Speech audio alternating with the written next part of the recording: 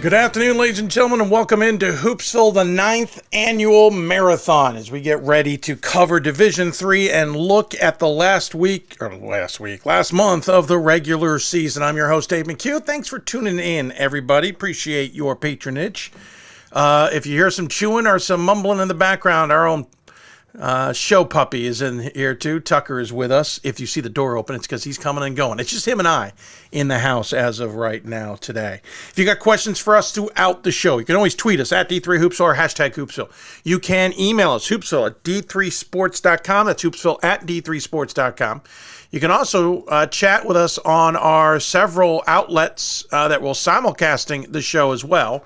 They are facebook.com/Hoopsville and youtube.com/D3Hoopsville. There you go. That's how you can interact with us. Hope you are well, and we appreciate you coming on. Looks like we got maybe a little bit of a weird audio delay. We'll try and figure that out. I am unsure why we're having that issue, but we'll figure it out. It's easy to figure out. If you got questions for us, you know how to get a hold of us. We have lots of great guests ahead of us. I can't tell you how excited I am about today's show. As always, plenty to talk about in Division III. Plenty to discuss in Division III. We're going to not only talk to some of the coaches of programs that are making waves or having great seasons or all the rest. We're also going to talk to some about some of the topics in Division III we think deserve some attention. We couldn't get all the topics we wanted. One of them that I'm working on is about the Hall of Fame, for example.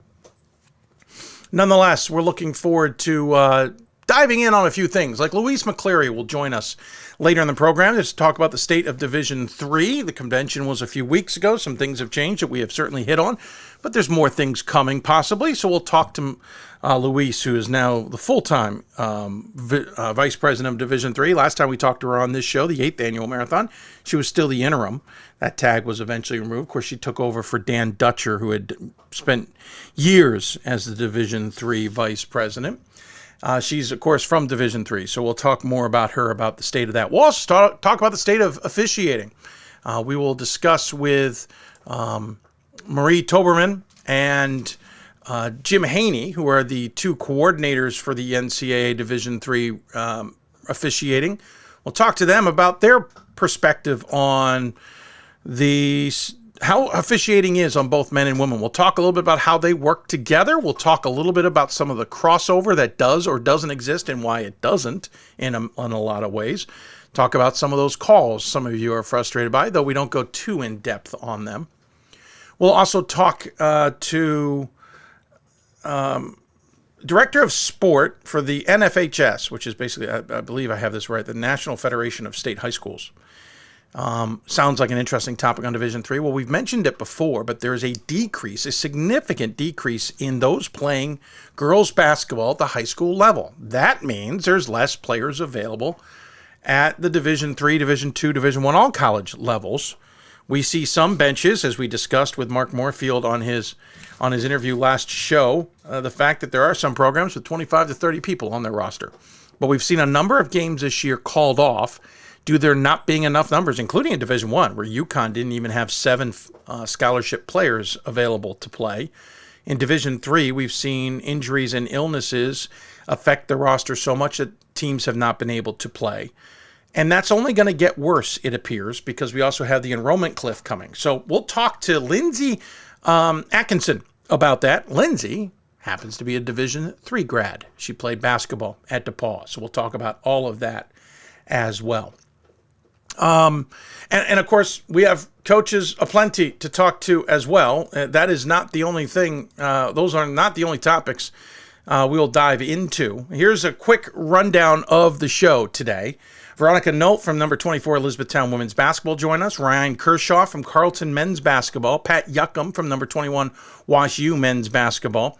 J.R. Fredette, the Albertus Magnus women's basketball coach, will join us. By the way, we'll also talk to Tim Murray. He's a Muhlenberg men's basketball grad. He's very much in the sport betting world as a host for VEASAN. We'll talk to him about all of that.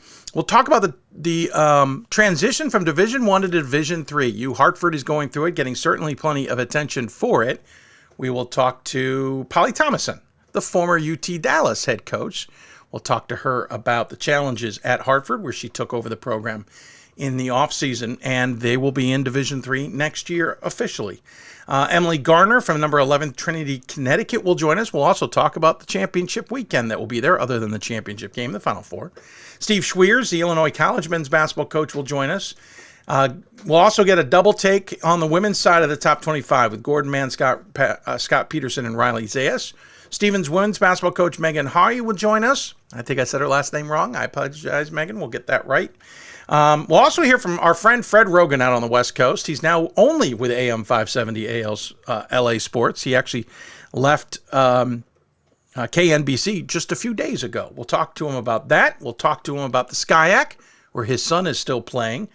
And he wants to talk about the future of Division III as well. Josh Engel will then join us from Claremont Mud Scripps, a number 19th ranked men's basketball program.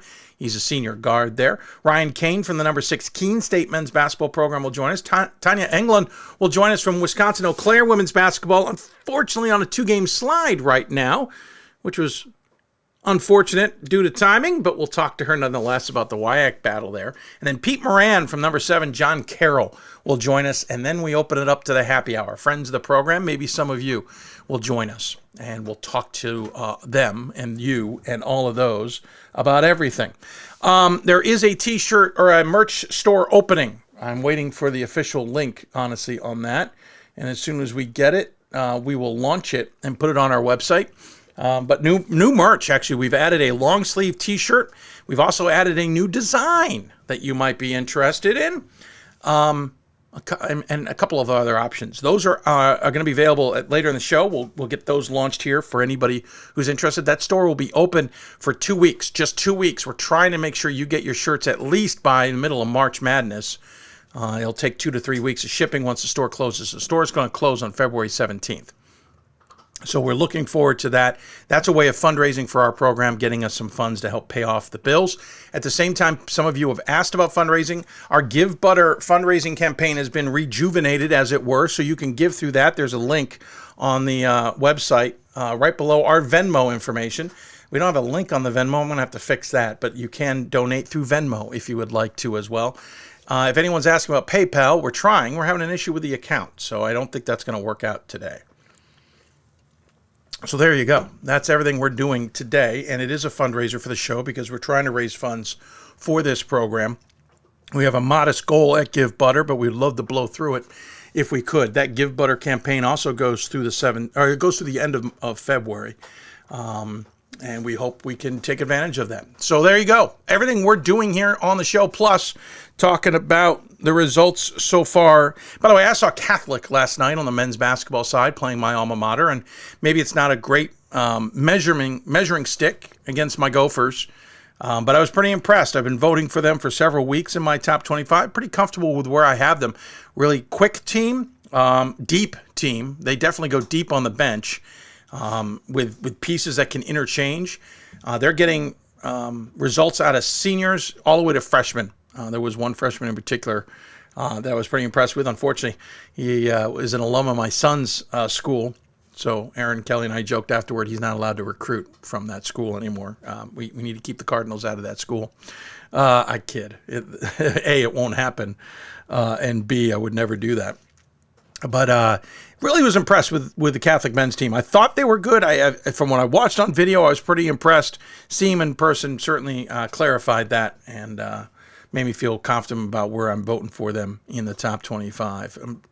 So there's that. There's lots of results that took place. By the way, Worcester got its 1800th overall victory last night. Congratulations to the Scots, which makes, by the way, the loss to Oberlin over the weekend seem even more interesting, because if they'd beaten Oberlin, that would have been their 1800. But instead, Oberlin ended a 60-game losing streak to Worcester and delayed the celebration until Wednesday. But congratulations to Worcester nonetheless. Certainly very impressive feat, to say the least. There's also other games that will be taking place today. We'll keep an eye on those. We're obviously starting to pivot at this point and talking about who's in and who's out, or who may be in the conversation for regional rankings. I know the boys at D3 Bubble and D3 Cast and Quillman and all of them are neck deep in that. I have not waded that far into it for good reason, to be honest with you. I have not bracketed for good reason. I want to see what the actual regional rankings are, and I want to see what the actual data is. Because sometimes we always find that there's a flaw that we didn't realize. Let's talk about last year. We suddenly realized that for years we had misunderstood how the non-conference SOS was being measured. Well, it's not a major point. It was certainly one that caught our attention. So I'm waiting a little bit, but those regional rankings, the first ones, will be out next week on Tuesday on the men's side, on men's let's try that again. On men's on the Tuesday on the men's side, Wednesday on the women's side. Again, that's Tuesday on the men's side each week, Wednesday on the women's. First rankings, again, will be alphabetical, and we've discussed all the reasons for those. So we have to wait till week 2 to see an actual numbered ranking. But at least we'll have a toe in the water of understanding where a lot of teams sit. Now, please remember, there will be a lot of changes until week 1, not only because of results, but because results versus regionally ranked opponents data will be added into the week 2 data, which it isn't in week 1, and that will change the equation as well. And don't forget, because, folks, it is important, the home of the top 16 announcement is here on Hoopsville. We will announce 2 weeks from today the top 16s in both men's and women's Division III basketball here on Hoopsville as an exclusive. That top 16s announcement basically will give you an idea after the week 2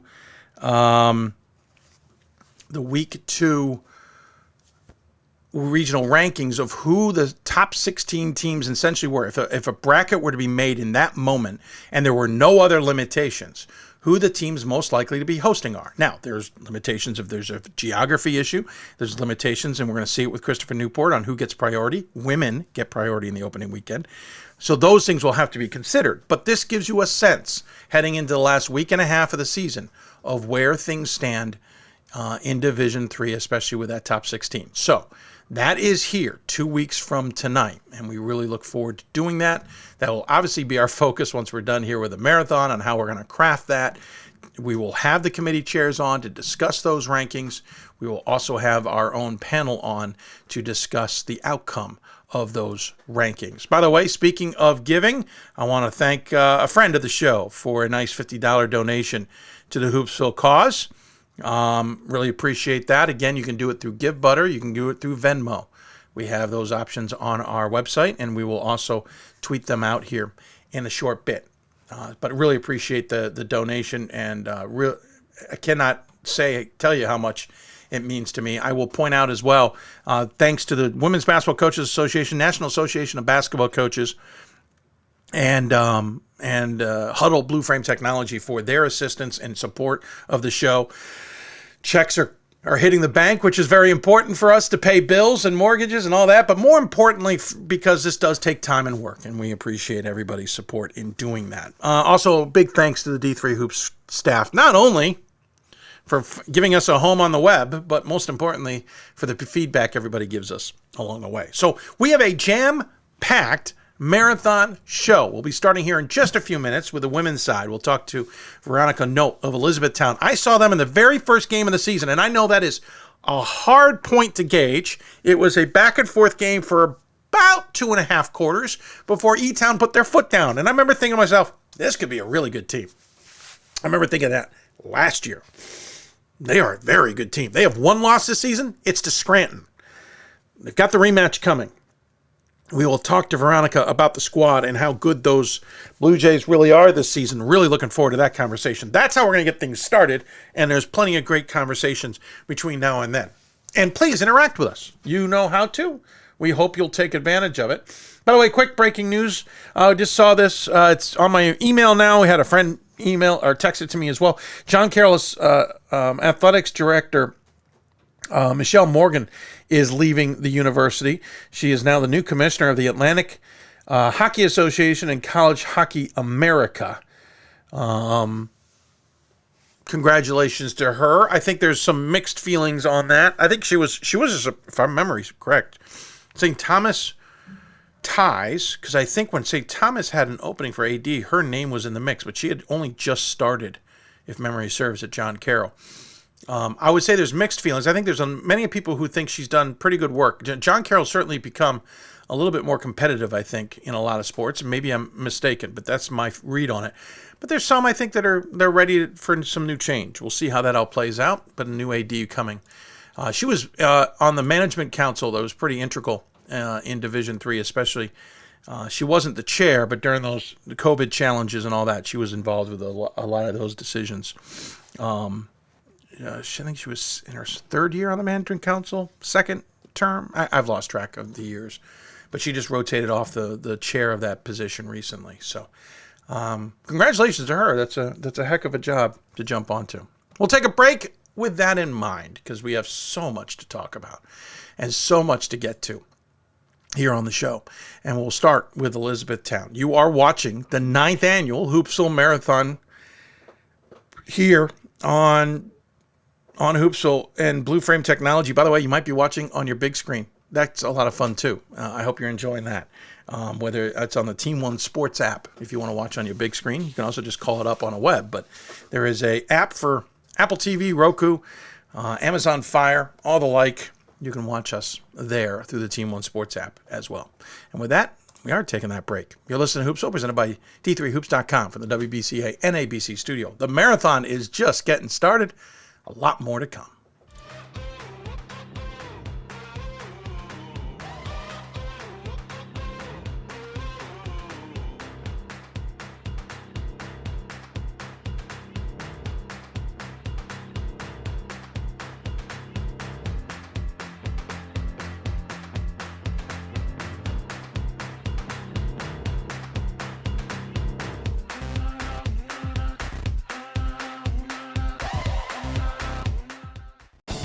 These are your teams, your players, your community of fans. This is where they play, where they practice, where you cheer. At every meet, every event, every game. Your community is passionate, dedicated, supportive. You know the tension of a close game and the thrill of the win. So while you're cheering, keep an eye out for anything out of the ordinary. If you see something suspicious, say something to local authorities. It starts right when you hit the court. You imagine your finest moment. The game-winning shot that gets you to the dance. A monster dunk or no-look pass, and cutting down the net. Sports lets us dream of our own success and prepare us for our finest moments on and off the court.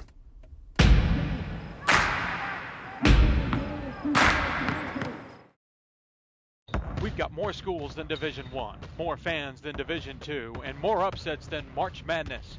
There's 800 programs with over 11,000 games leading to 2 national championships. And we've been covering it all for over a decade.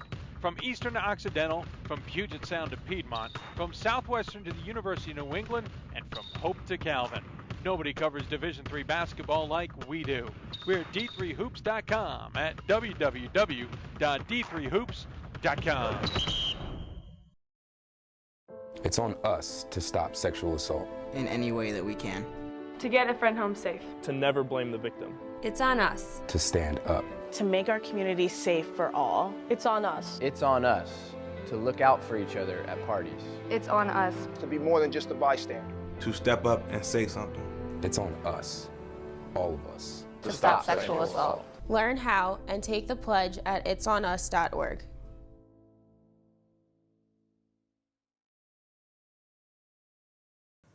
And welcome back to the marathon as we are just getting going. If you got questions for us, tweet us at D3Hoopsville, hashtag Hoopsville.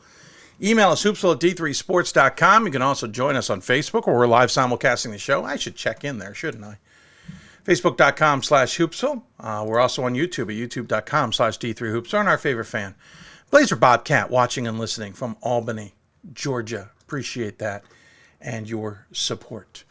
All right, let's get things going. As I said before the segment, or before the break, got to see Elizabethtown a couple times in the last couple of seasons and saw him at the very beginning of this year. Was pretty reasonably impressed and talked to Coach about that fact. Granted, it was the first game of the season, but when you take a close game in your first game out and then turn that game into a blowout about midway through the third quarter, and you now only have one loss in the season, and you've got a decent schedule, then I think what I saw in the first game may be true. They've got a lot of great talent. They go deep on that squad, and there's plenty more to talk about. So joining us on the Blue Frame Technology Hoopsville Hotline. I was going to say that. We're not quite there. Hold on a sec. Got to make one change because, technology is lovely. Joining us on the Blue Frame Technology Hoopsville Hotline to talk about the Blue Jays, it is Veronica Nolt, the head coach of their team. Coach, thanks for taking the time to join us. Great to see you. I appreciate the opportunity. Thank you. Absolutely. By the way, love the pictures. Great backdrop. So I'm curious. You and I talked beginning of the season. You expected to have a good team, but did you expect only to be having your one loss be to Scranton, and you'd have all these wins piled up and be having the success you're actually having? I just don't think like that, to be honest. We kind of joked about it early when I first saw you there down at that first game, but realistically, we just have to take things one at a time. And because we are so young, you have to determine how far ahead do you want to think, and you just really have to keep it one game at a time with a group as young as mine. Yeah, you ended up winning that first game 85-43, and as I said to everybody about midway through the third quarter, that game was nip and tuck. And again, first game of the season. But you had so many players then, and you have so many players still who contribute in so many ways, whether it's the starting five, which is usually King, Reno, Boyd, Wilson, McNulty. You also have Mummert off the bench and others who come off the bench. Romanowski comes to mind from that first game. You're deep. You've got the ability to go to that bench and bring up players who can help change the pace of the game or change the look of things, or if you're in foul trouble, certainly give you a spell. How important is that depth? Oh, it's been critical to our success. And everybody who comes in off of the bench brings something different than what maybe is currently on the floor. And they have the flexibility at a lot of different positions to bring players in with a different strength that might address a different defense or offensive issue that we're dealing with on the court. Has really been a blessing for us. You're outscoring your opponents by 21 points per contest, while defensively, let me just double check, you're holding everybody to 54.5 points per game. Outside of Scranton. We'll talk about that in a minute. But is it defense that's the key to this right now? Is it offense and you're just so strong that no one can keep up? Well, I just think it's really just a combination of we are getting better defensively. We have a ways to go there, to get to where we would like to be, certainly. Offensively, I think we do have a lot of options and weapons that are very versatile. We've got kids that can shoot the three very well. We've got post players that can finish very strong, and all those in between opportunities with mid-range pull-ups and just a lot of strengths. We're starting to pass the ball a little bit better as a group and get the offense breathing a little bit more. So I think it's a combination of both, but we're not where we want to be yet, certainly on either end. I don't think I know any coach at this point in the season that ever says they're ever where they want them to be. Sure. Sure. One thing that jumps out at me, you've had 304 assists to just 273 on turnovers, so you have more assists to turnovers. But on defensive, you're forcing 348 turnovers and only allowing 222 assists. You're stifling offenses.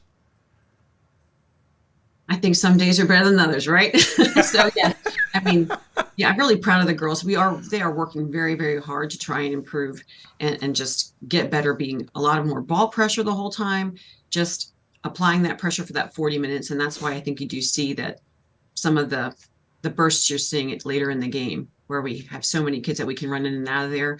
That's been beneficial to us in certain situations. It's a two-headed monster that's leading the way in Summer McNulty and Danny Reno, both at 15-plus points a game. McNulty at almost 16. Reno's then pulling down 7.5 rebounds on top of that. And McNulty, while she may not be scoring, is then dishing it out. She's got 64 assists on the season, nearly about 3.5 assists per contest. And they both shoot well. Reno's shooting 58% from the floor and has never taken a three-pointer. They're decent from the free throw line, and that's not against anyone else. There's certainly others who are contributing, but those two are certainly the key, and it's a great inside-outside presence. Well, they've really gotten a connection together. Ironically, they used to play together. We have a great photo of them when they were in 8th grade, and Danny is 6'2", and Summer at the time was probably 5'6". It's really a cute jump center photo of them. But over the time that they've gotten to play against each other in high school, now that they're playing together, they're really starting to read each other and work together very well. Again, all of our kids are contributing and they're finding each other, which is pretty neat to see. Well, yeah, I was going to say the next three are averaging more than 7 points per contest. Siley Wilson, Jessica King, Lindsay Boyd. They're all part of that 5 starters that we mentioned, along with the other 2. They've started and played every single game. But we talk about the depth of the bench. 1, 2, 3, 4. There's 5 players who've played. No, sorry, 6 players who've played at least 16 games. And to be honest, 7, 8, 9 players who've played 10 or more games of the 19. You're playing everyone, which scores certainly help there. But it's part of that depth. And you've got everybody buying in, because sometimes those bench players have to buy into their role, right? Absolutely. And, I'll give you a prime example here. Our captain is a graduate student who doesn't get a ton of minutes. Yeah. And my gosh, what a key to our team and our program that she has become, because she recognizes that other people are going to get some more opportunities than her. And she is focused and ready to go for every game and every practice, and really leading by example that this is a team effort. And, conversely, the starters are coming out and not maybe getting the minutes that they could get as well, because there's more talent on the team this year than we've had in the past. But all of the, 15 kids on the roster are really just a joy, and they get so excited for each other when one of them does well. So it's pretty neat. Obviously, building on last year's season, 20-6, finished with, unfortunately, 2 losses in a row, one in the conference tournament to Catholic, and then to John Carroll, who unfortunately unceremoniously asked you guys to leave the NCAA tournament. I know that wasn't the way you all wanted to finish. Is that driving this season? Oh, absolutely. I think, for last year, realistically, we had 12 first-year players. So you don't know what you don't know. As much as you can tell someone something, what this is going to take, and, to continue to be successful in a conference as tough as the Landmark is. I think it was a little bit eye-opening when we really kind of, went to that first round of the NCAA tournament, and we were 18 and 19-year-old girls against a very seasoned group of women. I think that was a little bit of a punch in the face and motivating to these girls in the off season to really, step it up a little bit in the weight room, certainly in their conditioning. So, I think it was a great experience, but also turned out to be a stepping stone for us as well, hopefully, moving forward. You've beaten teams like Franklin and Marshall, but most importantly, teams like Salisbury this season, Washington and Lee. You guys beat by 12, 80-68. It's been a good season. Scranton's the only blemish. You lost to them on the 13th, 87-67. What was it about that game that didn't work the way the other games have? That's a great question. I mean, certainly we have our own theories there that we just didn't show up in the way that we needed to show up. And that's a team with, they are older. They've got, grad students and seniors, also in the mix, whereas we don't have that. So, again, I think we were very prepared, but there's a difference between knowing something and kind of embracing it into, experience. And so now you had your experience, right? So as freshmen and really second-year players, because, our juniors, we didn't compete at all or practice really at all that COVID year. I think it was a little eye-opening. Punch in the face is good once in a while. It brings it out into you to see, can we get better? Obviously, we need to get better if we want to, make the playoffs here in the conference, and to see if we can get any opportunities beyond that. Well, it was interesting because you were kind of in a 3-game stretch there where you had to head west to Juniata, you had to head north to Scranton, and then after that head down to DC to play Catholic. Right. And punch in the nose in the middle of that can turn the Catholic game into a fiasco potentially, and take 2 in a row. You guys got right back on the horse, got a big win there, 64-58, held their offense to below 60, and now you're on a 5-game winning streak and take advantage of the home court in the meantime. So interesting way to react. You came right out of that like, okay, whatever, and moved on. I was really proud of them. And it was one of those days where we were heading down to Catholic. We had a couple of kids that were banged up and weren't feeling good. And I'm like, man, this could go either way, So I was really, really proud of the way we responded in that game. You're playing 6 of the last 9 games at home. And interesting enough, you'll get the rematches here against Catholic and Scranton in reverse order. You'll actually take on Catholic at home coming up here in 2 games' time. Moravian's still ahead of you on the road. And then Scranton at home before you'll finish on a 2-game run on the road. I know you're not looking that far ahead, but how important is this stretch here to not only stay at the top of the conference, but also potentially, maybe even move into the first place spot if things can go your way? Oh, Dave, you think way too far ahead. We It's my know job. I know every game is important, in our conference. And realistically, regardless of how the standings are right now, you're finding every team is very competitive. Even as recently as last night's games, I mean, it was kind of up in the air partway through many of those games. And so, as a result, realistically, next game, one game at a time. So. Yeah, to that point, Goucher was leading Catholic at halftime despite 17 turnovers. Catholic came out in the second half and woke up, so we'll leave it at that. Definitely a different second half in that game. You do have Moravian ahead of you, and Mary Beth Spurk is always a tough coach and program. So obviously there's that to tackle first before you then get Catholic, and then before you get Scranton, and then you have Drew, and then you have the Gophers. So you've got a bit of a stretch here still ahead. There's a lot to play for. Are you comfortable that if you can't win this conference, you guys can maybe at least march back into the NCAA tournament, or is there more pressure just to try and get something done in the conference? I don't think that that's something that I could ever answer, because reality is we're going to just have to take care of what we can take care of. We can't project forward what someone else will decide if we can get in or not get in.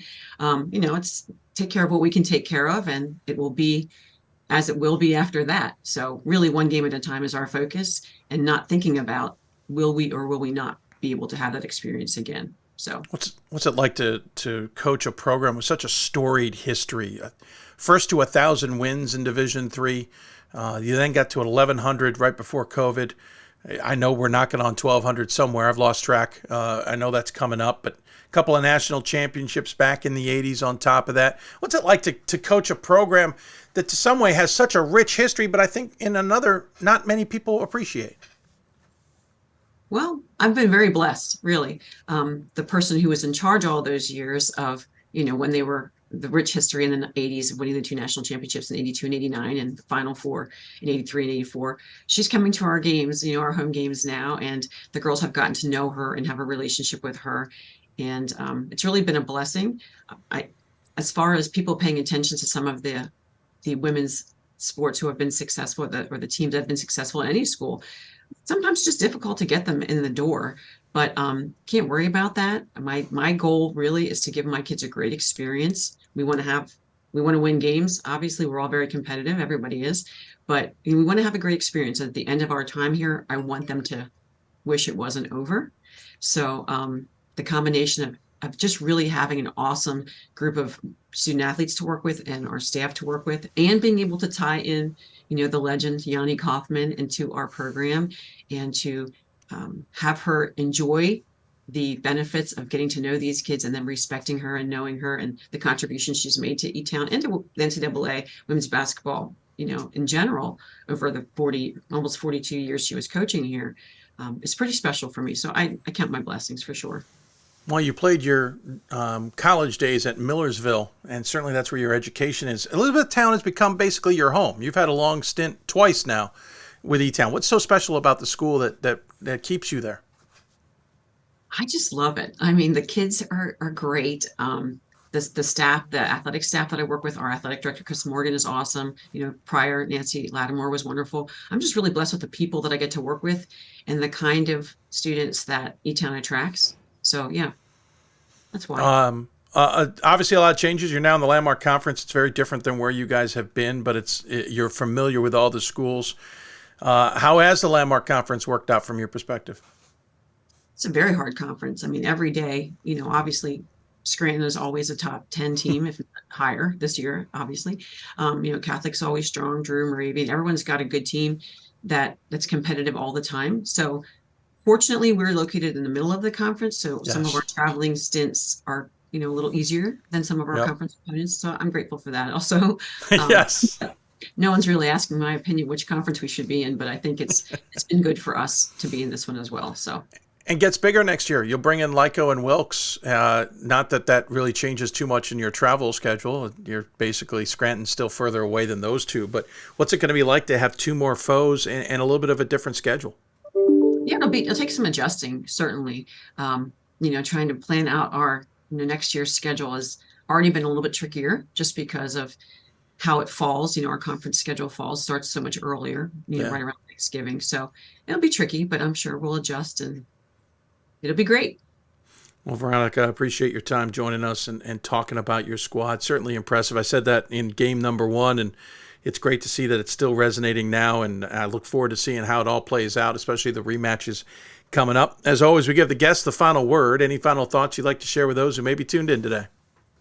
Yes, I just I'm really, really proud of my team. The girls have worked their butts off, and grateful for my staff. So, go Blue Jays. It takes a good staff, too, to be successful. Congratulations to the Blue Jays, and we'll look forward to talking to you and talking about the squad a little bit further down the road.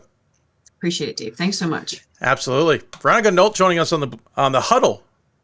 I think I said Blue Frame earlier. Huddle Hoopsville Hotline. It's a nice alliteration now. Huddle Hoopsville Hotline. Joining us on the show. Again, they got 5 games left in the regular season. At Moravian, home against Catholic and Scranton, on the road against Drew and Goucher before they finish things up in the conference tournament. We'll see how that all plays out, but they're a good team. Keep an eye on them, especially if it comes NCAA tournament time. We'll take a break. When we come back, we're switching gears, and I've already forgotten who our next guest is. Oh, it's Carlton. We head all the way out to Minnesota to talk about a team that's catching everybody by surprise. You're listening to Hoopsville, presented by D3Hoops.com from the WBCA and ABC studios. Great moments are born from great opportunity. That's what you have here tonight. That's what you've earned here tonight. This is your time. Now go out there and take it.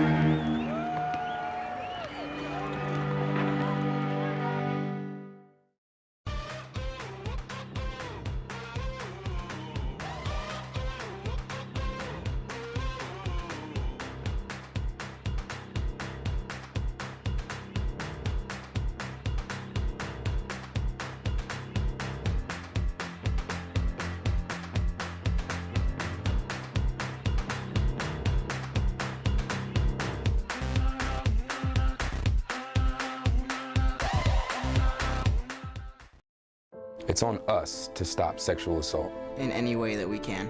To get a friend home safe. To never blame the victim. It's on us. To stand up. To make our community safe for all. It's on us. It's on us to look out for each other at parties. It's on us. To be more than just a bystander. To step up and say something. It's on us. All of us. To stop sexual assault. Learn how and take the pledge at itsonus.org.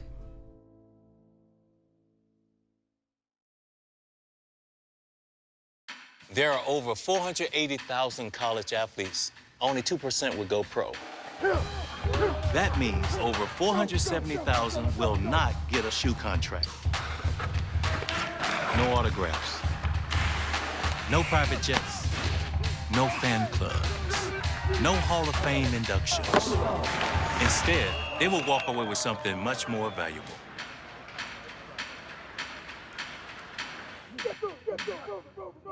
We've got more schools than Division I, more fans than Division II, and more upsets than March Madness. There's 800 programs with over 11,000 games leading to 2 national championships. And we've been covering it all for over a decade. From Eastern to Occidental, from Puget Sound to Piedmont, from Southwestern to the University of New England, and from Hope to Calvin. Nobody covers Division III basketball like we do. We're at D3Hoops.com at www.d3hoops.com. Welcome back to Hoops, everybody. Hope you're enjoying the marathon as we've just gotten rolling. I should really check the chat channels to make sure no one's chatting with us. But if you want to email us, hoopsville@d3hoops.com. Years of stuff. I can't get it out of my head. Is the way to do it. I'll check that in just a bit. You can also tweet us, or you can interact with us on Facebook or YouTube. All that information at the bottom. By the way, the Facebook, we can only go 8 hours with that, and we will be going more than that. So around 4:30 or so, we're going to switch streams, I hope, knock on wood, on Facebook to another stream. We'll see how it all works out. I'm not holding my breath, but we might get lucky. One of the teams that is capturing the attention of many, especially on the men's side, is Carrollton out of the MIAC. We knew there was a lot change when St. Thomas was going to step aside and move on to D1. We thought the Johnnies would kind of fill that void and others would fill in. I don't think anyone expected Carrollton to be in that conversation, and it's great that they are. Don't get me wrong. I think it's absolutely outstanding that we're talking about the Knights. It just shows that the conference is deeper than I think a lot of people realize, and certainly a little bit more interesting. So joining us on the Blue Frame, I'm going to get this right eventually, on the Huddle Hoopsville Hotline, it is Ryan Kershaw, the head coach of the aforementioned Carrollton Knights, who are having a bang-out season. Coach, welcome to the show. Thanks for taking the time. I'll be honest, you were 16-7 last year, not too bad, 13-5 in the conference, making some waves, 11-14 the year before COVID. Did you expect a 17-3 campaign at this point, 20 games into the season? To be honest, 17-3, maybe not, but we knew we had a good team coming back. We had a solid season last year. And we really, we knew we had one senior last year who graduated. He's actually playing as a graduate transfer. He's at University of Chicago this year. And so, we knew we had a good team. We had this was going to be one of the more talented teams, more experienced teams that we've had, certainly in my 10 years here at Carleton, first 9 as assistant, first year as a head coach this year. So 17-3, maybe not, but we knew we had the potential to have what could be a very special season here. Yeah, special to say the least. 17-3, as we said, you've already outdone the wins count dating back to 2016-17 when you won 18 games. That likely will be dismantled. The next mark would be the 2009-2010 season when you guys finished 19-10. You'd done that 2 out of 3 seasons at that point. The MIAC's always tough. The schedule's brutal. St. Thomas certainly had made it tough. There's now a little bit of that gap. Is that part of the reason everyone is succeeding more, or is this really a program change? I think, I don't have the specific data to back this up. I was told a stat within the last couple of weeks, basically talking about what you're talking about and just the balance that we have. I mean, I think more so this year, there is more balance in the league from top to bottom. And just looking at the scores and the results, it's truly a league where anybody can beat anybody. And you are correct. In the years where, we had St. Thomas, who, was just such a dominant force in our league for such a long time and was really terrific for our league in so many ways. But their success, I mean, they were, how many national tournaments, conference championships, all that. And so there certainly is more parity in the league this year, which, I think, has been great, and to see teams, certainly us, to have an opportunity to be at the top of the league, but for the other teams too. And, basically every team in the league right now with, basically 2 weeks to go in the regular season is still playing for something, whether it's, a chance to get in the conference tournament, which again will probably be more open this year than it has been in years past too. So from that standpoint, I think it's been a very positive thing for the league. The conference schedule was so brutal. You started with a conference game against Bethel to start the season back on November 16th, 84-77 win over them. Then you headed out to Colorado Springs, got a win over Whitworth and a win over Carroll before returning home and getting a win on the road against Augsburg to get back into conference play. It's all about conference play. You've had a couple of non-conference games sprinkled in, but Whitworth's probably your biggest game on that schedule. To some degree, it's win the conference and get in. There's that pressure, but at the same time, the success has got to be kind of clouding everything. And I don't mean that negative. I mean, you're having so much success, that's got to be what everyone's enjoying. It has been fun. There's no question. And you just brought up something about, the conference schedule, and we are very unique as a league where we are the only 11-team conference in the country at the Division III level that plays a true round robin. And so, that's certainly, for all the reasons that have been discussed on your show in the past, that certainly is a bit of a hindrance when you're talking about Pool C and some of those things too. And, and there has been some examples in years past where teams have done well in the non-conference. Historically, it's been, okay, well, can you go 5-0 or 4-1 maybe and have those good wins? And can you win, can you beat a split with a St. Thomas or something like that and then have a shot to get a Pool C? And it's a little bit different this year for sure. And we had a great non-conference. And to be honest, looking before the season, I looked at our non-conference schedule and thought, okay, well, Whitworth is the winningest program in Division III in the last 20 years. If they're not, they're up there. I think they've had the most 20-win seasons maybe in the last 20 years in Division III. And so certainly a fantastic program. They have played in an incredibly difficult non-conference schedule. Carroll is a CCIW team. Plays in one of the toughest leagues in the country. They had a very unique situation this year where coaching change early on in the season from that standpoint. And then we played a couple local UMAC teams too. That Bethany Lutheran is a terrific team, and Northwestern has won that conference how many years in a row too. So I think we try to find that balance, right? Sure. With trying to find the ring. That's just the challenge when there's only 5 non-conference games. It can be a very delicate balance in trying to match the schedule. Certainly if there's years like this where we want to think there might be a shot at a an NCAA or a Pool C, you want to give yourself the opportunity to do that, but it certainly can be a challenge from that standpoint too. Oh no, absolutely. I mean, the balance is not bad. I mean, you certainly went and targeted some good squads. Not to derail the conversation completely, we've talked about it. You've probably heard about it.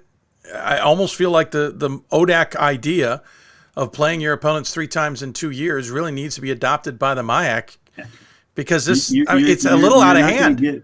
You're not going to get a whole lot of pushback from coaches with that statement. I think there's a lot of coaches in our conference who completely agree with you. And, I think I would say, there's been a lot of discussion about that, where it kind of goes. We'll have to see. But there has been some change from an administrative level at different schools within the league too, which, it seems like there's some more positive momentum going in that direction, which again, there's not a coach in our league, I guess I shouldn't say that, but I think the vast majority of coaches in our league, tend to agree with you from that standpoint. And so this is the way it is right now, and we'll see how it changes if it can. But in the meantime, we're enjoying the season that we have, and to your earlier point, it is largely going to be about the about how we do in the conference from that standpoint too. And the conference is difficult. There's as we say, there's landmines out there everywhere. With each game, every home, road, doesn't matter. Every game, if you play average, you're probably going to get beat. I think the conference has certainly showed that up to this point. I'm surprised if there's that much agreement. It hasn't been done, but I digress. We'll move on. We don't need to beat that thing into the ground like we do all the time. Let's talk about your squad. You're led by Jeremy Beckler, 20.7 points per contest, 5 rebounds, healthy amount of assists, shoots pretty well from the floor at 52%. Oh, by the way, 39% from beyond the arc. Don't foul him. He shoots 80% from the free throw line. We'll talk about the rest of the guys because you got others in double figures besides just Beckler. But how special is Jeremy? He's special. He's a special player for sure. We knew that when we got him, and we've had, in my time at Carleton, we've had some terrific players here. We've had 2 Jostens Trophy finalists. We had a young man, Freddie Gillespie, who was here for 2 years. He transferred to Baylor. He played in the NBA for a couple seasons, and so we've had some pretty good players here. Jeremy offensively he's the most skilled player that I've coached in my time, and I think one thing for him that's a little bit unique too is that he is a true senior, and so for him, he lost his whole sophomore year, where we did not play any games that year, and so his numbers, he scored his 1,000th point earlier this year, just with COVID and the volume of players across the country who are in a 5th year. He's a true 4th year kid. He's not going to use his 5th year anywhere. He's going to graduate here here pretty soon. He's got a great job lined up for himself and all that. But he's a tremendous player. His versatility is such an asset to us in our team offensively. For all the reasons that you touched on, he can shoot it from 3. He can score inside. He's a good passer. He's one of our best free throw shooters, one of the best free throw shooters in the conference. He's a tremendous player, and for us to have him and the skill set that he has, it makes us tough. With the other guys we have around him, we have a pretty good complementary group of players around him as well, which makes us difficult, I think, to defend on a lot of levels for a lot of teams. Impressive, because you also have 3 or 4 more guys in double figures. It's not just him at 20.7. You got you got significant other offensive weapons. You guys don't mind putting it in the basket at all on offense. No, I think that's one of the strengths of our team is just the versatility and the depth that we have. We can play different styles. We can score inside if we need to. We can shoot it. We can spread out teams and depending on what the matchup is from that standpoint.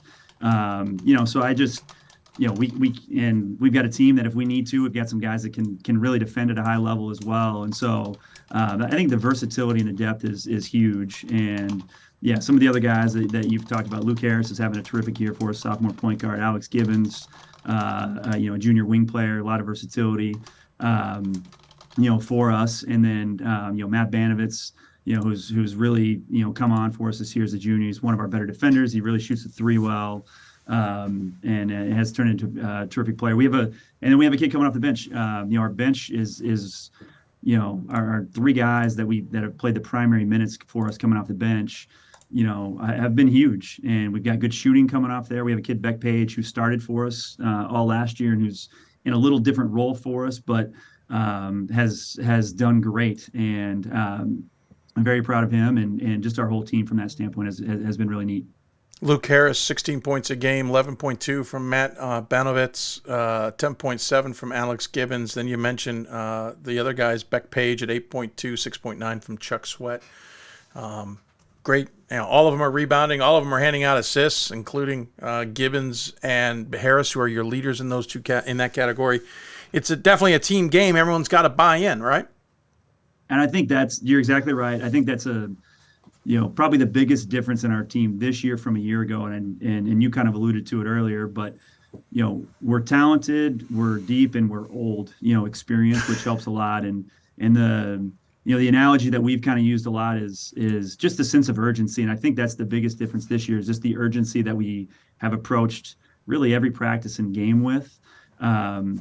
That's different with younger teams. And, the analogy that we've used is that, when the sand in the hourglass, when the bottom starts to fill up more than what's left in the top, there's a different level of urgency, and I think our team is a good example of that this year. And just, the practices, I think they're enjoying being around each other, even some of the quote unquote mundane drills that are not as enjoyable from that standpoint too, but they've really embraced a lot of that. And it's been a fun team to be around and to coach on a daily basis.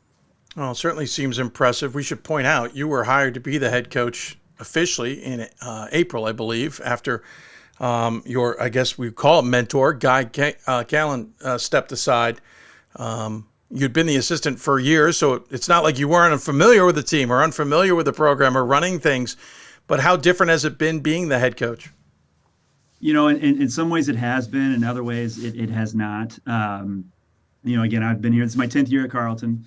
And I'm just so appreciative of number one, being here and being at a great institution like Carleton, the quality of kids, student athletes that we have and the families that they come from, all of that. And, yes, to have coached with Guy, for 9 years was a tremendous experience. And, I'm very appreciative of him and, the responsibility that he had given me over the years, which I think in some ways has made the transition a little bit easier. And, I think, just being honest too, that quite frankly, the mistakes that I was able to make as an assistant and to be able to learn from those, I think has certainly helped me, in my role this year. And let's make no mistake about it. I mean, I recognize, the uniqueness and how fortunate I am to, in my first year as a head coach, to have the type of talented and experienced team that we have, which, I've kind of jokingly say my job is to basically stay out of the way and not mess it up. And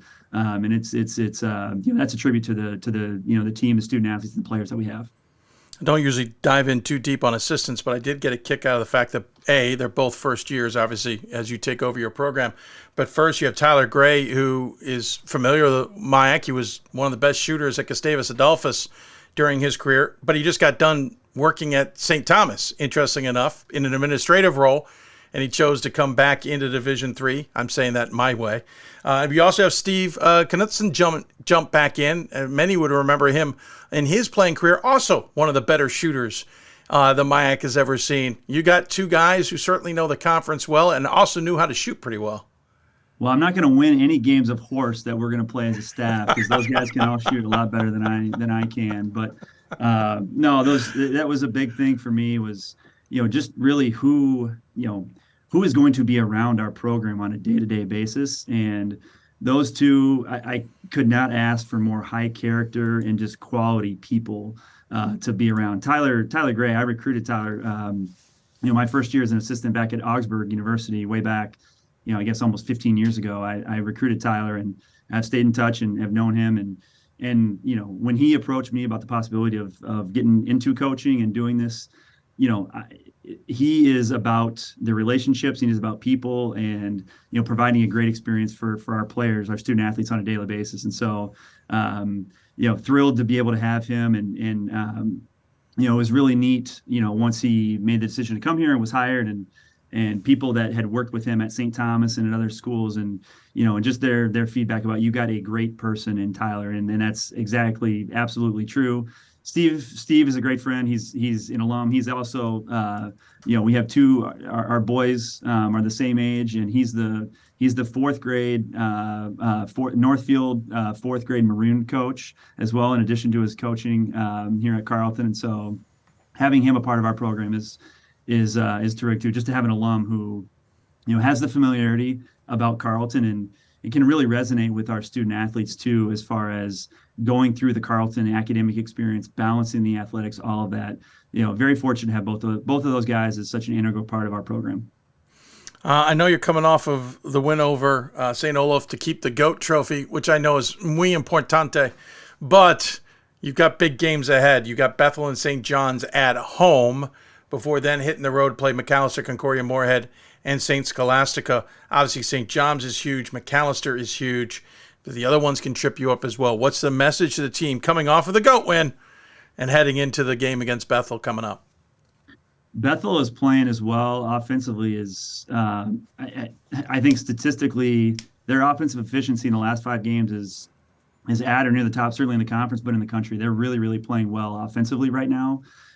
So that's going to be a very difficult game. And you said this earlier. We played them. We opened with them. That was our first game of the year, which great scheduling by the first year head coach to have your first game as a conference game from that standpoint too. But that'll be a tough task. And again, the analogy that we've used with our team is my family is a big golf family, and we've kind of approached it like a round of golf, or maybe a 72-hole tournament or something like that, where we put ourselves in a good position, but the most important shot is your next shot. And listen, there's double bogey is never more than one swing away. And so we got to take care of what's in front of us with Bethel. It's senior day, so it'll be exciting day, but it'll be a very challenging game, and one that we'll have to play really well in.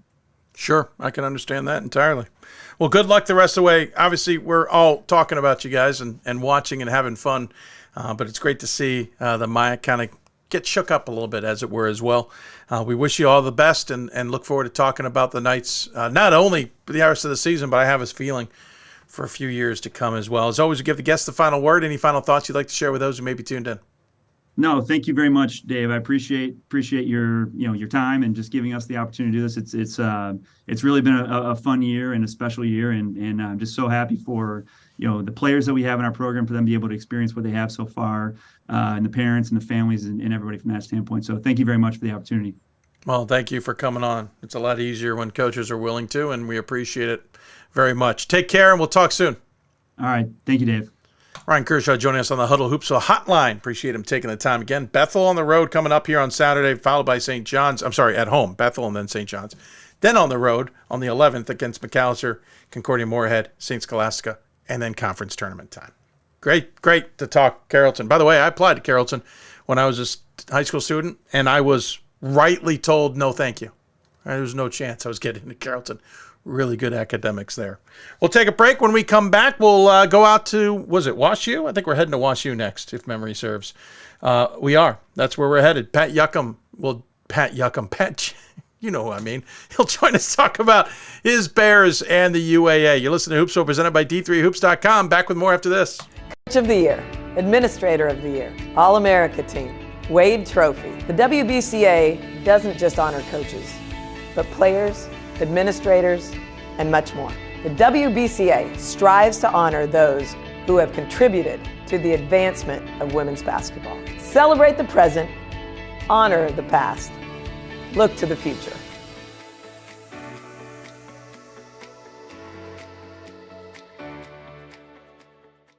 For the love of the game. But for those of us who are Division III student athletes, it's more than that, a lot more. Sure, the game is important, but as we work so hard to build both mind and body, it's more about team. That is why NCAA Division III teamed up with Special Olympics, and in giving the gift of sport to those for whom it seemed an impossible dream, we are working to make this a better world. Help us keep that dream alive. You can make a difference. It's on us. It's on all of us. And it's time to act now. It's on us to start the change. It's on us to be the change. It's on us. It's on Division III. It's on all of us to stop sexual assault.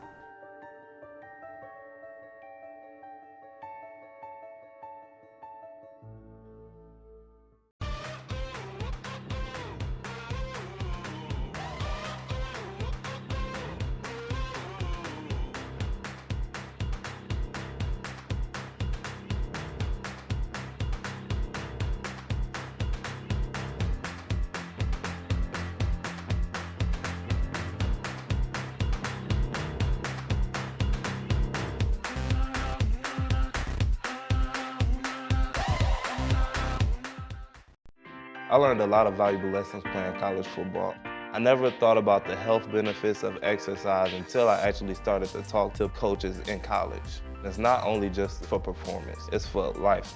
My coaches instilled the importance of well-being, not only building up strength, mental health, getting enough sleep, eating properly is all what it is to be healthy. I decided that I want to go into personal training and share my knowledge that I obtained in college about physical and mental well-being.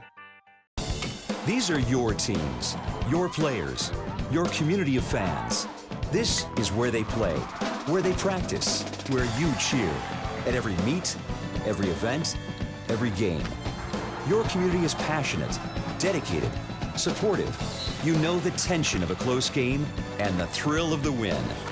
So while you're cheering, keep an eye out for anything out of the ordinary. If you see something suspicious, say something to local authorities.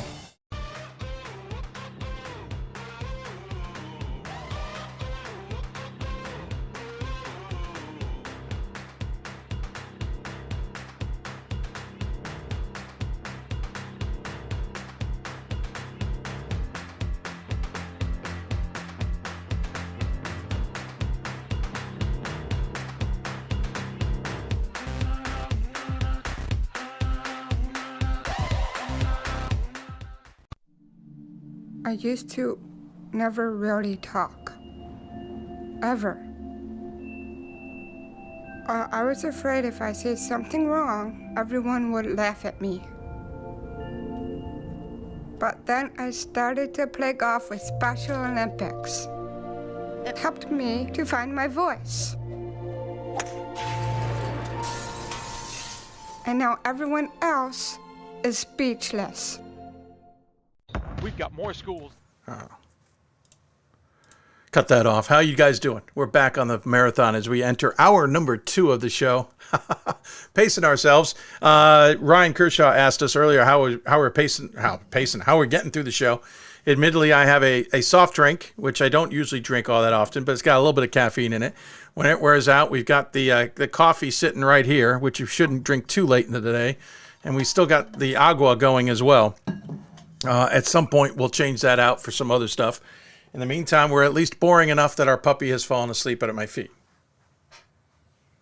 The good thing about that is I don't have to worry about him. The bad thing is apparently my show is that boring.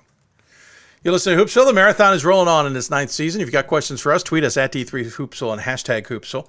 We'll waste very little time and get right back to the Hoopsville hotline and talk to the Wash U Bears, because I'm dying to know from Pat Yuckham, what is going on in the UAA, sir?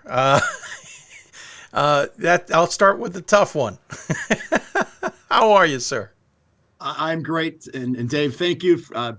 Pleasure being on with you. And I don't know if you can see my hair is a lot grayer than it was about 3.5, 4 weeks ago.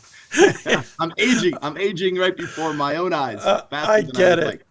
I get it. Listen, we always know we'll talk about the team in a moment, but I got to talk about this conference because we always know the UAA is tough. We've never had the illusion that the UAA is not one of the toughest conferences in the country, in Division III especially. And we knew there were going to be some good teams this year. We knew from the get-go this was not going to be a solo effort or two teams at the top walking away with it. But man, talk about beating up people. You all are beating each other up. You're in a tie with Emory right now. Both of you are 14-4. Both of you are 5-2 in conference. A game behind is Case Western and Rochester at 4-3 in conference play, along with Carnegie Mellon, I should point out. And Brandeis is lurking at 3-4. And Chicago and NYU may not look like they got good records, but we know they can trip some people up, as Chicago proved recently. What I know you expect anything on any given night in this conference, but it's got to be a little bit more crazy this year. Yeah, we anticipated it was going to be a really good league. We have an interesting balance. We have some really talented, older players in our league, guys that are, maybe taking advantage of that extra COVID year.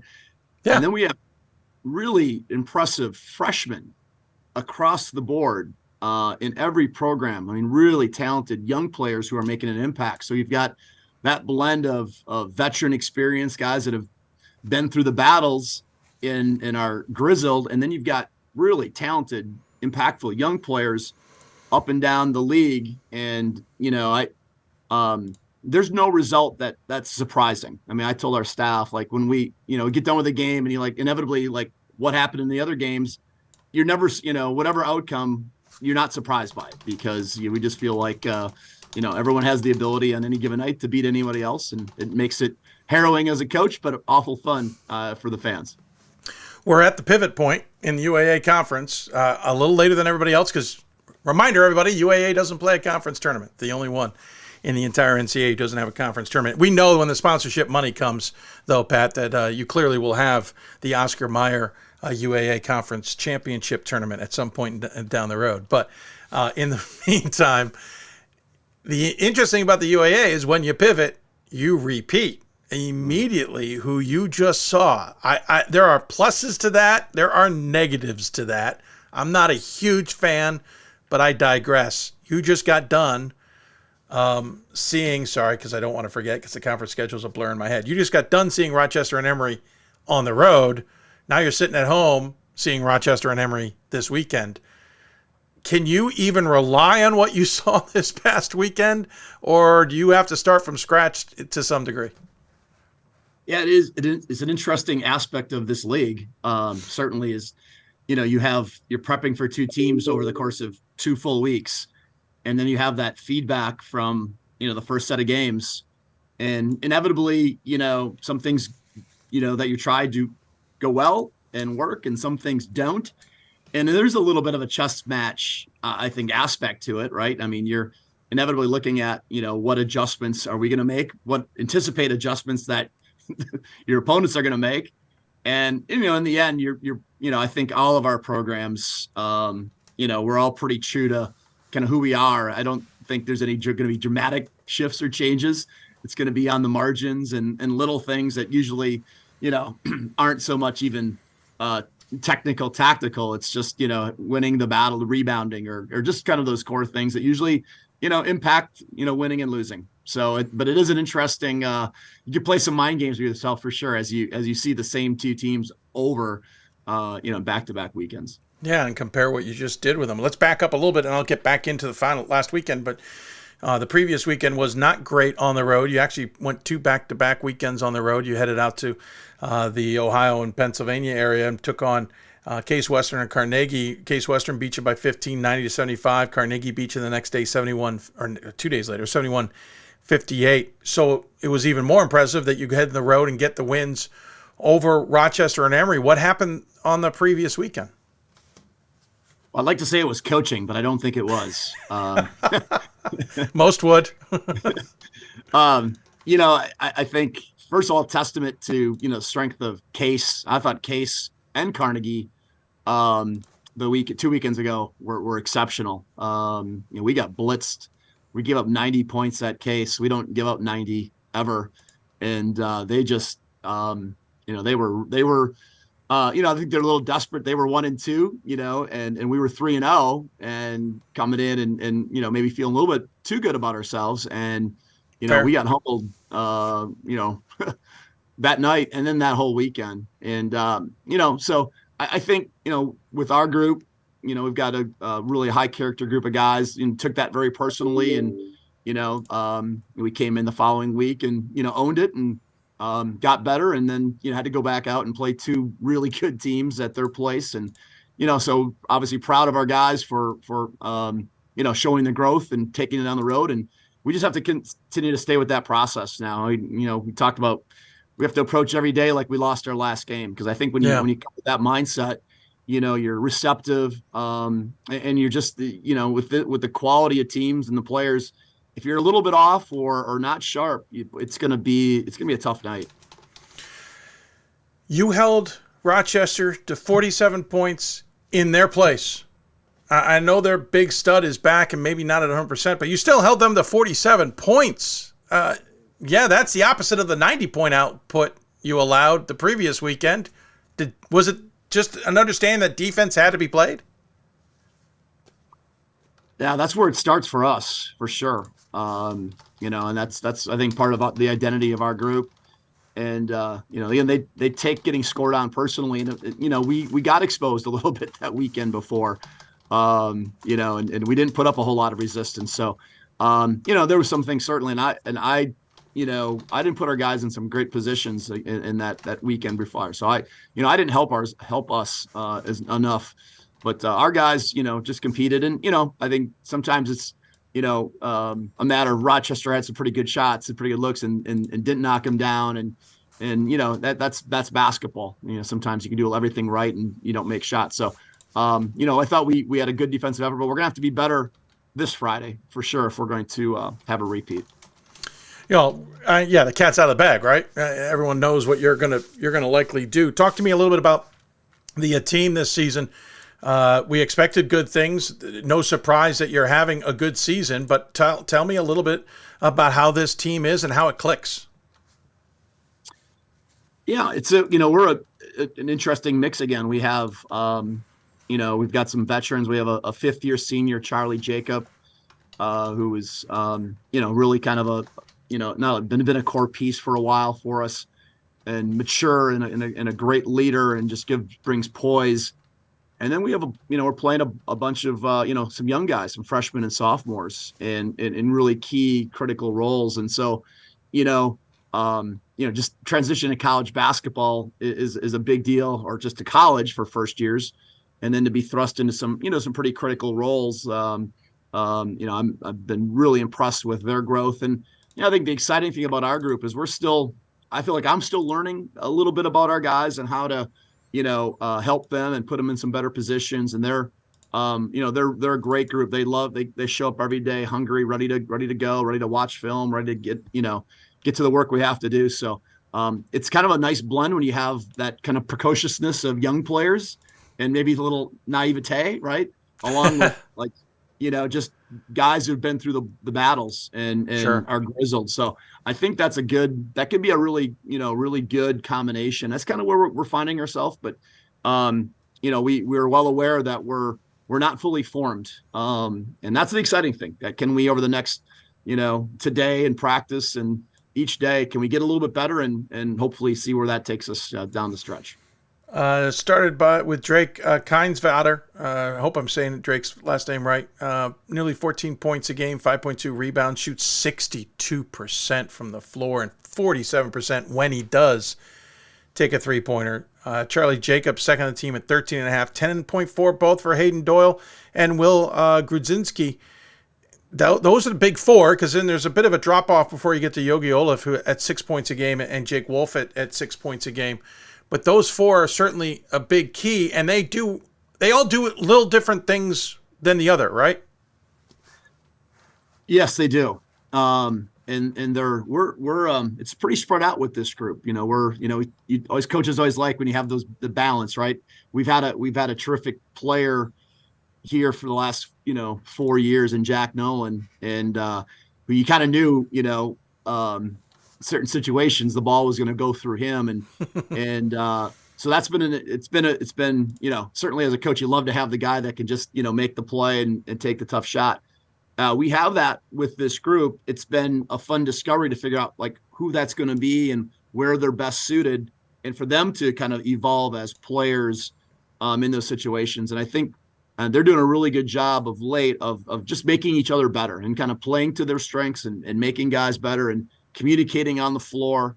And, you know, you hope as they play together more and figure things out that we're more efficient and, you know, we continue to, you know, to hopefully be balanced, and you never know on any given night, you know, who's going to be kind of the lead guy. You talk about Nolan and obviously how everything went through that, and the team had to adjust without him. But to be honest, Hardy was a big part of this team as well, not only for what he contributed when he was able and 100% or even 75%, darn it, he was still darn good. But the storyline and everything that went with that and the emotions, and then him getting a chance to play in the final game, and then unfortunately what everyone probably knew was coming, his eventual death in the offseason. You guys were on an emotional roller coaster through all of that, you know, through most of last season into the offseason. Is it still driving the team? Is there still a bit of Hardy around that is either motivating or gives everyone a little bit of moment of solace? Absolutely. I don't think a day goes by that in some way we don't either see or feel his presence. And it comes in various ways, you know. It could be, you know, throughout the year, you know, he played in a majority of the games last year, and we're coming up on a 1-year anniversary. He scored 28 points about 1 year ago this week. It was in a Sunday game versus Case Western. Yep. And, you know, he at that point, he was really physically struggling. He was not eating solid food anymore. And, you know, just to watch, you know, him do that and do it, you know, physically depleted, but still, you know, a testament to his just toughness and guile and passion. It's what got him out of bed every day. And so we honor him when we're watching film and there's a clip from last year and inevitably he's in it and he's doing something right. And we rest in power 12 and then like, hey, watch what, here's Justin teaching us still. And so there's instances like that. There is, just quotes or things he's said that resonate that we bring back. And so our therapy is to continue to talk about it, we certainly feel, he's in our hearts, but it's very much, in front of us. And again, it's just it's been an honor and privilege, to witness what we witnessed and to continue to have that legacy, his legacy. It's only growing. We're just at the beginning stages. Sorry, even emotional for me, and I was up way on the outside of that. I am curious, though, and I know his presence is still there, but there was so much going on around his story last year. Media attention, people on campus, the constant what's the latest, how's he doing, and all that. Obviously, this year, there's none of that, or to some degree. There isn't that attention. There isn't that spotlight. Has that been, and I don't mean this as a negative, but has it been tough to readjust back to what is more normal, while at the same time still honoring him and trying not to forget, but making sure he's still a part of the program in a way he was last year? Yeah, it's a good question. And I haven't really even contemplated, that. Yeah, it's certainly, last year was so unique in so many ways. And I think we were just, and we try to always be this way, just be in the moment, be where your feet are. And I think all of us knew what a powerful thing we were experiencing in going through last year collectively. And, our group has, we've had to learn to deal with loss in a very, painful way, right? Loss is painful when it's that age, when it's so personal. But yet we talk a lot about the dichotomy but yet it's beautiful. Like, we learned what true love, what it means, and what it means to rally, and what it means to be, be a great teammate, and the support system. Like, the thing that I think college athletes don't realize, and none of us did when we were going through it, is it's less about, you love the game and you love the play, but when you're done, when your eligibility's over, nobody really cares who was the starter, all conference or anything. It's you have these shared experiences and you have a support system the rest of your life.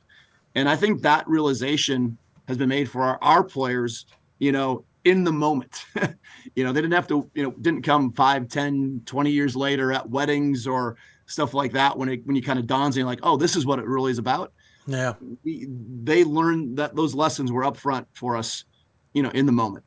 And and they continue to be. And I'm really appreciative for the quality of guys we have, and that we're still, again, we're supporting one another, because it's still, as you mentioned, this is fresh and raw, and we're supporting Justin's family, his 2 siblings, his sister actually, ironically, is getting her master's degree at Wash U. She's in St. Louis, so they're present. Mom and Bob and Karen are at our games, and we just keep wrapping our arms around them and they around us, and we're just truly trying to just kind of one step at a time. Sure, I can totally understand. Speaking of one step at a time, again, you've got the rematch coming up on this weekend with Rochester and Emory at home. The conference race, as we said, is only halfway through. You've got the rest of the schedule after that. What's the message to the team? What's the conversation like about not only one game at a time, which we know it is always about, but also trying to understand the dynamics at play, trying to stay at the top of the conference and get that AQ? Yeah, we try not to get too caught up in the standings or rankings or anything like that. We realize how quickly you could be humbled, and we experienced that very, very emphatically very recently. Before we got, I think the night before we played Chicago in our first conference game, we're huddling up after practice, and I'm, like, hey, this is exciting. We're starting conference play. We're going to play a really good team. This, and I stopped myself, guys, I'm going to be saying this 14 times. This is going to feel like you're playing 14 NCAA tournament games, because essentially without a conference tournament, it's what it is. It's 14 tournament games. And, we have, not everyone may go our way, and let's try to be our best and get better. And regardless of the result, learn from it and apply it. And then when we get through number 14, we'll count them up and we'll see, where it stands. And, we're excited about, the possibilities, but just, you just can't get too far ahead. And, we're going to have play a really, really, really good Rochester team. And then we're going to play a really good Emory team on Sunday. And, we'll hopefully we got to be better than we were last weekend. And I know they'll be better, and it'll be kind of classic, UAA basketball. And unless something's changed, you won't be playing on a new NYU court. No, no. That's true. We're I'm not sure where we're playing. Yeah, there exactly. I suspect Brooklyn, but who knows at this point where that may end up. Hey, Coach, appreciate the time as always. Thanks for the insight, the understanding, and all of that. Great to understand the team as always, but also the dynamic that you've all gone through. It's been helpful to understand more, and I appreciate you being so open about it and let us kind of get some insight on it. As always, we get the coach, though, the final word. Any final thoughts you'd like to share with those tuned in?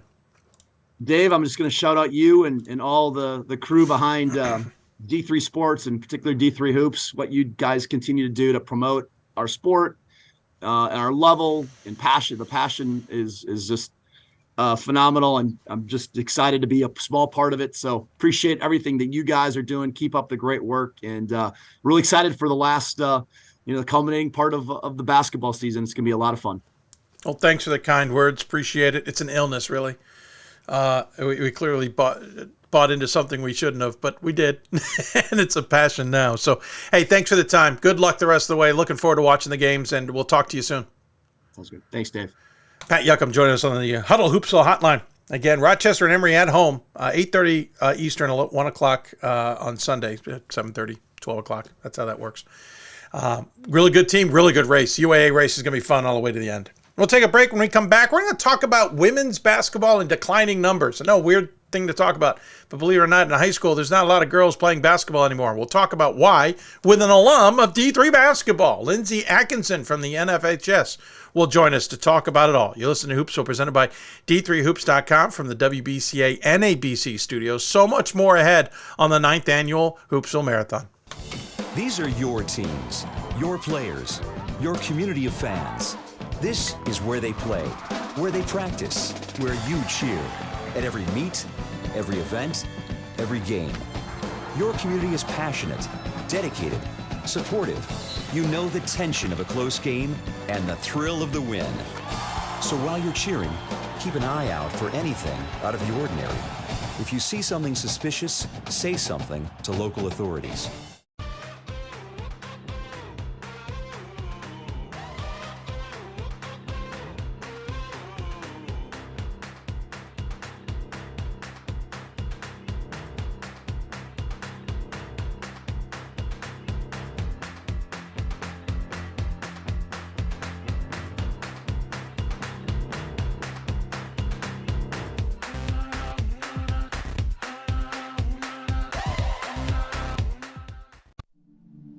I used to never really talk.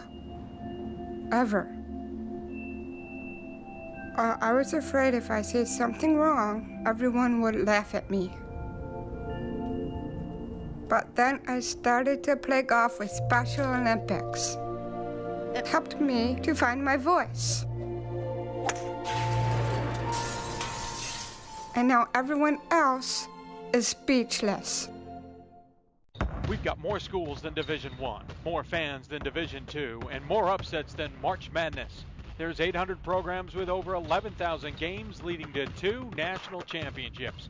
And we've been covering it all for over a decade. From Eastern to Occidental, from Puget Sound to Piedmont, from Southwestern to the University of New England, and from Hope to Calvin. Nobody covers Division III basketball like we do. We're at D3Hoops.com at www.d3hoops.com. I learned a lot of valuable lessons playing college football. I never thought about the health benefits of exercise until I actually started to talk to coaches in college. It's not only just for performance, it's for life. My coaches instilled the importance of well-being, not only building up strength, mental health, getting enough sleep, eating properly is all what it is to be healthy. I decided that I want to go into personal trainer and share my knowledge that I obtained in college about physical and mental well-being. Welcome back to Hoopsville, everybody. As we continue on the marathon show, we are in hour number 2. We plan to be going for about 9 hours today, I think, is the plan. We could go longer than that. The happy hour starts at 8 and sometimes lasts a lot longer than that. If you got questions for us, tweet us at D3Hoopsville or hashtag Hoopsville. You can email us, hoopsville at D3sports.com. You can also join us on our simulcast either on YouTube or on Facebook and ask questions there. Or just enjoy the show from wherever you are. One person was going out and getting his juice while enjoying the show. Some others I know are working out while listening to the show. Just turn off the picture. You don't need to look at this while you're working out, or maybe you do. One interesting topic that I picked up on, we've had a number of women's games this season called off. And at first you're like, well, maybe this is just a ramification or the ramification, I should say, of the COVID situation. And teams are having enough positive tests and a small outbreak or something. They don't have enough players. But then when UConn had the same thing happen due to illnesses and injuries, and we're down to less than 7 scholarship players, I decided to dive in a little closer and see what was I missing. And I noticed, like teams with Rose-Hulman, that their rosters were really small. I'm used to that. Bryn Mawr called off a game last night against Haverford. Now the speculation is it has to do with something a little bit more team-orientated than it has to do with numbers. But Bryn Mawr has been known to call off games, including seasons, due to that. William Peace just called off their season. SUNY Purchase called off their season. They don't have enough numbers on their women's team. Juxtaposed to that, you got a team like Mary Hardin Baylor, as we talked about earlier, 25 to 30 on their roster. So you're probably wondering, well, clearly not doing enough recruiting. Did you know that girls basketball in the high school level is down 20% or thereabouts in terms of those who are playing the sport? In other words, there aren't nearly as enough girls who are becoming women's basketball players at the college level, let alone Division III. And furthermore, we've got the enrollment cliff supposedly coming for 2025 or 2026, where enrollment in general will take a decline. So what's this all mean? I wanted to dive in a little bit about it, try to figure out what it means and what we should know about it. Not an easy thing to definitely dive into and try and understand. But one person was willing enough to come on the show and talk about it, and joining us on the Blue Frame or I should say the Huddle Hoopsville Hotline. I got to remember the new sponsor. Hoopsville Hotline is presented by Huddle. Is Lindsay Atkinson. We'll dive into this later. She's actually a Division III student athlete herself, but Lindsay is the director of sports for the NFHS. Correct me if I'm not correct. National Federation of State High Schools. Correct? State high school associations. Okay. Yeah. There's more words than there are letters in the acronym. So I knew that, and I knew I'd leave one or two of them off. Thanks for joining me, Lindsay, especially about this topic. Really appreciate it. That's what blew my mind. I finally found this article that I somehow had missed. It said 19%, but I was just kind of doing math because its survey was from a few years ago. We're looking at it a few years later. 20% decline in those playing high school basketball on the girls' side. And there's a lot of places that's being pointed as the cause, right? Yeah. Yeah, no, it's been obviously on our radar for the last, about 5 years. About 5 years ago, volleyball passed basketball at the high school space. And a lot of people attributed that to really just the growth of volleyball itself. So volleyball started climbing, and now this is the first year girls soccer has surpassed basketball. So basketball is really, you've got track and field at the top, and then you have volleyball, soccer, then girls basketball, which, 5-6 years ago, basketball was the number one team sport being played. A pretty drastic decline in participation. So obviously we have the data, and now it's time to start thinking about the whys. Why is this happening, besides the growth of other opportunities? I'm putting up a full screen now that you've helped give us, just kind of give everybody a sense of the numbers. But for those who might be listening to the podcast, in 2015-16, a little over 429,000 girls were playing basketball. The next year it went up by 1,000, but then the next year it dropped precipitously to 412,000.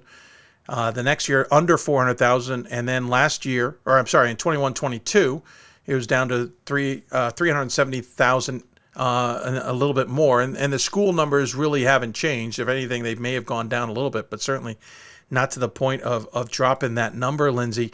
It's a shocking difference. And I get that soccer's gone up, but I don't consider that necessarily a competition of basketball. Volleyball is certainly a direct competition, interestingly enough. We're coming up on President's Day weekend, and from what I've learned now, that's a kind of a big weekend in terms of volleyball. And February's always been traditionally a big time for high school basketball. On top of that, what's going on with this clash of the two sports? Yeah, I mean, definitely when you look at the types of athlete that play those sports, there's always traditionally been a lot of crossover. We have seen the trend coming of sports specialization from the boys' side down to the girls' side. It's the reality of what the choices parents are making, that athletes are making at the club level. And when they're making those choices, especially when it's that girl that plays both sports, we found some, I talked to you yesterday about some of the scheduling conflicts. So when there are states that have a lot of their girls' games on a Saturday, that limits their ability to play club volleyball at the same time. So now we're forcing student athletes to choose. So that's one scenario. And so there is a push that we're trying to promote the equity in scheduling and allowing girls and boys to play those doubleheaders on Friday nights and start eliminating a lot of those Saturday competitions to see if that helps stem some of the loss of these student athletes from, number one, having to make that decision of specialization, because we know not only is it, the one sport going to lose the athlete, but we also know that from a medical standpoint, from a health and safety, from an overall student athlete standpoint, that playing multiple sports is beneficial to the student athlete, to the student body. And so maybe there's some things that we can do there. You're right, volleyball's a direct competitor, as well as the growth of girls wrestling. That's another one to kind of keep an eye on. Yeah, good call. More and more states are sanctioning girls wrestling, which is great. Like, I'm glad that we're doing that, providing an opportunity for young ladies to wrestle, but that is another winter sport in most cases, where now you are going to have a direct competition between some athletes that play basketball. And there's good to all this when you think about the Title IX being 50 years old, and now we have all these opportunities. So that's the good thing, is that student athletes have all these opportunities, but it is a concern when you look at a specific sport like basketball, and eyebrows raised in terms of this drop, and other things that we can do to help support it. Because I can see how it would affect especially the Division III level, because as you mentioned, the number of schools are still producing teams. So that means we have varsity level teams, but we probably aren't able to support our JV and our freshmen. And many of those are where Division III athletes might start. They're going to end being, contributors on a varsity level to high level of play at Division III, but they're probably going to start, their entry level is going to be maybe at a JV level for freshman year, and then work their way up. And if those opportunities aren't there, they're going to choose something else where they can be active. Well, and even larger point with that enrollment cliff supposedly coming, the enrollment numbers that keep colleges open in the first place is so key. And when you get 15 on average, sometimes 20 players on a basketball team, those are significant budget line numbers for those universities. We talk about and obviously wrestling, I want to just point out, dear friends of ours, their daughter wrestles, and I think it's awesome. And more Division III schools are adding it as a sport. Outstanding. But back to the specialization versus multiple sport thing, we battle that. And we don't battle that in this house. I've always been a proponent of multiple sports. I played countless sports when I was when I was a youth, and 3 minimum when I was in high school, sometimes more than that. It made me better, I thought, and I've heard more and more coaches, especially at the college level, say, stop the specialization. I blame personally, and I've had many a conversation with others about this, that it's the clubs, it's the money, it's the financial pay-to-play model that came out of soccer that is driving a lot of that there's these entities that want to make money on sport. They've made these meccas for places to play games, and if they're going to play it, well, let's play it all year round. Let's not just play soccer in the fall or in some places in the spring. Let's play it in the middle of summer. Let's play it if we got good enough weather in the middle of winter. Is there a way then to still have those two entities, though, coexist? That I paraphrase a story I just heard from a club guy that I respect quite a bit. High school coach found out that there was an event coming up for soccer on a particular weekend and made a mandatory practice for the basketball team, even though it was, on that weekend, which would never have happened normally. There's this battle. There's this butting of heads. Can they coexist? Can we find a way that games and everything can come together if those student athletes want to do multiple things? That's a great question. I also work with the sport of volleyball, so I'm the director of sports for both basketball and volleyball. And you're torn. I get it. Yeah. So the club, for both your AAU coach and your high school basketball coach, your club volleyball coach and your high school volleyball coach. Yes, it's been a battle, and we've talked about in both sports situations, because when you look at the calendar, the high school calendar for winter sports, it's significantly longer, especially basketball. But obviously, you have the holidays in there. But has more weeks than typically your spring and your fall sports. So there was talk about, do we shorten the basketball season and give these kids, right, the mental health, this break? But then the question was, is AAU really going to stay off of those dates? So, no. There's this give and take that exactly. If high schools are going to commit to a shorter season, then there has to be an agreement that the AAU, the clubs, whatever, are also going to, if we're really going to invest in the true interests of the student athlete. But you're right, until those two groups really want to coexist and really create an environment that's best for the student athlete, we're going to struggle in this area. Talk a little to me about the varsity nights thing. The scheduling. This one I understand, but I don't fully. But I'm intrigued by it. Yeah, no, we had actually to give credit to the junior NBA and WNBA. They hosted a summit in September to really talk about this topic, and they brought together AAU programs, high school programs, NCAA, the NFHS. We were all there to discuss this exact topic: losing athletes. What are the problems? What are the solutions? And one of them I thought was interesting. This Tucker Neal out of Ohio took our data, our participation data, and then he called around to every state association to find out if they play on Friday nights, if the girls get the opportunity to play these varsity doubleheaders on Friday nights.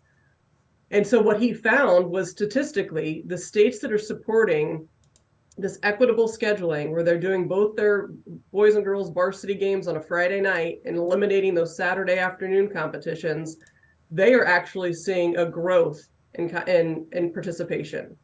The states that continue to not really balance the equity in terms of scheduling are seeing more significant loss in the student athlete and the girls on the girls side. So there's some thought about, well, what does this do to the mentality of a female, right? You have a comparison sport right here. They're the same sport, same rule codes at the high school level. You're allowing the whole student body to be in this Friday night atmosphere and support the boys, but the girls kind of technically get the secondhand Saturday afternoon when only grandma and mom and dad are going to come to the game. What is that doing? Is that going to keep me involved in the sport? I mean, I don't think this is the number one reason why girls aren't playing, but it's something to think about. Are we creating an environment that makes it exciting for a female athlete to want to compete in front of her peers, in front of that student section that comes out for the boys' games on a Friday night? So it's something that, it's interesting when you apply data and kind of find out some trends and to see if we can encourage more athletic departments to schedule Friday night doubleheaders and see if it does change for the better. Well, and Lindsay, to some degree, you could get to the scheduling issue where if you want to play volleyball and basketball and your basketball games are just during the week. And I know my son's school, their games are only during the week. They don't have any weekend games. It allowed him, for example, in soccer season, he played his middle school schedule in the middle of the week, but then he played for a club team on the weekend because that's the only time they played. Well, you could play your basketball games in the middle of the week and then join your club team on the weekend to play volleyball. There seems to be a win-win in all of that. You're right. I mean, not only opening it up the weekends for, now we don't have to make these student athletes choose between volleyball and basketball, because you're going to have a lot of, athletes that are recruited, especially at the college level, to play either one of those sports are probably pretty good at the other one. Probably could be recruited, or at least a contributor to their team. And so you want to keep those kids involved. Obviously, you don't want high school coaches to have to make sacrifices for the star athletes and say, well, they get special treatment. So if the schedules allow that you don't even have to build in special treatment for your athletes that are playing multiple sports at the same time, but the scheduling just works that they can, I think that could benefit the participation for some of these young ladies that want to play at the next level.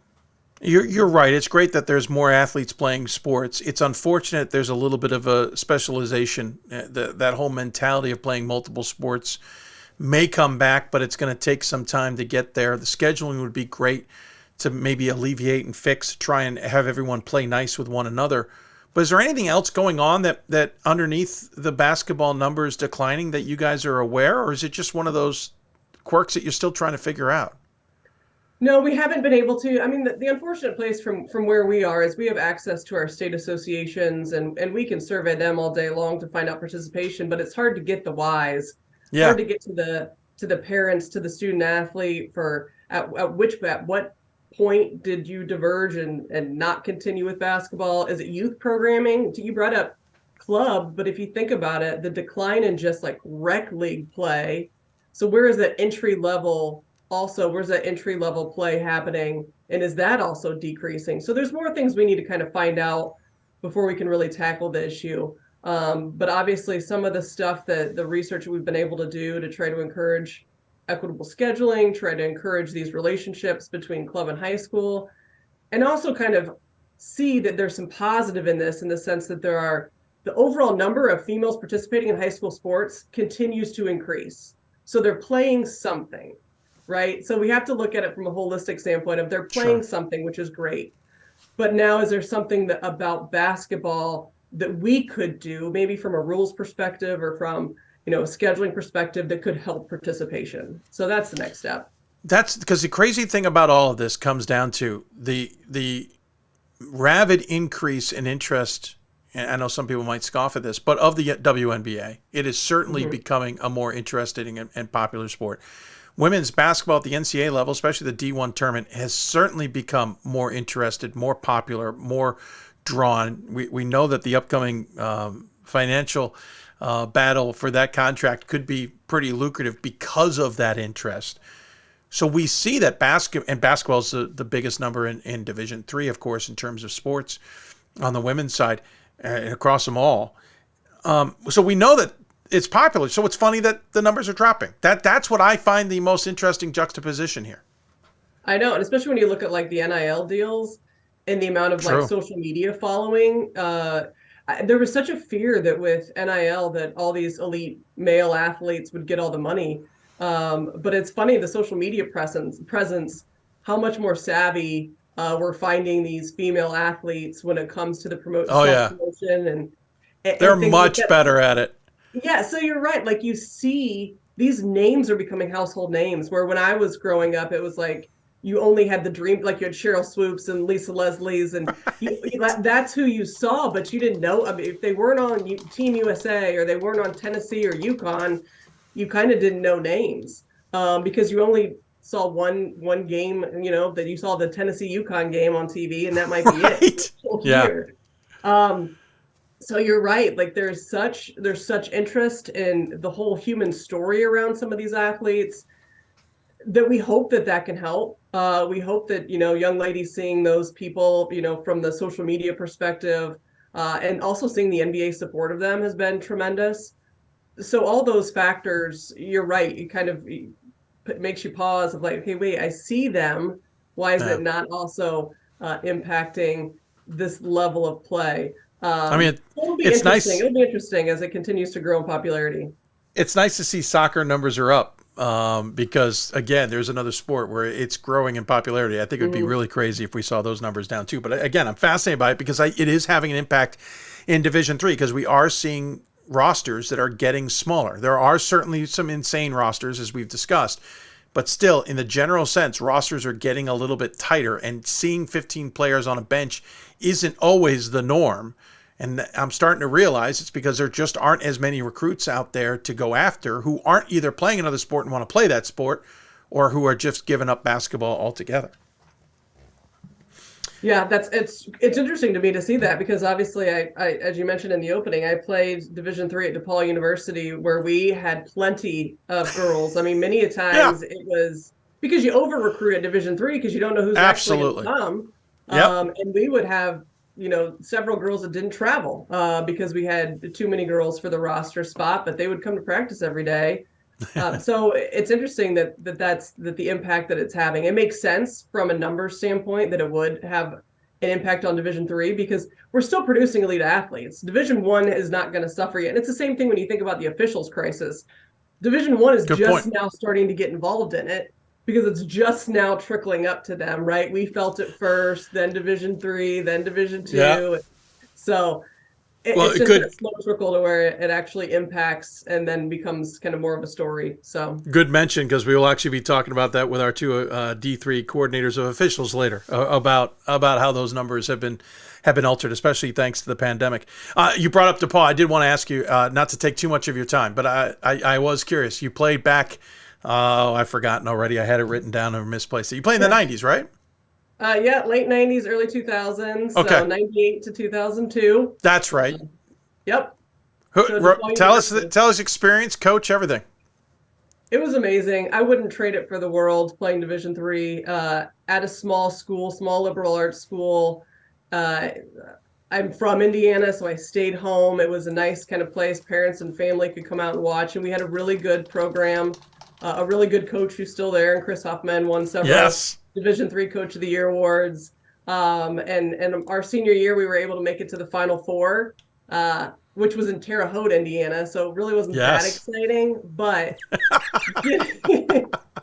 no major road trip there for you. But it's just interesting because it's the sacrifices you make to play Division III because you're not getting paid for it. You're not getting the big travel budgets.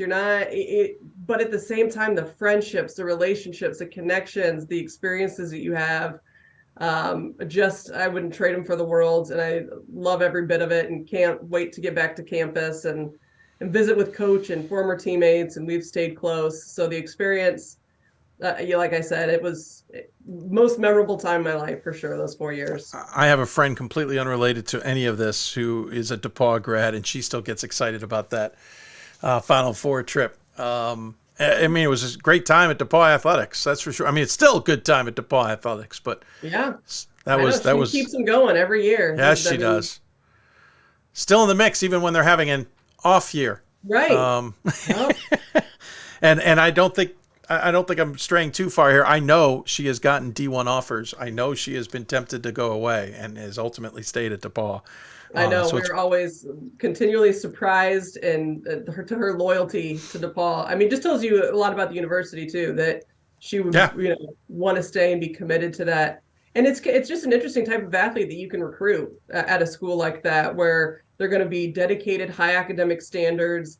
You're just going to get a different kind of student athlete than you would at, a bigger Division I type of school as a whole person in the recruiting process. So I mean, hats off to her and what she's been able to do. And I love that she's still there, because then it makes it's just exciting to go back, because there's still the connections because of the staff being there.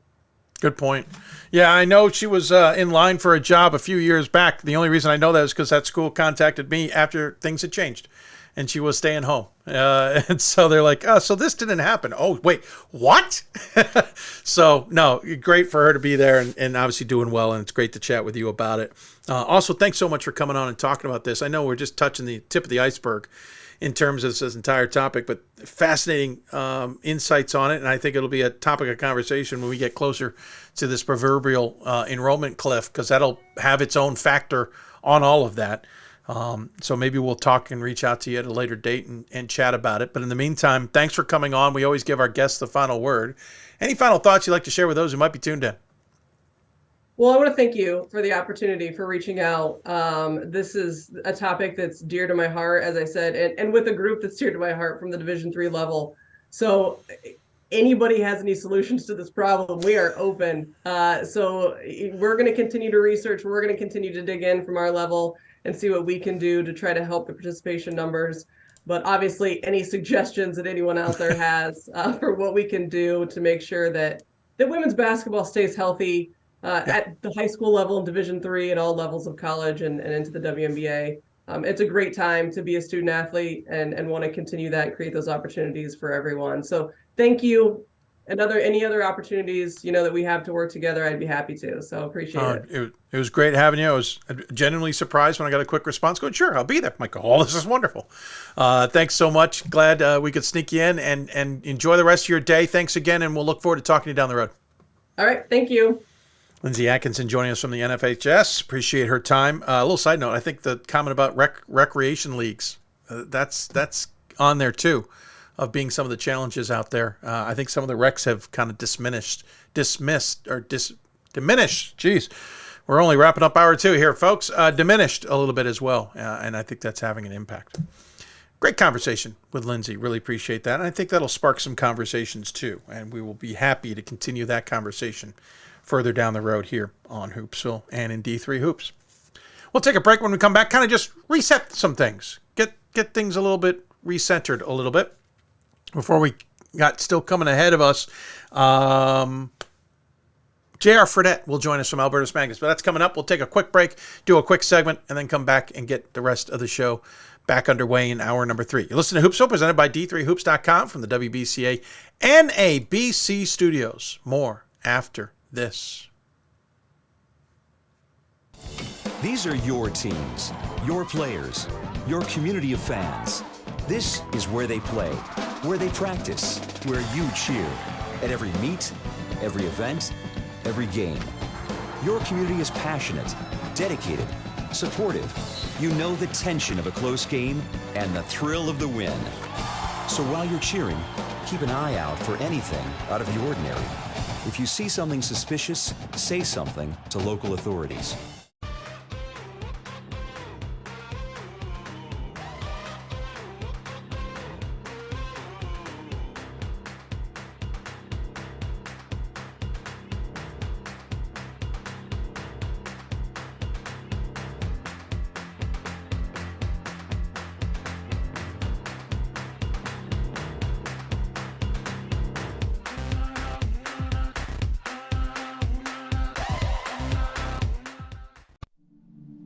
I used to never really talk. Ever. I was afraid if I said something wrong, everyone would laugh at me. But then I started to play golf with Special Olympics. It helped me to find my voice. And now everyone else is speechless. We've got more schools than Division I, more fans than Division II, and more upsets than March Madness. There's 800 programs with over 11,000 games leading to 2 national championships. And we've been covering it all for over a decade. From Eastern to Occidental, from Puget Sound to Piedmont, from Southwestern to the University of New England, and from Hope to Calvin. Nobody covers Division III basketball like we do. We're at D3Hoops.com at www.D3Hoops.com. I learned a lot of valuable lessons playing college football. I never thought about the health benefits of exercise until I actually started to talk to coaches in college. It's not only just for performance, it's for life. My coaches instilled the importance of well-being, not only building up strength, mental health, getting enough sleep, eating properly is all what it is to be healthy. I decided that I want to go on a personal trainer and share my knowledge that I obtained in college about physical and mental well-being. Great moments are born from great opportunity. That's what you have here tonight. That's what you've earned here tonight. This is your time. Now go out there and take it.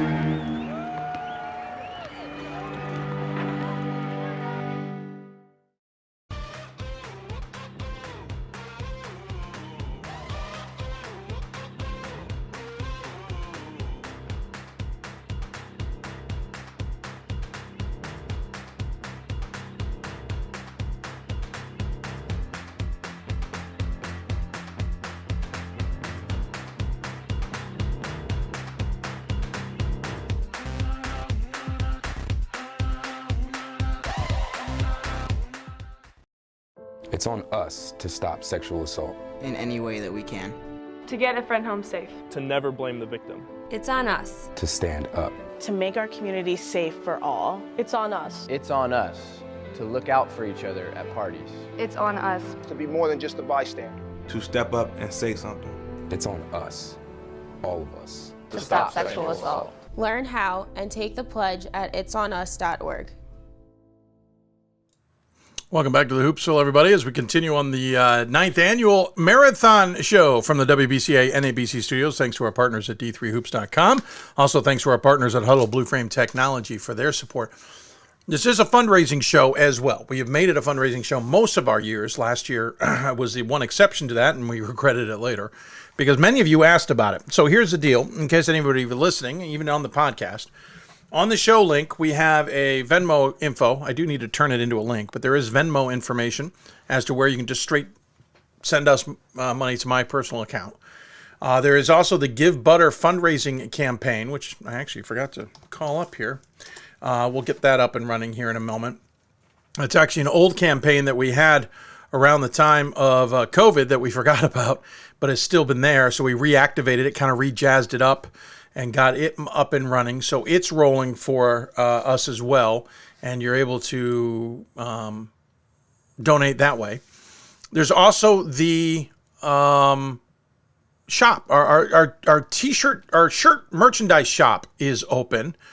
You can go. We've provided a link on Facebook or on Twitter. We've provided a link on the show page. That is hoopsville.itemorder.com. We have a lot of the shirts that we had last year, but we've also added a new one. School name, whichever name you want to say, supports Hoopsville. So you can buy a shirt that says that. There's some customization. There's also the special anniversary 20th edition Hoopsville shirt right there. You can get it in multiple colors. Orange is certainly pretty popular. But you get the logo with the 20th season on it as well. That's been a pretty big deal. And we now have a long sleeve shirt as well. That's up there. It's got multiple options. Again, you can just get the logo. You can say, something supports Hoopsville. I support D3 Sports. Not sure. We kept trying to get that changed to D3 Hoops, but it doesn't matter. It's still pretty good. So jump on that. Those that store will be open until the 17th, like midnight on the 17th or something, I believe, is when that will close down. Then they will ship out the orders, so it'll take 2 to 3 weeks. So you should be able to get them maybe for the NCAA tournament, but at least before the NCAA tournament. And proceeds from that benefit the show as well. So I want to thank our partners, George there, for helping us do that. Really appreciate his efforts, to say the least, and look forward to seeing how many of you are interested in that. In the meantime, we mentioned the fundraiser that is rolling, as it were. Appreciate anybody who is doing that, whether you're just straight donating to our Venmo account, which some of you most certainly have. There's also other ways to do it. Hold on, I'm trying to call up. I apologize. Trying to call up the. There's a way to view this campaign in a different manner, and I'm trying to find it for you. But we'll call that up a little later and show it off as well. Great games will be taking place tonight and in the next few days, so we'll keep an eye on all those throughout the show as we get later into the programming. Obviously, Wednesday is usually our biggest games night, and tonight there isn't a tough, but number 1 St. Joseph's is up against Elms tonight in men's basketball. Number 24 Mary Hardin Baylor is out at Sul Ross, who has officially announced they are moving to Division II. That was announced a day or two ago, and I'll be honest, there was a quote in there that actually didn't really impress me from their AD. Let's see if I can go back and find my own tweets about it, because that's the starting point on this. Bear with me. I don't think I've got it called up easily, so I'm going to have to find my own Twitter account to call up the quote, because I thought the quote was a little bit disingenuous, to be honest with you, with Division III and what she was saying. I've got it here. Here we go. One of her quotes was, if we are admitted to Division II, we can start making scholarship offers, and I can't think of a better investment in someone's education. We'll continue attracting more students who will be able to continue to participate in sports after high school. It makes us more competitive on the field, and we believe it will increase enrollment, augment retention efforts. All right, good luck with you. I couldn't disagree more. I think academic aid is a heck of a way to invest in someone's education. I don't think it has to be about athletic scholarships. That's why we support Division III so much. As I said on Twitter, I have trouble with the idea Division III doesn't enhance the student-athlete experience. I also don't grasp why athletic scholarships are better investment in anyone's education, not when academic monies outnumber athletics 22+ to 1. And scholarship monies aren't going to be high numbers, most likely. Let's be honest, Sul Ross is not going to be offering a ton of scholarship money. From everything I've heard, I think this is going to be the end of Sul Ross, unfortunately. That's what a lot of people fear. And I think I understand it from a geographic standpoint. I don't understand it from a lot of other reasons. In the meantime, we're still waiting to hear if Utica and Nichols have made the decision or have officially announced that they have applied to Division II. We have talked for almost a year now that Utica is making the move to Division II. We're planning to apply. And we know Nichols, according to our reporting, is going to make the same decision. By the way, for any of you at home wondering, when I break news or report news or whatever the case may be, and I'm done reporting and absolutely nobody calls me, contacts me in any capacity whatsoever to tell me I'm wrong, it's a pretty big sign. No one's contacted me in these cases to tell me I'm wrong. Utica's plan is to move on to Division II so they can take the hockey program to Division I. That was even mentioned in the ice hockey committee notes from a year and a half ago. Nichols is planning to do the same thing. They're both going to planning to join the Northeast 10 in Division II. I don't get the decision to move to Division II. I'm not against Division II in any way, but the financial ramifications of Division II, I think in this day and age, have become so much more complicated. And I don't understand why Division III schools want to spend more money to make that happen. And there's lots of reasons they say, well, they'll offset the money here, they'll offset the money there. It's just not the case, in my opinion. And I think we're going to see more Hartfords move on. As we'll talk to Polly Thomason later in the program. I think we're going to see more D1s come down to Division III. And by the way, we're waiting to see who's announced that they've applied to Division III this year. We have not seen the latest list. I think we'll see I know the deadline, I believe, is passed, or it's right now. We'll get that list soon and find out who the members are. Division III limits itself to 4 institutions. University of Maine Fort Kent tried to apply to Division III a couple of years ago and were denied because they were the 5th one to put their application in, and the previous 4 were accepted. So they were left out in the cold. They have not applied since. I'm not sure if they will apply, to be honest with you. But there's just that footnote. And now, not for this cycle, but the next cycle moving forward, you must have a conference partner to join Division III. Bob Jones is about to wrap up its time transitioning to Division III, and it still does not have a partner in terms of a conference. And there's others. And Bob Jones, from what I've been told by others who have been courted to try and be the conference home of Bob Jones, they have a lot of limitations that make conferences a little uneasy. And so that's one of Bob Jones's problems. And I think it's not a bad idea for Division III, which may become more popular, to make sure that the St. Aquinas, is that the right one? Mistakes don't happen again. And you could almost argue Hartford was going to be similar to that. You'll remember St. Ignatius, right? No, St. Anselm. It's another A. I got 3 of them in my head. St. Anselm.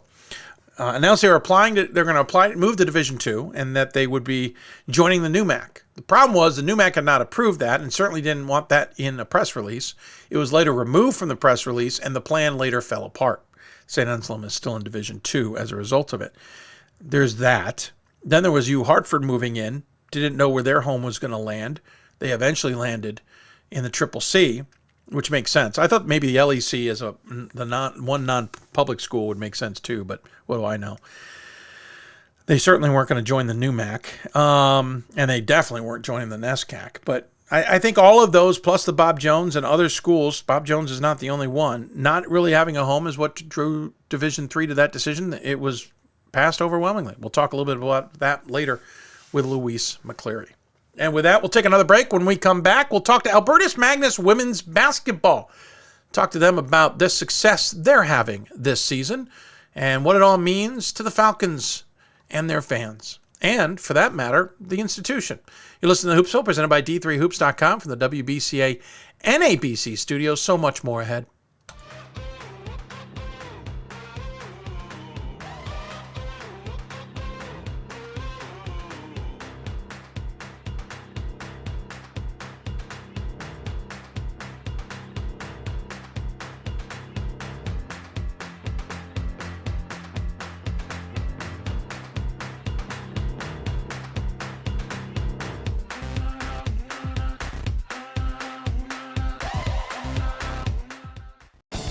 These are your teams, your players, your community of fans.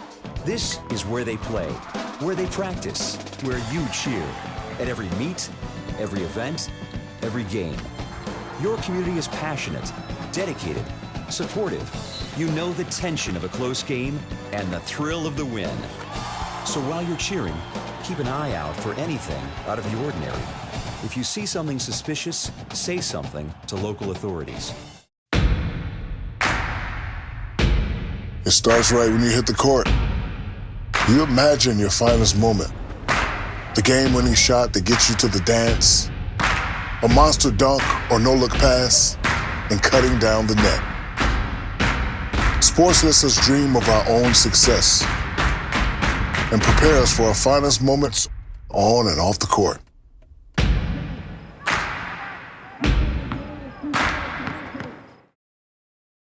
We've got more schools than Division I, more fans than Division II, and more upsets than March Madness. There's 800 programs with over 11,000 games leading to 2 national championships. And we've been covering it all for over a decade. From Eastern to Occidental, from Puget Sound to Piedmont, from Southwestern to the University of New England, and from Hope to Calvin. Nobody covers Division III basketball like we do. We're at D3Hoops.com at www.d3hoops.com. It's on us to stop sexual assault. In any way that we can. To get a friend home safe. To never blame the victim. It's on us. To stand up. To make our community safe for all. It's on us. It's on us to look out for each other at parties. It's on us. To be more than just a bystander. To step up and say something. It's on us. All of us. To stop sexual assault. Learn how and take the pledge at itsonus.org.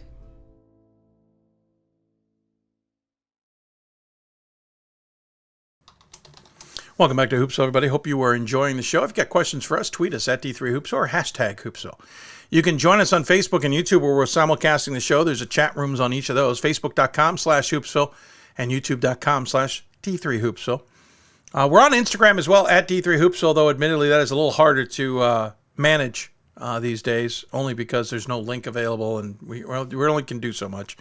But you can certainly follow us there when we're able to tweet out there as well. You can email us too, hoopsville@d3sports.com. That's hoopsville@d3sports.com. Great conversation about the women's basketball numbers and how they impact things in Division III potentially, but also how they've been impacting things in general in high school. And we'll continue that conversation. Appreciate Lindsay for coming on the show to talk about it. We'll keep the track of women's basketball, though, and we'll certainly talk about a team much like Carrollton and the others that we've had on the show today that have had breakout seasons. Albertus Magnus, 1 loss on the year, not too shabby, as they say, as they nearly picked up a second one, though, due to a triple overtime bonkers of a basketball game just the other night against St. Joseph's UConn, of course, home of the number 1 ranked men's basketball team, but the women tried to knock off Albertus Magnus and hand them their second loss of the season and first in conference play. We gave J.R. Fredette the time to recover from said game. Now he joins us on the Blue Frame Technology Hoopsville hotline to discuss that and the season and all that. Great poster in the background, by the way, Coach. Yeah, let's start there. Triple overtime, 106-104. Even the video stream scoreboard couldn't handle it. Oh, yeah. That's what I got home. My family told me the same thing. I had my 5-year-old was keeping track on paper, and I was like, I got home and that's the first thing I saw. And then when I talked to my wife, she's like, yeah. Nico was keeping the scoreboard on the game clock or on the TV and the live stream, whatever it's called. They said it didn't go that way, but I appreciate the time to recover. Let me tell you, that's the very first time that I ever felt like completely shot and drained. And I told the team afterwards, I said, I looked at the stat sheet. I was like, it was blurry. I said, I think we got lost getting home. And I think I left the garage door open last night. You know what I mean? So, it was, I can only, I kept it real light in film and practice yesterday because I still was hungover, for lack of a better term, of a 3 overtime game like that. No, I get it. I certainly am not surprised. I have called a triple overtime game, not nearly as high scoring, but still it was a triple overtime thriller. And I had one more game after it and I was ready to tap out about midway through the first half of that next game. I was done. Obviously you're going to take those challenges. You're going to get teams now that have your number because the cat's out of the bag. You guys are a good basketball team, 1 loss in the season. It came to Springfield. We'll talk about that. You're undefeated in conference play. The conference who knows you best is going to take their best shots at you. You had 2 St. Joseph teams that gave you runs for it because the previous game was a 5-point game against St. Joe's of Maine. How hard is it to keep the team not motivated, but understanding of the fact that while early in the season you might have been able to sneak up on some teams, that's not the case anymore? Yeah, so, the GNAC is predominantly Emmanuel out of Boston and St. Joe's in Maine. They've been the top 2 dogs for a long time. And, I've been kind of sniffing around and I've had my opportunities, but we've yet to even make a championship game since I've been here. So I've got to the semis, but it's just really been a 2-horse race. To get over the hump and beat Emmanuel for the very first time this year, second time in school history, and then to beat Maine for the very first time in my tenure, and then the first time in school history, I think we beat the Coast Guard in an overtime win. That's when you really start to, think you got something special here, and the girls just keep making shots. It's the best part about my team. These girls make big shots after big shots. They did it in the overtime game. They did it in order to get us over the hump where we've never been before. It's been big time shots. And there's a couple games like where we could have, but the big time shots has just really helped us. Did you see this coming? I know you had 8 returners from last year's team. Did you suspect any of that this type of successful season was on was around the corner, for lack of a better way of saying it? So, I certainly, when I made the schedule, I did not think 18-1, but I did see it coming. So, very fortunate, in my past 10 years here, I've been here 11. So, right before the pandemic, we had a couple good teams. We've won 20 games here a couple times, and that's due to the players that I've had in the past. But then I had to reload like almost everybody, and it just so happened to be the pandemic year. So, we finished the season February 26th. We lose to Suffolk in double overtime, or just a regular overtime, or maybe even double overtime, and it ends two really good players' careers. And here I am. I was like, I got to get out there and hit the recruiting trail.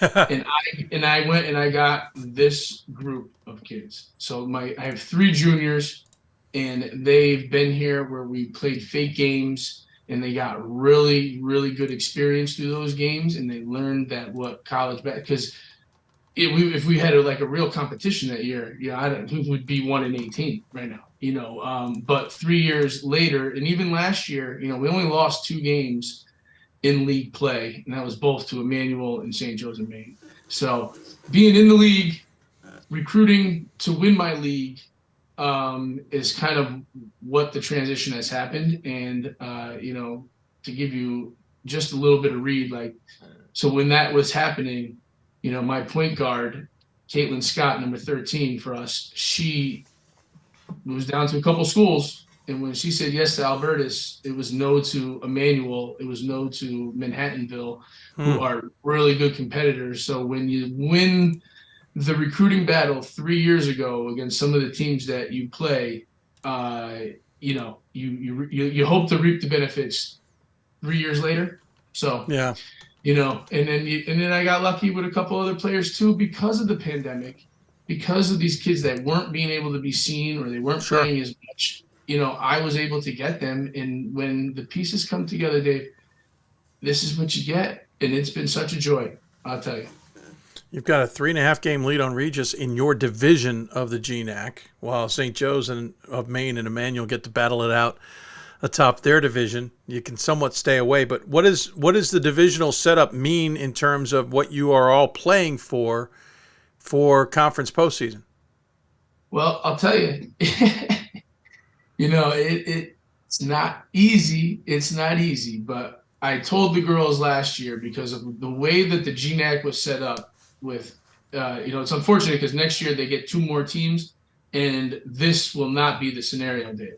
So right now it looks like you will, we had the same breakdown last year. We knew that we would, you have to beat, to crossover, so the 1 plays the 4, and then we don't reseed. So I will get most likely Emmanuel in the second round, Emmanuel St. Joe's in the second round, in the semis, and then have to beat either or in the championship. So I would have to beat the 2 juggernauts in the season twice in order to win, have home court advantage and win the whole thing. So, well, at least it's not 3 times.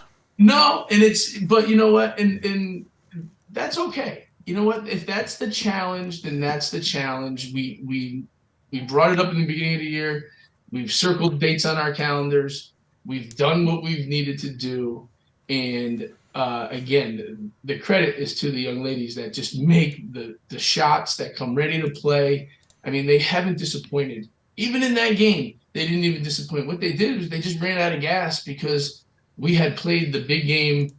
You know what I mean? You know the scenario when there's an upset. At this level, there's no numbers next to our names. Next to the school names, most likely. But for us to beat St. Joe's of Maine, like I said, for the first time in school history, that's an upset.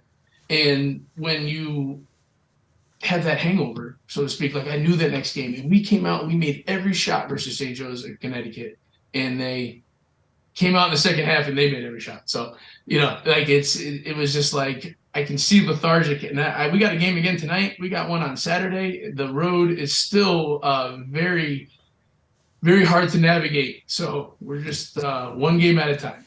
Yeah, interesting enough, you've played the least amount of games, I think. Oh, no, you're 13. I'm sorry, I misread that. But So you're up there. I thought there were some others. There are some others who've only played 10 games, so they've got a lot ahead of them on their schedules. Again, you started the season 7-0. You got to win over Emmanuel. That was the first time, as we mentioned, since 94, 95, just the third time overall. Your only loss came to then 11 Springfield on the road, and it was a dandy of a game. How was that one you guys thought you might be able to grab? Oh man, Dave, I thought we had it because the way we had just been playing, it was just like the rest of the games. It was like kind of close back and forth, and then we kind of just shifted gears and we were beating people. Like we were making those big shots like I talk about, and we were beating people. Like even the Coast Guard, we were losing and we flipped that switch, and we ended up coming from behind and within like 3-4 minutes, 6-0 run, all of a sudden we win, right? And Springfield, it just didn't happen. It happened, but they're darn good. They have these two players that had us in fits, man, on defense. And when we made a run at them, it was right there. I mean, we got it down to 3, and my girls started to believe it. And then all of a sudden, they hit back-to-back threes, put it up to 9 with like under 2 minutes to go. And I was like, well, that's like they were like 11th ranked or 14th ranked. Yeah. I was like, I just turned to the team. I said, that's the 14th ranked team in the country, that we just got a good look at. And, I tell them, we didn't need to beat them then, but we did need to see somebody like that in order to, have a measuring stick. Sometimes I overshoot my skis, but, and play teams that I probably don't just for that same reason. Like I played Amherst in the past, and, you just play the Nestcacks around here in the Northeast. Because when I beat those teams, again, I got no business doing that either. So I haven't, but, I'm just saying if it happens. But, that's the measuring stick around here. And, for my girls to see that, so that if we do win our championship and we are in the tournament for the very first time, they can go off something, Right. After that 11-game winning streak we're on now, we talked about the St. Joseph win. One thing we didn't mention about the triple overtime win, not only was it the first in program history, you lost 3 of your players to fouls. You had 3 of them foul out. You that bench needed to come up big. I had put it on there on the scouting report on the board before the game. I said bench play is key because I had known what we just went through at St. Joe's or home with St. Joe's, and I just didn't think it was going to be like that. I just didn't think it was going to be like that, And I talked to some people after the game, and if you look at St. Joe's shooting percentage from 3 is only 20%. So, just playing the scenarios of, I said at this point, like we were totally outmanned in position. I had bigs playing small, and I feel like smalls were playing big. I didn't even know, what the combination was. It was certainly something I'd never even seen in practice before. So it was great, and you just, this time of year, like you mentioned before, when you're tested, that's how you get something special. When you get the girls that have been waiting all season to make an impact, to help in a meaningful spot, they were right there to do so. Hey, talk to me about this team. You're led by Caitlin Scott. She's got 22 points per contest. She hands out nearly 4 assists on top of that, grabs about 4 rebounds, gets about 2 steals per game. She's had 13 games, more than 20 points. We'll get to some of the other ones, but obviously it goes through Scott, and sometimes it also goes in with Scott. Yeah, she's been really on a mission these days. And, again, when you come in and, I used to tell you a secret and everybody else. But I was going to say, I'm not the only one listening. Yeah, I know. I'm a little daring, but I loved it, man. I'm never afraid to do anything different. And I went to her games as a high school. I got lucky. I recruited a kid before her from her school, so I had seen her, and the guy was like, I know who you're here to see, but that's the one. So I had to wait for her, and I knew it. And then when I knew my competition, that I was, I knew that I was right on. And I used to show up to her high school games, when I used to dangle my keys in front of her, and I said, these are the keys to the program. And we have talked about it all the time. And, when she came in as a freshman, and that was the pandemic year, and it was a large load for her to handle. but she's a straight A kid. She's majored in biology here, and so as good as she is on the floor is just as good as she is off the floor. And when you get those kids, they're a true difference maker. But she really does make this team go. It's the other night when she only had 5 or 8 points, I forget what she had versus St. Joe's. It was her 8 assists that really set the girls up for those big shots. And I thought that it may not have looked like her best game, but from a coach to a player, it was exactly what I expected her to do. Not score 39 because they knew that's what they knew that was trying. That would have been just the wrong type of way to play. So. Talk to me about Jakara Murray-Leach. 19 points a game for her. Certainly a good player as well. 10 double-doubles this season. 10 games with 20 or plus points. 10 games with 10 or more points. If Scott's not getting it done, I'm betting Murray-Leach is getting it done. So we're a two-headed monster for sure, man. And it's been great. I've always built the teams on 2 primary scorers. If it's not the point guard and the big, it was 2 wing scorers. And I needed a point guard with Caitlin, and then the year later, I found myself a wing scorer. She is certainly a product of the pandemic, where she fell through the cracks. She had transferred from school to school, and I saw her on her AAU team, and she's a great recruit because we have her major here, and she's as much as she's when you watch her play, she becomes very appealing because she's like a 5'10" wing scorer. So, not everybody has that. And, obviously that's something that helps us. But, there's going to be somebody that maybe one day thinks that she can maybe make a little bit of money this day and age. And, as much as she may want to, she's doing it the right way because she's studying criminology here. And, wow. But that's what she came to me with. Like, Coach, you got my major? And I said, yeah. She's like, well, then I'm going to come play basketball for you. That's cool.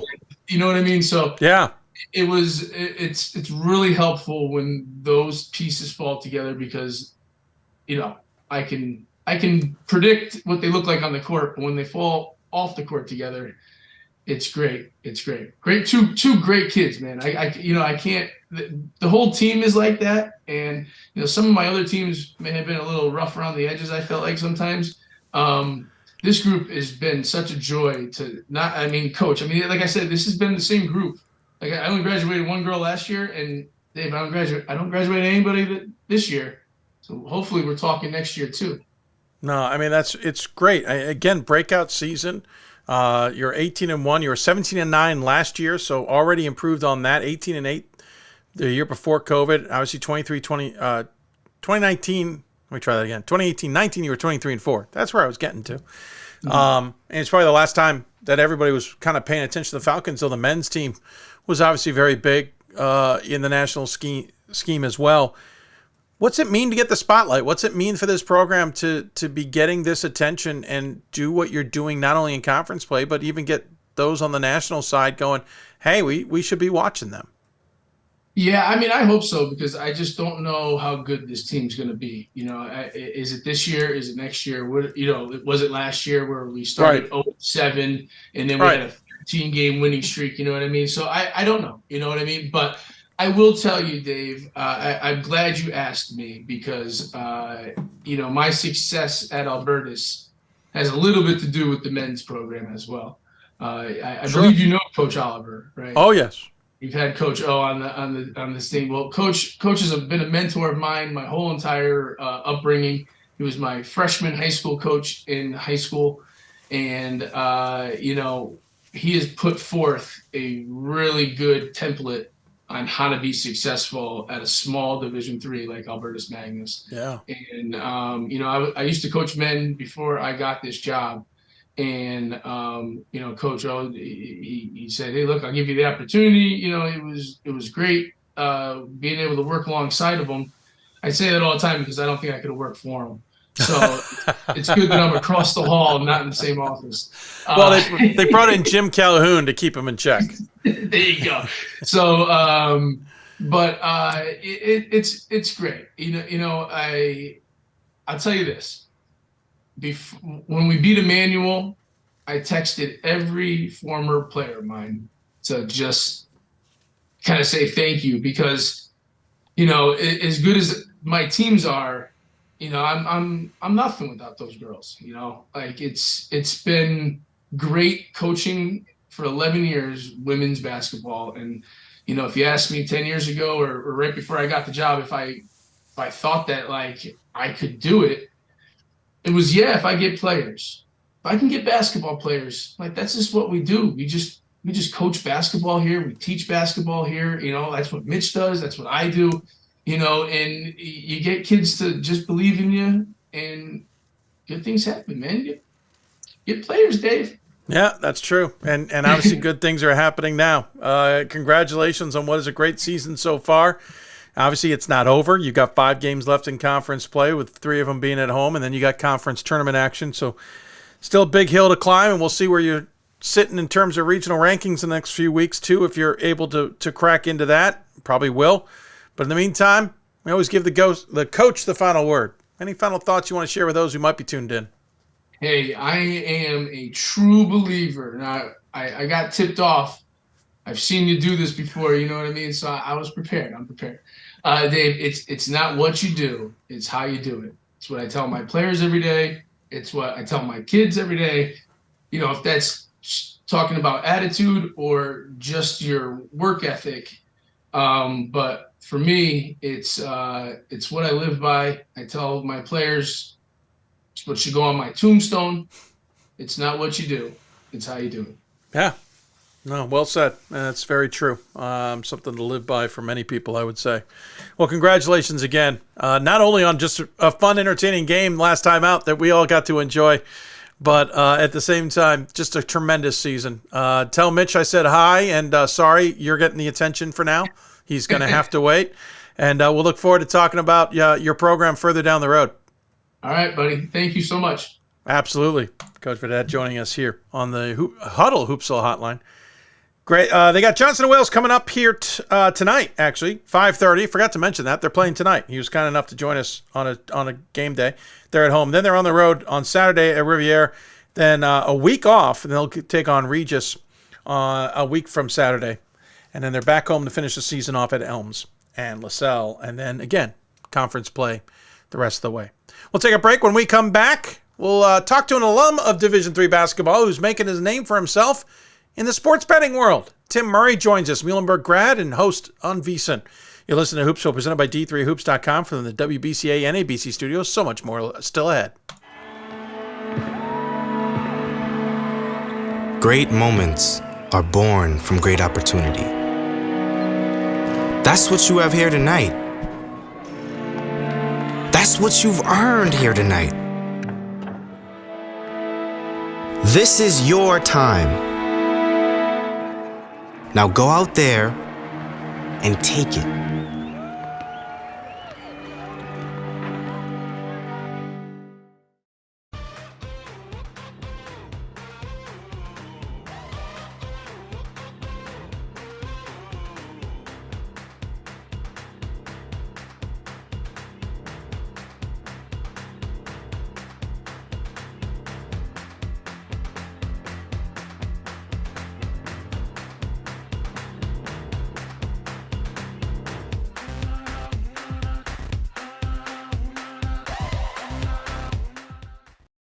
It's on us to stop sexual assault. In any way that we can.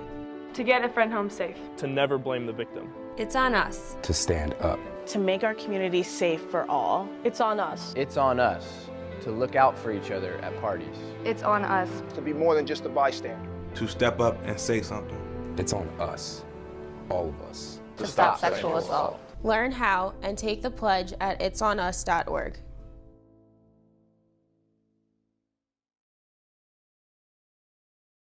There are over 480,000 college athletes. Only 2% would go pro. That means over 470,000 will not get a shoe contract.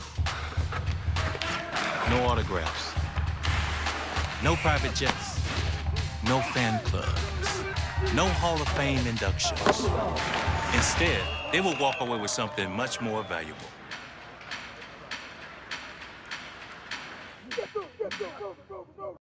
got more schools than Division I, more fans than Division II, and more upsets than March Madness.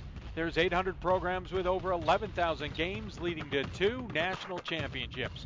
And we've been covering it all for over a decade. From Eastern to Occidental, from Puget Sound to Piedmont, from Southwestern to the University of New England, and from Hope to Calvin. Nobody covers Division III basketball like we do. We're at D3Hoops.com at www.d3hoops.com.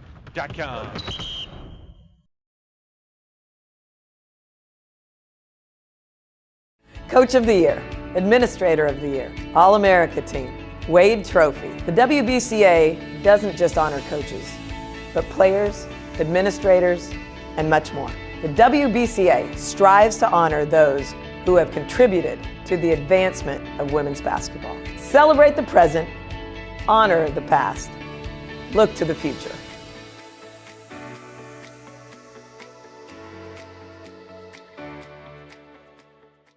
For the love of the game, but for those of us who are Division III student athletes, it's more than that, a lot more.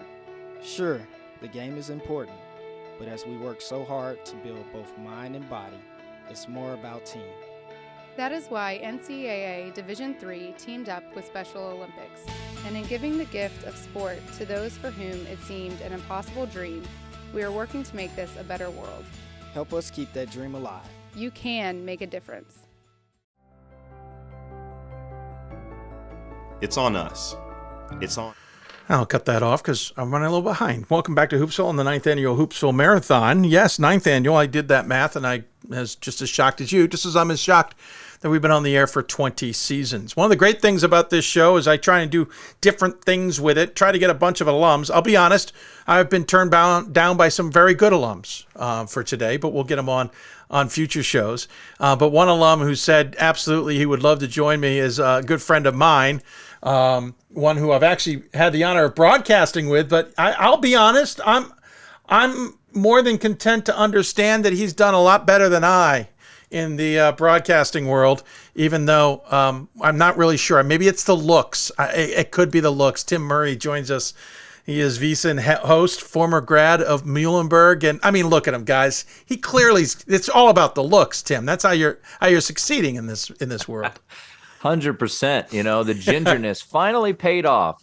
Didn't really work in middle school, Dave, but I guess nowadays, you know, I was getting my hair cut the other day and I looked down and there was a little bit of white in the hair, and I said, you know what? Now I kind of have this like brownish, reddish look. I'm like, all right, it's working out finally. There you go. Yeah, it's working out real nice, and working out so well that you are now living and residing in the great area of Las Vegas. We get to see each other once in a while when we're out there, but we'll get to all that. First and foremost, we should point out to everybody, despite the Notre Dame background, which is the most confusing thing in all the land for you, sir.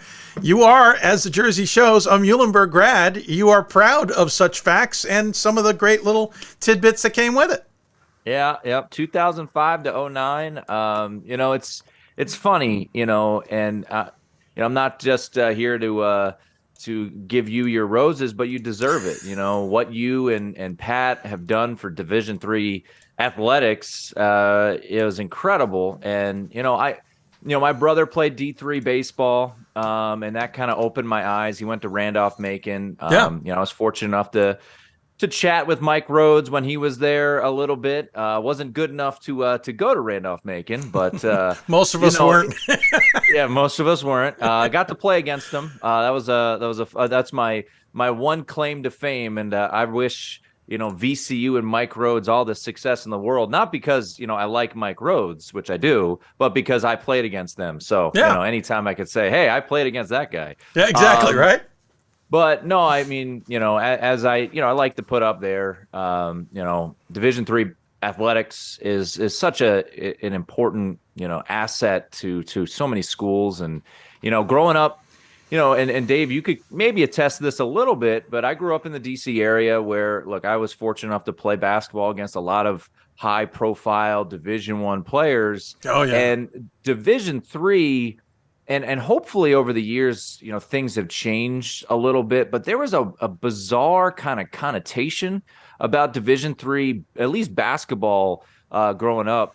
And, I knew what I was. I was 6'6" and could shoot a little and not super athletic and, knew kind of where I wanted to be. So and fortunately a couple schools were interested. Muhlenberg made the most sense for me. And, I've talked to a number of coaches about it in the DC area, including, Mike Rhodes and, former Catholic U coach Steve Howes. So, I've been, separated a little bit from the game, for about, 5-7 years or so, at least in the DC area, Dave. But, cause to come full circle, it's just, it was the best decision I've ever made. It set me up for a lot of things. And, look, I did not have the most prolific career. I was fortunate enough to get on the floor a little bit. And, I appreciate all that. Yeah. Stay out of trouble. And, but ultimately, it was cool. I mean, it was great to be in a conference. Dave, you and I have talked many nights about the Centennial Conference. And, when I played in 2009, Franklin and Marshall made a run to the Final Four. Yeah. In 2008, Ursinus made a run to the Final Four. They went undefeated in our conference that year. Gettysburg had a couple good years in there. Johns Hopkins was really good in 2000. I want to say 6 or 7. So, it's a really, really good conference. And obviously, as I like to look, if anyone knows me, I'm very self-deprecating. And, my best game of my career, Dave, came against Swarthmore. And for those Division III enthusiasts now, obviously that's a big time program, top 10 in the country. And I just want everyone to know that's how they always have been. Sure. And they never were a 3-win team or anything like that. They've always been a perennial power. And I, had 8 and 7 against Swarthmore in a triumphant victory back in, I think it was December of 2007, I want to say. Yeah, no, they were a powerhouse at the time in your own mind. In your own mind. They were, I mean, the Centennials continued, and you and I got to work with each other. You reminded me in the break. I had totally forgotten about this. We had invited you down to St. Mary's for NCAA tournament games that we were calling. That's how you and I got going with each other. But then we called plenty of games in the Centennial Conference together. We would just tag off on who was doing play-by-play for the most part. I feel bad for those listening at home because they probably were confused as to what we were doing exactly with the broadcast. But Luke Stilson didn't seem to care. I'm curious what led you out of well, you and I were calling games. You were doing certainly a good job with that. What led you down the road into the sports betting world? Because you took an immediate right turn at some point. You were down at NBC Washington, the old Comcast Sportsnet down there, kind of doing this before it was a thing. And then all of a sudden, boom, you're on VSiN. What drew you in that direction? Was it just happenstance, or did you have a purpose in mind? Yeah, it's a lot of it's a great question, and I've been asked this a lot. And a lot of it's happenstance, a lot of it's fortunate, timing. I won't try to be too long-winded here, but my goal in my career has always been to be involved with sports. And as you mentioned, I was fortunate enough to call games initially at Franklin and Marshall, and then McDaniel. And still kind of keep my fingers working full time. And ultimately I left doing McDaniel games, just couldn't piece it together with my schedule when I was doing a night show in Washington, D.C. on ESPN radio there, and also doing mornings. But, as I'm, this, a lot of people have dealt with layoffs and all works in avenues, but especially in the media world, it can be tricky. So, I hit kind of a rut where 2017, I got laid off from, working for ESPN radio in Washington, D.C. And then I was doing some national work, and that dried up in summer of 2018. And as you mentioned, I was down at NBC Sports Washington, kind of doing some behind the scenes work. And this was the fall of 2018. And, they had interest of getting into the sports gambling landscape. And, because of my background of, not only working for, ESPN radio in DC, but also my ties from, going to the Olympics with Westwood One, it was kind of this collaboration of radio, television that was coming together for the sports gambling aspect. and they asked me to try out in December of 2018. Fortunate enough to get it. And we hit the ground running with a show called The Daily Line in January of 2019. My involvement in sports gambling, I did not gamble while I was a collegiate athlete. Let me put that out there. Full disclaimer, I didn't do anything illegal. I was not point shaving or anything like that. I can promise you that. But it's really interesting how I got involved in sports gambling. There was a talk show host who's still prominent in the DC area. His name's Kevin Sheehan, and he used to do a segment. He called it the smell test. And essentially what it was he would look at lines, for NFL games or college football games, and he would say, when it seems too good to be true, you go the other way. Sure. And I kind of kept tabs on it and just kept an eye on that method.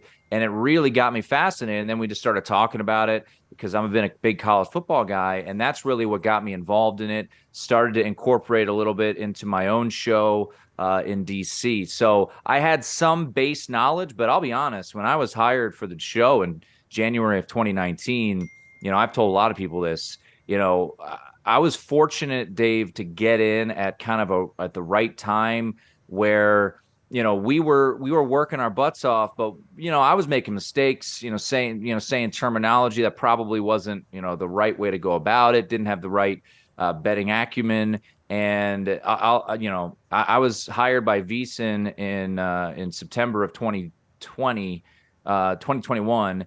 And there's no way they would have hired me, in 19, So yeah, I've been fortunate enough to kind of get in at the right time and just kind of hit the ground running. So yeah, I mean, sometimes you're able to strike at the right time. And fortunately for me, as of right now, and hopefully we can keep it rolling, I just got into the sports gambling landscape as it was about to explode. And we just saw, Dave, earlier this week that the state of Massachusetts just became the 33rd state to legalize sports gambling. So it's just continuing to grow. Yeah, I mean, we could dive into the whole sports gambling world and the aspect that the U.S. is probably one of the last countries to figure it out, rightly or wrongly. There are people who hate it and people who love it, and I will be honest, I'm a newbie in the grand scheme. I barely dabble. I have some restrictions with my MLB work. I'm not even allowed to touch baseball with a 10-foot pole.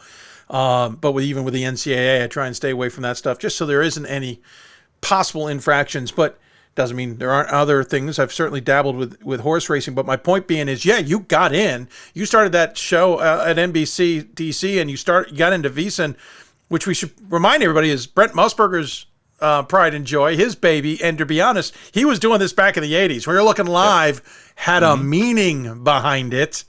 Now we're used to Van Pelt making it front and center about gambling. And by the way, probably one of the best segments on television is Van Pelt's segment every week about bad beats. I tune it in and I have no clue what's going on necessarily, but I enjoy it. But you got in ahead of it. You got in at VSiN, which has exploded. They were doing shows at South Point, which is obviously a place that we know well at D3 Hoops. And then now they're up at the big boys up at Caesars and the rest. What's it been like to ride what is essentially this rocket ship of gambling interest and essentially be on some major show times, let's be honest, talking about gambling and the right way to do it and all of that stuff during this kind of just frenzied pace of everything? Yeah, I mean, it's been incredible, and everything in life is, and I wouldn't say everything, but a lot of things in life are about timing. And,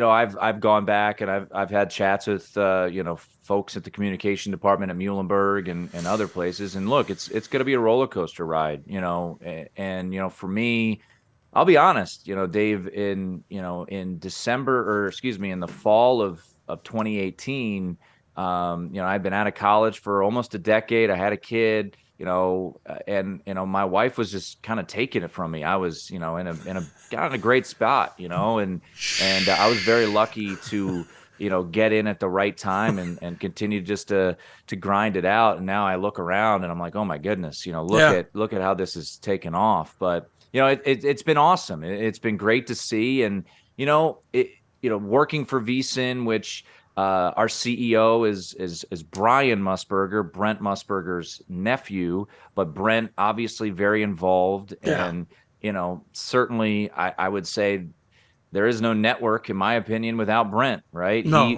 He was there right from the jump, had the show My Guys in the Desert, which I was very fortunate enough to be, the co-host of, not with Brent, but when I came out to Las Vegas, and getting to know Brent a little bit, run into him, it's stunning, it's surreal to think about it.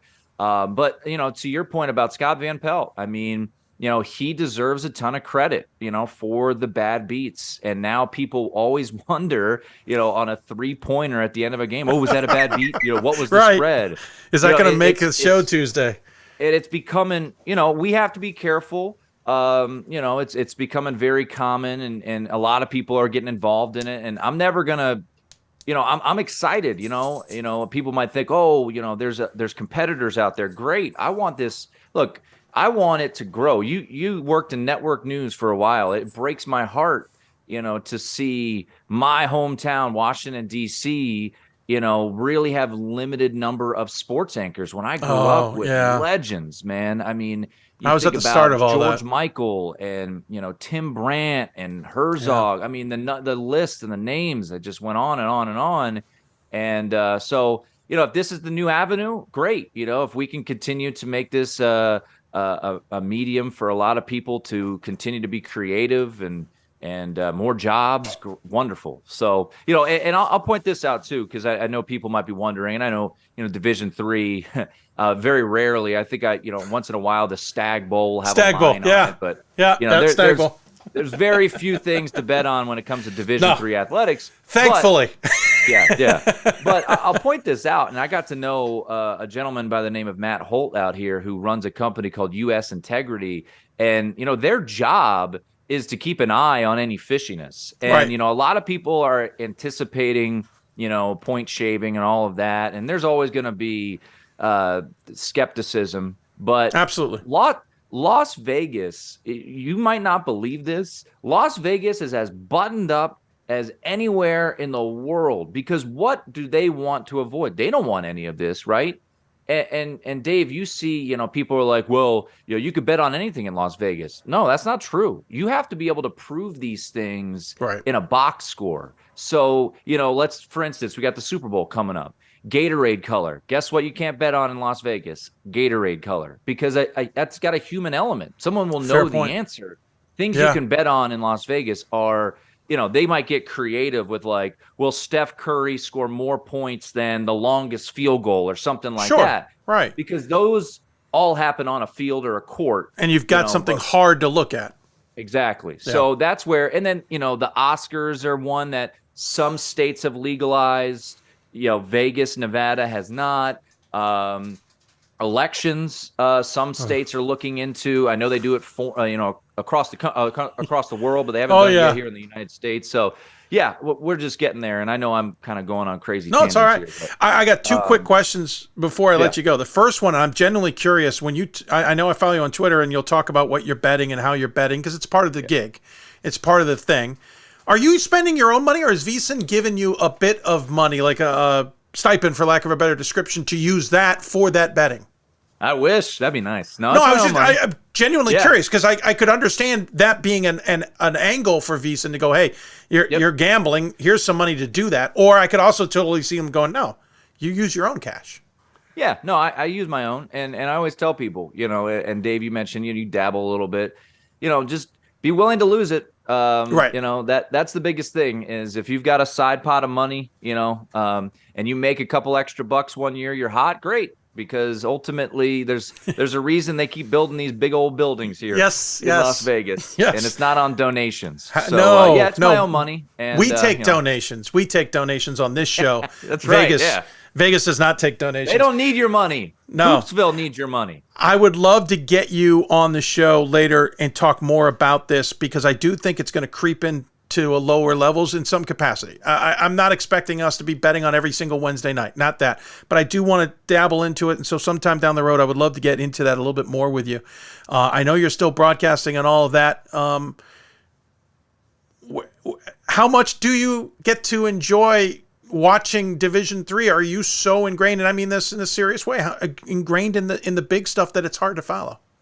Yeah, to be honest, I mean, I keep tabs on it every once in a while. Sure. You know, I follow you and I follow Pat, and so that kind of keeps me posted. My brother went to Randolph-Macon. He played baseball, but he keeps a close eye on the hoops team, so it was pretty neat. I was fortunate enough right when the pandemic hit.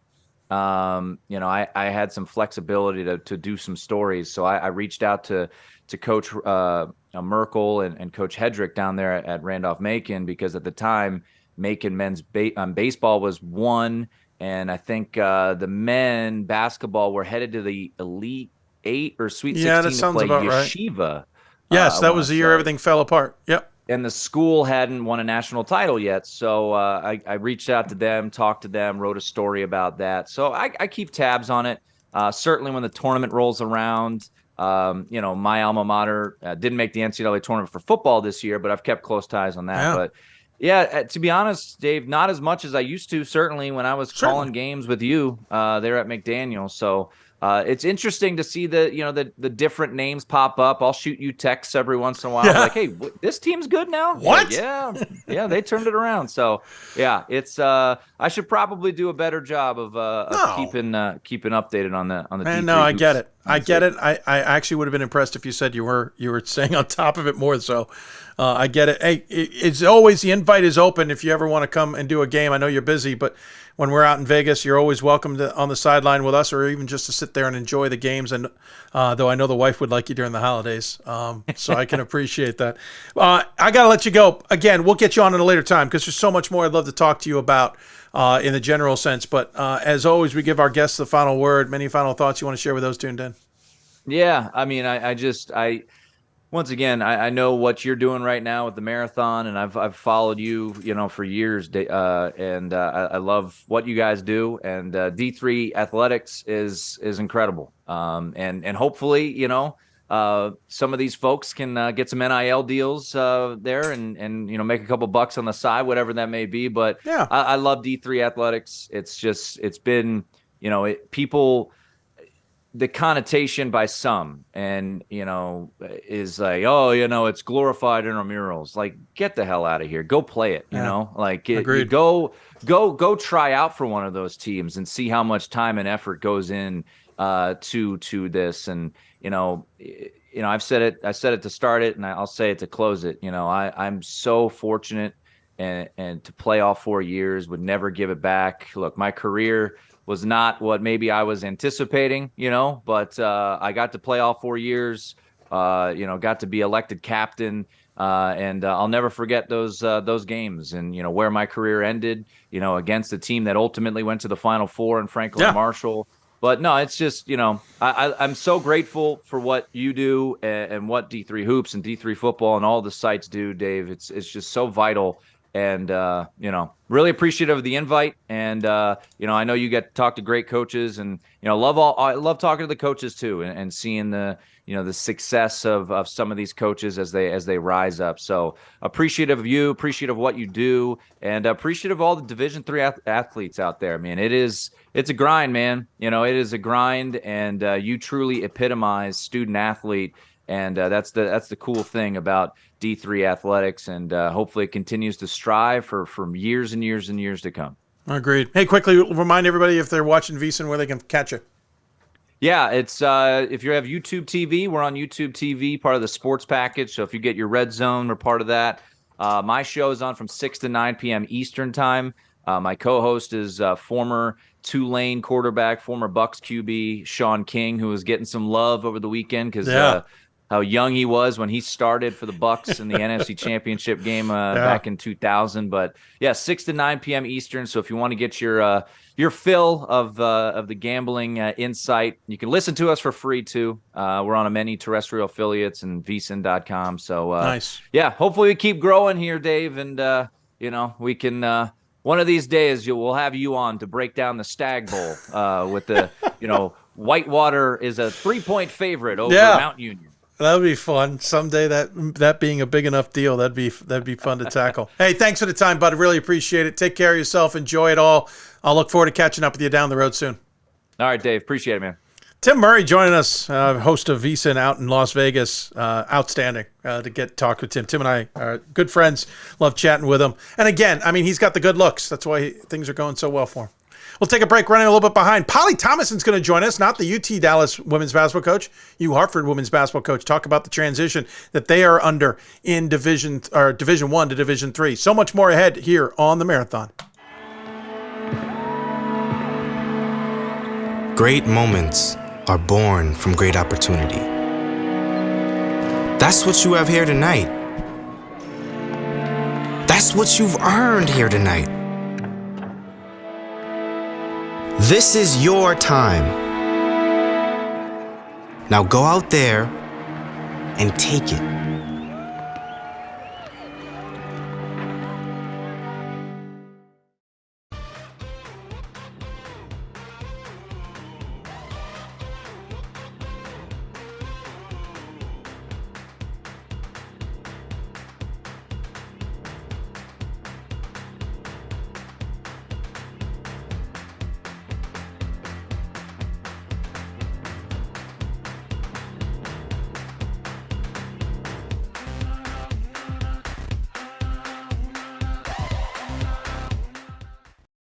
It's on us to stop sexual assault. In any way that we can. To get a friend home safe. To never blame the victim. It's on us. To stand up. To make our community safe for all. It's on us. It's on us to look out for each other at parties. It's on us. To be more than just a bystander. To step up and say something. It's on us, all of us. To stop sexual assault. Learn how and take the pledge at itsonus.org.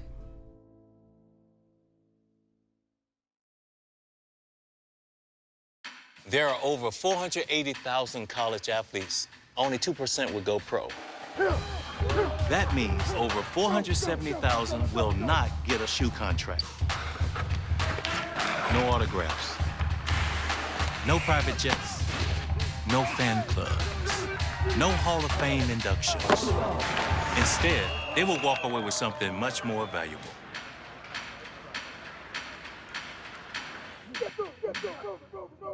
We've got more schools than Division 1, more fans than Division 2, and more upsets than March Madness.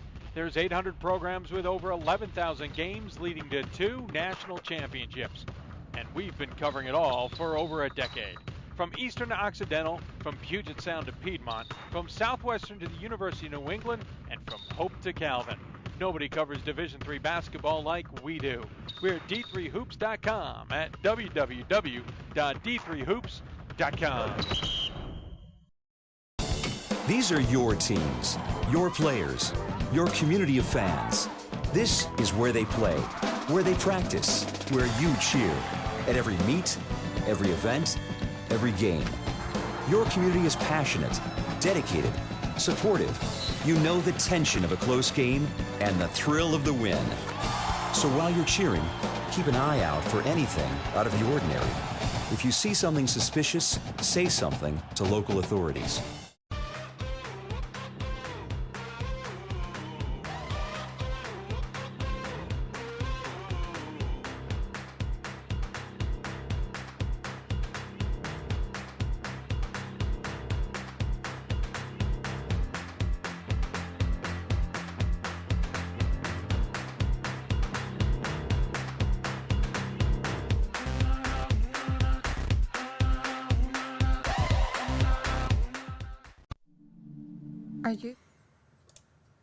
Welcome back to Hoopsville, everybody. As we continue to roll along, a little bit running behind, so we're going to keep things rolling here. But if you got questions for us, tweet us at D3Hoopsville, hashtag Hoopsville. You can also email us, hoopsville@d3sports.com. You can join us on Facebook at facebook.com/Hoopsville. We're live simulcasting the show, as we are on youtube.com/Hoopsville as well. Great to chat with Tim Murray. I need more time because there was so much I wanted to talk to Tim about that is so great. And trust me, my mind was like, oh, I want to ask him this. I want to ask him this. And well, we'll find a way to do it at a future date for sure. Now, speaking of gambling, that's a big Division I thing. Well, it's not as big in Division III, and there's one school that is transitioning out of all of that. from Division I to Division III. And what I found interesting with U Hartford's move is they've now announced that they're going to the Triple C conference and they'll fully be a member of Division III next year. There's been a big fight on the men's basketball side about a lot of small things. I have my own opinions on that I think is just foolish. But they're basically being D3 now so that they're fully D3 next season. What I found interesting in the offseason is who they hired for women's basketball coach, because Melissa Hodgson, I believe, was the interim head coach. She had left Wheaton, Massachusetts, and eventually become an assistant coach at U Hartford. And she's been a big friend and fan of the show. She was interim. I'm like, oh, she might get that job. That's interesting. And all of a sudden, one day, I'm chatting with a friend of mine. She doesn't say anything about it. And a couple of days later, she's named head coach of the Red Hawks. And I'm sitting there going, what the hell happened? I thought she was my friend. Well, I've kept her at least enough of a friend to have her join us on the Hoopsville Hotline. Polly Thomason, the now head coach of the Red Hawks. Right, Polly? You and I were literally chatting on the phone. I'm like, da-da-da-da-da. A couple days later, I'm like, what the heck? You buried the lead. Yeah, Congrats. It's kind of a secret. I think I surprised a lot of people. And I just got to clarify, we're just the Hawks. Just the Hawks. Oh, no okay. Just the Hawks. I will I'll get rid of the red. I apologize. Yeah, no worries. All right, I got to ask, and because there's a lot to ask, and we don't have a ton of time to ask it, because I probably asked for too much and should have booked a longer segment. What drew you to U Hartford from UT Dallas, where you'd been having a lot of success? Oh man, I haven't heard this question at all. No, I figured you had. It's a brand new one. Yeah. First, I was really frustrated with the NCAA and how they continue to treat the South and the West regions in their pairings in the first and second rounds. I mean, it's great to play in the NCAA tournament, but it's absolutely frustrating and sad for your players when you have to play a conference opponent for the fourth time in sometimes 3 weeks. So I was just really frustrated with that. I didn't think anything was ever going to change. I thought we had a chance when the transformation committee came on board, and maybe NCAA would give Division III more money. We could change our championships. That's not happening, or it doesn't seem like it's going to happen anytime soon. So I felt, I was ready to make a move, and where else to move is, the Northeast, where we have tons of Division IIIs, and I may not see a conference opponent in the NCAA until maybe Sweet 16, Elite 8, which is way more fitting, I think, and way more appropriate. So that got me looking, that got me interested. And then when I took a look at Hartford and the Hartford job, I felt it was just something really that my values. I love Division III. I've been a longtime Division III student athlete, coach, been involved with the WBCA and the NCAA. Like, I felt like I could help them as much as they could help me. So there was just a lot of really amazing things at Hartford that drew me to the job. And a challenge is what I've always been for. I love something that I can rebuild and something that we can really make successful and hopefully compete at a national level in the near future. So I just felt like it was perfect. It was perfect timing for me. It was perfect timing for my career, honestly, I think. It's almost too bad. Like, you couldn't have been on some committee that may have been able to help change things for the better. I feel like we tried. I just feel like I know I'm being sarcastic. It's just the rules, the way they have it written, as far as, it's a regional thing at first. And it is what it is. You knew that the challenges that Hartford had presented. There were a lot of people who were, for lack of a better term, pissed off that the Hawks were leaving D1 for D3. I mean, granted, I'm biased from Division III, but reading what I read, and I'm surprised more D1s haven't said it. Heck, I've even stated on the show a couple of weeks ago that I'm surprised more HBCUs don't look at coming to the Division III to steady the ship, as it were. So why jump into this challenge? I felt like it was, I don't know, there was just something about it that it spoke to me. I met with the student athletes, and I could tell that they needed a coach that just really got it and understood the transition, understood they were going through. I felt like that spoke to me. I think the area of the country excited me. Obviously, there's tons of great basketball in the Northeast, tons of great coaches. I mean, that's how I'm going to become a better coach, is competing against them. 17 years in the same state, playing in the same league, got a little bit old, honestly, a little monotonous, going to the same towns, same road trips, same restaurants. So it really excited me. And I love what Hartford offers. I mean, we've got great academics, things that women really are getting into these days. We've got a great facility, D1 facilities, honestly, that hopefully we'll be able to recruit to, and players will be excited to play in. And I think we're headed in a great direction. I met some alumni this past weekend that are excited for us, that were thrilled to meet us and meet the coaching staff, and are excited in the direction that we're going to. So I just feel like there's a lot of positive things that are coming towards Hartford. And yeah, there's people who are very angry and are still outspoken about it. But I can't worry about those voices, because I think there's just a lot of great people at Hartford doing the right thing, working hard to make Hartford just a really continue to grow and be a tremendous Division III. I mean, obviously the attention from the former men's basketball coach, and again, don't get me started because I think some of it was just showboating. You're surprised that they don't send an athletic trainer to every event? Well, welcome to Division III and every other division, by the way. But that's gotten a lot of the attention. We know this is happening. You're joining the CCC. This is it. I know you guys are going through a rough season because of it, because you're in that transition. I was genuinely curious. How has the reception been on the team? How's the reception been amongst others about moving from D1 to D3 and the very different world that everything will be in? Well, I think the players we have in place now, they know what was going to happen this year, right? We were very honest talking to them this summer, very honest with what the schedule was. Like, we still talk about it every day. You know, what's our level of ability compared to the teams we're playing. So we're not shying away from those conversations, but they get it.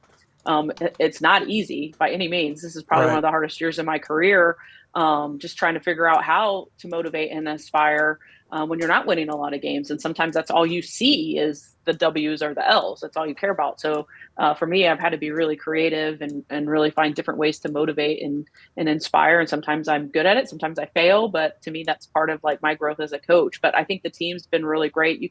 When you watch us, there might be possessions that we aren't successful, but we still play hard. We still play for 40 minutes. Our players come in every day with a mindset to work hard and get better, regardless of what the outcome is. And that's all I can ask. And I have said from day one, like, the group I coach, I think they're incredibly brave.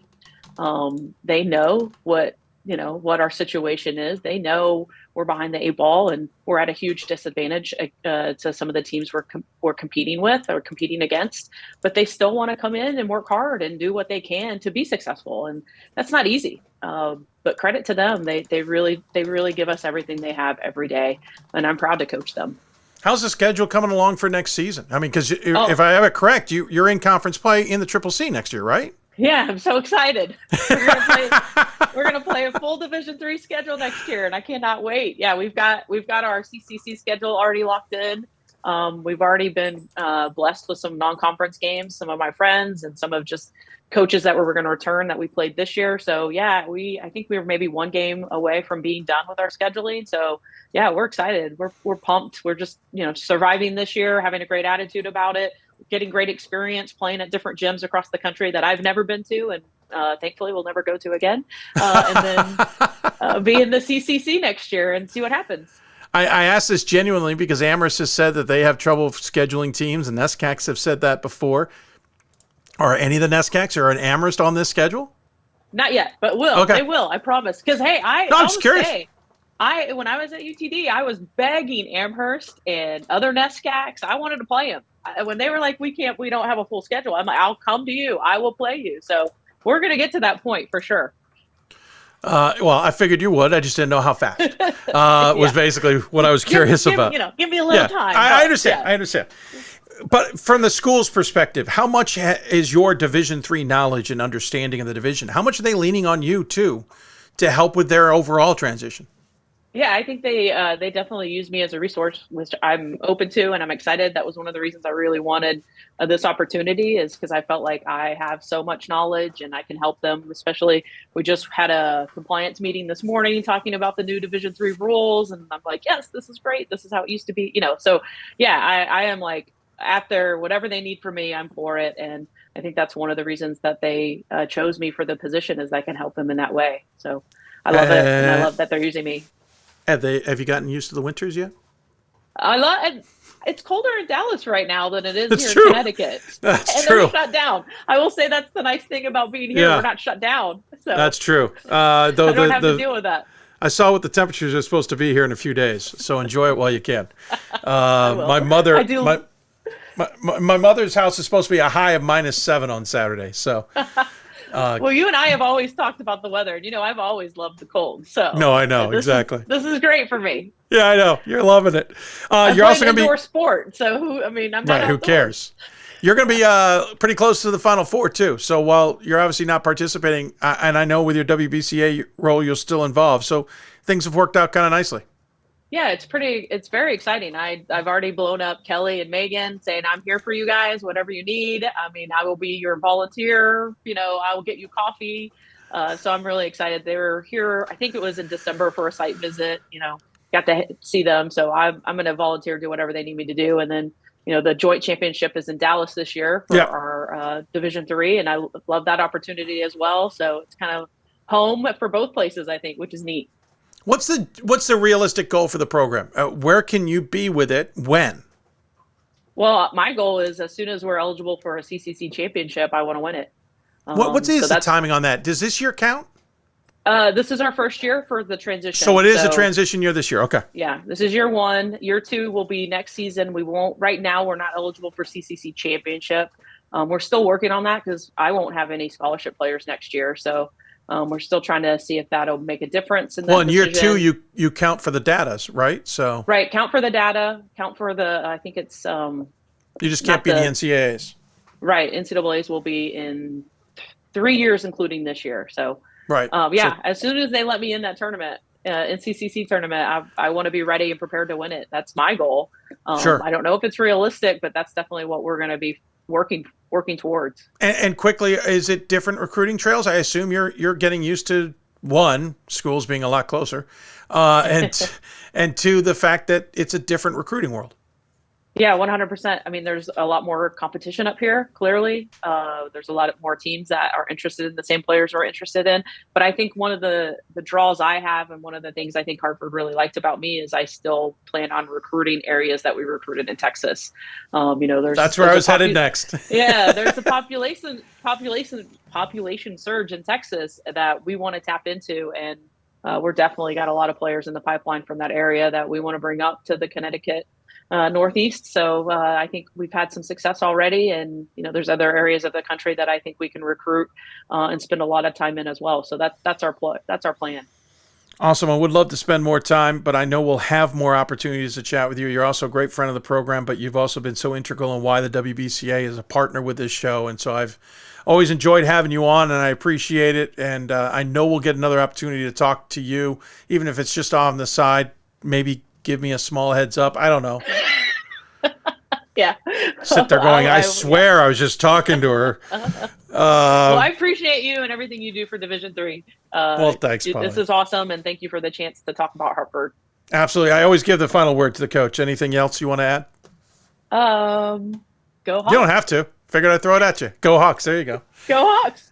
Wonderful. Hey, thanks so much for the time. Good luck the rest of the way. I know it's not easy. I know there'll be more headlines, but we look forward to seeing the Hawks officially in Division III competition next year and moving on from there. And we'll talk soon. Thank you. Polly Thomason joining us on the Huddle Hoopsville Hotline. Appreciate her taking the time. I'm going to take a real quick break because Louise McCleary is waiting to talk about the state of Division III with us, and so we got to get going. You're listening to Hoopsville, presented by D3Hoops.com. Back with more after this. Great moments are born from great opportunity. That's what you have here tonight. That's what you've earned here tonight. This is your time. Now go out there and take it.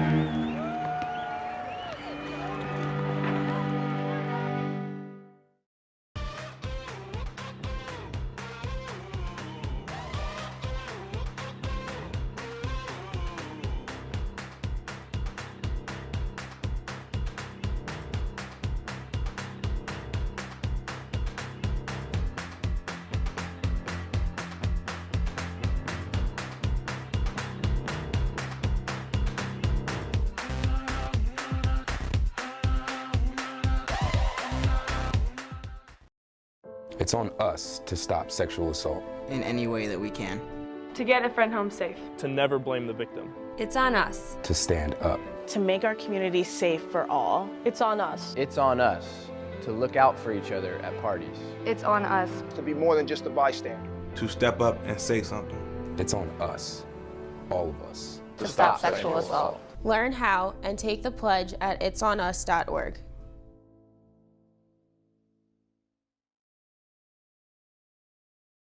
There are over 480,000 college athletes.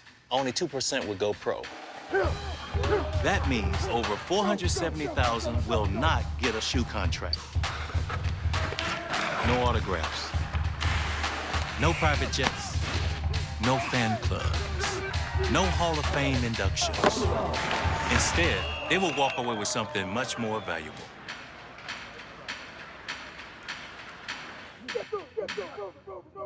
We've got more schools than Division I, more fans than Division II, and more upsets than March Madness. There's 800 programs with over 11,000 games leading to 2 national championships. And we've been covering it all for over a decade. From Eastern to Occidental, from Puget Sound to Piedmont, from Southwestern to the University of New England, and from Hope to Calvin. Nobody covers Division III basketball like we do. We're at D3Hoops.com at www.D3Hoops.com. Welcome back to Hoopsville. The marathon continues to roll along. What time is it here? It's 3:22 Eastern Time live on the show. That means we're in hour number 4. I totally have lost track of that. If you got questions for us, tweet us at D3Hoopsville or hashtag Hoopsville. Email us, hoopsville at D3Sports.com. You can also join us on the live streams where we're simulcasting, either on YouTube or on Facebook, facebook.com/Hoopsville, youtube.com/D3Hoopsville. If you happen to be watching it's scrolling at the bottom of the screen. If you're listening on the podcast, thanks so much. We know this is broken up into a couple of podcasts, and we appreciate you taking the time. Part of the show's tradition has always been to kind of get a state of D3 update on things, see where things stand with the division. Our show happens to time out about a week or two sometimes, give or take. This year a little bit longer after the NCAA convention, where Division III certainly tackles a lot of issues. And since a lot of the big changes to the NCAA have taken place, Division III has been taking a look at themselves and tackling a lot of big things as well.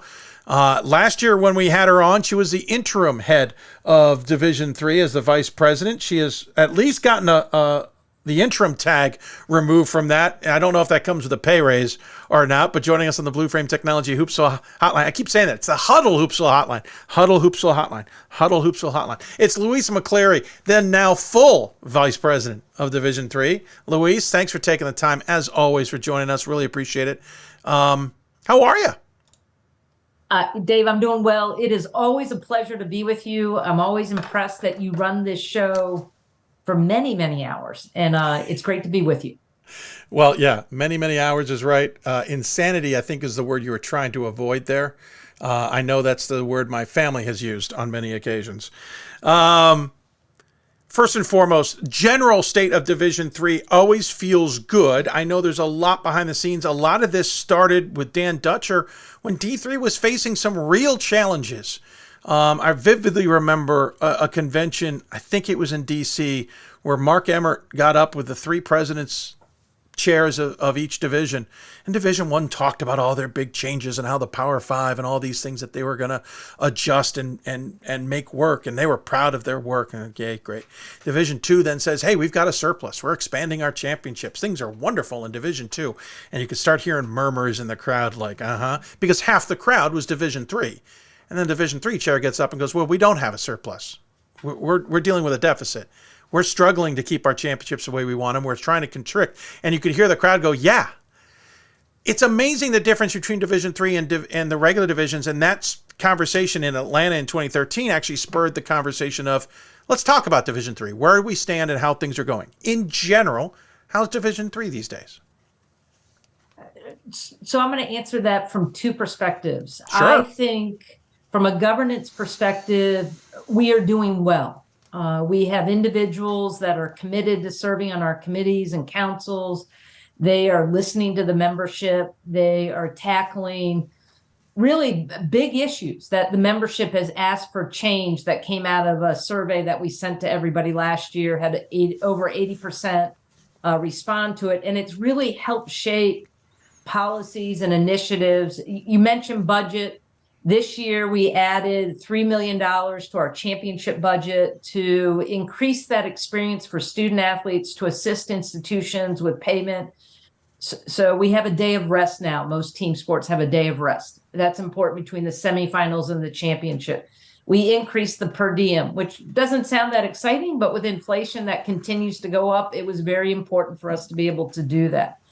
We also, at the request of our membership, made sure that in the first round of an NCAA championship, conference opponents aren't facing each other.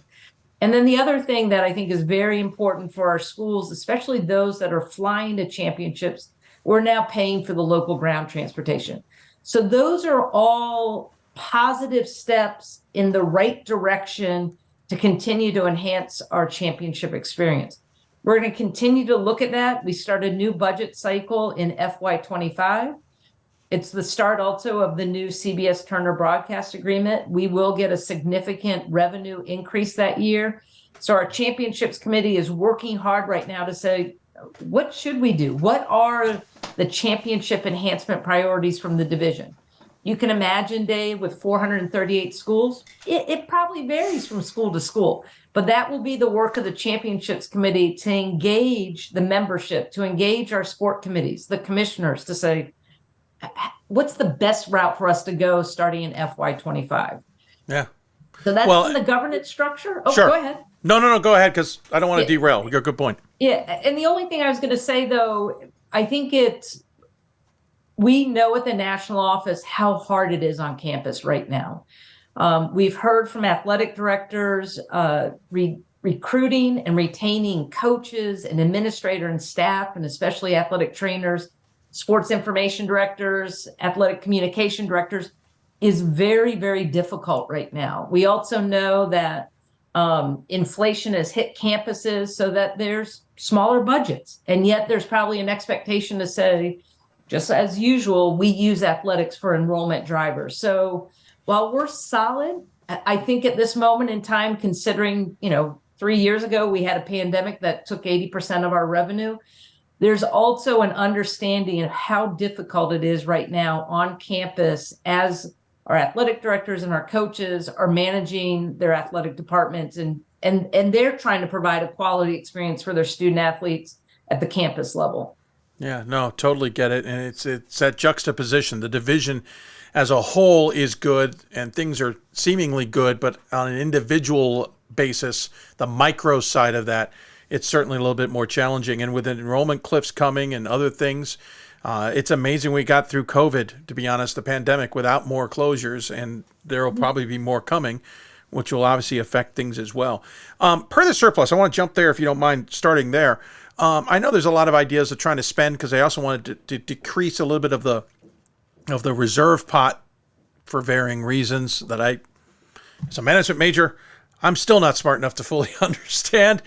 And so there's increases to try and improve championships and other things. I'm curious, has there been an idea, because it would increase the vision and the experience of the championships to some degree as well, to try and raise awareness of the division to the point of showcasing games? Like, I'm literally on the infancy of this, talking with some people. It got into my head. I want to look into it myself, but is there a way of going around Division III and saying, hey, here's the best soccer game this week. Here's the best basketball game this week, and giving it a showcase and spending a little bit of money from a national perspective to try and showcase Division III off in that perspective. So when the championships do show up, there's a little bit of kind of momentum already. Does that make any sense of a question? David, absolutely makes sense. And so Division II does something like that right now. Yeah. So it's not a foreign concept. At the end of the day, again, what our championships committee will say is, does the membership want us to spend money there showcasing? Absolutely. Yep. Versus other priorities, having more student athletes be able to travel to championships, greater per diem, having greater access to championships. So again, we have this window, and it's a good time to really evaluate what makes sense. What makes sense for our membership? And at the end of the day, I don't think we're going to have 90% say that's it. But if we can definitely build some consensus, sure, we're in a position to start to implement those, as I mentioned, in the 24-25 academic year. Consensus, we'll talk about a little bit because there were surprisingly some very good consensus on some of the votes at the convention, which was nice to see. Though some people abstained or voted against some items. We'll get into that. Per that surplus, and we're always discussing about some people maybe a little more naive or don't understand the full process. Division III is constantly asked how it wants to spend its money, right, Louise? And this is a constant conversation, and so. What, 3/4 of the budget goes to championships? We know that basketball, football, baseball, maybe soccer are the biggest cash hogs, for lack of a better description. They spend the most money to do the size of the tournaments, have a lot to do with that. Division III still is okay with that, right? They don't mind that 75% of the budget goes that way and not more because there's important things in that 25% they don't want to lose. Is that a correct way of saying it? That is a fair statement. And Dave, as I mentioned, we added the $3 million. So we actually spend now this year about 80% on championships. Okay. Again, the membership wanted that.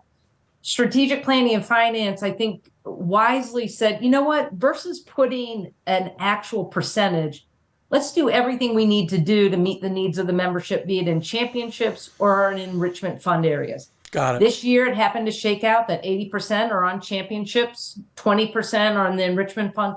I don't see that changing necessarily between now and the next couple of years, but that's something that, again, depending on the feedback from the membership, then that filters through strategic planning and finance, filters through the championships committee, different committees as it bubbles up to the councils for final approval. And we should talk. So to answer your question, yes, the membership, I think, is very pleased with us putting a bit more money towards our championships, but at the same time protecting the enrichment fund. And for those who are listening who may say, what's that?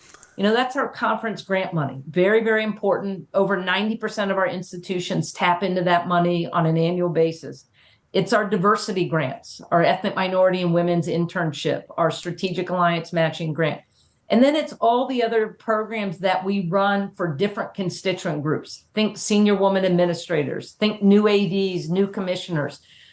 And so those are evaluated every year. They're evaluated not only by the participants, but by strategic planning and finance and the councils to say, is this still where we should be spending our money? And to the point, for the first time in a while, we're going to do an audit of all those programs, a review, an outside review to say, are they still matching the strategic priorities of the division? And make sure that they're still doing what we thought they were supposed to do. So that's all exciting stuff for us. No, and that makes total sense. I get the enrichment stuff. I totally support that as well. And I also understand that you want to audit those things, make sure things are going the way you want to. Let's talk about the convention real quick. Couple of key things that were voted on. The one that was overwhelmingly supported and obviously went through a little bit of a rigmarole to determine which version was getting accepted was 114 days for coaches in terms of a season. It's amazing that, well, the pandemic was horrific and we're obviously still technically in it, but that experience that everybody went through was an eye-opener in terms of how we could do this better in terms of seasons. What I found interesting, Louise, though, was that and one other bill had two completely different approaches. One was a structured, hey, here's 114 days, so we're going to still put some guardrails on things and some guidelines in place. The other one was, free-for-all. I don't, having been around the NCAA quite a bit, I'm a little surprised that we had two juxtapositions on the same topic. And again, on two different bills, we had this. Where did the free-for-all idea come from? And how is the 114 going to really help everybody in the long run?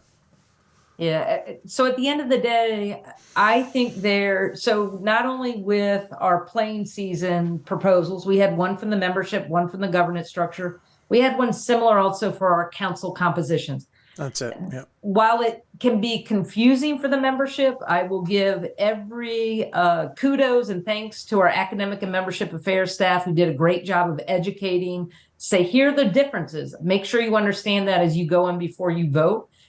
I think that's a strength. It's okay. Yeah. It's okay for the membership to say, okay, governance structure, and that's really committees made up of the membership, but to say, all right, you came up with this idea, but we think that this might be a better idea. And at the end of the day, what I heard going into convention with the playing seasons is We just want one of them to pass. We want to make sure that we move away from a weeks model to a days model.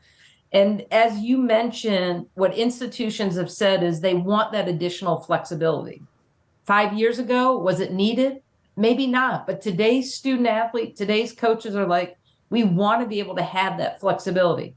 With any significant change, I think, to use your words, the free-for-all may have gone too far for folks. But that doesn't mean in the coming years that this playing seasons model doesn't get adjusted as we start to live with it. Yeah, right? no, absolutely. And that's how most of our proposals work. Okay, it's adopted.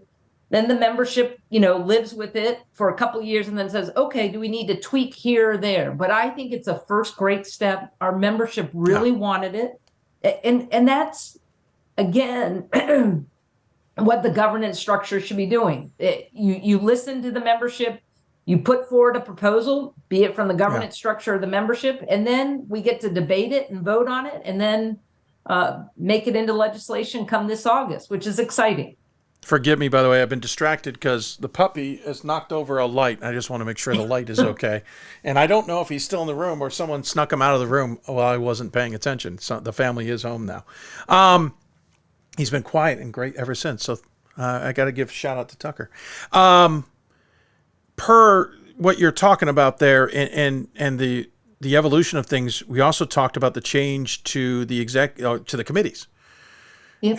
And I found it kind of like, oh yeah, that makes sense, to make sure all the full committee or conferences have a say, a representation, for lack of a better description, on either the management or president's council. Obviously, you don't want 45 member councils, but it makes sense, though they get a little larger, that each conference at least has a say in one of those two, because they're both the top committees ultimately that make decisions for the division. Was that a no-brainer, or was that one that took a little massaging? Dave, I think at the end of the day, it's a no-brainer. I've been at the national office now. Next month this month is 11 years. What our council members have always done, our committees as well, is when they come into that, yes, they are representing a conference, but more importantly, they're representing a region. And they're working together to find national solutions to whatever's in front. Excuse me. I expect that to continue to happen. Sorry. No, you're fine. You're fine. Yeah. So I think it's, again, coming out of the pandemic, there really was this feel that every conference needed to be represented. And so both proposals had that. There were slight differences in how those individuals would be chosen. And at the end of the day, the membership voted. It's a proposal that we're excited to put into play in August of 2024. And then every conference will be on one of the two. And so what we're hopeful for, I will still expect those council members to work together to find national solutions. But we believe the communication back to the conferences to say, here's what the conversation is, will be even higher and more enhanced and more transparent for some. So those are all good things. Yeah, absolutely. Interesting enough, there was one bill in particular that I thought was going to be a slam dunk and got 4 people against it. I'm not remembering. You're thinking the institutional self-study guide and the conference self-study which guide. I think everybody wanted to get rid of. I was surprised there were 4 like, oh no, we don't mind doing the paperwork every 5 years. Yeah. Well, at the end of the day, this is what representative governance is all about. You get to vote however you would like. So that's true. I think it's the first time I actually heard cheering after a proposal. So it was exciting. And it was a great way to end our convention. I am sure. The other one that I found really interesting was that the SAC, who I've always pointed out, has always had a comment on every single legislative piece. They come together as a national SAC. Someone gets up and speaks. Someone from every council basically does. But the SAC gets a say. And for the vast majority of votes, it usually goes the way the SAC feels it should go. There's always ones that they vote against or for and then go against, or they're against and then go for. But it never dawned on me they didn't have a vote. Because I know they have a vote, Division I and Division II, modeled after Division III. I know they have a vote on management. I know they have a vote on other committees, and they have a say. It didn't dawn on me. They get up and speak, but then they don't vote. And again, no brainer. Seemed like that one should get passed, and it did get passed. Nice to see that the SAC continues in Division III. The student athletes have a significant say about how this division operates. Absolutely. And, I think this was something that SAC had been discussing for several years, but with the adoption of the new constitution, the fact that we now have 2 SAC members on President's Council, it became even more obvious they're completely engaged in the legislative process. They are constantly going back to their conferences and their partner conferences to say, what is the student athlete perspective on this particular legislative proposal, that the next logical step was to allow them to have a vote as well. No, it totally, just again, I'm reading legislation going, oh yeah, of course. Yeah, no, it should have had that already. What came out of the convention that is steering down the road now? Because what I think is also interesting for folks is the convention is also a time of when the pot gets stirred a little bit and things start getting mixed up and formulated for committees to tackle, look into, et cetera, that, as you said, builds towards August when the legislation is kind of set in place ahead of another convention in January. So what is Division III toying with? What is Division III talking about? What are some ideas that we may see kind of come to the table for the next convention? Yeah, I would say probably one of the number one things is we're doing a review of our philosophy statement. And we are doing that because at last year's convention, the membership said, is our philosophy statement still in the right place? Is it still reflective of our student athletes today? Can it carry us through the next 30, 40, 50 years? Fair. And the answer was, don't know. Let's do a review. And so Sure. President's Council charged our strategic planning and finance, who created a working group. They have been meeting since the fall. They sent out a survey to our membership to say, what do you think of our philosophy statement? And for the most part, most in the membership said, yeah, it's about right. It probably, there's some things in there that could be eliminated. It's become a bit probably too restrictive.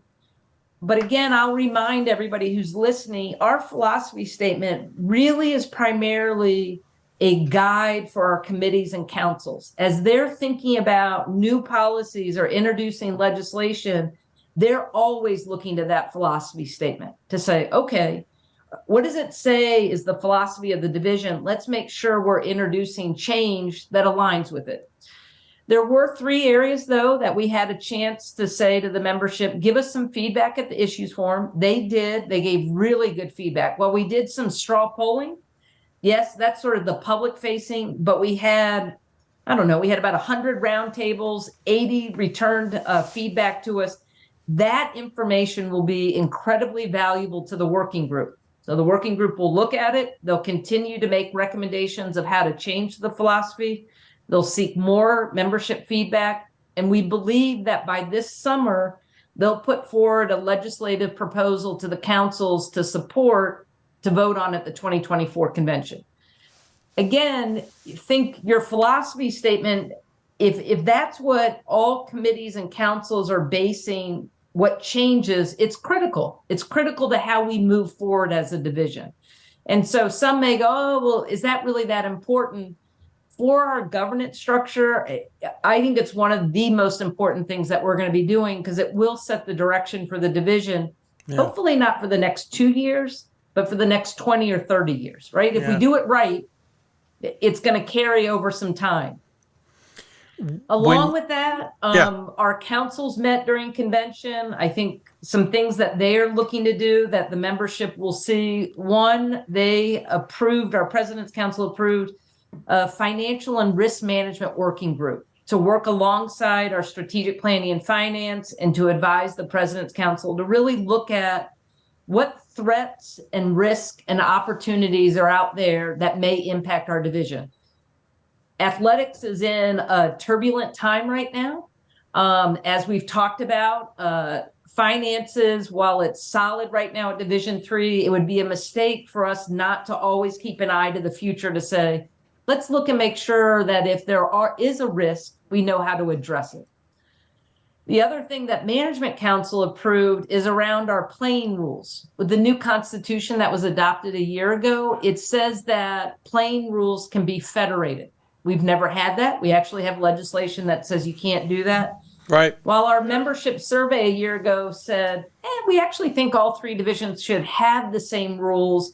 What this provides is opportunities to make a change if the division doesn't think it applies to them. So those are some things that Management Council will be working on. We've created an advisory group of some from our councils, but also some from our membership to say, how should you help advise staff as we're looking to navigate to create a new process in case the division wants a federated rule? And so that's something else that will come before the division. And then the last thing that I think, last two things, one that's Division III specific is we will, as I've talked about, we're marching towards a new budget cycle. Right. And so it's budget planning and figuring out what those priorities are for championships. We've talked a little bit about that, but also for the enrichment fund.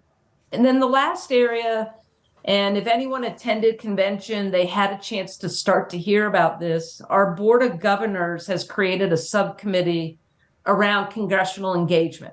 And at the end of the day, it's a new reality for us that there are different state laws, think name, image, and likeness.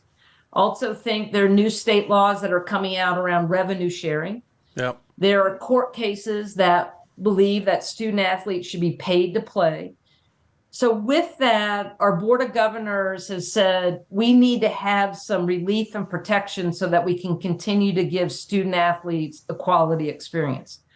Division I has already taken a lot of steps in that space, but I think, again, as we look forward, we're saying we should just assume that's not going to come to Division II or Division III. So what steps do we need to do to make sure we educate our membership about what's in front of us, and then find steps to figure out how do we engage Congress, and is there anything we need to do as a division to make sure that if there's an opportunity to get those protections, we're best positioned to get them. No, it makes sense, and it proves that there's a lot going on that people don't realize, especially at a convention. I always kind of snicker sometimes. I always think the convention should be a day or two longer and not focus on getting out of Dodge and right after the vote on Saturday. But there still shows a lot gets done in that time frame. When looking at the division quickly, 438 schools, as you pointed out, we know, at least in our reporting, we're going to lose 3. Saul Ross has confirmed that now officially, assuming Division II accepts. Utica and Nichols would be the other 2. Do we have any more coming in? We have some in the pipeline, obviously, that are in the process. I assume that's part of that 438. Any more coming? What's the interest in arriving in Division III right now? Yeah, and I would say, Dave, so for this year in particular, we have a deadline of January 15th if anyone wants to apply for our provisional or our exploratory process. We have one school that's interested in starting the exploratory, which would be September 1. So really for a year, they're not making any commitment. They're truly exploring the division. And then we have one other institution that is looking to actually start the provisional process this September. Our membership committee is the one that oversees those applications, and they will make a decision on that in the coming months. But the reality is, I think many still think that Division III is growing like crazy. When I first started at the NCAA, just over a decade ago, we had 450 institutions. So we've actually, while we always have some interest, and I would say it ranges from 2 to 4 institutions a year, as you mentioned, we lose some. We lose some because they reclassify to Division II, or they're no longer able to support athletics, or they're no longer to be a viable institution. I think the trend will probably continue like that. While we may get some interest, we're probably going to lose some institutions. Yeah. So I don't see us growing back up to 450. I also am not sure we're going to drop all the way down to 275. No. But I do believe that we'll probably, over the next 5 years, lose more institutions than we're going to gain. Yeah, I think the only caveat might be just how the NAIA or some others react to the changing landscape. I think the conference edition, which got voted in, that you must have a conference partner, may or may not play a role in that, but it's something that obviously needs a place in Division III. No, but I agree with you. I think with dropping enrollments, the inflation causing some pressure on schools. And we should point out, I mean, the three I mentioned are just Division II. Casanova is closing and others. I didn't even bring those up that have already announced. There may be more announcements coming. We're gonna deal with some shrinkage here before we ever maybe see expansion yet again. Louise, always great to chat with you. Always great to get an insight. There's 100 questions that could always be asked, and we could always go into the weeds if we really needed to. But I think we've covered a lot here today, and I appreciate the time and the insight. As I guess I'd leave it at this. Any final thoughts and/or things that we should know about before we let you go? Yeah, well, Dave, I know you've talked about this. I believe on this show that we are really excited about the joint championship for women's basketball in Dallas. We expect that we're going to have a men's joint championship also within the next couple of years. And so that's something that is a unique experience that we're really excited about, to be able to go to Dallas and provide that opportunity for those two final teams. So I don't know if you're traveling out there. But if you are, let me know, because I'd love to see you in person. Yeah, no, I'd love to. It's opening weekend for Major League Baseball, so I might get accidentally stuck having to do a lot of work with my other job, though it is on my – I went to the Indianapolis one and on the women's side, and I went to the 2013 one for the men. Unfortunately, 2020, I had plans. I still have a ticket from Southwest I'm allowed to use. Great experiences, especially on the women's side where everybody's in the same building. It is just an outstanding experience, and I'm looking forward to that. If there was a way to do it in some other sports, I'd certainly encourage it. I'm not saying we should. I know those are challenging, not necessarily the right fits, but outstanding to see, and looking forward to seeing how it all plays out. If I'm there, I will definitely let you know. Thank you for your time. Thank you for the communication. Look forward to chatting with you down the road. I'm sure I'll come up with ideas that I want to bounce by you. And if anyone's looking for an outside person to join any of these committees, just give me a call. Be happy to jump in. All right. Well, it's always a pleasure to talk to you, and good luck with the show. Thank you. Appreciate it. Take care of yourself.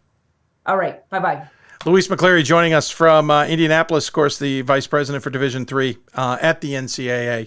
And for everyone who wonders, Louise makes none of the overall decisions. She just runs what everybody tells her to do, not literally. The division decides what road it wants to head down, and Louise makes sure everyone stays within the lines.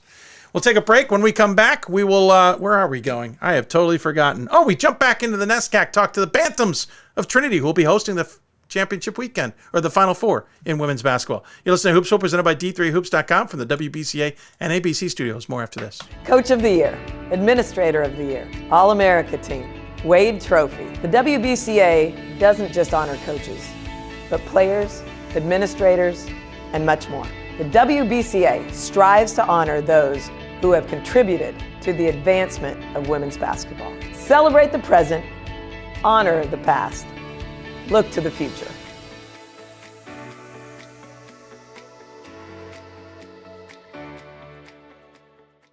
For the love of the game. But for those of us who are Division III student athletes, it's more than that, a lot more. Sure, the game is important, but as we work so hard to build both mind and body, it's more about team.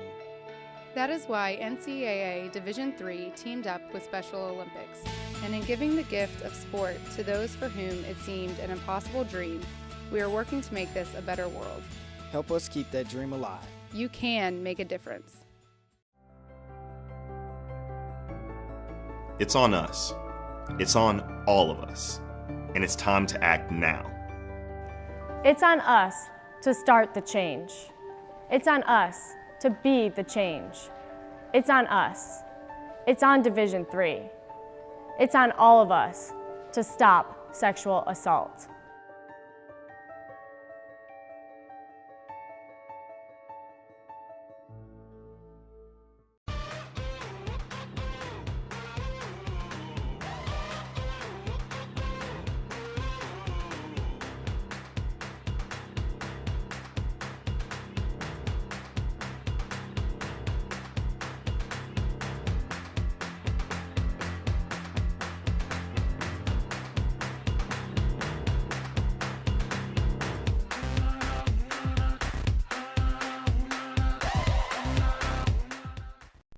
I learned a lot of valuable lessons playing college football. I never thought about the health benefits of exercise until I actually started to talk to coaches in college. It's not only just for performance, it's for life. My coaches instilled the importance of well-being, not only building up strength, mental health, getting enough sleep, eating properly is all what it is to be healthy. I decided that I want to go into personal trainer and share my knowledge that I obtained in college about physical and mental well-being.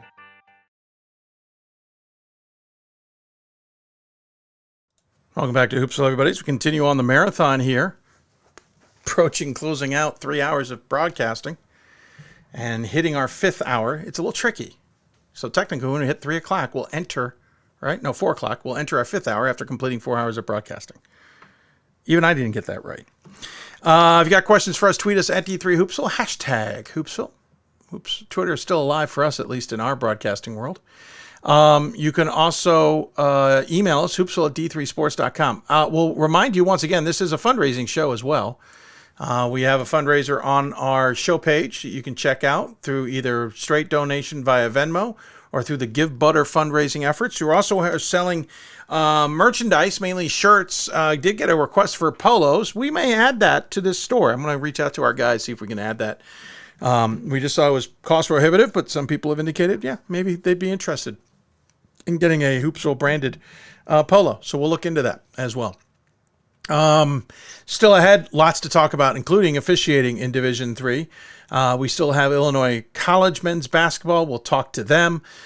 We will talk about the top 25 on the women's side, and plus talk to some top 10 programs still ahead in the show, and the happy hour later on. It's all about Division III on this show, and that's why the marathon is in its 9th season. We've also been talking to a number of teams that have maybe not come out of nowhere, but certainly surprised a lot or have gotten on top of their conference in spectacular ways. One of them is the Trinity Bantams. We talked to the Trinity Texas school prior. Now the Bantams are the ones who are getting some headlines. And, of course, they will be the hosts of the championship games. Or I keep saying that because I keep used to saying championship weekend, and it's not. It's just going to be the semifinals in Trinity in Connecticut. And, by the way, that means 3 Connecticut schools on the show here. And all in women's basketball, I may add. And the third is the Bantams, as Emily Garner joins us on the program, the head coach of the team. Coach, first and foremost, congratulations, because you're having an absolutely awesome season in what is an absolutely crazy NESCAC this year. 19-1 overall, 6-0 in conference play. Significant improvement over last year where you guys finished 17-6, 8-2. Did you expect this when you guys started the season? Truthfully, not quite. And first of all, thanks so much for having me on. I really appreciate it. Absolutely. It's certainly been a fun ride up to this point. I think coming in, we were excited about the group we had, for sure. I think we have a special group this year. But it's definitely been something that we've kind of gone through the year and just focused on one game at a time. And here we are in February, and happy with where we're at, but obviously not satisfied by any means, and excited to see what February brings. Well, no, because you've got, the opportunity right now is rich. You've got some of the heavyweights of this conference right now kind of stubbed their toes several times in some cases. You've got a prime opportunity to kind of grab a hold of this conference and make it your own this year. That's got to be thrilling. It's been a lot of fun. I think as you talked about, the NESCAC is a wild conference this year, but every team on any given night is just a great team. And so I think what we've seen is it's been an unusual year, but also a lot of fun with the parity that's in the league. I think we have a lot of great teams, a lot of great coaches, and preparing every weekend for Friday, Saturday is always a challenge and always a battle, for sure. Yeah, if anyone's not paying attention to what the rankings are, or the standings, I should say, in the division, you guys are on top of the NESCAC at 6-0. You got Tufts a game behind you at 5-1. Williams having a tremendous season at 5-2. Then it's a couple game drop off, and you got Wesleyan and Colby stuck at 3-3. Middlebury and Hamilton are 3-4. Bowdoin and Bates is 2-4. Has anyone noticed I haven't said the word Amherst yet? They're at 2-5 in the conference, second to last with Connecticut College sitting at 1-5. Amherst is 2-5, yet 14-7 overall. Good team, but they are taking their lumps. It's the most losses that GP had never had more than 2 losses in his coaching career at Amherst. It's a little like the men right now. We're so used to saying, okay, this team's going to be on the top of the women. This will be on top of the women. They might fare, and then everybody else will battle for it. It's absolute pandemonium to some degree. What has been the secret to your team being able to stay ahead of the fray? I think from our end, we have a really nice blend of a senior class who has great perspective. All three of them had season-ending injuries last year. And so they kind of bring a perspective of they're enjoying the moment. They're taking nothing for granted. And they've led a group that is a blend of some really youthful exuberance that are just having a lot of fun going through the process. And I think our team chemistry has just been really phenomenal this year. We're lucky to have a great group of leaders, but also a great group of sophomores and first years who are adding the enthusiasm that I think just brings a lot of joy to the game and brings a lot of joy to the process. You're having the best season, I think, in program history, if memory serves, at 19-1. Your one loss is to Smith in Game 4 of the season at the end of November in overtime, 71-68. That ain't looking too shabby right now. I mean, you're that close to not only an undefeated season, which is one thing, but you took what is a team that everybody considers as one of the top 5 in the country right to the wire. Smith's great. They obviously have established a perennial program there. I think that's one that we look back on as both a really good learning lesson for us, and also just one that I think sometimes you learn more in having those tough moments early on, and being able to look back, reflect on some of the things we did and kind of reset and refocus. We really start with our defense, and we kind of felt like our defensive intensity wasn't where it needed to be at points during that game. And being able to watch that film to talk about the challenges we incurred and being able to use that to kind of improve. And I think that was one that really helped us move forward. And honestly, going into overtime with them, that was something that we were, disappointed in, but also kind of just help motivate us and help us figure out a few things that we needed to at that point. Yeah, certainly. And then you look at the rest of the schedule, you've gotten some huge wins. You look at the fact that you got past Emmanuel 60-45. You beat Springfield 58-45 at their place. You beat Skidmore 59-57. All those teams having really good seasons. And of course, conference play. You've gotten so far past everyone, including Amherst, who you just played, 51-45. At some point, you got to also check yourselves, right? At some point, you pinch yourselves a little bit and go, what is really going on here? Let's keep grounded and understand instead of getting too high. But how do you balance that with enjoying the fact that you're having an outstanding season?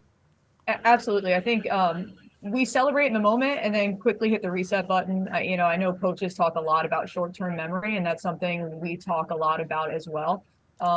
Each and every game has brought a different challenge. It's brought something different to celebrate. I talked about our seniors before, and I truly can't say enough about their perspective and their leadership and kind of what that means for our team. They're a group that has been through so much adversity, just like every senior class. They're kind of the COVID kids who went through that right after their first year. And then for all three of them to experience those season-ending injuries last year, their perspective has really helped our team in that balance of, hey, let's celebrate every moment. Let's enjoy the ride, but also let's make sure there's no more important game than the next game. And then once that happens, we'll refocus and reset for the next one. So we talk, obviously we're grateful to be included in those national polls. We're grateful to be where we're at, but also very much a team that is focused on what's ahead of us, and really focused on, obviously we talk a lot about February and where we want to be, and knowing that every game is another step for us to prepare for. Speaking of where you'll be and what's ahead of you, the tough part is actually ahead. You've got 4 games to finish up the conference schedule. They're all on the road. You've got Williams out of the gate tomorrow. You're then at Middlebury in Vermont on Saturday. Next week, you're at Bates, who was playing spoiler last season, and you're at Tufts. So you got the long haul there to those two. And, of course, Tufts sitting right behind you in conference play. Not only do you have 4 tough matchups ahead of you, they're all on the road. How do you prepare the team for what is going to be a bit of a challenge here in the next couple of weeks? Absolutely. We've talked a little bit about it kind of being a gauntlet at the end. And so that's been a mentality we have talked about throughout the course of the season. we've done our best to create a schedule that mimicked that kind of early on, going up and playing some really, really competitive games on the road. Babson obviously being a tough one, going to Springfield and playing there. But again, I think it's just keeping that focus on one game at a time for us. We are trying not to look ahead. We don't want to look ahead. Obviously, Williams, again, is having a great season. And right now, that's the team we're focused on. Well aware of what else is ahead of us from that end. And again, like we talked about, the NESCAC is just so deep and so talented. So we know the challenges that are coming, but also feel like we are focused on preparing one game at a time and making sure we don't get ahead of ourselves.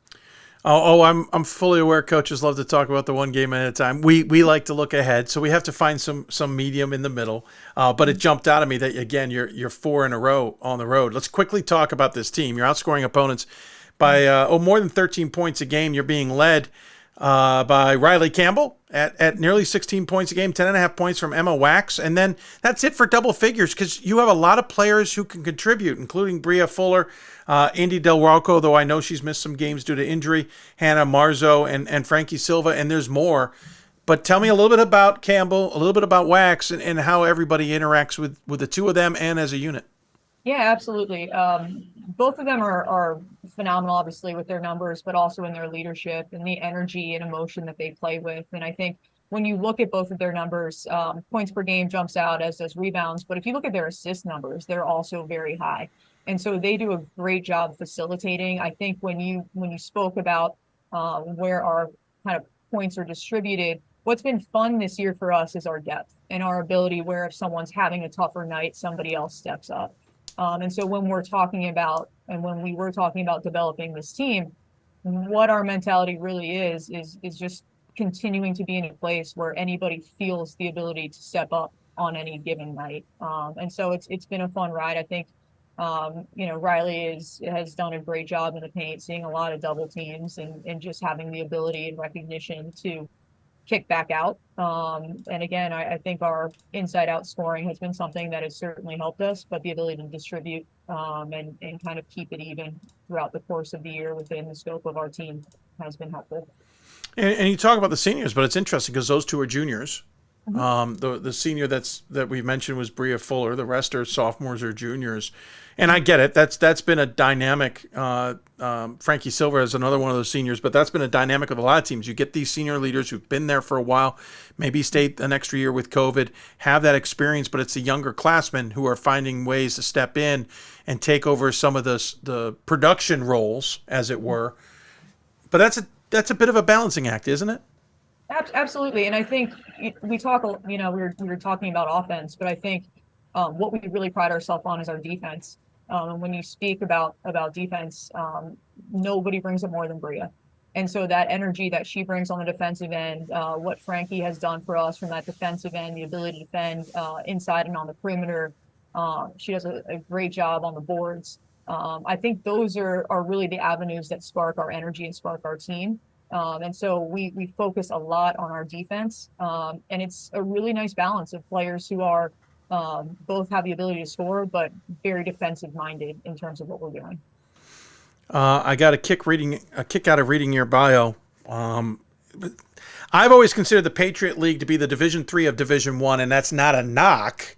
It's just there are so many commonalities, and we see a lot of Division III coaches be very successful at Patriot League programs because there's so many commonalities in the student-athlete expected demands that you are a student first despite getting an athletic scholarship, and some of the other things that the Patriot League does. I love working in the Patriot League. We're going to forget the fact you worked at Army. It's your poor choice. Navy's a better one. I'm just saying, just in case my Navy employers are listening. But you're a Lafayette grad. Josh at Johns Hopkins, Lafayette. We see others who are Patriot Leaguers who come to Division III, have great success, and honestly stay as a result of that. I'm not saying you are or not. What is it about the Patriot League, outside of what I've said, or maybe that I don't understand even being in it, that is so suitable for coaches to be so successful in Division III, and not just in basketball, across all sports? I think when you talk about it, and it's kind of cool you mentioned Josh because he was there when I was there, so it's been cool to follow the success as well. But I think it's really that academics and athletics model, where it truly is about the full student athlete experience, with the student being that first part of it, where you're able to balance competing at a really high level, with a really high quality education, but also preparing for that real world and being able to get those career development connections, get that internship capacity. And I think the recruiting model is very similar. You're recruiting highly motivated students who want to compete and play at a very high level, but also very much care about their education, very much care about their future. And so that transition is fairly seamless of going back between the Patriot League and to the NESCAC. I think it's been something that experience, that balance has been really important to me. And obviously being in the NESCAC, it's just been a phenomenal place to be in terms of that student athlete experience. Certainly makes sense. Before I let you go, you guys are the hosts of the semifinals. No championship. I'm sorry, we will not allow you to have the championship. It must go to Dallas. But you do get the semifinals there at Trinity. I know my colleague Gordon Mann is stoked to beyond all belief that the semifinals will be at his alma mater. How excited are you guys? And is this a one-time thing, or are you guys putting your toe in the water a little bit of trying to host some more championships? Great question. I believe it's a one-time thing, but I will say we hosted the field hockey Final Four this past year. We are hosting the men's ice hockey Final Four next year, and then I believe field hockey comes back through here in 2025. So it's a space where we're definitely hosting. It's really exciting. I think it's really cool that it's coming through Hartford. I think we're really excited not only to showcase our city, but be in a capacity where we just get to see some really high quality, high caliber basketball. And from that end, very, very exciting to see. I think it's something that our athletic director, our athletic administration has worked very hard to create an awesome opportunity for those student athletes competing. So we're very much excited about it. No, I'm sure it's going to be an outstanding experience. I know you'd love to be there and be in your own gym, but we won't go too far with that. We'll just look at it from afar for now. Congratulations on a tremendous season. Good luck not only finishing it off in NESCAC play and all of that and hopeful NCAA tournament play, but good luck with the hosting as well. I know you guys will have fun doing that, but that's a whole other experience on top of playing. So we wish you luck with that as well. And as always, we give the coach the final word. Any final thoughts you'd like to share with those who may be tuned in? No, I just want to say thank you. Thank you so much for the opportunity to be here, and thank you for all you do with D3 basketball and D3 hoops. Absolutely. Well, thanks for coming on. It was definitely a little centric around Hartford today on the show, as we had both you, Hartford, and Albertus Magnus on, but appreciate you taking the time, and great to learn more about the Bantams. NESCAC doesn't disappoint when it comes to mascots, and it's fun to talk about the Bantams, and we'll look forward to talking about them a lot more down the road. Thank you so much. Appreciate it. Thank you, Emily. Emily Gardner joining us on the Huddle Hoopsville Hotline. Appreciate her taking the time. They're having a tremendous season, and the NESCAC is bonkers crazy. It's worth watching those games. It is good basketball. It's good basketball across Division III, but it's really good basketball. Again, they're on the road against Williams and Middlebury this weekend. Good test. We'll see how they'll finish off the rest of the year. We'll take another break. When we come back, we will talk men's basketball out at Illinois with Coach Steve Swear. You're listening to Hoopsville, presented by D3Hoops.com for the WBCA and ABC studios. These are your teams, your players, your community of fans. This is where they play, where they practice, where you cheer. At every meet, every event, every game. Your community is passionate, dedicated, supportive. You know the tension of a close game and the thrill of the win. So while you're cheering, keep an eye out for anything out of the ordinary. If you see something suspicious, say something to local authorities.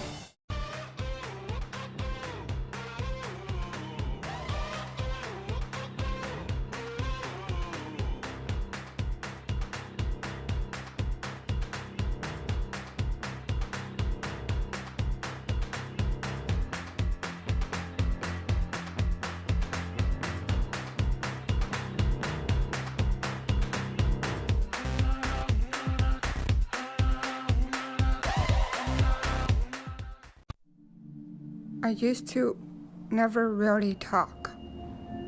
Ever. I was afraid if I said something wrong, everyone would laugh at me. But then I started to play golf with Special Olympics. It helped me to find my voice. And now everyone else is speechless. We've got more schools than Division I, more fans than Division II, and more upsets than March Madness. There's 800 programs with over 11,000 games leading to 2 national championships. And we've been covering it all for over a decade. From Eastern to Occidental, from Puget Sound to Piedmont, from Southwestern to the University of New England, and from Hope to Calvin. Nobody covers Division III basketball like we do. We're at D3Hoops.com at www.d3hoops.com. I learned a lot of valuable lessons playing college football. I never thought about the health benefits of exercise until I actually started to talk to coaches in college. It's not only just for performance, it's for life. My coaches instilled the importance of well-being, not only building up strength, mental health, getting enough sleep, eating properly is all what it is to be healthy. I decided that I want to go into personal trainer and share my knowledge that I obtained in college about physical and mental well-being. Welcome back to Hoopsville, everybody, as we continue along celebrating Division III basketball on this Groundhog Day. Apparently the groundhog did see a shadow because that one location in Pennsylvania controls all of our weather. I digress. That said, we've barely seen any snow. Uh-oh. Somebody just shut the door, so we might get a little angry from the puppy here for a little while. We'll try and help him out in a bit. If you got questions for us, tweet us at D3Hoopsville and hashtag Hoopsville. You can also join us on Facebook at facebook.com/Hoopsville. We're live simulcasting the show for a little longer. I actually have to switch sources here shortly on that, and I'm hoping I can pull it off during the interview. So if you're watching on Facebook and this segment ends, we've started another one. I apologize. There's just no good way to do it because they've got a limit on the timing, and we got to time it right. Switching to men's basketball, another team that's been catching attention of ours is Illinois College out in, I believe it's Illinois. I believe they're located officially in Illinois. That's just a gut feeling I have on what they may or may not be doing out there. Sorry, I'm trying to make sure we get the coach in properly here. There we go. Having a great season, of course, in the Midwest Conference as well. And joining us on the Huddle Hoopsville hotline, it's Steve Schweer. Oh, I see. I got another S in there. I didn't catch them all. Got to fix that. Steve, thanks for joining us on the show. Really appreciate it. Congratulations first and foremost. But you got to be thrilled with the season you're having because it's not only outstanding, it's almost unheard of to some degree, right? Yeah, first off, thanks for having me. I really appreciate the invitation. I've been a longtime fan, so excited to be on, talk a little Illinois college basketball, and but yeah, we've been having a great year. It's been a fun ride for us. We're trying to enjoy it the best we can as we go, and hopefully keep it moving. This last win this week gave us the most single season wins in school history. So, obviously that's a big deal for us, but trying to stay focused on what our goals are, and keep putting one foot in front of the other. So. Yeah, no, totally get it. Yes, breaking records is huge. But as you start to break those and you climb up, more attention is drawn, like people coming on and asking you to be on shows of theirs. But let's talk about it. Let's talk about how great this season was. Started out of the gate 1-1, lost to Millikan in game number 2, 64-56. You have clicked things along since then. Listen, the conversation has been legitimately about who have you played. Sure. The conference is what the conference is, but you got some games in there against some opponents that we certainly have recognized have been part of the conversation in years past. I'll admit, I started buying in a little bit when I saw the win over Brockport. That was the one that I kind of went, whoa, wait, how about that? 79-63. But you also beat Wisconsin Lutheran, who has been a pretty consistent program year in and year out. What, for you as a program, was the moment you guys realized you may have something special this season? Well, I think it's something that kind of came about as we went, to be honest. I can't point to a specific moment, but, the first thing I'll say is I think, our league has some really good basketball in it. We've got some great coaches and some really good programs.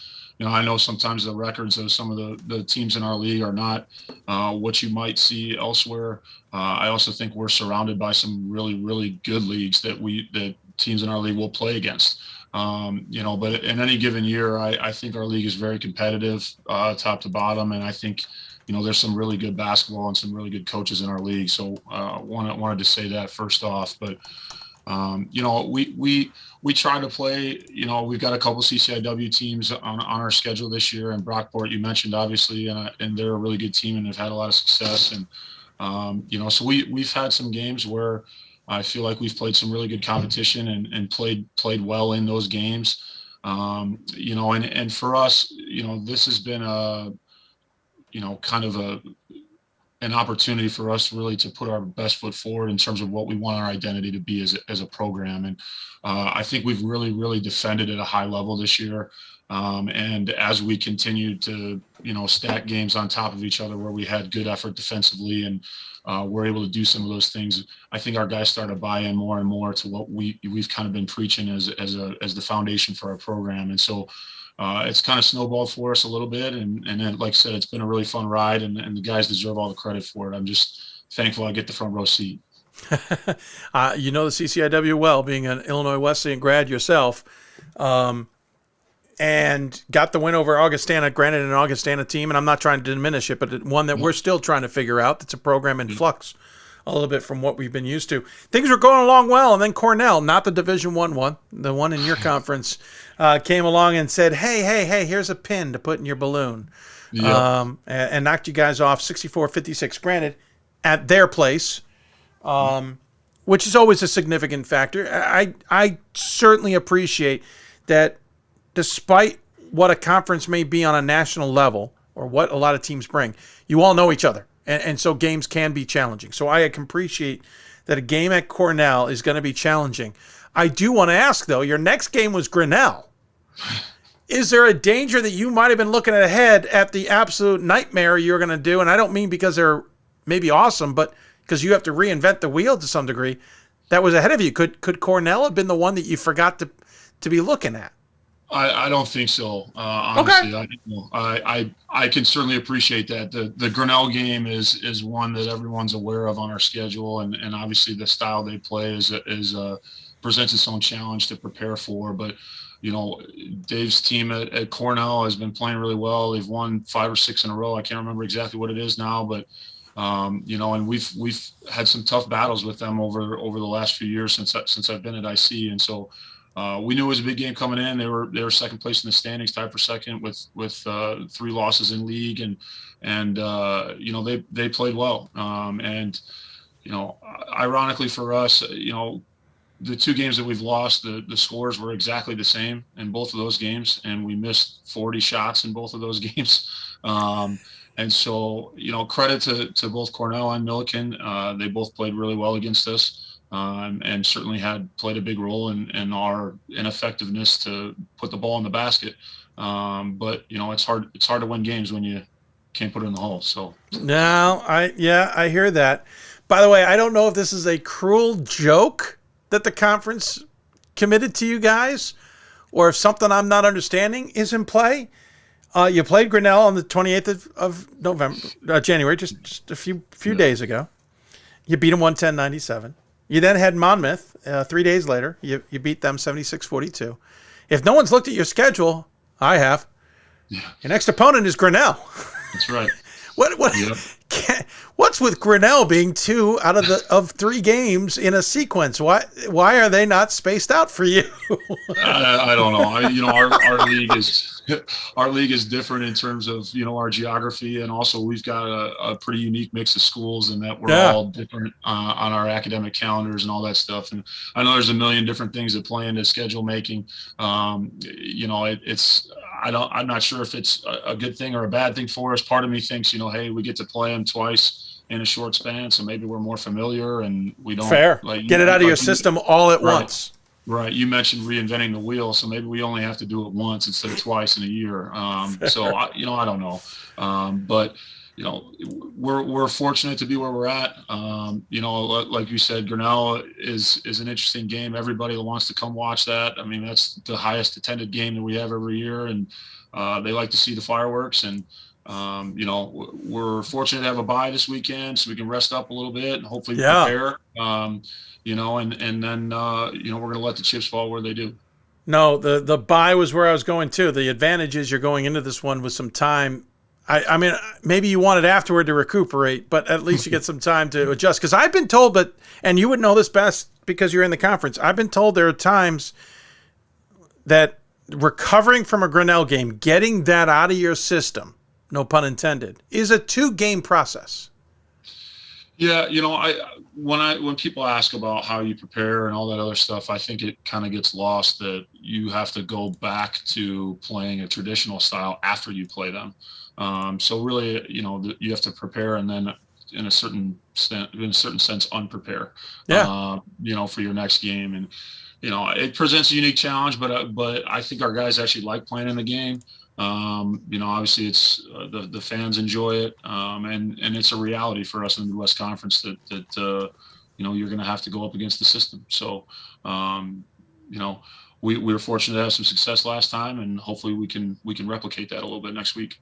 I don't think people appreciate just where you guys are located. You're down near St. Louis. You're west of Springfield, the capital of Illinois. I think a lot of people don't really realize kind of the makeup of this Midwest Conference because, as you said, it kind of runs a gamut in terms of locations. What's the travel like for you guys normally? Yeah, so we are the furthest south in our league, and the furthest north teams are up in Wisconsin, Lawrence, and Ripon, and those are a little over 5-hour rides for us, and Cornell and Grinnell are closer to the 4-hour range. Knox and Monmouth are 2 for us, and then Beloit and Lake Forest are right around 4, just under 4 maybe. So, that's part of the deal, and winning on the road is hard no matter where you are. Some of our trips may be a little bit longer, but they got to come to us too. So, that's, you gotta prepare for every game, and bring your best. And if you want to win on the road, you got to have some mental toughness. So, I think we've had games where we showed some of that, and hopefully that's something that we can rely on down the stretch here. Talk about a little bit about the guys. Josh Harris leading the way. He's got 13.5 points a game. He's only started in 4 games. He's got 3.5 rebounds per contest. He's one. I mean, everybody distributes the basketball, so it's basically a statement for everybody to say that he passes it as well. Shoots 44% from the floor. So does Jake Mazrimas. Mazrimas, yep. Mazrimas. I was wondering if it was in the middle. Mazrimas. Yep. I always tell my son it's important to understand where the emphasis in the syllable is. You got it. Sorry, bad joke. That's all right. We're at that point in the show. Mm-hmm. He shoots 44%. Does Jake 42% from beyond the arc? Averages 12.5 points. You got 2 more in double figures, and Rogers and Ritzel, 11.7, 11.6 respectfully. Both shoot better than 46% from the floor. Ritzel shoots. Is it Ritzel? Hold on. Misplaced it. Rogers shoots 43% from beyond the arc. That's a heck of a 4-headed monster right there. And you're bringing one of them off the bench, we should point out, and plus you got everybody else. Yep. No, we've got a great group, and we've got some really good depth.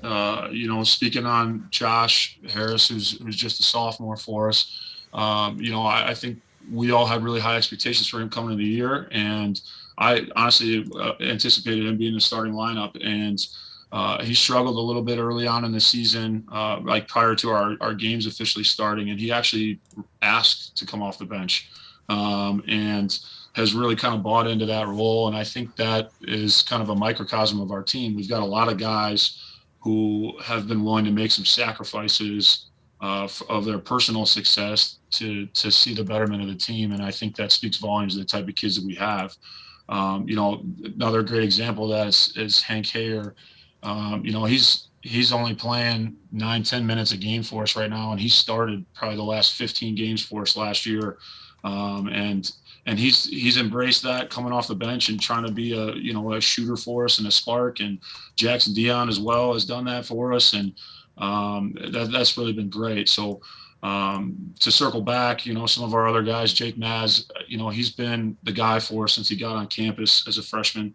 He went over 1,000 this year, and he's, up there in the record books in just about every other statistical category that we have. Has been a really steady player for us, can shoot the basketball at a high level, and is an outstanding teammate. And he's listed in here as Trey Rogers, but I'm gonna call him Will Rogers still. Will is one of the most talented kids that I've ever had, and he can do just about anything on a basketball floor, and has really developed into a leader for us, which I think has been something that we've really benefited from this year. Is his leadership.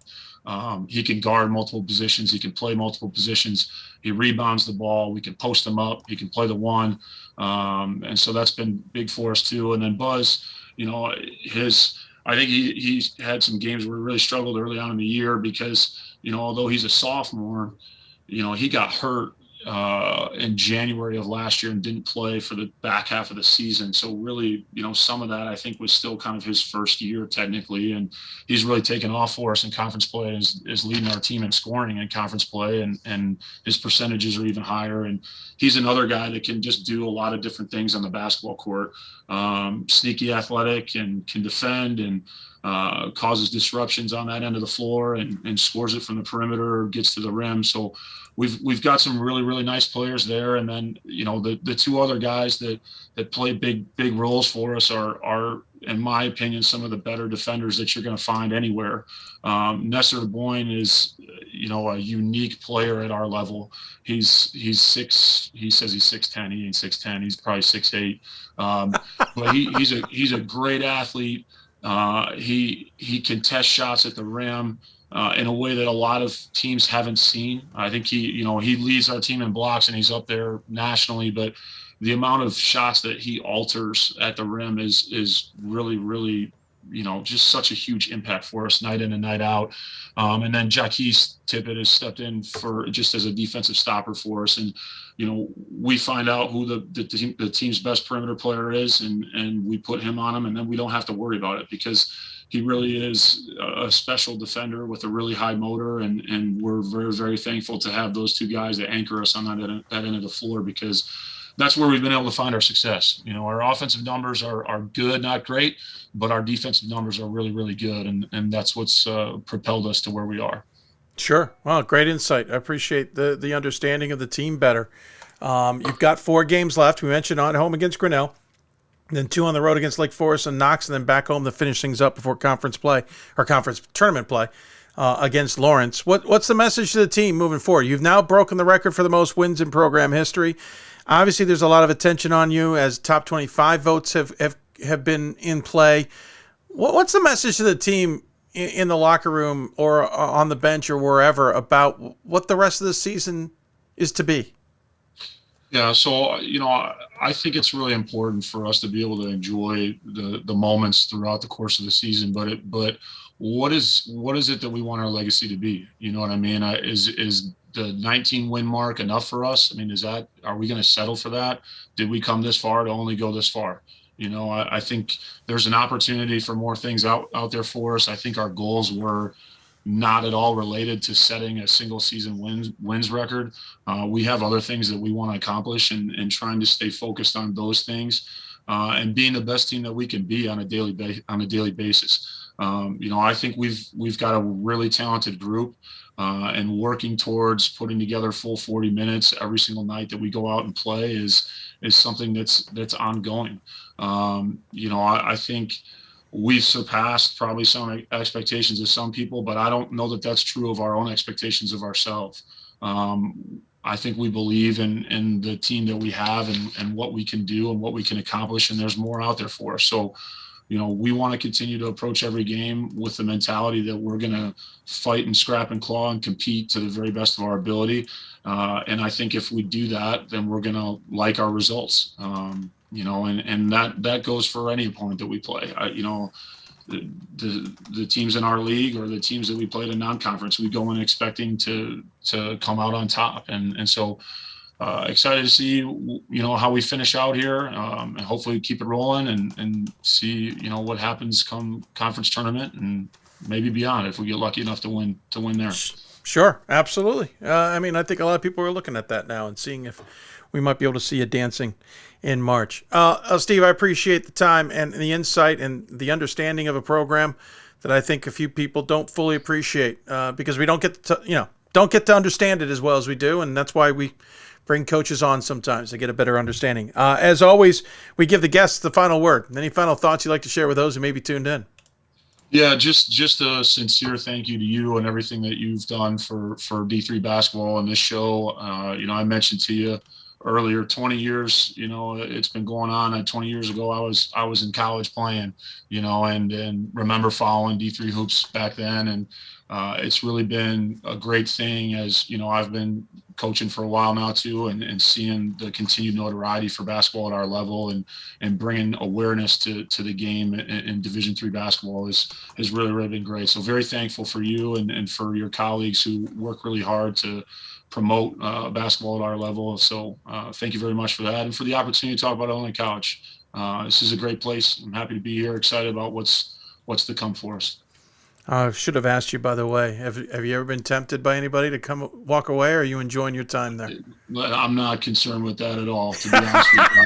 I knew you would duck. I'm excited about what we're doing, I knew it. I thought I had a chance. I thought maybe I could get you. Hey, well, thanks so much. Really appreciate it. Congrats. Awesome season. Awesome team. Look forward to seeing how it all plays out, and we'll look forward to talking to you down the road about it. Yep. Thanks again for having me. Appreciate it. Absolutely. Steve Schweer joining us here on the Huddle Hoopsville Hotline. I said it all there. Great team, great program. They're having a wonderful season. We'll continue to watch them, and be awesome to see them marching, still playing in March, and talking about them on the bracket specials as well. We'll take a break. When we come back, we're going to switch gears, talk Division III officiating. I chatted with Jim Haney and Mary Toberson earlier this week about it all. We'll talk to them about it and what it means. You're listening to Hoopsville, presented by D3Hoops.com for the WBCA and ABC studios. Great moments are born from great opportunity. That's what you have here tonight. That's what you've earned here tonight.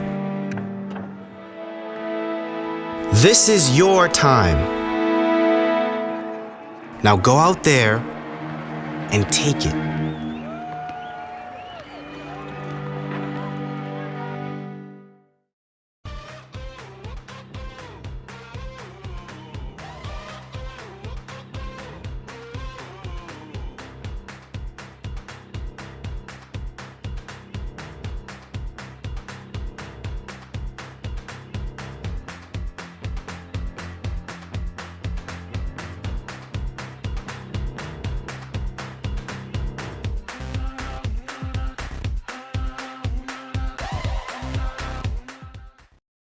It's on us to stop sexual assault. In any way that we can.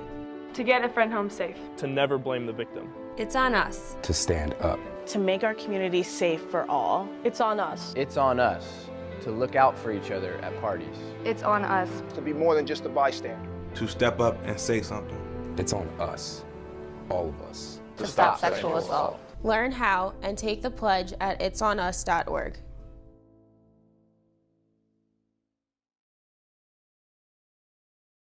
There are over 480,000 college athletes. Only 2% would go pro. That means over 470,000 will not get a shoe contract. No autographs. No private jets. No fan clubs. No Hall of Fame inductions. Instead, they will walk away with something much more valuable.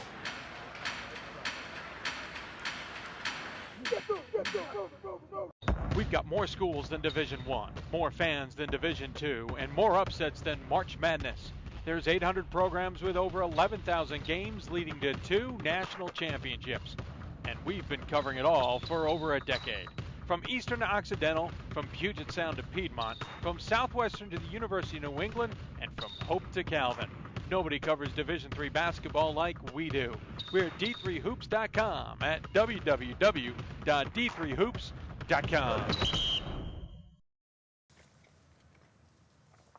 Forgive me, finishing up a bite there. Was running a little bit behind. Continue on with the marathon as we talk about the challenges of Division III, but also the celebrations of Division III. One of the things that we talk about on a constant basis is officiating in Division III. And we've had Jim Haney on here to talk about those things in the past. Wonderful to chat with him about those, but we realize he's not the only individual when it comes to those things that talks about whether it's how officials are doing, how we rate officials, and so much more. There's so many different things in play. So I got an opportunity to reach out to him and to the women's coordinator, Mary Toberman, to talk about what officiating was in Division III this year and talk about some of the things that we're seeing called and maybe not called, and where we see well, in general, officiating evolving outside of just Division III. They joined me on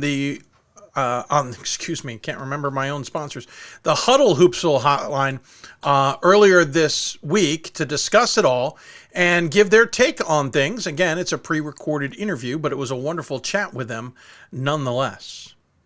Now joining me on the Huddle Hoopsville hotline, it is the two individuals who are in charge of officiating for the most part in Division III. On the men's side, it is Jim Haney. On the women's side, it is Mary Toberman. And we've had Jim on the show, but Mary, thanks for joining us. Great to have you as a first-timer, as it were.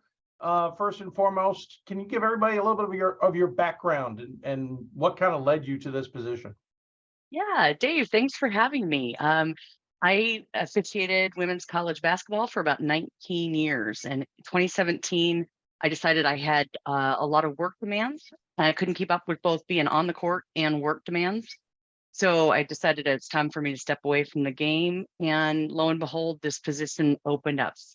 First time I was first person to have this position in Division III. And I was really excited about the opportunity to get to define what it means in the NCAA organization. Well, so I've done this for 6 years now. That's impressive. And I'm sorry it's taken us this long to get you on the show. That is definitely a fault of ours. Jim has been more than willing to come on and take abuse from us. But Jim, just in case anyone's not familiar with yourself, could you give everybody a little bit of a background? Refereed college basketball for about 25 years, in the Big East and the ACC about 15 or 16 years. Got off the floor, went into evaluating with the Big Ten consortium, and this job opened up, as Mary said, 6 years ago. Put my name in because I was currently a Division III coordinator with the CSAC in the East here in Philly, and looking forward to helping the newer, younger officials have their careers ascend a little bit. And that was the goal, and that's what we're doing. Ascend and improve, obviously. I realize this probably isn't your only jobs. You're probably doing other things on top of that. Curious if there's other officiating responsibilities that you have, Jim.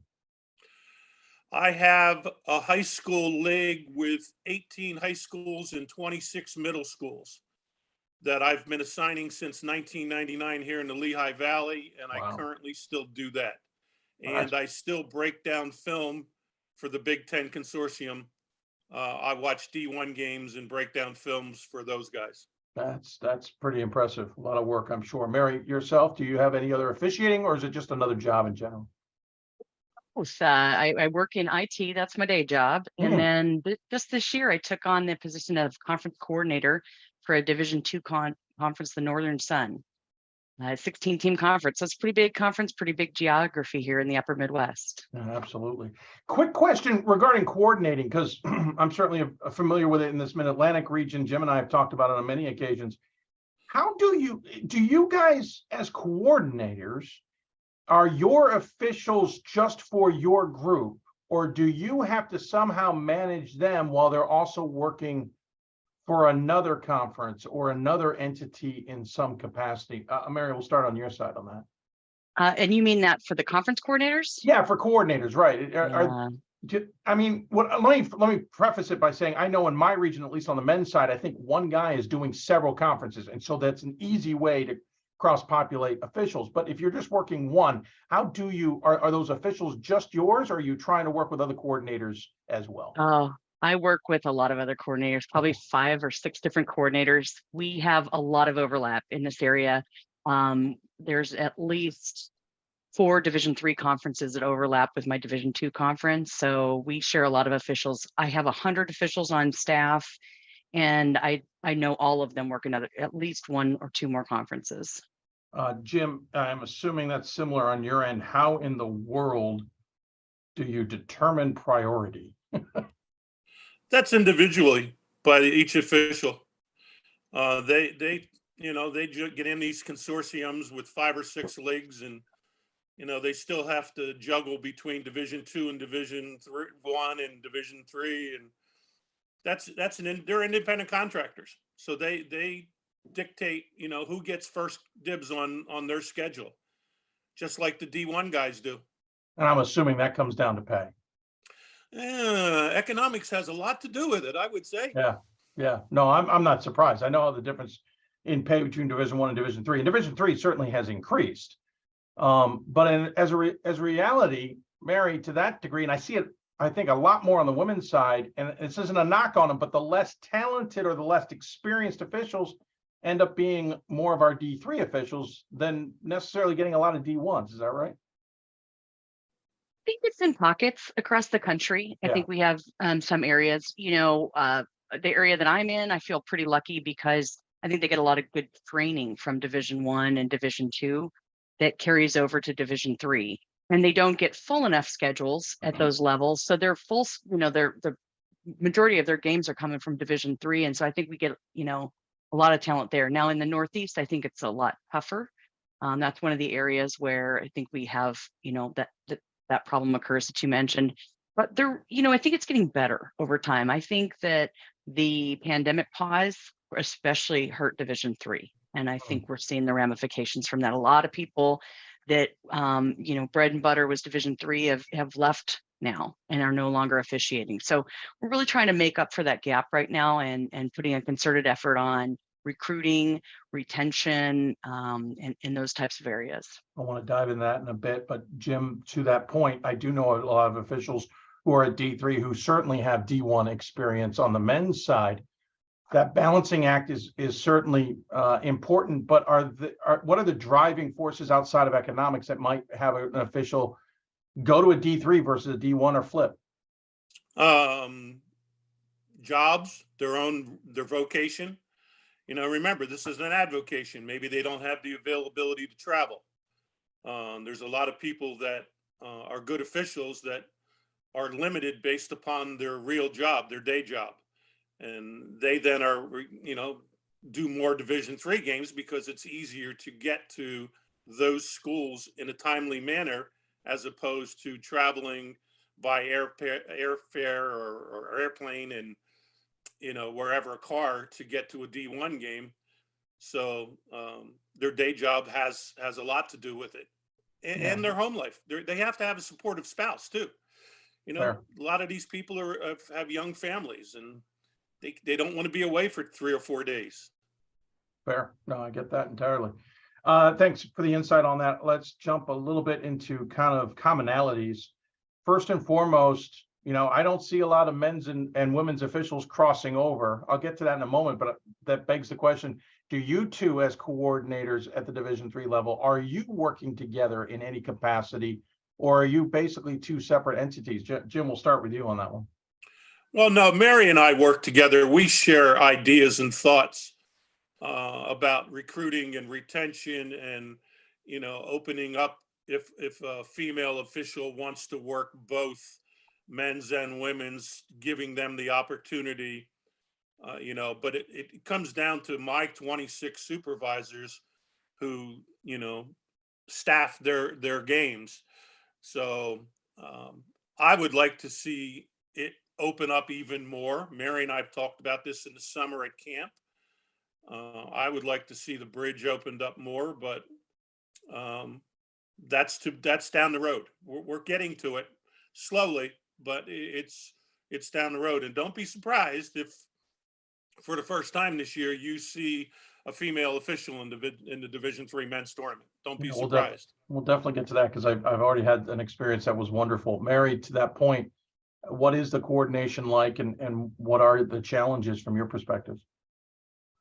Well, like Jim said, we coordinate all year. We call each other even in the summer when we're, especially at camp. I think that's really the time when a lot of these conversations come up.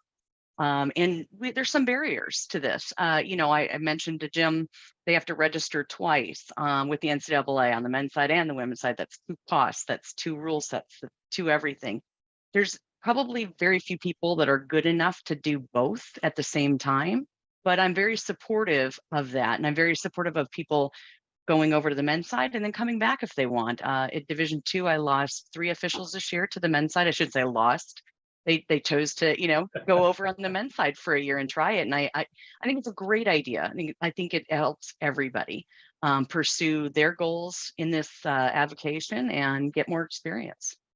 When I was reffing, I did men's semi-pro for a while and I loved it. So I really do support that.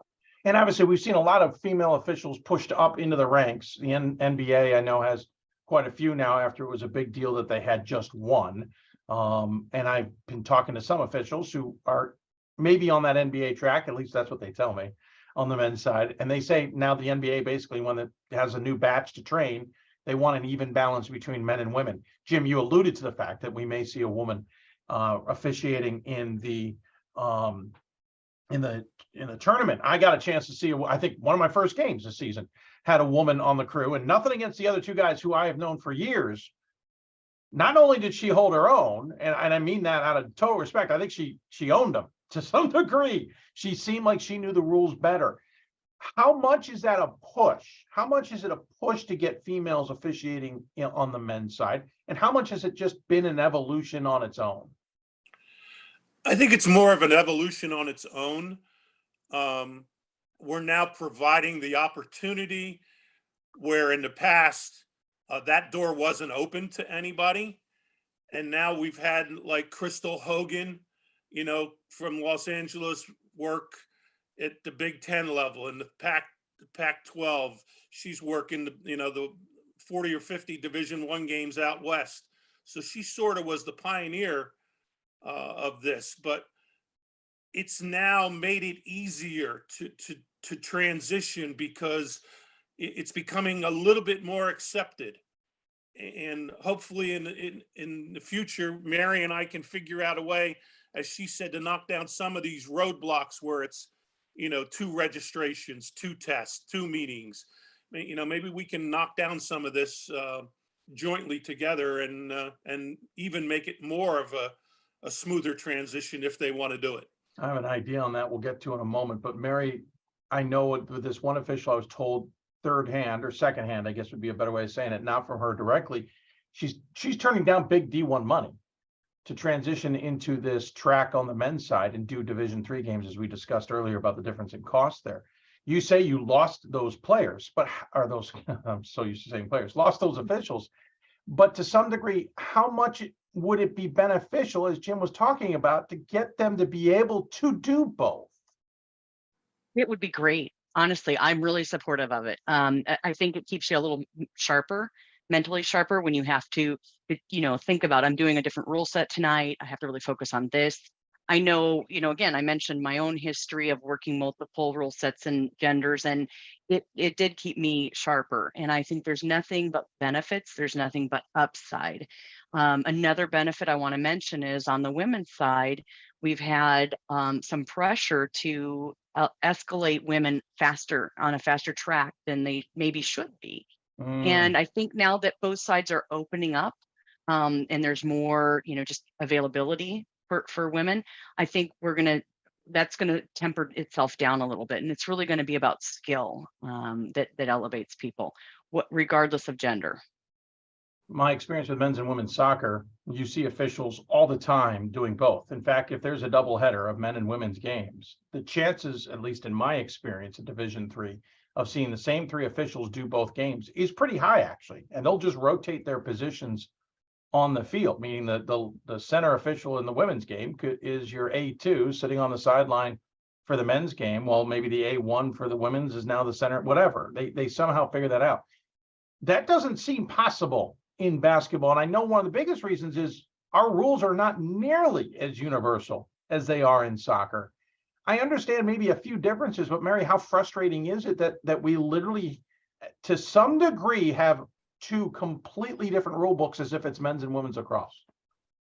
I think that I wouldn't say it's that frustrating. I think that it's challenging. And I think that it's in a lot of regards, it's necessary. We just have a different game. We have a horizontal game in the women's game. It's a much more vertical game on the men's game. There has to be different rules to address different situations, right? And different goals. Women's basketball, they wanted scoring to increase. And so a lot of our rules, surrounded around how do we get increased scoring opportunities by allowing ball handler dribblers more freedom of movement and things like that. So again, we call, a hand checking a little tighter on the women's side, and we have an emphasis on that. And again, I think that's necessary, but I do think that individual officials have the ability to adapt to that night in and night out and do exactly what you're saying. I think that a lot of people can develop that skill. They're good enough to do that. I certainly agree with that. Just from a rules perspective, though, obviously the size of the basketballs are different. That's a whole nother debate, whether that needs to be the same or not. And obviously would have to, I think, go to the men's size. But that's neither here nor there. The 3-point line for a long time, who knows what line we were shooting from? We finally figured it out, depending on the gender. And I saw officials who couldn't keep up with that, and I don't blame them to some degree. The arc rule is completely different. The shot clock rule is completely different. We're playing quarters and halves. That's a whole nother conversation we don't need to get into.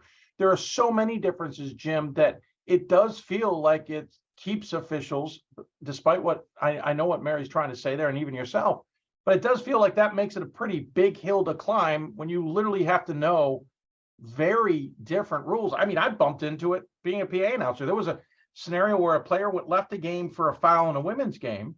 They were dealing with a sub, and I just happened to say to the official, I said, doesn't that give the opposing coach the option to choose the shooter? And to her credit, she goes, actually, no, that's the men's rule. On the women's rule, they can just bring one in. And I went, gee, there's another one. And great that she knew it. But Jim, that's a huge hurdle. It takes a special person to commit to doing both. And as Mary said, and as you've just alluded to, there is so many differences right now with philosophies and how the game's called. And, we're basically doing the same thing. The points of emphasis are basically the same. We wanted scoring up. We wanted freedom of movement, just like the women's game. But the speed of the game and the size of the athletes is so much different.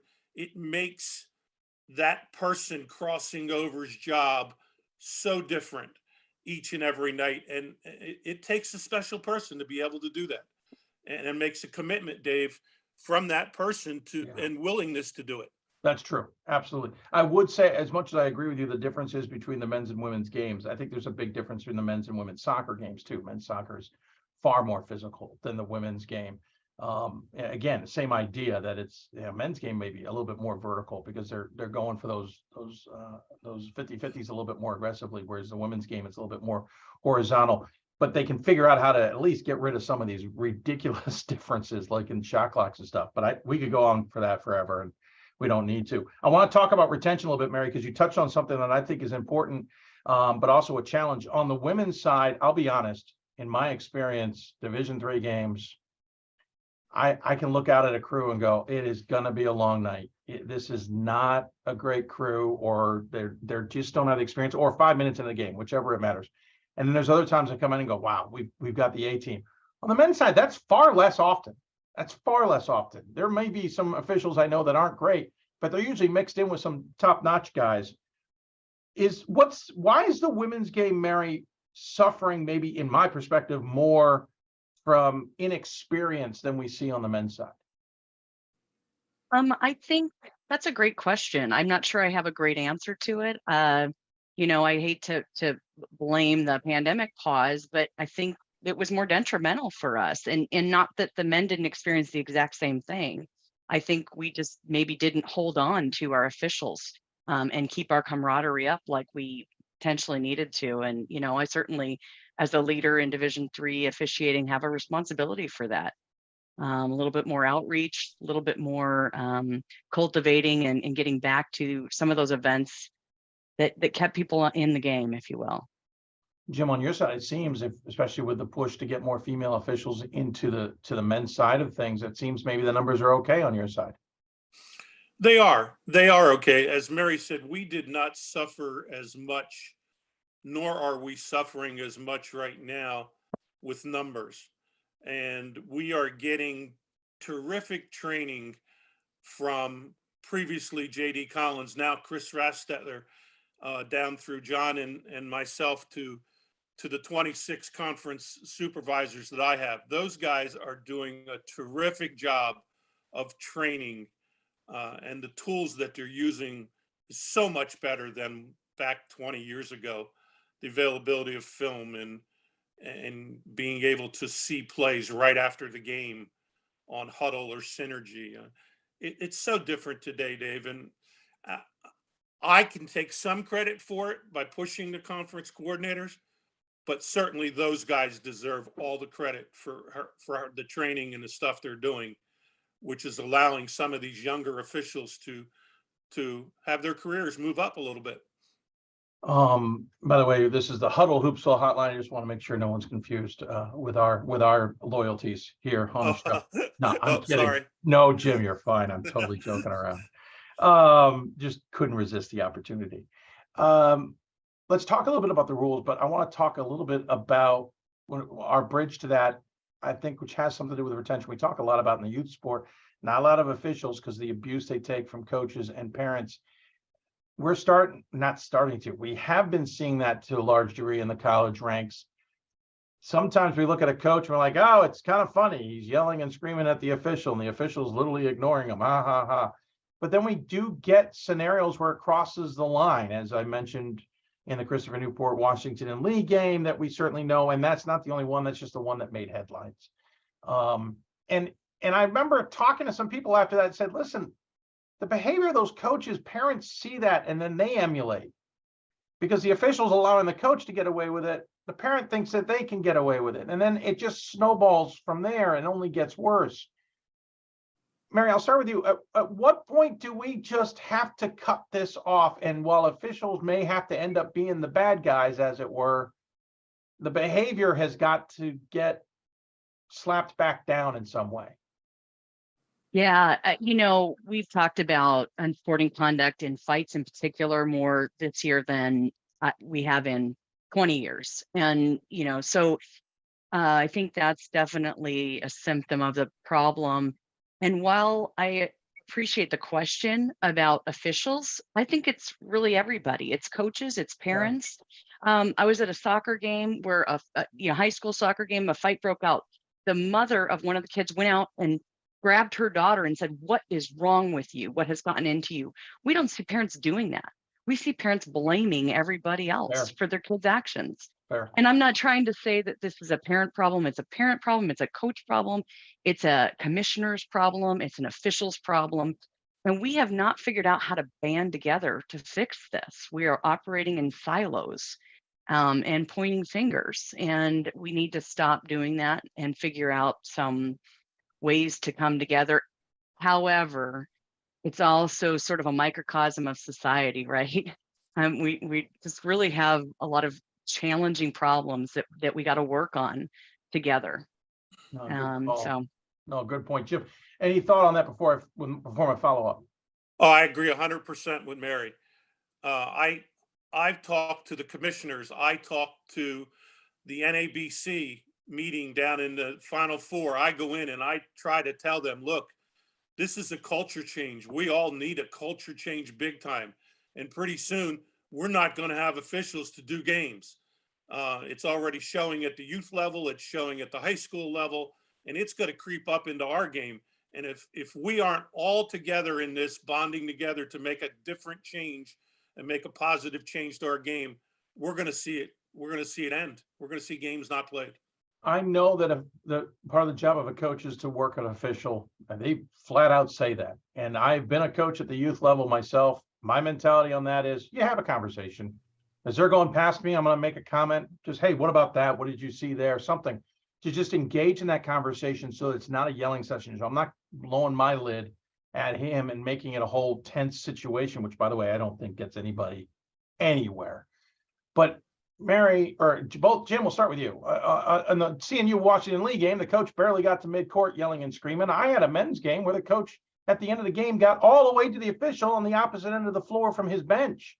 The official swallowed the whistle and sprints it off. In the Christopher Newport game, again, I don't know what words were said in these two scenarios, but in the Christopher Newport game, words were clearly said that triggered a whistle and ended up with two technicals. I'm not going to go into the details. My point being, as much as we don't want to work in silos and as much as we want to work as a group, how much do we also as officials maybe need to have them stop giving so much leash and at some point tell the coaches, we're done taking the abuse.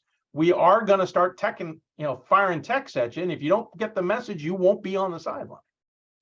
Dave, isn't this part of the culture change? When I was refereeing, Jim Boeheim, Jim Calhoun, I had to learn how to communicate with those people and those coaches at the highest level. Today's society, it's easier to text somebody than look somebody in the eye and talk to them. True. We don't have people skills. The new generation doesn't have the people skills, doesn't have the diffusing skills. So they'd rather sit there and go into a little defensive shell and hope it blows away. Where I, in my years, had to learn how to deal with it and learn how to diffuse it or use the technical if I had to. It's a whole new generation nowadays.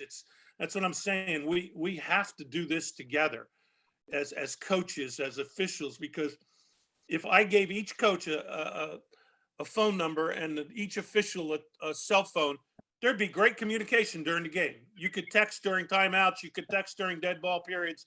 It'd be great. But I can tell you this, as far as going over and trying to explain something, and I know, there is no communication today. None. No. And more times than not, when an official makes the effort, the coach just yells through them. Mary, those are great points. Do you have anything to follow up on that? Just one thing, Jim said it. I'll agree with everything he said. He said it perfectly. I have often advocated for miking officials and coaches. And then let the record show what was really said. Okay. I'm in for that. That would be a leveler. Yeah. Yeah, I'm for that. I'd love to go back and listen to some of those conversations. Absolutely. Yeah, that might stop some things. That's for sure. I really appreciate all the insight. I want to talk quickly about some rules.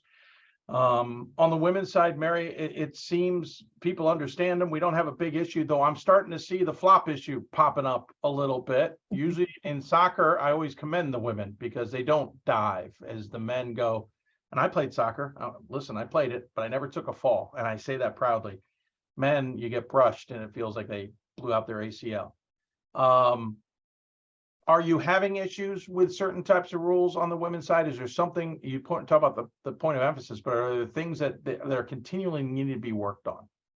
I think it's the same things we're always working on. Traveling it continues to be a challenge. It's a challenge, but in the unsporting behavior is obviously in the new one we just talked about that's cropping up this year. I do laugh about the flopping emphasis on the men's side because I can't. Every women's broadcast I watched this year, they're talking about flopping rules, and we don't have one. We don't have one, right. Yeah, so it's kind of it's interesting that that's such a discussion point this year, and it's been a discussion point with the leadership as well. Like, should we have a rule? Shouldn't we have a rule? I think that where the flopping is a problem, it's a problem with certain teams, and that's it. It's not widespread on the women's side. Makes some sense. So yeah. Yeah, I can buy into that. Yeah. Jim, to that point, I am blown away, and I say this seriously, and I've said it on Twitter. I've said it to some coaches myself. How everybody is up in arm about this rule when we've had it for several years. The only difference is the warning is gone, but we have called this for years. Why is it such a darn big deal now? Because it's a technical foul and it's a point the other way. Technically, it was a technical foul in the past. You just got away with one before you got it. Right. But that warning seemed to put everybody on notice that it's, one more time and you're done. That warning got eliminated because the stakeholders wanted it out of the game. That warning wasn't getting it out of the game. Fair. And that's what they saw. So they figured, let's put the technical foul in and let's try to get this out of the game Hey, we haven't had. When was the last time you saw a hook and hold? Actually, I actually saw you one see a couple one? of weeks ago. Did But you there see was, one? it was I remember thinking to myself, geez, I have not seen that in years. But I Yeah. actually did see one. But my point being, to your point, yeah, it's been a while. Yeah, and we got rid of that pretty quickly. Yeah. And this technical, I think we need some adjustment to it. The rules committee is going to have to examine it again in the off season. What needs to be adjusted? Because my next question to that was, for most part, I've seen flop calls. I've agreed with them, both offensively and defensively. But I'm also now feel like I'm at a point where, like with a lot of emphases, we're at a point in the season where I'm now seeing some flops that aren't getting called, and maybe they should. There was one guy in particular I was watching. I even told some others, he's getting away with flops here. The officials have had their whistle in their mouth. They're staring at him, and they're choosing not to call it. What needs to be adjusted, and why are we in this transition now of not calling it? They should still be calling them. That transition. There shouldn't be a transition. From November to now should be the same on all points. I'll give you a game some to of the watch. emphasis, the easy ones, the shooter falling down without contact, the head bob, the guy dribbling that fakes like he just got shot with a cannon. Yes. The ones that are the difficult ones that we're struggling with are the post play and Agreed. The player control fouls. Agreed. We still have those two words in our rule book: incidental contact. And as long as those two words are in our rule book, there's going to be some inconsistencies from officials on adjudicating the rule in those particular areas, Fair. Which I think we then will have to redefine a little bit better going forward for all stakeholders, for everybody, for the coaches, for me, for you. Mary, this will be for you too, but I'm going to start with Jim. Can we have both calls, Jim? Can there be an offensive charge, but at the same time, a call for a flop on the player? Because, yeah, bud, I know he charged it to you, but you didn't need to shoot across the floor in that play. I've got the call. You don't need to embellish it. Can we have both? Because I haven't seen that. I don't think you can have it in that sense, because in that sense, the player control foul will take precedent.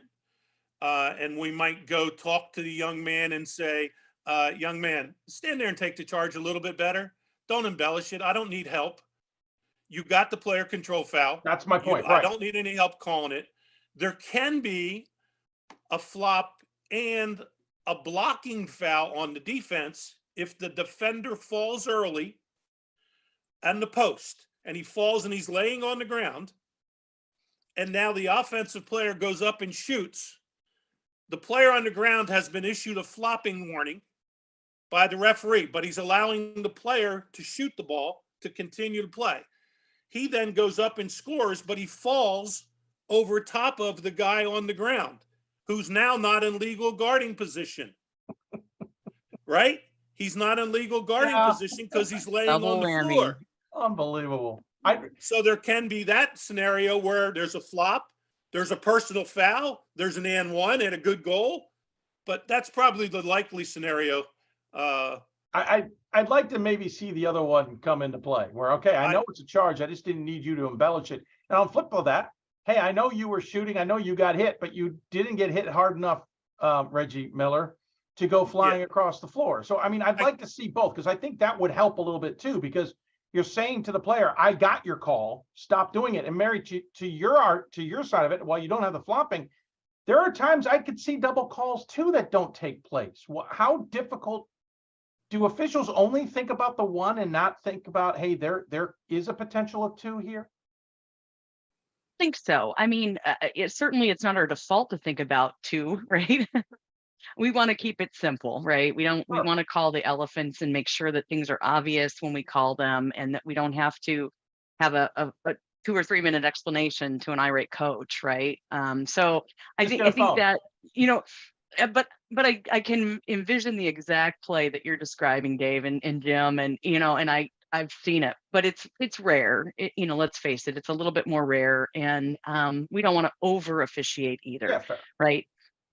I think on the women's side, the one I also think I see a lot more often is a defensive player not in a defensive position, but the offensive player throwing the elbow to clear space.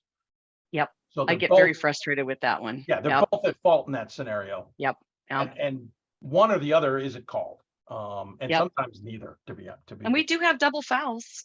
We have right. them. That's my point. We Is we can- have, yeah, there's an avenue for double fouls. And Jim, to that Yeah. point, there's an avenue for it. That's why I'm surprised you say we can't have a charge and a flop. Well, you can. Just, yeah, I know. The likely scenario isn't going to happen. That it's not going to happen. Yeah, that's what I'm saying. I can sit here and tell you, oh no, they're gonna call that, and and I know that there is no way in hell that that's getting called. Oh, it's going to be picked one or the other. I've taken a bunch of your time. One quick follow up on things is how often do you get complaints about calls, and how often are the calls right? I know that's a really loaded question to some degree, but my point being is this was a play that took place. We believe that was an absolute wrong call, whichever way, or non-call. How often do you go back to the coach and say, actually, coach, we're okay with that? Mary, I'll start with you. Well, I would say that 60% of the plays that coaches ask me to take a look at, unfortunately, they're incorrect. Okay. But I try to give them more than an explanation of just that the official's right? I try to say why, and or it's inconclusive, right? We don't always have good angles. So, but I also try to explain the philosophy of, what the person can see in that position when they're officiating and what we want them to be looking for and what we've trained them to look for.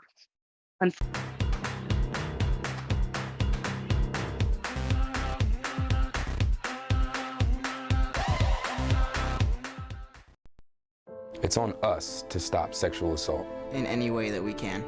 To get a friend home safe. To never blame the victim. It's on us. To stand up. To make our community safe for all. It's on us. It's on us to look out for each other at parties. It's on us. To be more than just a bystander. To step up and say something. It's on us.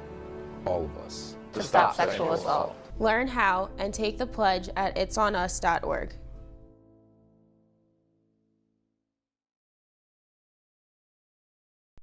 There are over 480,000 college athletes. Only 2% will go pro. That means over 470,000 will not get a shoe contract. No autographs. No private jets. No fan clubs. No Hall of Fame inductions. Instead, they will walk away with something much more valuable.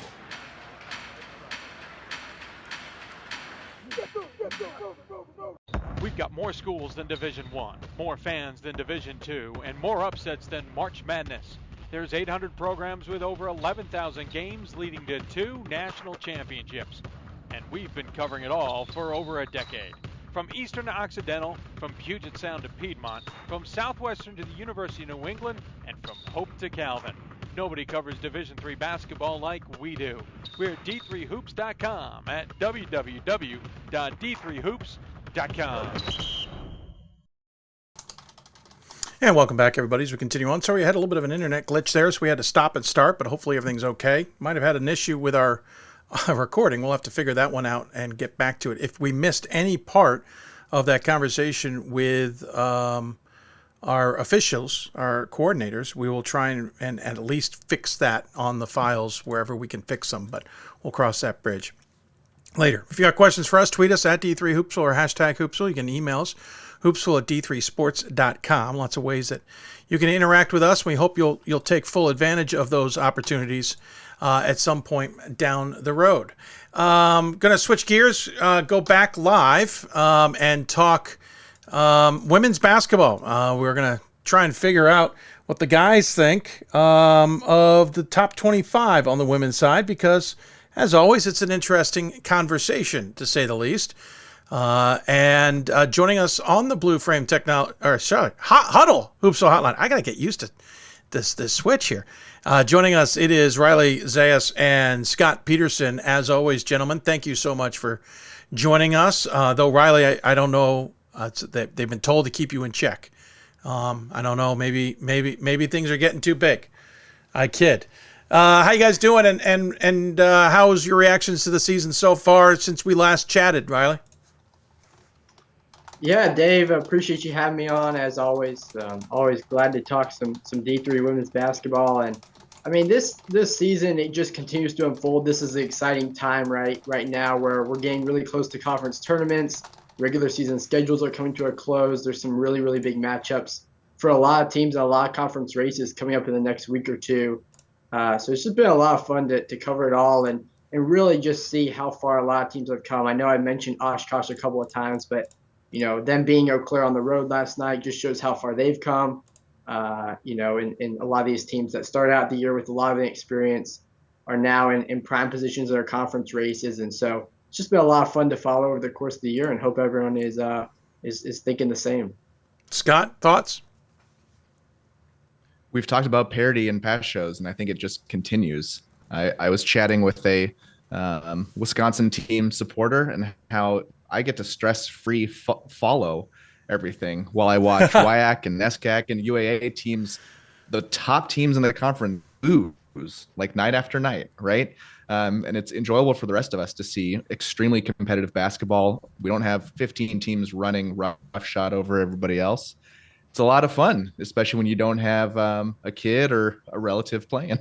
Totally agree. It is definitely an advantage of my job, and it's also an advantage when my alma mater is basically not relevant.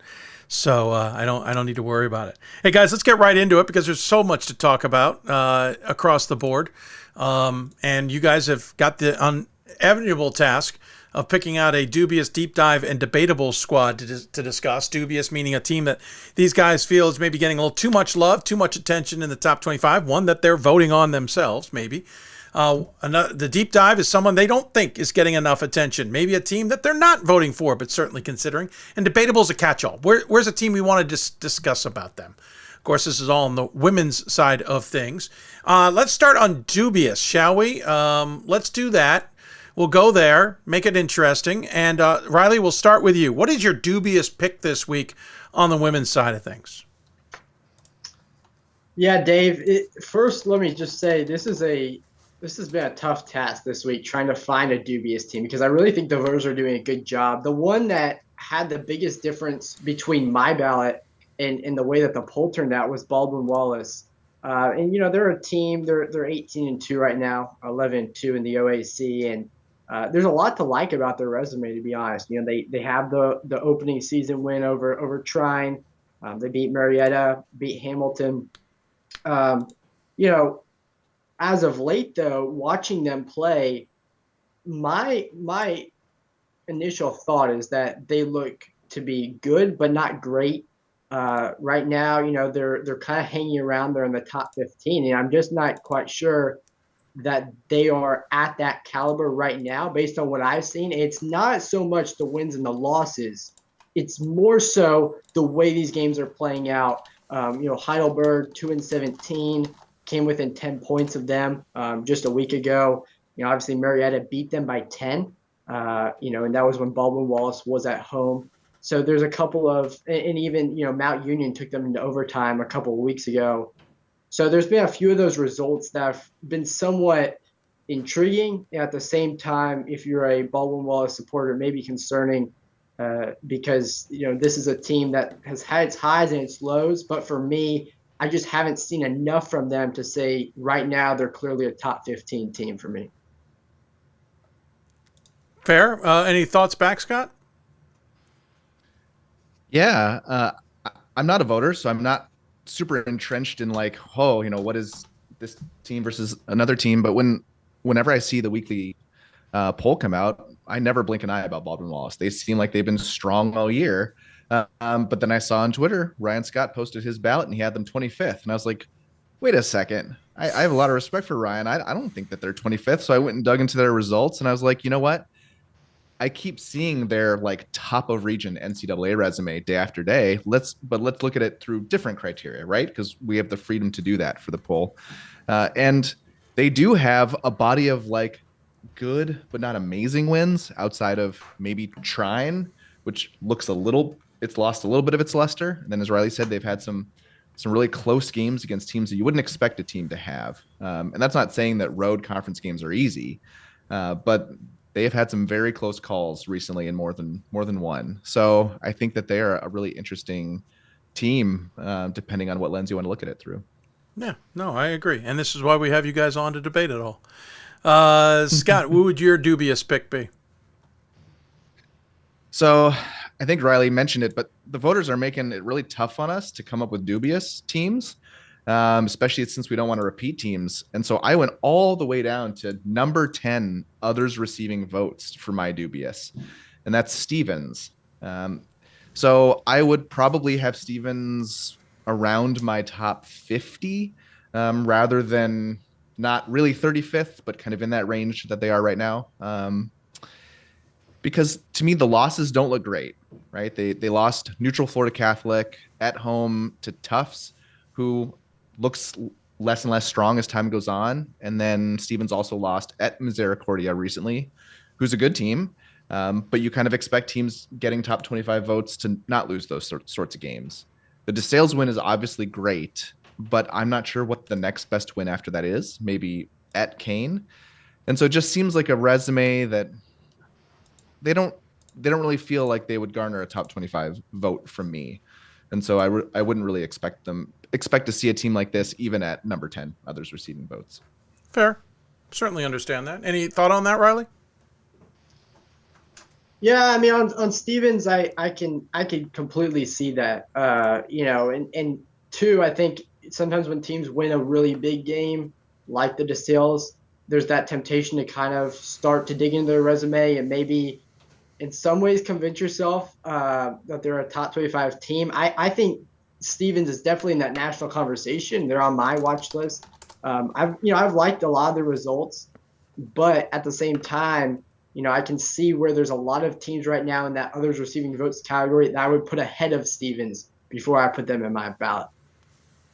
Interesting enough, we'll have Stevens' women's coach coming up next. You'll see if she's paying attention to this segment at all and if Scott is on her naughty list when we get a chance to talk to her coming up. Just wild timing. That certainly wasn't the plan. Let's switch to deep dive. Scott, we'll let you jump on that one. I don't know if we have this guest coming up or not, or if we've already talked to him, but we'll let you have deep dive. Yeah, so on Twitter, I think it was a Blue Gold's broadcaster, was saying, hey, Scott's providing some bulletin board material for the team. So happy to do it. Looks like I'm doing it for Stevens as well. On deep dive, I'm going to go with Milliken. So they're 25th in the most recent D3hoops.com poll, and I would put them a lot higher. So their losses keep looking better as time goes on. They're at Whitewater, at Wash U. Maybe not versus Stevens Point, but I think Stevens Point is a good team as well. Those losses keep looking better over time. They have a lot of good wins. I think none of them super stick out, which helps them fly underneath the radar, but neutral court against Co. at Augustana, DePauw, Carroll, Wheaton, Illinois Wesleyan, Augustana again. The CCIW is not weak, and they're taking care of business. Yeah. Their underlying stats are very good. They've played a strong schedule, and they did not have Bailey Kaufman for any of their 3 losses. They have her now, and I'm not sure that Milliken isn't a top 10 team right now as far as like strength and what they're doing on the court. Interesting. I agree with you. I think they're better than 25. Surprised that they're that low on the poll myself. Riley, any thoughts on that? Yeah, I would just kind of add to that. I've had Milliken in my ballot for the last 3 or 4 weeks. I can remember after the Eastern Illinois game that they played Eastern Illinois, who's a D1 opponent, really, really close. I think Bailey Kaufman had 21 or 24 points in that one. I was really impressed with the way she played. Obviously, she goes out with that injury the next day. And I can remember writing back in November when they were taking some of those losses, when they have Bailey Kaufman back, they will be, a force to be reckoned with. And that's what we're seeing right now. Some of those inexperienced posts were put kind of into the fire right away. And I think we saw some of the effects of that. They were getting out rebounded really bad early on. But since that point, they're 11-0 in the CCIW. I really like Milliken, and it would say for me, they've been in my top 20, probably heading to this week, and I could even see putting them a little bit higher. Good call. I agree with you entirely. What's your deep dive, sir? Yeah, my deep dive is going to be Rhode Island College, and they're a team that maybe has flown under the radar a little bit. I'm not quite sure if they would be in my ballot as of right now. But coming out of the Little East, they're 12-0. 19-2 overall. There's a lot to like about their resume, to be honest. And they've beaten Bridgewater State and Bates. So, when you kind of start to look at this, the only 2 losses they have are Smith and Babson. And those came in the early weeks of November. I won't lie, they weren't by tight margins, but this is a team that since that point has really come a long way. And when your only 2 losses are to 2 teams who are both top 25 teams, well respected in their regions, I don't think that's too bad of a resume to have. They got 3 seniors in the starting lineup. They're experienced. And this is a team that most likely we'll see in the NCAA tournament. If they can get that Pool A, which it appears they will, I think they'll probably be 3rd or 4th coming out of Region 2. But, they could be a team that may surprise some if they're able to win a game in the NCAA tournament. And maybe one of those things where people say, well, they came out of nowhere. But really, Rhode Island College is putting up the results right now and doing it in a pretty dominant way in their conference. No, good program, well coached. Scott, any follow up on that? What I've maybe not always said, but started to say recently is a team that has a weak strength of schedule. It means that we don't know. It doesn't mean that they're bad. Right. And I think a team like Rhode Island College that doesn't have a ton of really strong wins in their resume doesn't mean that they're bad. They've won them all. It means that we don't know. And the fact that their 2 losses came against tremendous teams and they've run the table since, it might indicate that they are better than a lot of us on the outside here would think. No, I agree with you. I absolutely sometimes will think that. It's just that we don't have the information we're looking for. And that's basically why what that number helps us both understand and not understand about a team. And so, yeah, It's not easy. All right, debatable time. This is, again, the catch-all, one that we think is a team just worth discussing. Whether they're too high, they too low, are they in the right spot? Kind of like the porridge a little bit. Scott, we'll start with you. What is your debatable choice this week, one that you want to have a convo about?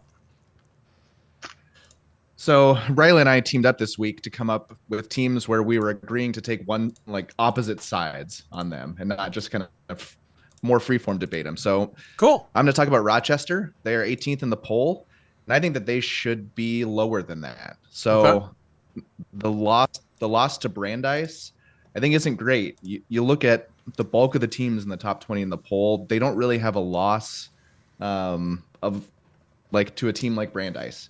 And some of Rochester's best wins are over teams that I'm lower on than I think a lot of people are. So kind of Messiah, St. John Fisher, Ithaca, and Emory.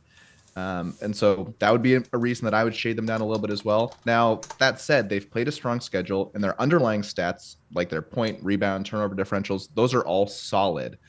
So, I think there's a lot to like about Rochester, but I probably would put them more towards the back end of the top 25 than 18th. Your counterpoint, sir? Yeah, and kind of where I would argue against that, and let me make this clear too. It's hard to put those teams towards the middle of your ballot, right? 10 to 20 has been really hard. Been a lot of movement there. The one thing though about Rochester to me, and I get the 3 losses, right? 3 straight losses in conference play will never look good. The Brandeis loss did not look very good. But you got to consider they're also playing in what, in my opinion, is the toughest conference in the country right now. And I know that's up for debate. The WIAC and NESCAC may have something to say about that. But at the same time, you also have the win over St. John Fisher. And then, even this past weekend, they beat Chicago by 10. And Chicago is a team that, I value pretty highly. I know a lot of voters do. And I would also add in there that, a lot of what their stats are showing, you have sometimes transfers who come in, you're not really sure what kind of impact they're going to have. Katie Titus has come in this year as a D2 transfer and completely dominate. I could see her being the UAA Player of the Year, to be quite honest with you. I mean, she's averaging 21.3 points per game right now, about 8 boards a game, leading them in a lot of those categories. And if you look in the big wins that Rochester has had, she's had a big impact in those results. And so, I think sometimes when you have a team that has an experienced player like that, a player you can really count on, that tends to help out a lot. I had them 16th in my ballot this week. To me, I'm not quite sure that they're not a top 15 team because, outside of the loss to Brandeis, they've lost to WashU, NYU, and Hamilton, who all three of which I value pretty highly. Obviously, NYU was number one for a time. So I don't know how much you can punish them for those losses. And if we're being honest, just about everyone in the poll right now has one or two losses that don't look great on their resume right now, especially in that 10 to 20 range. So I'd have them a few spots higher than maybe Scott would. Yeah, I get it. Totally. It's a good debate. And that middle ground's a good point of where you get stuck sometimes with these teams. Riley, who would your debatable be? Yeah, and so my debatable is kind of actually going to be in that same 10 to 20 range right now. Trinity of Connecticut, they're number 11 in the poll right now. And it's a tough thing because the NESCAC has always been one of those power conferences. Then this year, Amherst is down a little bit. Tufts has been kind of up and down. Bowdoin was ranked for a time. They're not ranked, now. And so I think you kind of start to look at it and say, well, how great are these wins really? Trinity of Connecticut, I mean, you look 19-1 overall. And I watched the game against Smith, which is their only loss up to this point. It was a 3-point loss in overtime to a Smith team that has obviously proven itself. And I'm not, going to say that Trinity should be as high as 6 or 7, but I think you start to look at the teams. Who's 8 right now? Hardin-Simmons. I think they could beat Hardin-Simmons, right? You look at DeSales is 9. I think they could beat DeSales. They have experience on their lineup. Then you look at just the wins that they have. They've beaten Bowdoin, Springfield, Roger Williams, Babson, Hamilton, Amherst. They're doing some really, really good things right now. And their final 4 games are on the road. Williams, Millbury, Bates, and Tufts. Those won't be easy, but they have a very good chance of finishing the NESCAC schedule undefeated. I don't know if how you quite reward that. There's a lot of teams right now at the top, but in my opinion, this is a top 10 team right now with the way they're playing. Scott, your counter? Riley stealing my thunder a little bit there, pointing out that their final 4 conference games are all on the road. I think Trinity, they probably would be in the 20s for me, something around there, maybe low teens.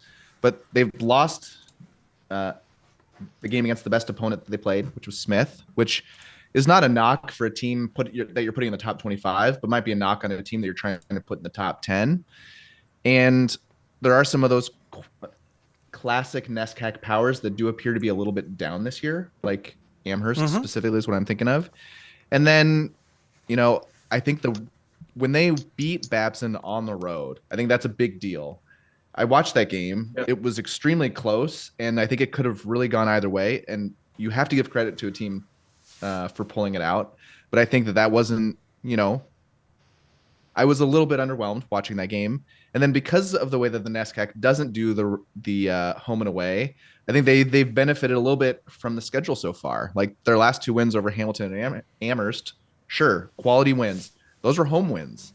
So I'm very interested to see how they fare these final 4 conference games, all road games. And don't get me wrong, like all of these NESCAC games are tough. Their win probability is probably between 40 and 70% in each one of them. So to win all of them, that's impressive. It's not a probable thing to happen, but I think a little bit of how the schedule has lined up has been good on them. The win over Roger Williams was home. The win over Bowdoin, that was home. Their win over Springfield was on the road, but a lot of their wins have been home wins. So this last stretch again, that's what I'm looking at. Well, I think Emily Garner would agree with some of that. Had her on the show earlier and talked about much of that. But especially that tough grind at the end, which is going to be a big challenge for for them, to say the least. Well, you only get 1 round through the conference. As a result, you also have less wiggle room. You only get 1 chance at a big win or taking a big hit in the loss category. Before we let you go, guys, final thoughts as you look ahead at the next week, or not just the next week, but obviously the final month of the season. I know we're starting to focus a little bit on who may be ranked where and where teams are going to be at Selection Sunday and all that. But Scott, your thoughts as we start to pivot our focus, but still focusing on who's the best in all the land. Yeah, I think it's been cool for me watching the endings of some games featuring teams that are absolutely quality teams, but maybe have a pretty tough road to the NCAA tournament. I'm thinking Bridgewater beating Washington and Lee last night, and then Albion beating Trine, and just the pure elation of the team when they pulled it off. I think it reminds you that the definition of success for a season for the bulk of the teams is not, did we make the NCAA tournament, right? These are games that they know that they are going to be competitive in, but probably have a small chance of winning. And if they pull it off, it's because they put together a great performance on the night. So I enjoyed watching the Bridgewater win, the Albion win, and also the Laverne Claremont game. Like, that was a huge game for both of those teams, and they both played like it. True. Riley, your final thoughts before we sign off? Yeah, I'd agree with what Scott said too, in terms of, thing to keep in mind is even as we enter into conference tournaments, there's a lot of teams that for them to win one game in their conference tournament is going to be a big deal. And so I think it's really cool at this point in the season to see where teams are going. And the other thing that I would kind of add is there's a lot of title races right now that are very, very tight. And I know we've talked about it probably too much, but you have a conference like the WIAC who has 5 teams right now, all very much in contention for the regular season title. We're not going to have 5 WIAC teams in the NCAA tournament. I think they all know that. And so there's a lot of pressure on the line for some of those teams and conferences right now where they put together the results. They've come up with the quality wins. And yeah, at the end of the day, a lot of it's going to come down to a conference tournament. I know there's differing opinions on that. And I know some like the UAA is set up with, the Pool A being determined by the regular season champion. But the conference tournaments are a lot of fun, and I'm really looking forward to those. We're going to have a lot of things where the seeding comes into play. And so that's what I'm most looking forward to this week is some of those races, and actually in the next 2, some of those races, we'll start to see where the seeds come out and home court advantage for the conference tournament, all that good stuff starts to come into focus here in the next 2 or 3 weeks. No, I agree with you. Should be good times. As always, we always have fun at this point in time. We'll let you guys go. Thanks so much for your time, guys. Look forward to having you back on soon with more takes on the top 25 and much more. Look forward to also, not that long. We'll get you on the show to spend countless hours trying to figure out who's in the tournament and who's not. But you guys enjoy it in the meantime. Thank you, Dave. Appreciate it. Take care, guys. Riley Zayas and Scott Peterson joining us on the Huddle Hoopsville hotline. Appreciate them taking the time to do that. They do good work. Great to get their insights on all of that and whatnot.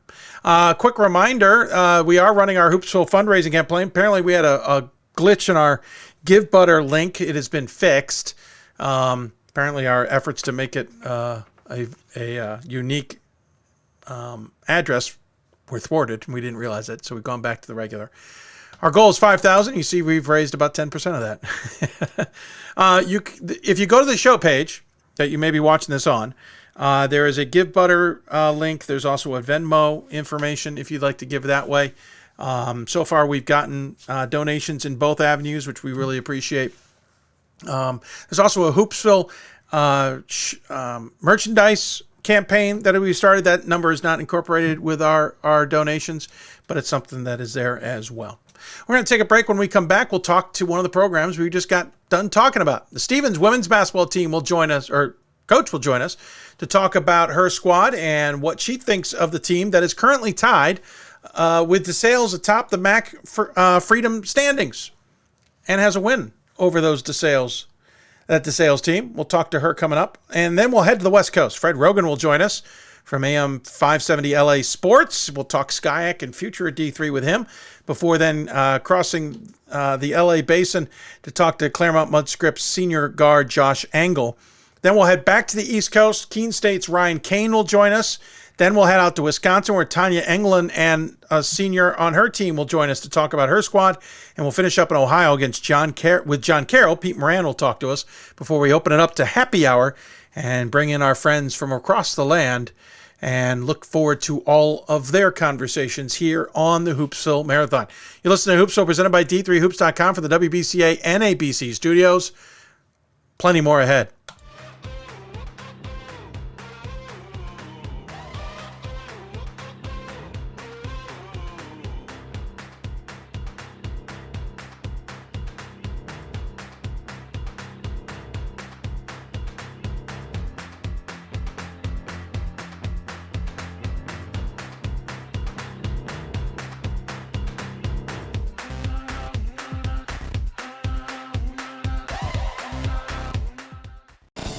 These are your teams, your players, your community of fans. This is where they play, where they practice, where you cheer.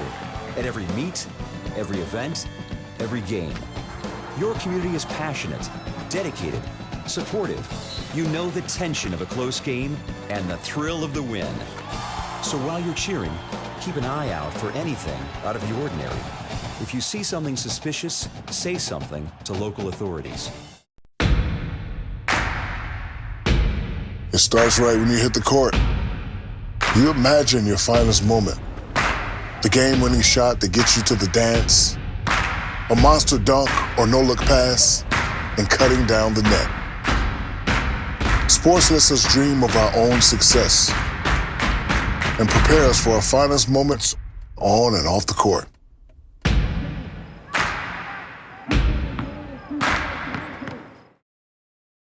We've got more schools than Division I, more fans than Division II, and more upsets than March Madness. There's 800 programs with over 11,000 games leading to 2 national championships. And we've been covering it all for over a decade. From Eastern to Occidental, from Puget Sound to Piedmont, from Southwestern to the University of New England, and from Hope to Calvin. Nobody covers Division III basketball like we do. We're at D3Hoops.com at www.d3hoops.com. It's on us to stop sexual assault. In any way that we can. To get a friend home safe. To never blame the victim. It's on us. To stand up. To make our community safe for all. It's on us. It's on us to look out for each other at parties. It's on us. To be more than just a bystander. To step up and say something. It's on us. All of us. To stop sexual assault. Learn how and take the pledge at itsonus.org.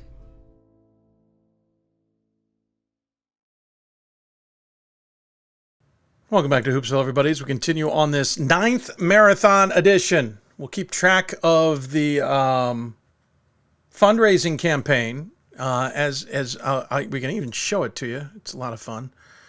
There you go, our full screen. There, if you're quick enough, you can even click on that little QR code on your screen and find a way to give. That's to Give Butter. We also have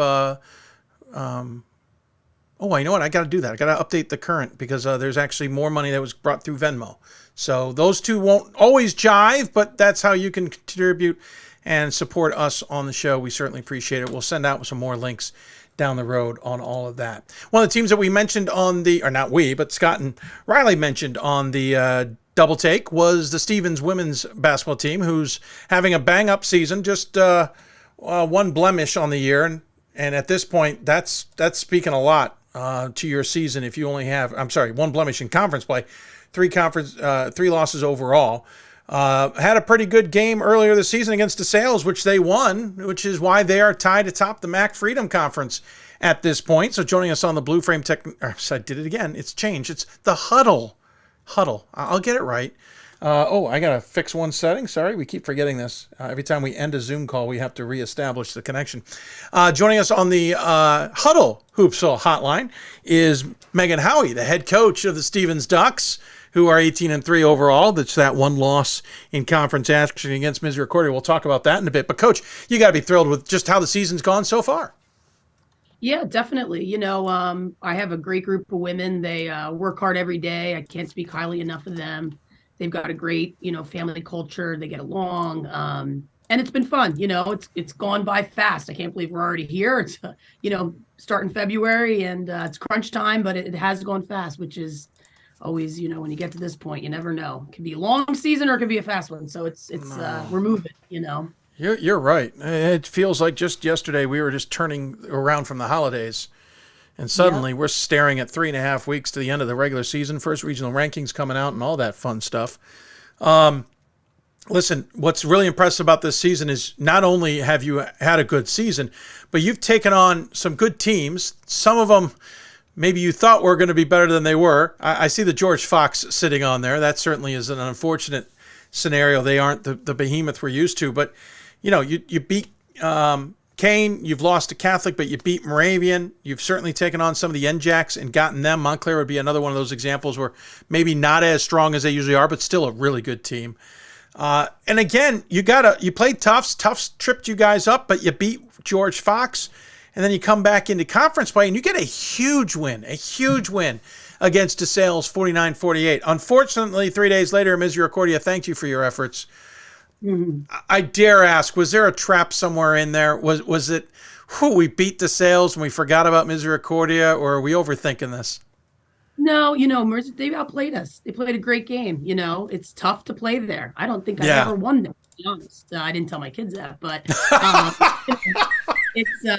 it's not an easy place to play. They play well at home. They're well coached. Jason does a phenomenal job. They have weapons, and any night it's conference play. It's the second time around. And, every team in our conference has gotten better and knows your weapons and knows what you like to do. So, they got the best of us that night. They earned the win. They're a good team.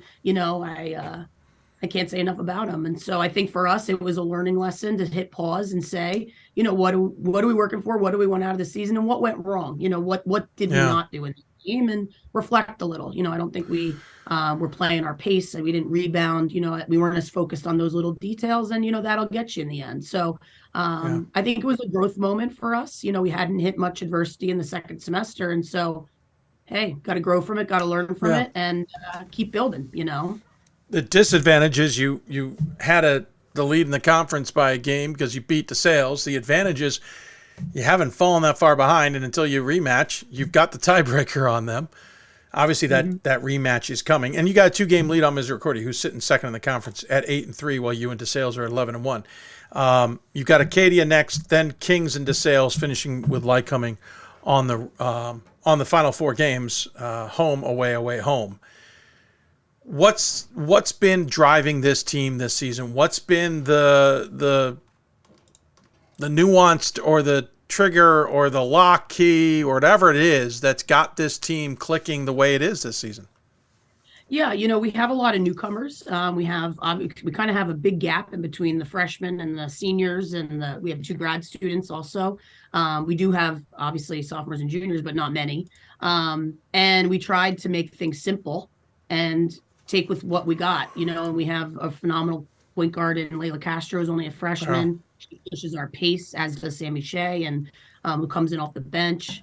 So it's just been playing fast, letting our defense create offense, and they've enjoyed it. Try not to do too much thinking and focus more on the toughness plays, the boards, the assists, sharing the ball. They are a very unselfish group, so they love, providing assists as much as they do scoring. So like I said, my job seems easy this year because, they naturally have built a chemistry that sometimes as a coach takes a long time to build, and so that's a testament to them, and every setback, they've been willing to sit down and dig a little deeper, watch a lot of film, see where our improvements are. And so, they really do have a growth mindset on the season, and it's been great. So I think it's just more a lot of personality mixed in with trying not to overcoach and get in their way, That sometimes is the toughest thing, is it not?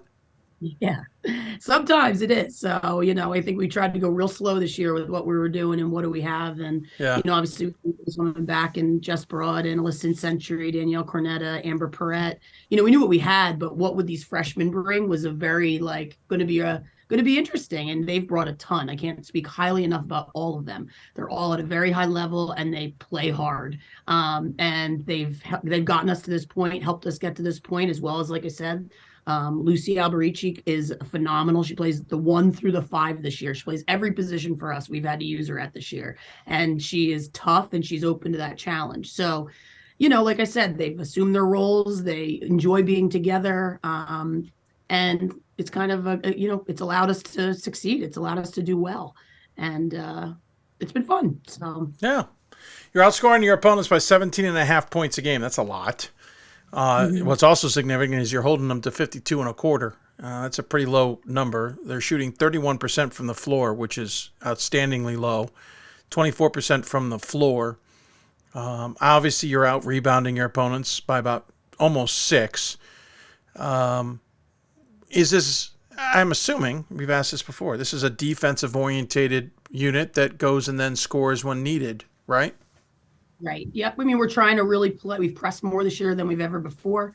We're pressing in the man-to-man full court. We've got foot speed that can do it, and defenders, and our guards that can do it. So that's helped. And, that's what we pride every day. Every day is rebounding, offensive crashing, and defense, getting stops and playing man-to-man, keep it simple, So they've thrived in that. And I think our defense creates our offense. I think when our defense doesn't create our offense is where we have some games that are lower scoring, where it's tighter and it's harder to pull away or harder to get that run that allows us to some breathing space. So we've really focused on that. And the defensive end is just where we focus, and we let offense come. But, like I said, they're very unselfish, and they play at that pace that allows us to also wear down teams a little bit if we're pressing and then running. And that's been new too. We haven't preached pace as much as we have this year. And I think it's just, you see it as a natural in our point guards, and it was, hey, let's do this. It's fun. I think all the kids are like, this is fun. It's a great way to play, just get up the floor and, work with each other, just play, so it's been nice.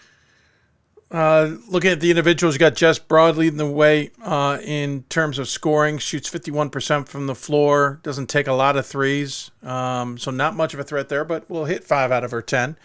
73% from the free throw line at 15 points a game. She's pulling down 6 rebounds on there. She's third on the team in assists.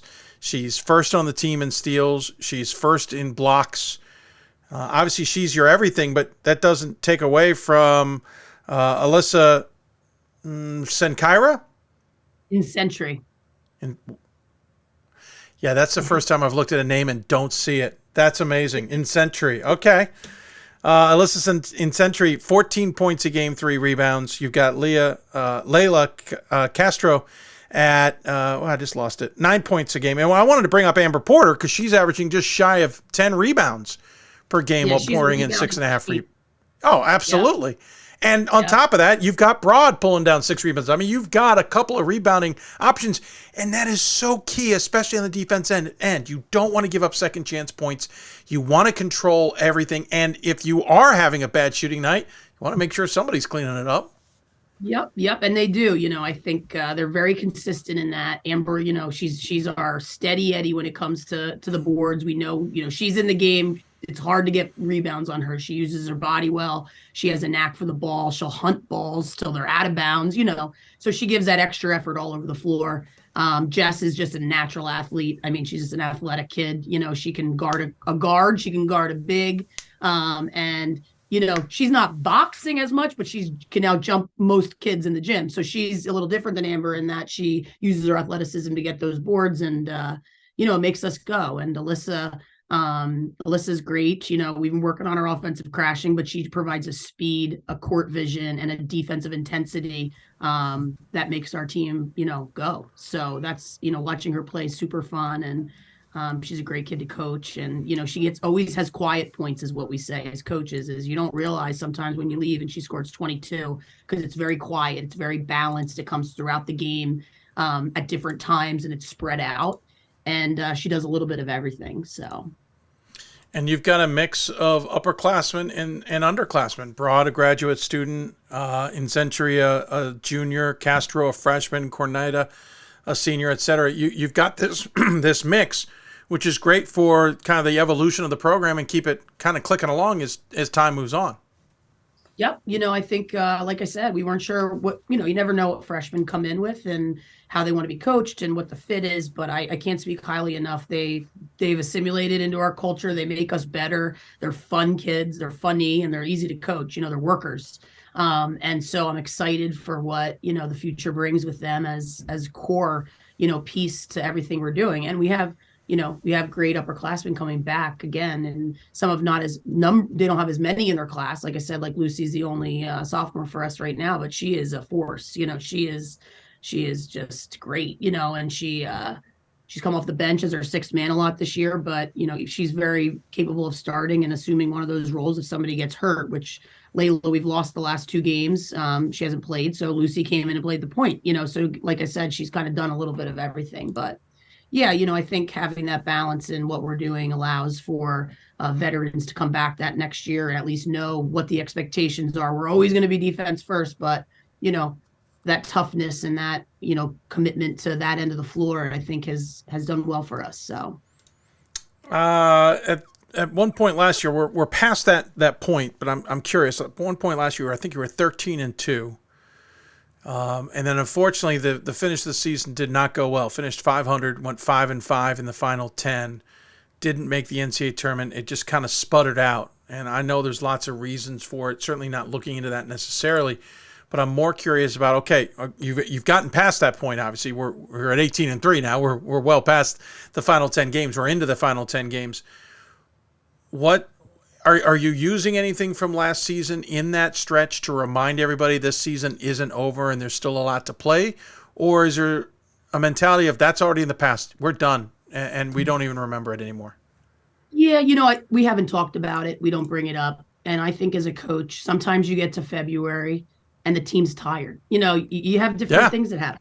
Your kids, they are they're going to school. There's a lot going on. And sometimes you don't have the gas on the pedal to be able to push in those weeks that you need to. And that's just life. It's disappointing, but it's not that they didn't want it. They didn't try. They didn't push. It just wasn't happening for us when we needed to at that moment. And so I think for us this year as coaches, it's how do we, this weekend we have an off weekend, a bye weekend. And I think it's the greatest thing ever. We need a chance to recharge, a chance. It's kind of comes at that best time where, February can be a dog if you're not ready for it, especially for some of these young kids that it's a long season. So, instead of talking about that, it's more, we spend a lot talking about who we want to be and what's our end vision and where do we see ourselves, and approached it from that angle. We have a lot of new kids on our team. We graduated a big class last year that didn't walk that life and didn't experience that. And we really are a whole different group. It's a different feel, and neither good nor bad, just different. Every year is different. So we're kind of on our own journey and excited for this. And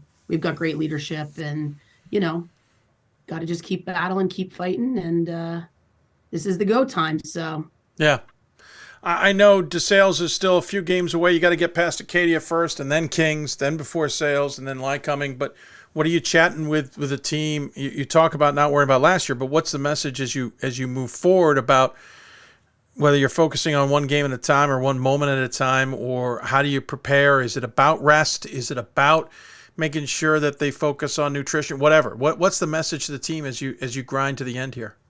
Yeah, after the Misericordia loss, we have a roadmap in our locker room now of every game that we play, moving forward to the championship and NCAA tournament. And the vision is to be in the tournament and to win a conference championship. And we've broken it down one game at a time. So our vision, we all have the same vision, but it is broken down into one game at a time, because I think that's what last year taught us, is that you're not going to get to the end unless you focus on the steps along the way. And they're all building blocks on our journey to that destiny. So we had that talk, and we did some visualization together in order to make sure we're all on the same page, because you have kids that have never been here, that are in major minutes for us that this is all new to. So we were able to spend some time doing that. So I think that's, that feels good that, everybody wants the same end goal.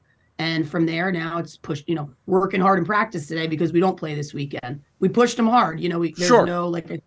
There's no break time, but and then always figuring the balance out mentally. It's not easy here at Stevens. They got a lot on their plate, but that's what makes them great. So yeah, that's a nice view, though. Yeah, it is. The view ain't too shabby. It will look different next year. Lyco and Wilkes leaving for the Landmark, which coincidentally was where Stevens was supposed to be many moons ago when the Landmark was formed.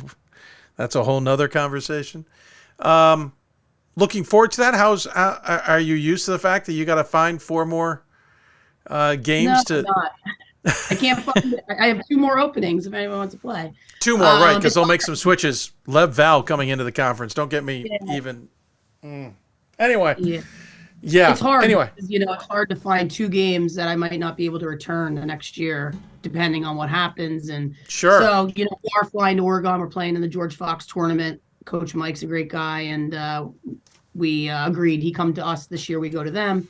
So that'll be exciting. But yeah, it's not easy. I think even our men's coach, Coach Hurley, we're trying to figure out who wants that, one game mid-December when most teams are in conference play isn't easy. So we'll see, but it's going to change. It's going to be different. I think, as times are with a lot of conferences across the board, it's just, times are changing. So we're optimistic that we get good teams in to elevate the level of play. I always think that's our goal, is to play the best and be the best conference we can be. And so that's our hope, is that we get some good teams in there. So. Well, good luck. I'm certainly looking forward to seeing how it all plays out. And rooting for you guys, because it's always fun to see the Stevens Ducks playing. I don't know, for some reason I just get a kick out of it. It might be the mascot. It might be. I'll be honest. As always, we give the coach the final word, though. Any final thoughts you want to share with those who maybe tuned in? No, I just want to thank you for all you do and putting us on this platform and inviting me here tonight. And good luck. I know you only have a few hours left, right? Oh, just a few hours. Just a couple, 2, 3. What's one more show in the books out of doing 4 today? Megan, thanks so much for your time. Really appreciate it. We'll look forward to talking to you down the road. All right. Thanks, Dave. Have a good night. You too. Megan Howard joining us from Stevens. Again, having a tremendous season. 3 losses overall, 18-3, 11-1 in conference play. Speaking of the conference, and I said it there at the end, so Lycoming and Wilkes are leaving the MAC as a whole, and so the Commonwealth and the Freedom are looking to balance themselves out, and they're going to move Lebanon Valley to the Freedom. And I'll be blunt, it makes no damn sense to me. Albright, Alvernia, and Lev Val are in this little circle. They should stay on the same side. Maybe Eastern's the one that should have gone to the Freedom, though I think they've been back and forth now that I think about it quite a bit. You can't move Stevenson or Hood. They're too far away. Maybe Widener should have been the one that went to the Freedom. I don't know. In my opinion, these moves are what caused Lyco and Wilkes to depart in the first place. I know Lyco was not happy about being put in the Freedom. They wanted to stay in the Commonwealth. But some people can vote to how they voted for it. That was a safe face, as I've been told.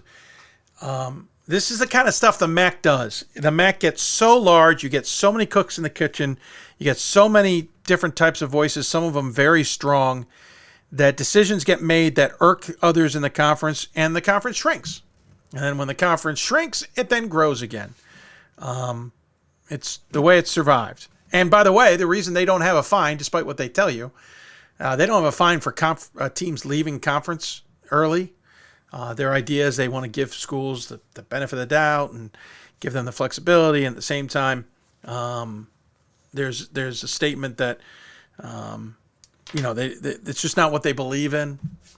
It's really so they can make moves like this, move Lebanon Valley over, move Lyco when they move Lyco, without having to go through the formalities of treating these like 2 different conferences. That's the trick. Because technically they're 2 different conferences with one umbrella office.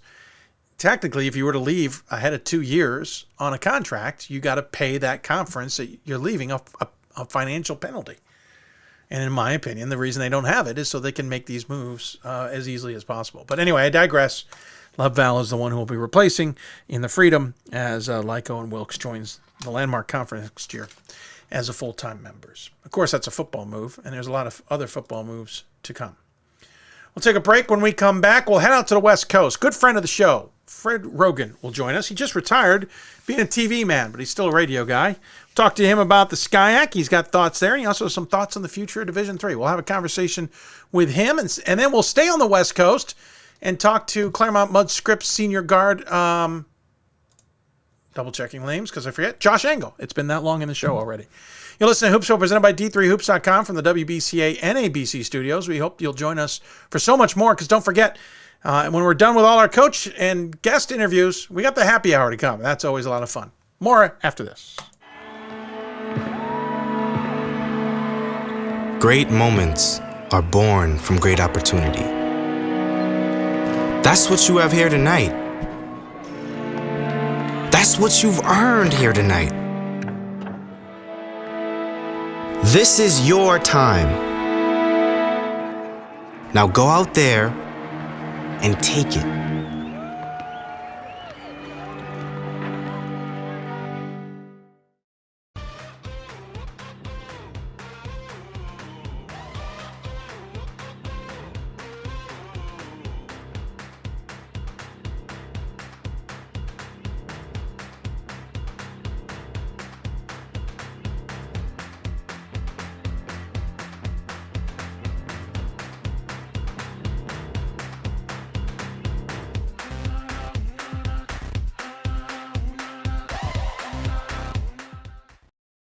It's on us to stop sexual assault. In any way that we can. To get a friend home safe. To never blame the victim. It's on us. To stand up. To make our community safe for all. It's on us. It's on us to look out for each other at parties. It's on us. To be more than just a bystander. To step up and say something. It's on us. All of us. To stop sexual assault. Learn how and take the pledge at itsonus.org.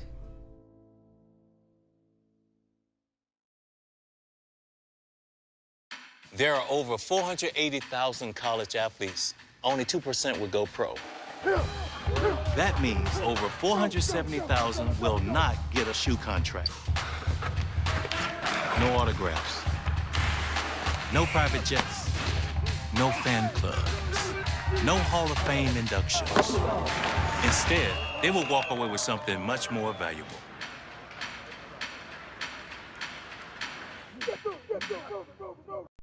We've got more schools than Division I, more fans than Division II, and more upsets than March Madness. There's 800 programs with over 11,000 games leading to 2 national championships.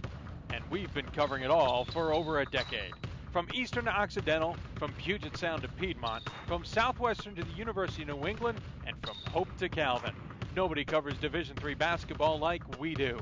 We're at D3Hoops.com at www.d3hoops.com.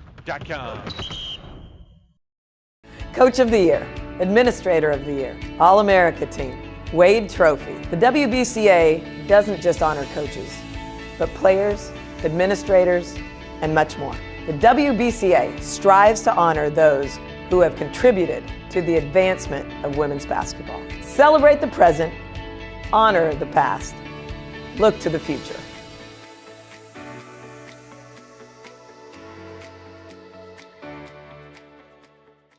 For the love of the game. But for those of us who are Division III student athletes, it's more than that, a lot more. Sure, the game is important, but as we work so hard to build both mind and body, it's more about team. That is why NCAA Division III teamed up with Special Olympics, and in giving the gift of sport to those for whom it seemed an impossible dream, we are working to make this a better world. Help us keep that dream alive. You can make a difference. Welcome back to Hoopsville here on the Marathon. As we roll along, we are, I don't know, where are we at? Oh, yeah, we're in our 7th hour as we have done 6+ already on the air. Because we crazy. We're raising funds for the Hoopsville Foundation. There's no foundation. We're just raising funds to keep the show going. We're in our 20th season. We want to keep going. Raised about very little so far, as you can see on our screen. But we've gotten our Give Butter and our Venmo links all updated on our show page. We'll do some more tweaking on that. We'll continue to promote it. So if you want to donate to the cause, we certainly appreciate it. We're going to jump all the way out to the West Coast now, because this is the right time to talk to people on the West Coast versus talking to them earlier in our show when they're maybe just waking up or they have a lot better things to do than be on our program. And joining us is a friend of the program, Fred Rogan, who is now the former sports anchor at KNBC, but still the host at AM 570 LA. And we should point out has an affinity for Division III, Fred, because your son just can't get enough of it, can he, sir? No, he can't get enough. And also, congratulations on your marathon. Congratulations, Dave. No one would undertake a task as arduous as this, but you're the man to do it. And it is really impressive. The sarcasm is noted, sir. No, please. I'm sincere in everything I say. It's heartfelt. Well, I've seen some of your ads. I just stepped away from doing daily news at NBC in Los Angeles. I'd done it for 43 years. but I'm transitioning into some other stuff. So I'll still be on TV in LA. I'm just not going to do the news every day anymore. But I do my radio show on AM 570 every day, noon to 3 here. You can listen to it on the iHeartRadio app, by the way. I have. Yeah. Yeah. Still gainfully employed.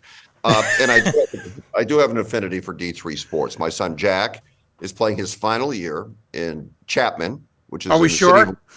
Yeah. No, Dave, you can't be 39 years old with 4 kids. It's not good. But he has had just a magnificent time in a magnificent conference. I am a huge proponent of D3 athletics. And I have some thoughts on how we can improve that and how we can bring more recognition to Division III college sports. I definitely want to get to that. We won't bore everybody with the story about how you contacted me, and I remember looking down at my phone going, somebody is punking me right now. There's no way, Mr. Fred Rogan, because I know you. I knew you even from the East Coast. There's no way. Anyway, that's a story that we'll enjoy at a future date. We've told it before.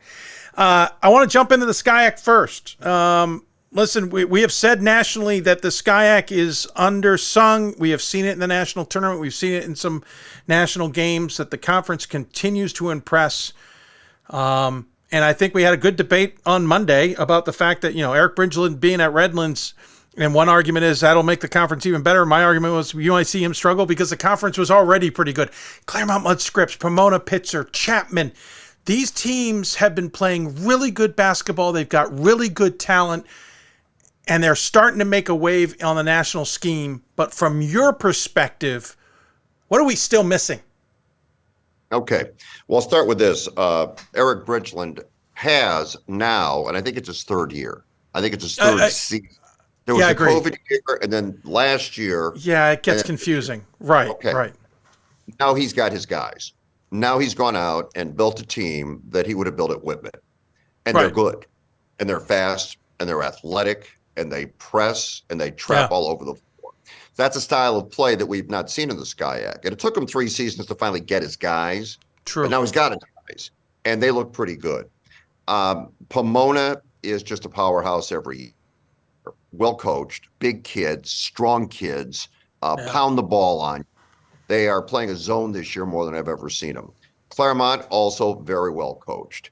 Always big, always strong, always competitive. And Russell White has really done just a terrific job at Cal Lou.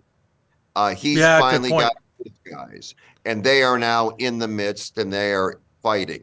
But here's the thing about the SCIAC, and I've learned this because my son is a D3 athlete and actually helped me understand this stuff. Not a lot of love out here.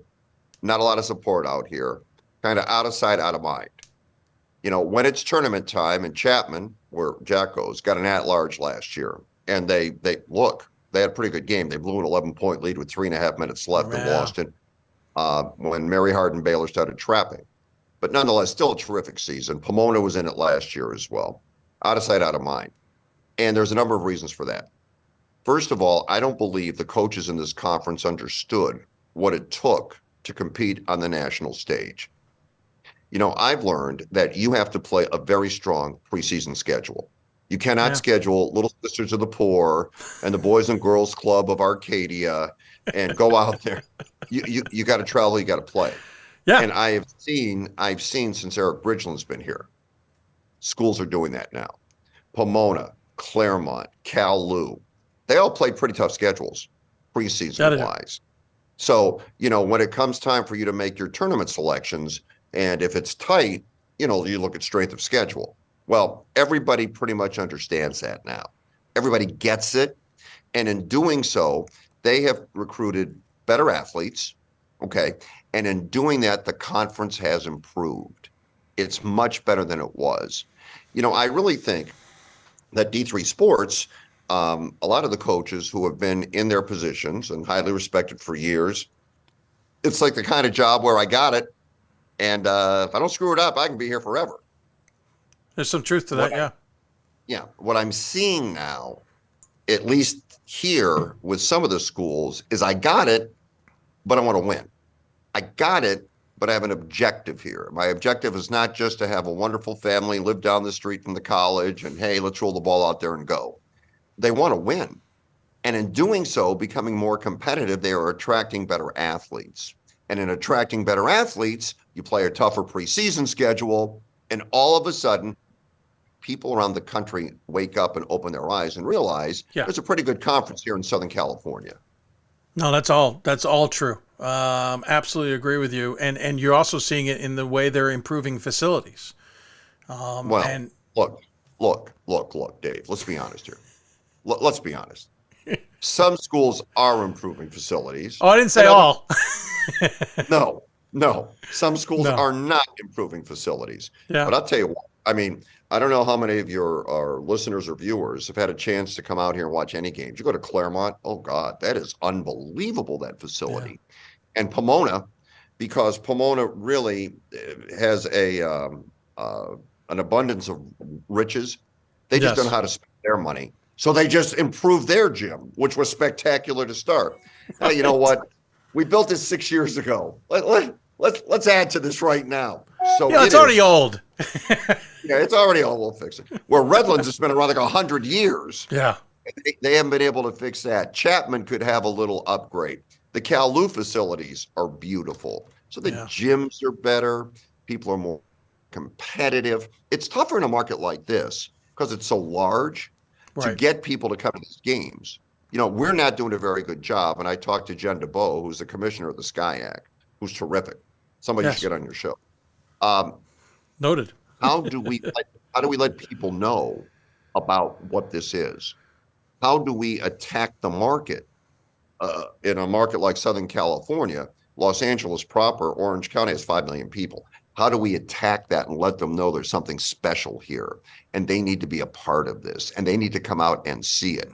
I spoke at Chapman for their Hall of Fame inductions, and I talked about the difference between a D1 athlete and a D3 athlete. Okay, everybody talks about student athletes. Well, in college, they're all student athletes. Actually, they're not. That's an incorrect assumption. At the D1 level, they're athlete students. Mm-hmm. You can go to the transfer portal and jump at any moment. Yeah. And the NIL money is so great. Please don't tell me my dream school was always Wichita State when in 15 minutes you could be playing at Duke. So don't do that. Yeah, good point. Yeah. Right. It's not fair. It's wrong. But at the D3 level, they are truly student athletes. They are there for an education. They are there to learn. At the D3 level, oftentimes you find tomorrow's leaders because they're so focused on academics. And quite frankly, the requirements to get into most of these schools is pretty tough. You got to be smart. And you got to be a student. So these are true student athletes. They are students that compete rather than being athlete students who use sports to make it jump to the next level. And whatever school they're in at that time or however much NIL money they can make good, they're gone. They're like pros. D1 athletes in major sports are pros. At the D3 level, they're really students. I think there's a great story to tell there. And I just think that they have to figure out how to tell that story, Dave. I mean, obviously, you're preaching to the choir on my end, but I agree with you. I just haven't had the ability, other than this, to preach on that. I'm curious, a good transition here to talk about the future. We had Louise McCleary on the show earlier, talking about how they're going to spend a little more here and spend a little more there because we've got a bit of a surplus to spend. We should be getting a little bit more money from the contracts. Granted, D3 only gets 3.19% of the overall operating budget anyway. And we spend every darn penny of it trying to improve things and make it better. I'm curious your take. How can we sell the division? Well, there's multiple questions here, and we're not going to be able to get to it all. But how do we sell the division to make eyes come to it? How do we find sponsors maybe so we can bring in more money just for the division? How do we promote the division? I've got ideas of how we could showcase it, but it comes down to costs and who foots those bills. I'm curious where your take is. Well, look, in my conversation I had with Jen, I said the first thing you need to do is you need to go out and spend some money. Don't have a ton, but what you got. And hire an agency that understands how to get people interested in what you do. Look, if I'm a Nike or an Apple or a Google or any big ticket companies, understanding that if you throw in here at the D3 level, these kids are going to buy your products. Apple, These guys are going to buy, these graduates are going to buy your computers. They're going to need those because they're going to be leaders. And if you target high-end companies that understand the value of education and how you can grow this early and get these as consumers and customers that keep coming back to you and have them invest in something like this, you have an entirely different business model. That's a good point. You can't make your money from what the NCAA gives you. You've got to take control of your own destiny. And I really think there's an incredible story to be told here. If you just go to major companies and explain, and you won't need a lot of explanation because they get it. These students are your future. These students are your future. And they're going to have kids. And because they were your future, their kids will be your future.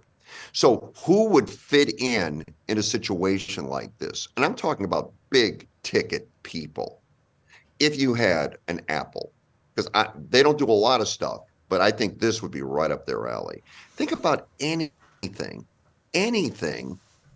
product that appeals to hardworking, highly educated, driven people. Go to the market with that. Come with us. Granted, you're not going to be at Cameron Indoor Stadium with 19,000 people in the crowd, right? Your sign's not going to be seen there. But what you will do is you will have your message shared across America in gyms and in colleges everywhere. The people that will use your product. And I think that's how you attack this. I don't think you look at it from the standard, well, the NCAA only gives us 3% of the budget. And, we got this guy, Joe's Automotive, and he'll give us $20,000. No.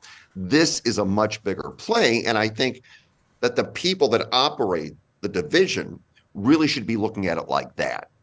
And if they do, I think the possibilities are endless.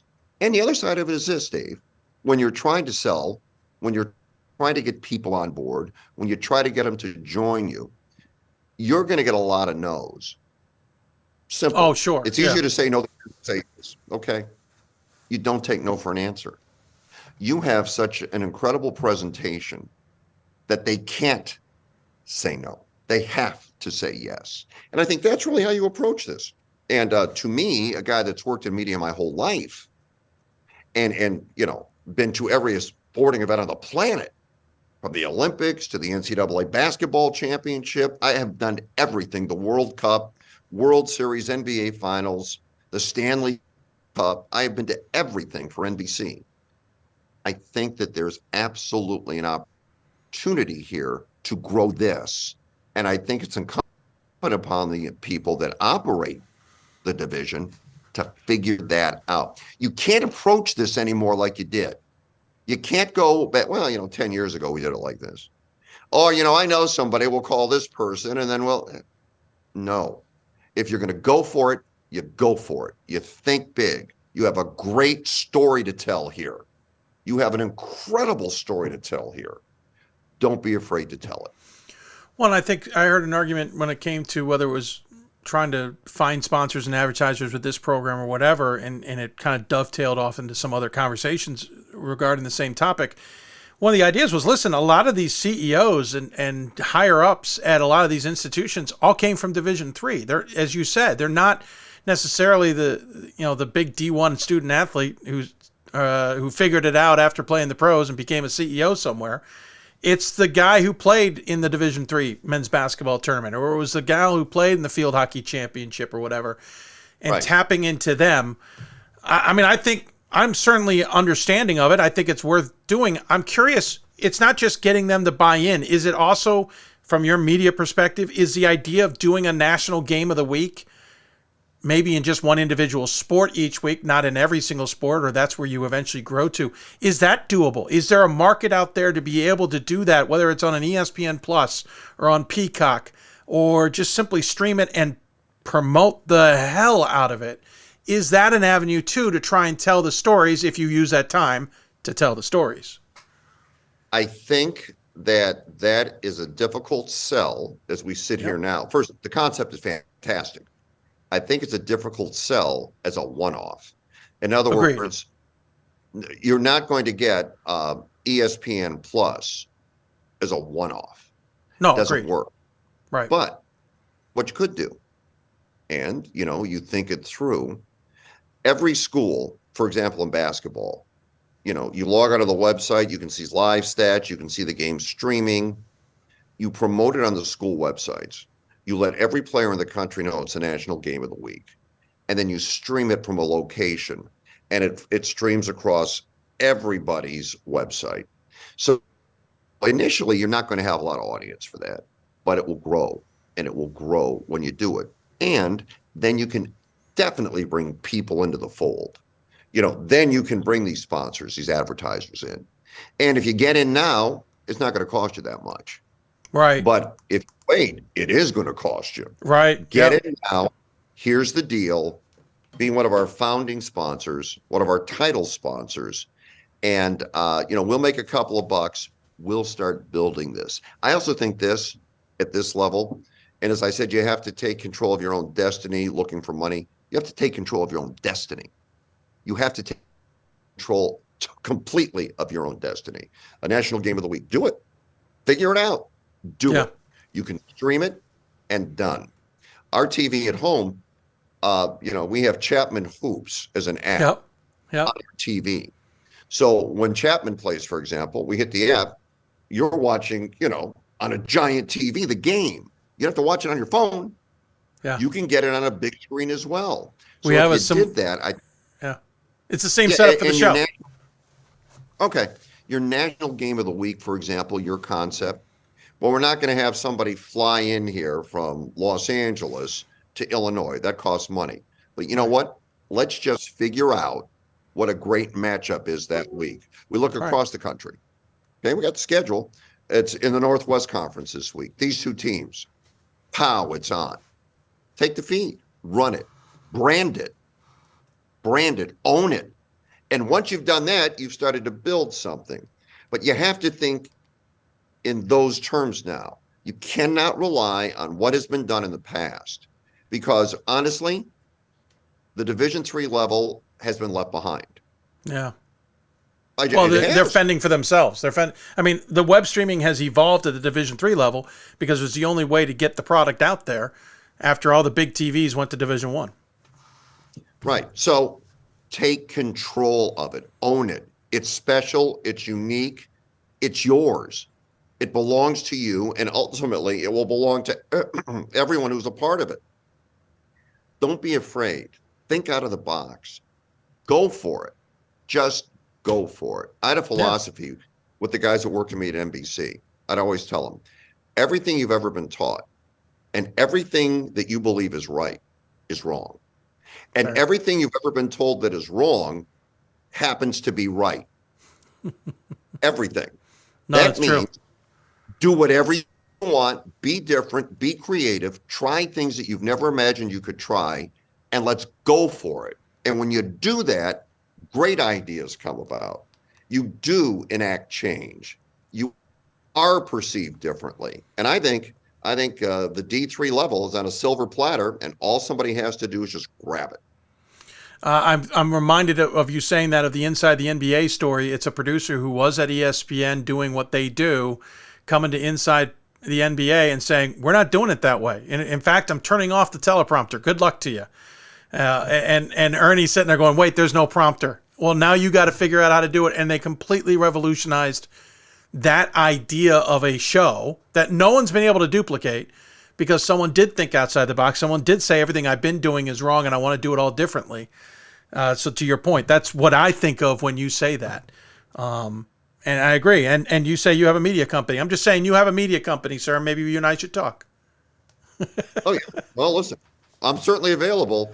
I just, you know what, look, just from a purely business standpoint, Dave, from a purely business standpoint, even if we didn't care about D3 sports, and we do very much, even if we didn't, there's really money to be made here. I mean, and that's what's so mind-boggling to me, that the folks that run it don't get it.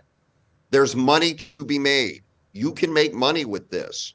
That's what the NCAA does with Division I college basketball. That's what they do. They make a ton of dough from it. Yeah, they do. That's what the NBA does. That's what hockey does. There's money to be made here if it's set up properly. And who's going to benefit? The real student athletes, not the athlete students. Absolutely. Once I get my nice house first, I just small pittance. Just need a house. I'm kidding. Before I let you go, though, any other thoughts on D3? Any other thoughts on what's going on in the SCIAC or anything else? We'll give you your final word, too, but I'm just curious if there's anything we didn't hit on that you wanted to make sure to mention. It's tough. Conference is tough this year. There's a battle. Top 3 are pretty much locked in.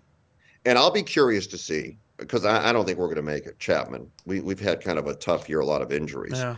But Cal, Lou, and Occidental are battling for the 4th spot. And the way our playoffs work is top 4 are in the playoffs. Right. COVID year, everybody went, which I think is a much better way to do it with a conference. I agree. That was fun last year. Everybody went. Yeah, I agree. I'm a fan of that. Yeah, but we just have top 4 here. And it's kind of a battle for that final spot. But I think that the committee is going to have a tough time, because you've got teams out here that will end up with very good records. Yes. And they deserve an at-large. And instead of the old, well, look, hey, it costs us enough to fly the conference champ out. All right, fine. We'll scrounge some money together and not bring 9 teams in from the Midwest who are 20 miles from each other. We'll bring another one. You may have a dilemma. You may need to take 3 from out here. Oh, there are some very good teams. That happened in the women on the Northwest Conference a couple of years. Unfortunately, they had to play against each other. That rule's gotten removed, which would make it even more interesting if they're forced to fly them out completely because they can't play each other. No, you're right. I think there's some really good teams in the SCIAC, and I think the first set of regional rankings may not tell us a lot. That second week's going to tell us a ton on where the SCIAC sits. And by the way, on the women's side, Laverne is having a bonkers season. And Redlands is right behind them, too. I think the women is getting a little overshadowed by what has been an absolutely outstandingly exciting men's race. Yeah, and please, the women out here are highly competitive.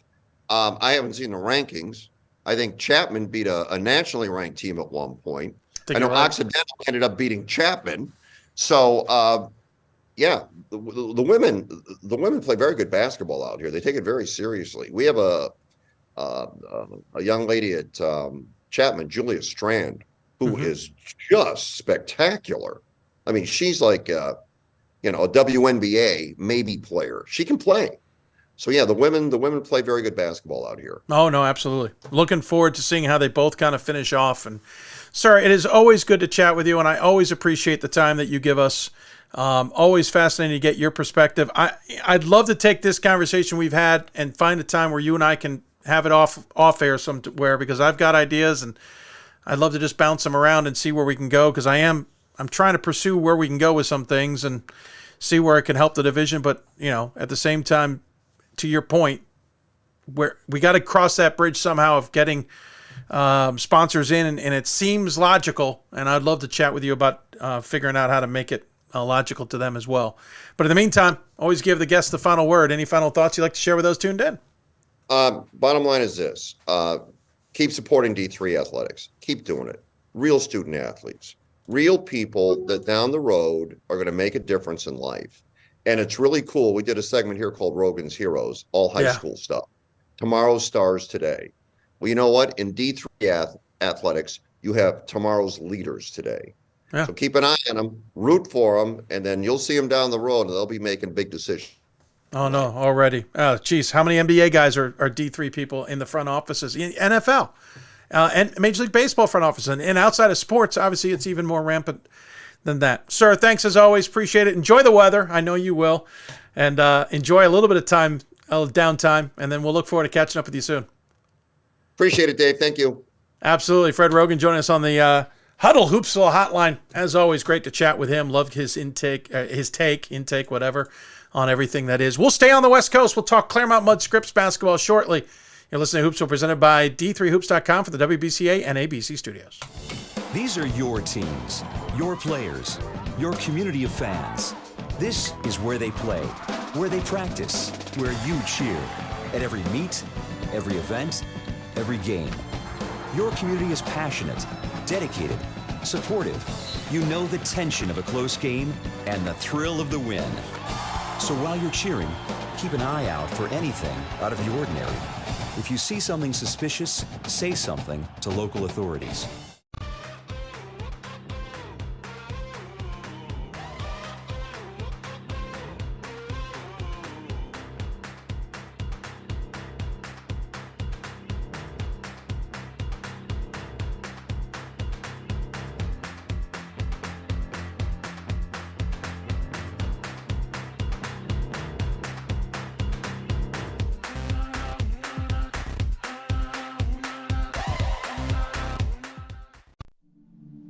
I used to never really talk. Ever. I was afraid if I said something wrong, everyone would laugh at me. But then I started to play golf with Special Olympics. It helped me to find my voice. And now everyone else is speechless. We've got more schools than Division I, more fans than Division II, and more upsets than March Madness. There's 800 programs with over 11,000 games leading to 2 national championships. And we've been covering it all for over a decade. From Eastern to Occidental, from Puget Sound to Piedmont, from Southwestern to the University of New England, and from Hope to Calvin. Nobody covers Division III basketball like we do. We're at D3Hoops.com at www.d3hoops.com. I learned a lot of valuable lessons playing college football. I never thought about the health benefits of exercise until I actually started to talk to coaches in college. It's not only just for performance, it's for life. My coaches instilled the importance of well-being, not only building up strength, mental health, getting enough sleep, eating properly is all what it is to be healthy. I decided that I want to go into personal trainer and share my knowledge that I obtained in college about physical and mental well-being. I learned a lot of valuable lessons playing college football. I never thought about the health benefits of exercise until I actually started to talk to coaches in college. It's not only just for performance, it's for life. My coaches instilled the importance of well-being, not only building up strength, mental health, getting enough sleep, eating properly is all what it is to be healthy. I decided that I want to go into personal trainer and share my knowledge that I obtained in college about physical and mental well-being. Welcome back to Hoopsville, everybody, as we continue on the marathon. Getting ready to close out 6 full hours of the show, right? No, 7 full hours of the show. Yeah, my brain's done. 7 full hours of the show and head into the final. We got about an hour, hour and a half, hour or so left of like segmented interviews. And then we'll open it up to the happy hour. We'll get some friends of the show in, chat D3, and have some fun as we start to pivot and look at regional rankings that'll be out soon and a whole lot of fun stuff as well. If you got questions for us, tweet us at D3Hoopsville or hashtag Hoopsville.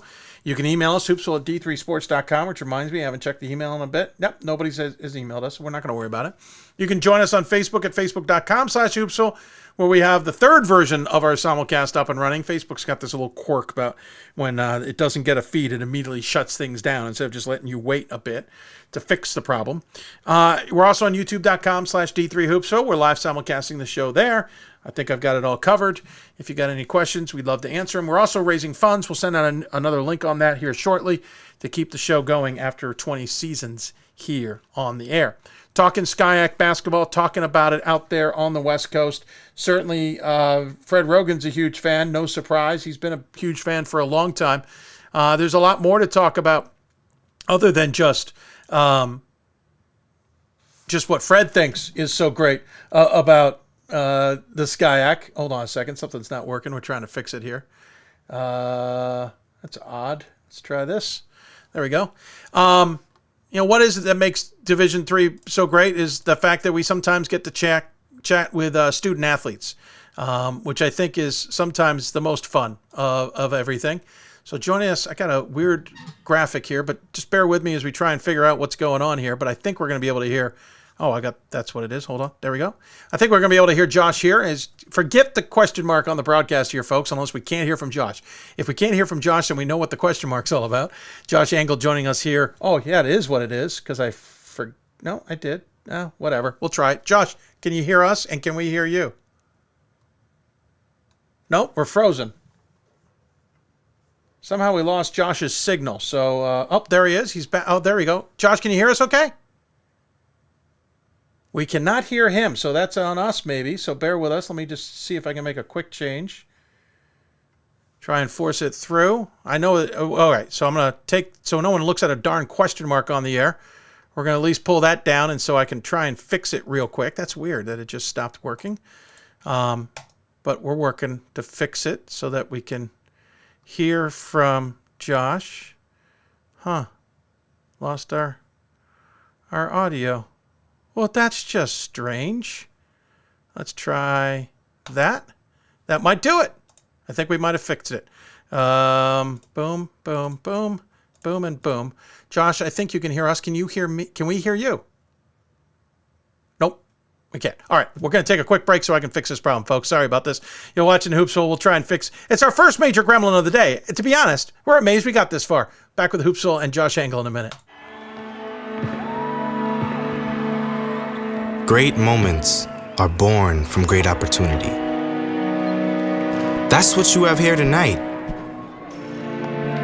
That's what you've earned here tonight. This is your time. Now go out there and take it.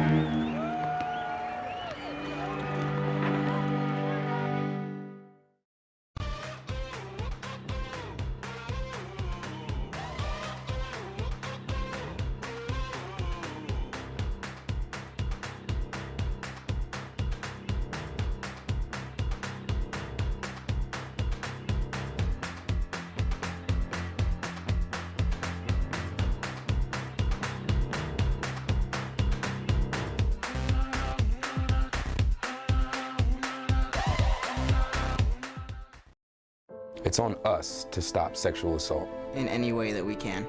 To get a friend home safe. To never blame the victim. It's on us. To stand up. To make our community safe for all. It's on us. It's on us to look out for each other at parties. It's on us. To be more than just a bystander. To step up and say something. It's on us. All of us. To stop sexual assault. Learn how and take the pledge at itsonus.org.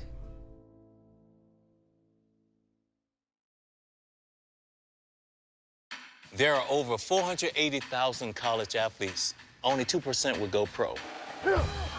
That means over 470,000 will not get a shoe contract. No autographs. No private jets. No fan clubs. No Hall of Fame inductions. Instead, they will walk away with something much more valuable.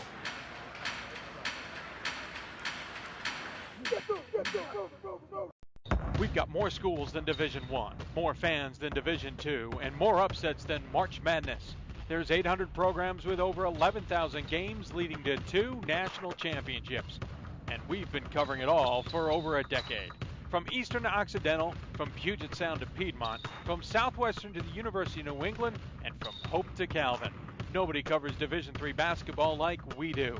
We're at D3Hoops.com at www.d3hoops.com.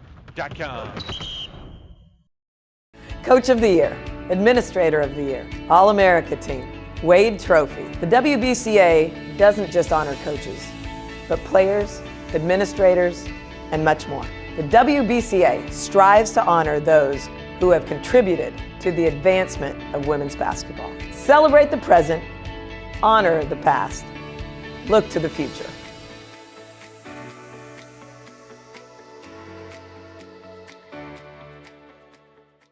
For the love of the game. But for those of us who are Division III student athletes, it's more than that, a lot more. Sure, the game is important, but as we work so hard to build both mind and body, it's more about team. That is why NCAA Division III teamed up with Special Olympics, and in giving the gift of sport to those for whom it seemed an impossible dream, we are working to make this a better world. Help us keep that dream alive. You can make a difference. It's on us. It's on all of us. And it's time to act now. It's on us to start the change. It's on us to be the change. It's on us. It's on Division III. It's on all of us to stop sexual assault.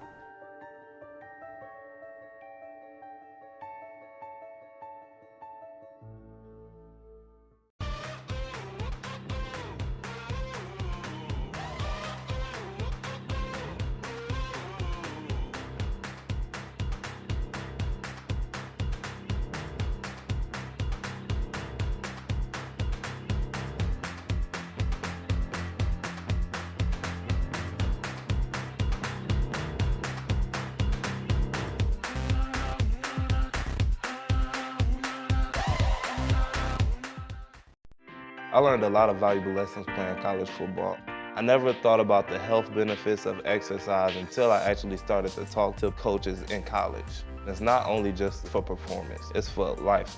My coaches instilled the importance of well-being, not only building up strength, mental health, getting enough sleep, eating properly is all what it is to be healthy. I decided that I want to go into personal trainer and share my knowledge that I obtained in college about physical and mental well-being. These are your teams, your players. These are your teams, your players, your community of fans. This is where they play, where they practice, where you cheer. At every meet, every event, every game. Your community is passionate, dedicated, supportive. You know the tension of a close game and the thrill of the win. So while you're cheering, keep an eye out for anything out of the ordinary. If you see something suspicious, say something to local authorities.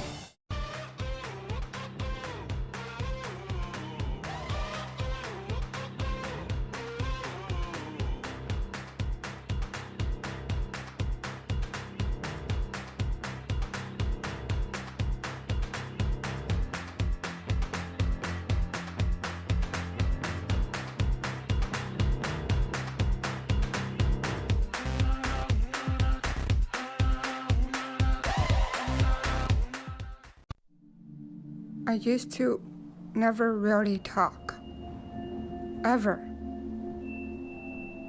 I was afraid if I said something wrong, everyone would. We're cutting the interview off right away, or the commercial break off, because we were in there for way too long. As we finally got our audio back, as you see, Josh Angle is on our program now, back to where we should have been moments ago when the system decided to just stop working properly. I'm Dave McHugh. Josh Angle, the senior guard from Claremont Mud Scripts, joins us on the Huddle Hoopsville hotline. Josh, I'm pretty sure we can hear you now. Can you? All good? Oh, yes, thankfully. Good to have you. I realize basketball games are probably a little bit more challenging than what we just went through. First and foremost, congratulations on the season you guys are having. You're in a dogfight at the top of the conference with Pomona Pitzer. We just got done talking to Fred Rogan, which by this point is about a half an hour ago, about the conference and how challenging it is. I'm curious, we'll get to the intricacies of the conference, we'll get to the intricacies of your team, but from a national perspective, how much has changed in your time frame about how the SCIAC is viewed, how CMS is viewed, et cetera? It's changed a lot. I think our freshman year, we went up and played Whitworth, some games up in the Northwest, and coming out of it, we lost to Whitworth and had this perspective of an at-large bid is no longer possible. But to see Chapman get an at-large bid and the SCIAC get 2 bids last year was really encouraging for the SCIAC in general. And so seeing that perspective change over time, seeing the SCIAC and really all of Region 10 get more respect has been really, really great to see. It obviously has a lot to do with how you guys play. It also has to do with who you guys play. It has a lot to do with results in the NCAA tournament. And obviously the SCIAC has made some waves even in the NCAA tournament of late. You're in your senior campaign, whether you've got another year left or not. We're noted as a senior. How important is it that you guys get to have the say, maybe in March, on how the SCIAC is viewed and how CMS is viewed? I think it means a lot to me. It means a lot to my teammates, and really been the goal of our class since we've come in. So our goal from the beginning of the year is always to win the conference and have that be the method in which we get into the tournament. So it would be an incredible accomplishment for us to pull that off. So let's talk about the season that has been so far. Looking at how you guys have done, I know I debated. I'm like, did I get CMS on? Do I get Pomona Pitzer on? They're both kind of in the battle. Geez, Redlands has entered the picture. I went with you guys because I wanted to get your perspective on, and obviously Pomona Pitzer's across the street. Technically, I could have just asked everybody to come into the same room, and we could have had this conversation. But from your perspective on how the season has gone, 3 losses, St. Thomas of Texas, Laverne, and unfortunately Pitzer in overtime. Are you guys still improving? How's the season going? Yeah, I think we've gotten better over the course of the season and are continuing to improve. We played a really good strength of schedule early. We played Mary Hardin Baylor, played St. Thomas, went up to the Northwest, played some teams up there as well. But as the season's gone on, we've gotten banged up a little bit, lost a couple guys to injuries, but really have a strong next man up mentality. So we've continued to roll with the punches, continue to improve, and I think we're trending in the right direction coming towards the end of the season. Yes, and St. Thomas has proven to be a pretty good team early in its Division III life. Obviously, Pomona Pitzer's a really good team. I think the one that people would look at and go, what the heck happened? 6-12, Laverne tripped them up. I know anything's possible in conference play, but even from your perspective, was that just because Laverne was ready for you guys, or was it because of something else? Or is it one of those where you just have to chalk it up to, yeah, it was after Christmas break and we weren't ready for conference play yet? I think it's a little bit of both. I think it's one of those ones where every single conference game is tough, and particularly road conference games are even tougher. Laverne had a really good game plan for us, and we just came out and kind of didn't execute. And taking away from that game, though, we had a lot of things that we knew we needed to improve on. And I think that loss has allowed us to build up to a point now where we're much better than potentially would have been had we not had those lessons from that game. And that's the thing is, and anybody will say on the show, especially, that it's the result that you tackle out of that. Did you learn from something, or did you continue the slide and didn't learn anything from it, or didn't expect it to be that big a deal? You've got, obviously you avenged the result against Laverne. I'm curious, when you look at what's coming still ahead, right? You still have Pomona, I believe, to be played. Yeah, it's the final game of the season at Pomona. Again, don't strain yourself walking across the street. How do you look that far ahead, or is it the fact you got Whittier ahead and then Chapman and then Occidental that takes more precedent? Definitely, it's a game-by-game mentality for us. Our coaches really preach that it's one game at a time, particularly when we're looking at the next game, a road game in conference, like we just talked about. Any given day in conference is a battle. So we're really looking at it one game at a time and just trying to take it day by day and handle business that way. I got to give you a little bit of a hard time because you were on the road against Laverne, 10 minutes down the road against Laverne. It wasn't Redlands. I'm giving you a hard time because I find that so fascinating that you've got all these colleges, Claremont, Mudd, Scripps, Pomona, Pitzer, Laverne, all of them in such close proximity on top of each other.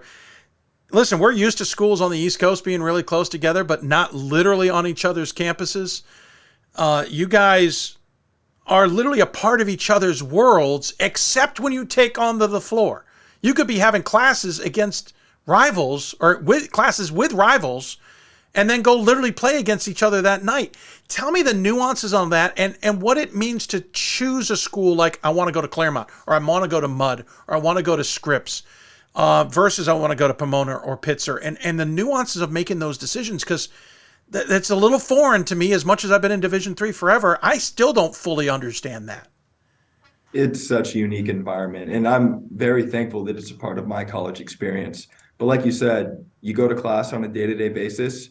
I took a class at Pomona my freshman year. You can take a class at any of the 5 colleges. So you can go into class first day, get the syllabus, and realize, oh, I'm sitting next to my matchup for the Pomona Pitzer game. It's a really crazy environment. And then you also have the dining hall situation, because we can eat at any of the 5 dining halls. Fair. So if we beat Pomona, we can walk into the Pomona dining hall. They beat us, they can walk in their tracksuits to our dining hall. So it makes for a really unique competitive environment, and it's just a ton of fun. And listen, I'm in Baltimore, and there's a college group here, Hopkins and Towson, Goucher, Notre Dame, and some others. We can all take classes at the respective colleges too. It's just not norm. I mean, you can do it. It's just not. It's not what everyone actually does. But in reality, I'm still a Goucher student, and the chances of me probably being in a classroom of somebody else isn't there. The combinations I find fascinating, and it's still on my bucket list to come out. I was out there a year and a half ago for some work, and I couldn't get to any of the games, but it's still there. But when it comes to the rivalries, when you guys then play each other, and I joke a bit about being across the street, but you're literally across the street from your other gym, what is that dynamic like? Do the campuses understand the nuances of CMS's playing Pomona or Laverne, or is it even confusing for the regular student to fully grasp all of that and who they're supposed to be rooting for? No, the students get it 100%. So, for instance, when we played Pomona the first time, they came to our place, like you said, walked right across 6th Street, and they brought probably 500 to 700 fans with them. I think the ultimate attendance was around 1,500. Completely packed out our gym, which is an incredible facility too. But I see it in the background. Yeah, I mean, filled this place up. It was an incredible atmosphere. So the students really buy into the rivalry, and it's such, I mean, like I said, such a unique. He's there. No, we're back. We're good. Curious, tell me about this team. You're one of 3 guys who've played in all 20 games so far. You've started all 20 as well. You're leading the team at 21.3 points a game. You've got guys who are scoring 15.5 in Kieran and Cruz, 15 points from Rhett Carter. Justin Pratt's got 12 points. Matt Meredith's got 7. Your leading rebounder is Kenyon with 5.8. Oh, I'm sorry. No, it's Meredith with 6.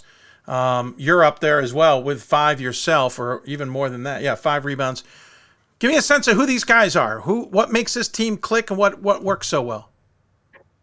So from the start, I think the motor of our team is Brian Kenyon. He's a great point guard. And when I say point guard, he's the classic definition of a point guard. He's the guy that kind of has the control of the game in the palm of his hands, both offensively and defensively. He takes the toughest defensive assignments on a nightly basis, and he really orchestrates everything. Kieran's actually my roommate. He plays on the wing with me. Really good scorer, all-around player. Then we also have Rhett inside, who's just a beast, physical in the paint, really good post touch, and a guy that at a D3 level, it's such a commodity to have someone like him where you can just throw it in and get 15 points a game off of him scoring in the post. So I feel like we have a really well-rounded team, a lot of guys that contribute in a variety of ways, and that's really contributed to our success so far. He's the prototypical point guard. 7.2 assists per game. His turnover number is insane. It's 1.3. He's got an assist to turnover ratio of 5.5 to 1. Those are ridiculous numbers. But it's like second in the NCAA. I believe you're right. And I know your SID's nearby. We're not going to pretend he's just making better stats for the guys. I'm kidding. But my point is, when you got a guy who can distribute like that, you must know that when he's getting you the ball, he already knows you're in a position to do something with it, or he would have gone to somebody else, and that's not a negative. That's just he understands the court that well. Oh, absolutely. And he's really an extension of the coach on the court. He orchestrates actions. For instance, he can come down the court and say, we're going to get you this type of screen on this possession to try to free you up, and just is able to read it all, kind of see things as they develop. And I just have the ultimate trust with the ball in his hands, honestly. And the numbers back that up. To be one of the leaders in the assist to turnover ratio in the country, averaging 7 a game, it speaks for itself. Again, you got 5 games left in the regular season, 3 on the road at Whittier, Chapman, and Occidental, then home against Redlands, then back on the road against Pomona Pitzer. So you've got a bit of a road schedule. as we've said tongue-in-cheek here, the rest of the way in the SCIAC. What are you guys accomplishing? And I, not to bring up the scary of last season where you guys lost 5 of your last 7 and 6 of your last 10. Are you or 6 of your last 9 or something? I've lost track. But are you leaning on, hey, we can't let that happen? Or have you forgotten it and you're only focusing on making sure you get accomplished what you need accomplished now? I think we acknowledged that that was the end of our season last year, but at the same time, we brought back a lot of minutes from last year, a ton of returners. Brian was back, I'm back, Kieran's back, Rhett's back, Matt's back. All of those guys returned from that team from last year. And so to have more experience and to have gone through that together, I think it's really helped us stay pretty tight-knit as we come down the final stretch here. Back to the school as itself, I'm curious, you're from Lake Oswego, Oregon, right outside of Portland. What enticed you to come down to SCIAC land and CMS versus any of the Northwest Conference schools, especially the WITs that are obviously very good at the time? What enticed you to come to Southern Cal? And if you tell me it's because of the weather, I'm going to roll my eyes pretty hard. Well, I can't lie. That's one of the reasons. Yeah. But I'd say there's a handful of factors. The first one was I was really looking for a place to get a great education. Sure. And particularly was interested in the business and finance world, and CMC has a really strong program in that department. So that was a large part of it. The academics, the focus on business and finance really played a large role. And then over time, developing a good relationship with Coach Scalmanini, I think also played a really important role as well. I can't lie. The weather was pretty nice too. When I was talking to Coach and I would look out the window when he was texting me and it's 40 degrees and cloudy and raining in Oregon, and I got to look at the weather app and say, it's 75 in Claremont in January. That's a pretty good pitch. Admittedly, though, the lake at Lake Oswego is pretty nice. It's a pretty lake. It's a pretty lake. I've driven around it. I know it. I saw a Salisbury University flag, which is in Maryland. Don't know how that related, but I almost drove off the road. Well, I appreciate the insight on yourself, on the team. Before I let you go about yourself, though, I do kind of curious. What makes you tick? What provides the impetus when you're on offense to get it done? And are you hoping to take that and still play when the college career is over, or do you have aspirations to move on into the non-athletic professional world? I'd say for me personally, I'm just a very internally motivated and competitive person. So I love being able, particularly coming out in these games with guys that I'm so close with. I really think it's that drives me. On the basketball front, I think playing professionally would be an incredible opportunity and something that I would love to do potentially post-graduation. So definitely something I'd like to consider. You may not be able to play where the weather's so nice. Just warning you. That's okay. The basketball is more important anyway. I hear you. When you're getting paid, it's a whole different conversation. Absolutely. Hey, Josh, really appreciate the insight. Good luck the rest of the season. The battles between, that game you guys had with Pomona Pitzer was so much fun to watch. Certainly looking to see how what else you guys can do, where this conference can go, and how you guys finish the season. So I appreciate the time. We have a tradition on the show. We always give the guests the final word. Any final thoughts you want to share with those tuned in? Not anything on the top of my mind, but thank you for having me. Absolutely, Josh. Good luck the rest of the way. Good luck with your education as well. Obviously, that's the most important. Enjoy it, and we'll look forward to seeing how the Stags do the rest of the season and where you might be come March. Sounds good. Josh Engel joining us on the Huddle Hoopsville hotline. Appreciate him taking the time. Running a little bit behind due to those technical issues. We're going to take a quick break. When we come back, we'll continue our conversation with Keene men's basketball. You're watching Hoopsville. Back after this. Coach of the Year, Administrator of the Year, All-America Team, Wade Trophy. The WBCA doesn't just honor coaches, but players, administrators, and much more. The WBCA strives to honor those who have contributed to the advancement of women's basketball. Celebrate the present, honor the past, look to the future.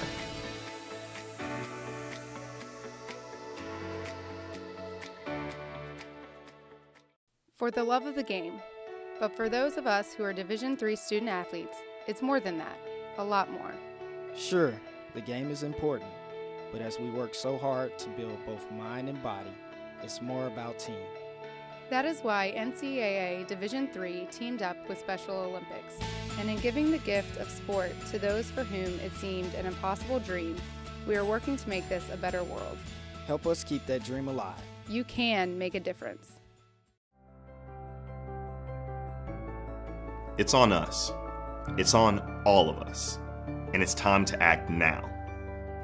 It's on us to start the change. It's on us to be the change. It's on us. It's on Division III. It's on all of us to stop sexual assault.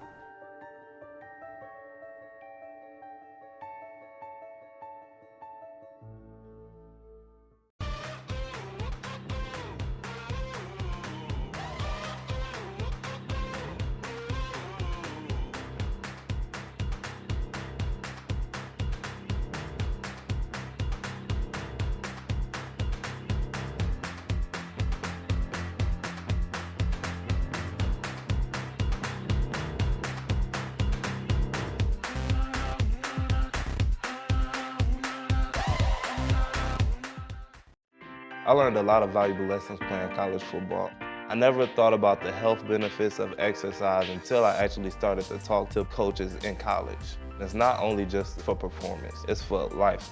My coaches instilled the importance of well-being, not only building up strength, mental health, getting enough sleep, eating properly is all what it is to be healthy. I decided that I want to go on a personal trainer and share my knowledge that I obtained in college about physical and mental well-being.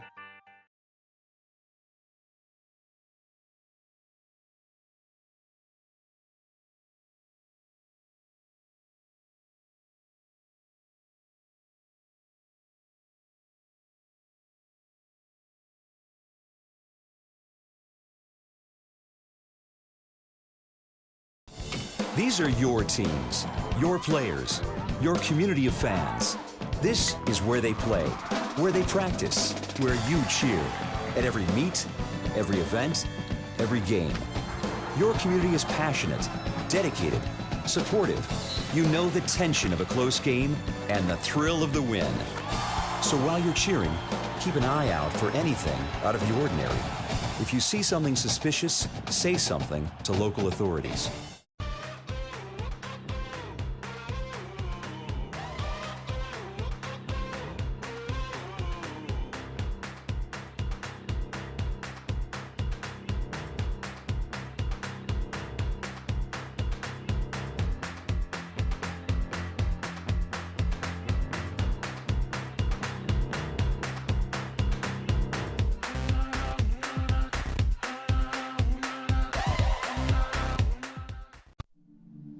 I used to never really talk, ever.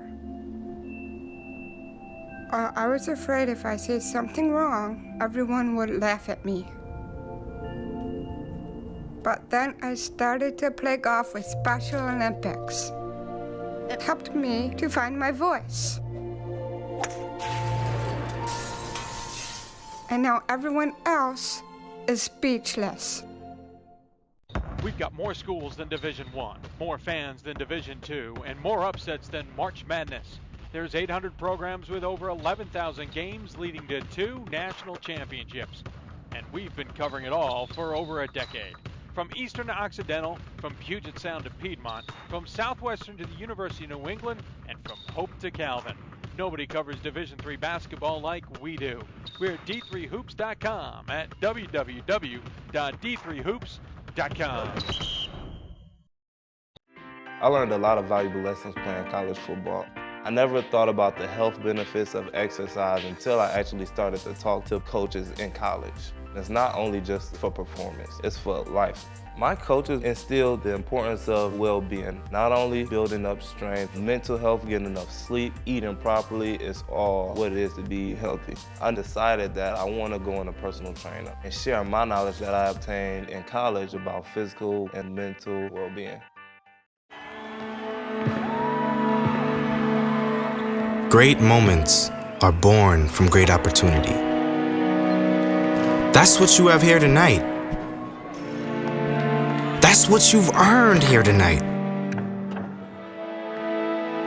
This is your time. Now go out there and take it.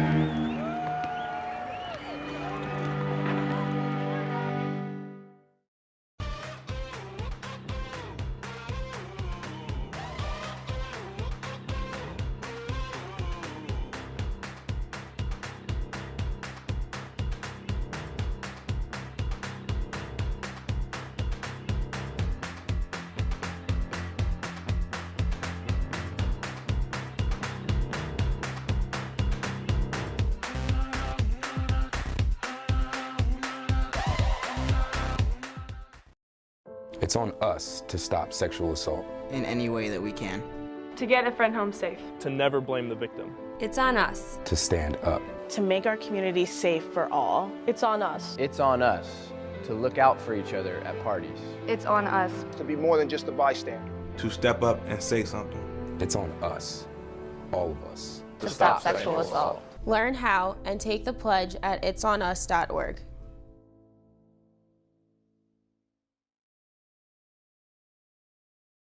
There are over 480,000 college athletes. Only 2% would go pro. That means over 470,000 will not get a shoe contract. I'm cutting that off, folks, just because we went to the air a little too long there. So I made a scheduling problem. It was bound to happen, and I finally did it. I accidentally booked Keene State and John Carroll at the exact same time at 7:45. Did not catch it till just now when I couldn't figure out why no one was showing up on the chat. So we've deleted our tweet. We've reset things. We're going to chat here for a few minutes. In a couple of minutes, literally in a couple of minutes, we will be talking to Tana Englund and one of her players from Wisconsin, Eau Claire. Then we'll talk to Pete Moran at John Carroll at 7:45. We'll delay happy hours just slightly. And we'll talk at the top of the hour with Ryan Kane from Keene State about his program. So innocent error on my part. Didn't catch it till just now, but it is what it is, and we move on. If you've got questions for us, you can always tweet us at D3Hoopsville or hashtag Hoopsville. You can join us on Facebook at facebook.com/Hoopsville. You can also join us on YouTube at youtube.com/Hoopsville. I'm actually refreshing that stream. For whatever reason, it seems rather behind on the YouTube side. But join us. If you got questions, we'd love to hear from you. And we'll answer them. Hoopsville at d3sports.com is also an option.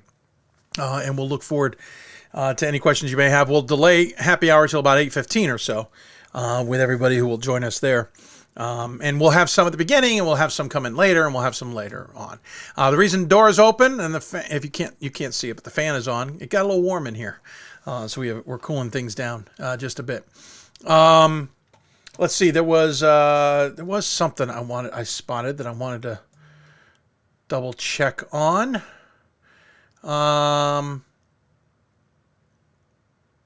But I can't figure out where it is now. Oh, the fundraiser. That's what I wanted to mention. We're going to tweet that out. Hey, we'll do that right now as we speak. The fundraiser, of course, is this show is part of the fundraising efforts of our show to try and promote people to help us continue with our programming. And go to the show page. That's what we want.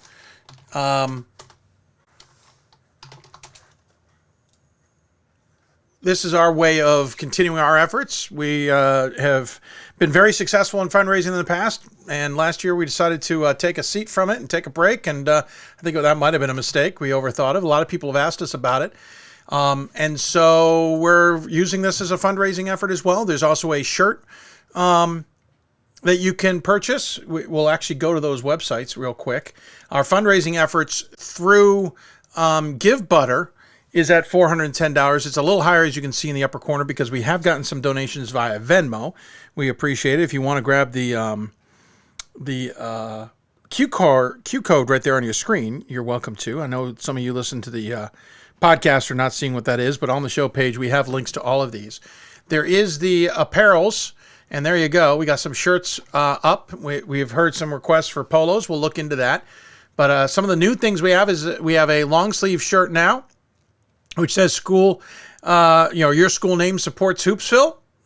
You can also just get the Hoopsville logo on that. You can get it in a couple of different colors. It does say I support D3 Sports. I might have to work on that. I wanted to say I support D3 Hoops. We'll circle back on that and whatnot, but you can get that choice.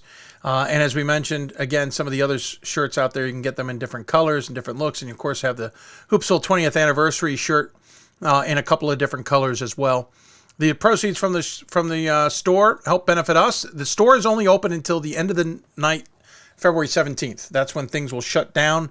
That way people can get these things, hopefully, if real lucky, by the end of the regular season. Most likely that won't happen because I can't imagine shipments will be out in 10 days. They'll take 2 weeks or so to get out to people. So hopefully in the middle of the conference or the NCAA tournament, we'll be able to do, you'll be able to get your shirts. And again, there's our fundraising campaign. So consider helping us out. The links are on the website. We've also sent out links on social media, especially on Twitter. Please give us a follow, give us a like, do whatever you need to do. We appreciate any of the support you can to keep us moving as well. And there you go. So go to our website and you will find all the information you want to get to those things. And we'll continue to tweet out that information throughout the rest of our campaign run as well. We're going to take a quick break. And, well, I'm not back. Sorry about that. I didn't move us on to, there we are. We'll take a quick break. We'll get Wisconsin Eau Claire on the line. Talk to Tanya Anglin and her staff, or her student athletes there. And still ahead, Keene State and John Carroll. We'll talk to both of them. Still ahead before we turn things over to the happy hour. You're listening to Hoopsville, presented by D3 Hoops from the WBCA NABC studios. Back with more after this. Great moments are born from great opportunity. That's what you have here tonight. That's what you've earned here tonight. This is your time. Now go out there and take it.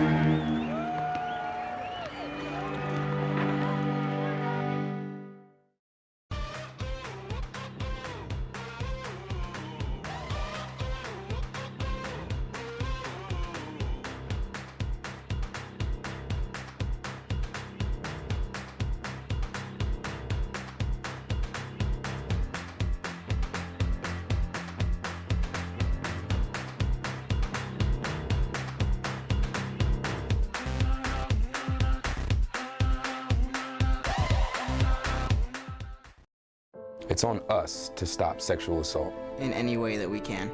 To get a friend home safe. To never blame the victim. It's on us. To stand up. To make our community safe for all. It's on us. It's on us to look out for each other at parties. It's on us. To be more than just a bystander. To step up and say something. It's on us. All of us. To stop sexual assault. Learn how and take the pledge at itsonus.org.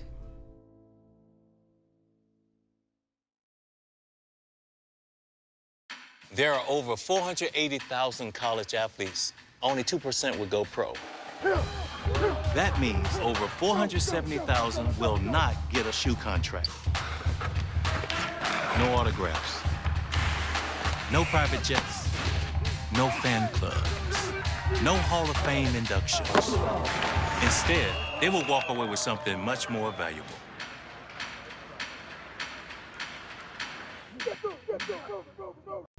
We've got more schools than Division I, more fans than Division II, and more upsets than March Madness. There's 800 programs with over 11,000 games leading to 2 national championships. And we've been covering it all for over a decade. From Eastern to Occidental, from Puget Sound to Piedmont, from Southwestern to the University of New England, and from Hope to Calvin. Nobody covers Division III basketball like we do. We're at D3Hoops.com at www.d3hoops.com. Welcome back to Hoopsville, everybody. So we continue on here as we're about to close out 8 hours on the program, and we're not done because we still have 3 more segments to do with coaches or guests of some kind, and then we go to our happy hour, which should be a lot of fun. At least that's what I've been told. We will have friends of the show, as it were, joining us on the program and looking forward to talking all things D3 at that point in time. If you've got questions for us, tweet us at D3Hoopsville, hashtag Hoopsville, email us hoopsville@d3sports.com. You can join us on Facebook at facebook.com/Hoopsville, et cetera, et cetera. We'll go back to the Huddle Hoopsville hotline where we're talking WIAC women's basketball.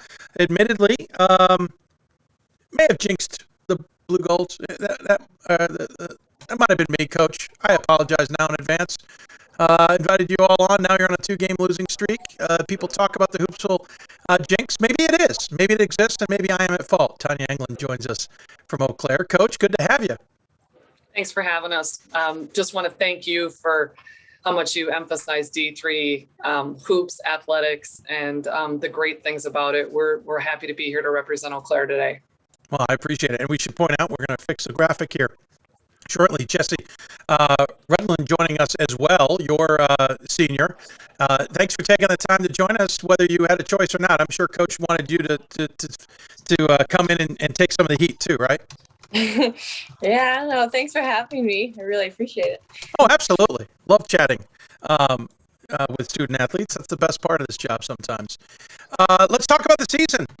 First off, the WIAC looks like it's as crazy as it always is. Is it not, Coach?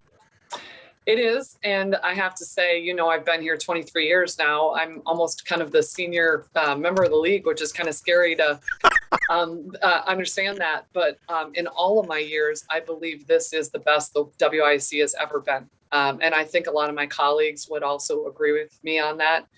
Top to bottom, it is crazy good. And so, like you said, obviously we're not happy that we're on a 2-game losing streak, but I have to say, I believe that we've played the best this year. We've played the Hopes, we've played the Trines, we've played Wartburg.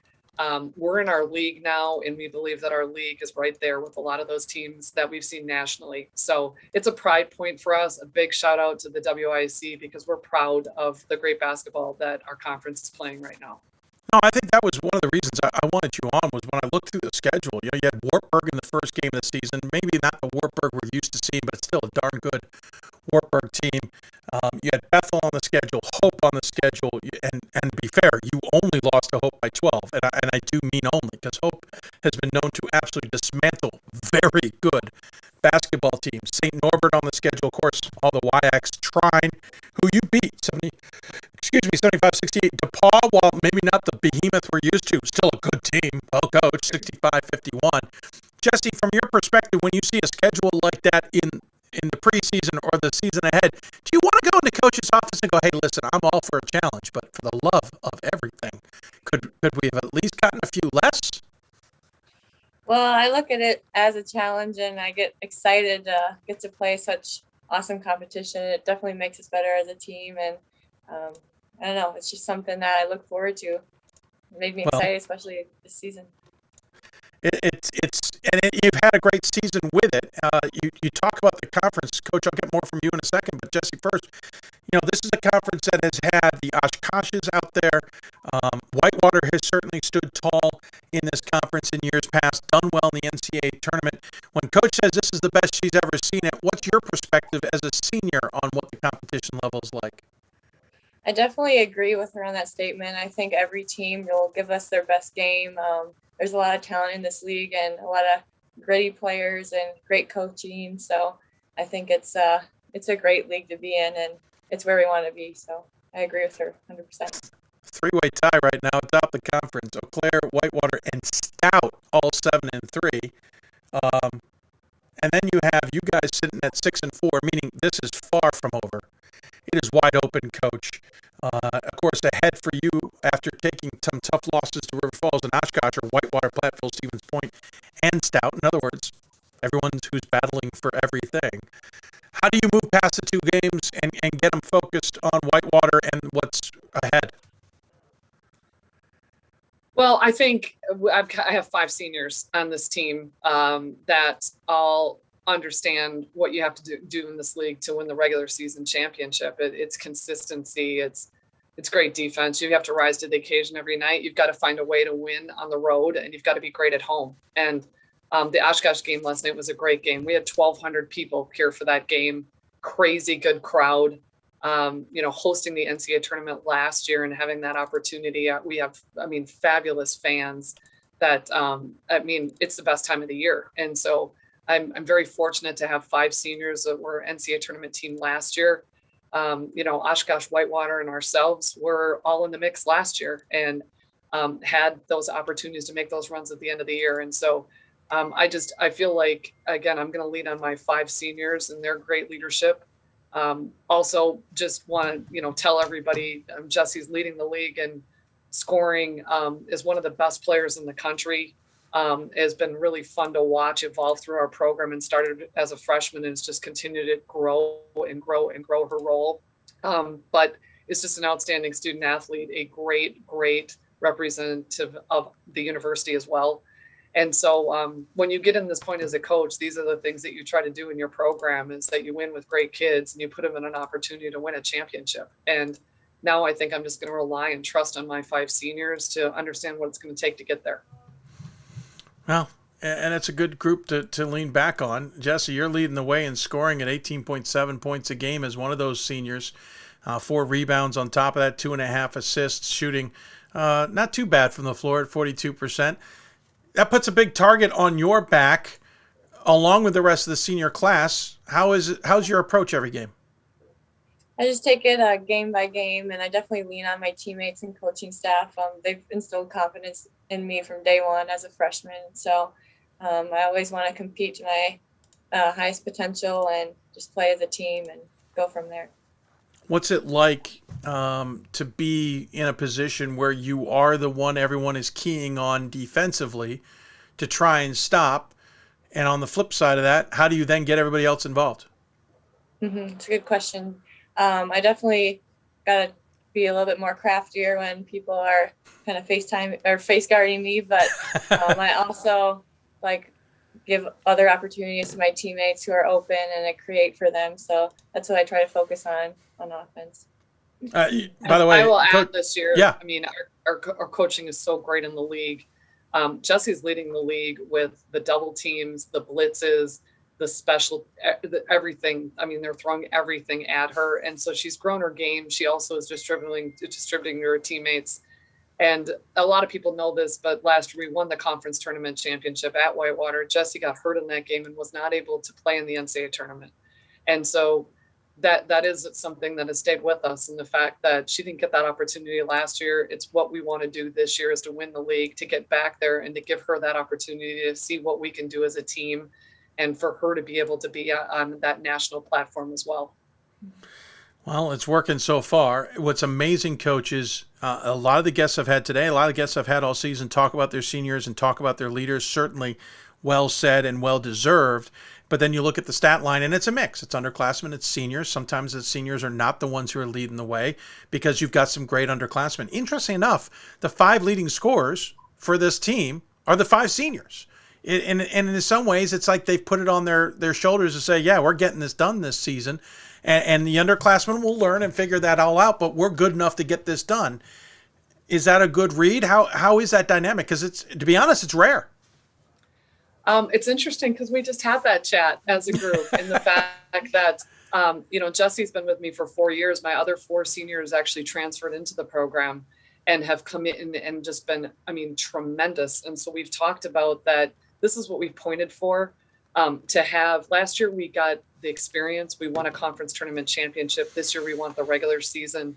But we were maybe on paper last year a little young, pointing to that this year we would not be.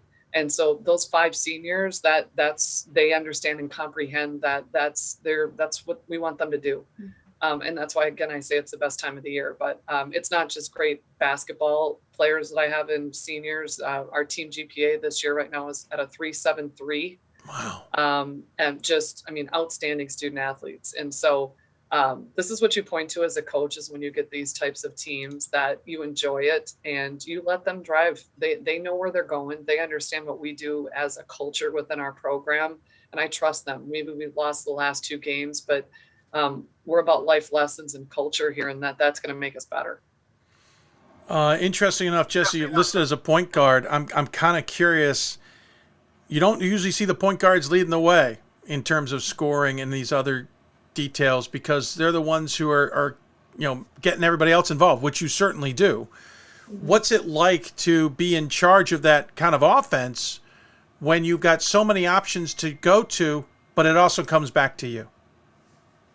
It's definitely a good dynamic we got on our offense. I'm looking to create for others while also using the ball screens my teammates give to me and looking for my own shot. So I think it's a good dynamic we have, and it's efficient when it's going. So I like it. I like the fact that she's a 5'10", 5'11" point guard too. It is very rare to see that. I was a 5'10" point guard and played at St. Thomas. And so of course I'm going to like that. Right. But that really helps us. I mean, having a big point guard like that, she sees over the top of things. And there's just been so many times I can say, like the Trine game, she hit back-to-back threes down the stretch for us. Last night, she hit 3 threes to bring us back within. At the end of the game, we get on her shoulders a lot of times, and that's where with our seniors, there is that shared leadership. But I truly believe Jessie is one of the best players in the country. I truly believe that, and I've watched a lot of basketball this year and see a lot of teams, and so we're lucky because we have a group that understands that on any given night, anyone can rise to the occasion and help us win. Hey, interesting enough, last season you lost 2 in a row. At about this point, February 9th and 12th, you lost to Stout and Stevens Point before rattling off 5 straight, which included getting the NCAA tournament, beating North Central in the first round, and then just losing in what was a great game against Milliken. So 2-game losing streaks don't really mean a ton. Do you guys even look back at last year in that way to say, hey, remember, we've been down this road, we can still make this happen? Or is it all forgotten and it's all about right now? No, actually, it was just a part of the conversation. Just had a great talk with my seniors. And we talked about that. It was about this time of the year last year that we came together. We identified what we had to get better at. Honestly, I've done this for so long. That's mostly what I'm interested in. I'm interested in that when times get tough, how do we get better? Because these are young adults. They're going to go out into the world and they're going to have the same things. And so, yes, that happened last year. And I can tell you, I was so pleased with how we responded last year. It brought out the best in us. And so that's what we're doing this year. And I have to say, like, we have great teams that we're playing against. And so I think I just looked at your link that you have on D3 Hoops. I believe Whitewater is number 2. We are 6th. And I believe Oshkosh is 5th in strength of schedule. Just crazy good. And so you throw the Trines in and the Wartburgs and all the teams that we've played. You maybe will have those games sometimes that are a little bit difficult because of the grind, but ultimately I believe that's what brings out the best in you in the postseason. No, absolutely. We talk about that a lot, about how a game in November can be used in March in some capacity to help a team become better. It's why events like the Hoopsville Classic, when we did it, it was actually, we meant to do that. We wanted to give those opportunities of a good battle. Jessie, before we let you go, I want to learn more a little bit about you. Out of Rochester, Minnesota. Interestingly enough, got recruited by someone who played at a Minnesota school to come to a YX school. I'm not surprised in the slightest, but I am interested in the fact that your sister played hoops at Arizona State. Your father played football at Northwestern. What drove you to become a Division III student athlete? I just I've heard such great things about this program and this school, and I've loved it every single second of it. And I just knew from the start it was like the best fit for me and my level of play. So it worked out perfectly. And you're a nursing student, and I know for a fact that nursing is one of those tough majors, along with teaching and pre-med and others, to balance especially your academics, not to mention you're playing a sport where your academics are one thing one semester and something completely different the next. What's that life balance been like for you? I definitely learned time management and kind of balancing basketball and nursing. It's been busy, but it's also been a great challenge and life lesson for me. So coach has done a great job of helping me through it, and my teammates definitely support me through the way too. And coach, I know she's going to be a great nurse because she is someone who is so selfless. You're talking a great player who many times is thinking about her teammates before she's thinking about herself, and that will equate to being a tremendous professional for sure.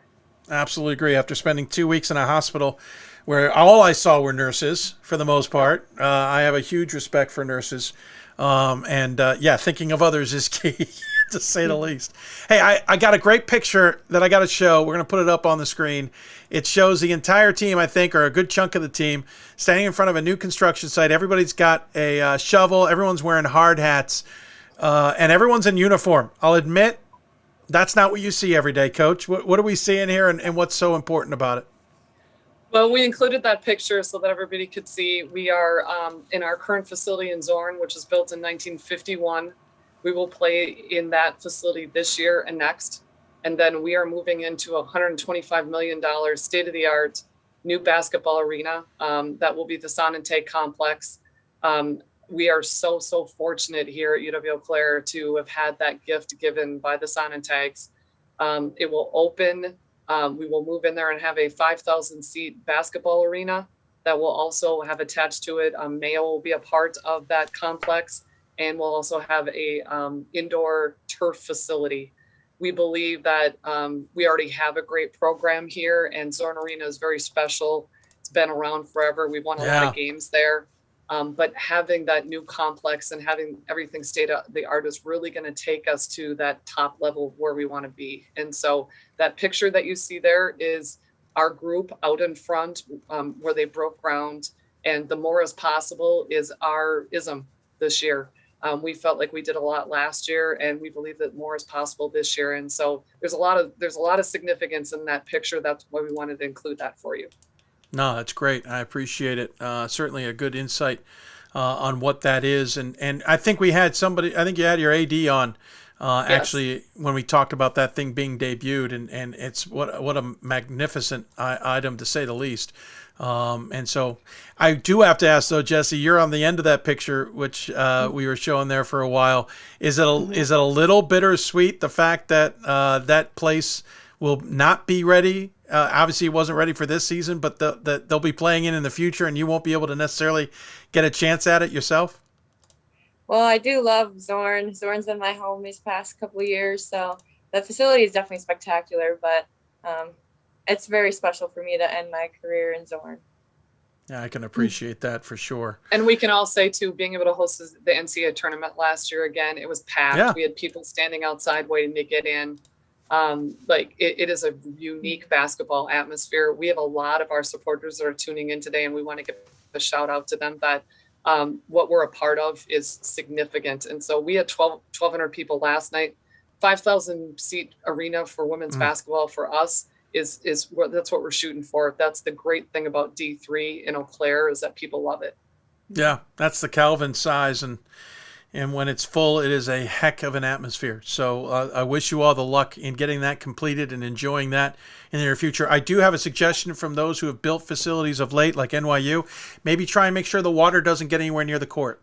That's just, we don't need any burst pipes ruining any experiences. We will have a river running right in front of that. That is absolutely beautiful across from the campus. That's risky too. But could just be, I mean, the setup of us being right across from campus is awesome. It's right next to our hockey arena too. So it really is going to be, it's just going to be a great place for our athletic department. Jesse's going to be back for some alumni games to make sure she gets some reps in that gym, I'm sure. Yeah, for sure. I will be. Hey, Jesse, Tanya, thanks so much for coming on. Really great to chat with you all. We have a tradition on the show that we give the last word to the guests. We'll start with Jesse. Coach, you can finish up when she's done. Any final thoughts you want to share with those who may be tuned in? I just want to say thank you for having me. I really appreciate it. And this has been such an exciting season, and it's not done yet. So we have a lot of things we're looking forward to, taking it game by game. But, stay tuned into what we're going to do. Absolutely. And I'll leave you with that. One of my isms in the office here, I always say, is make the big time where you're at. I played Division I ball for 2 years, and I transferred to St. Thomas. We won a national championship the year that I transferred there. Division III is the big time. It's where you make the big time where you're at, in that, like, you love and you're passionate about what you do. And so that's my advice to everyone, is that D3 is special. And that's why we appreciate what you do. But again, for everybody, make the big time where you're at. Well said. No, good way of saying it. That's better than sulking at maybe you didn't get what you wanted. Make it big now. Well said. Thank you very much, ladies. Really appreciate it. Good luck the rest of the way. You're right. The WIAC race is a dandy to watch, and I'm looking forward to seeing how it all comes to a close. Enjoy the last few weeks of the season, and we'll look forward to catching up down the road. Absolutely. Go Blue Golds. Thank you. And thank you, Jesse Rudin and Tanya Englund joining us here on the Huddle Hoopsville Hotline. Great to chat with them. Facilities coming along nicely, programs coming along nicely, and that is a undersung race on the women's side. I think a lot of people saw the amount of losses on that and were confused by it. That is a darn good race. And as Coach said, there's some good coaches there as well who are making it even better. We'll take a break. When we come back, switch gears, talk men's basketball, talk to John Carroll about their breakout season as well. You listen to Hoopsville, presented by D3Hoops.com. Back with more after this.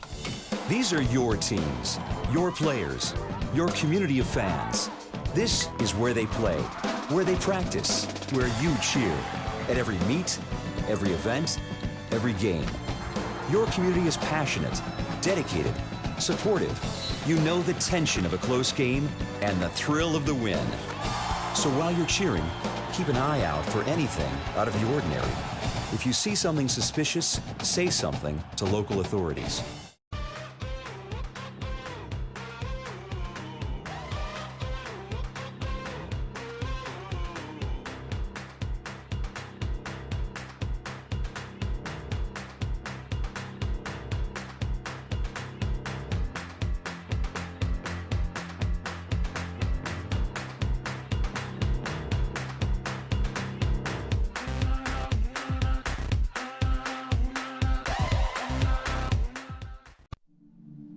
I used to never really talk. Ever. I was afraid if I said something wrong, everyone would laugh at me. But then I started to play golf with Special Olympics. It helped me to find my voice. And now everyone else is speechless. We've got more schools than Division I, more fans than Division II, and more upsets than March Madness. There's 800 programs with over 11,000 games leading to 2 national championships. And we've been covering it all for over a decade. From Eastern to Occidental, from Puget Sound to Piedmont, from Southwestern to the University of New England, and from Hope to Calvin. Nobody covers Division III basketball like we do. We're at D3Hoops.com at www.d3hoops.com. I learned a lot of valuable lessons playing college football. I never thought about the health benefits of exercise until I actually started to talk to coaches in college. It's not only just for performance, it's for life.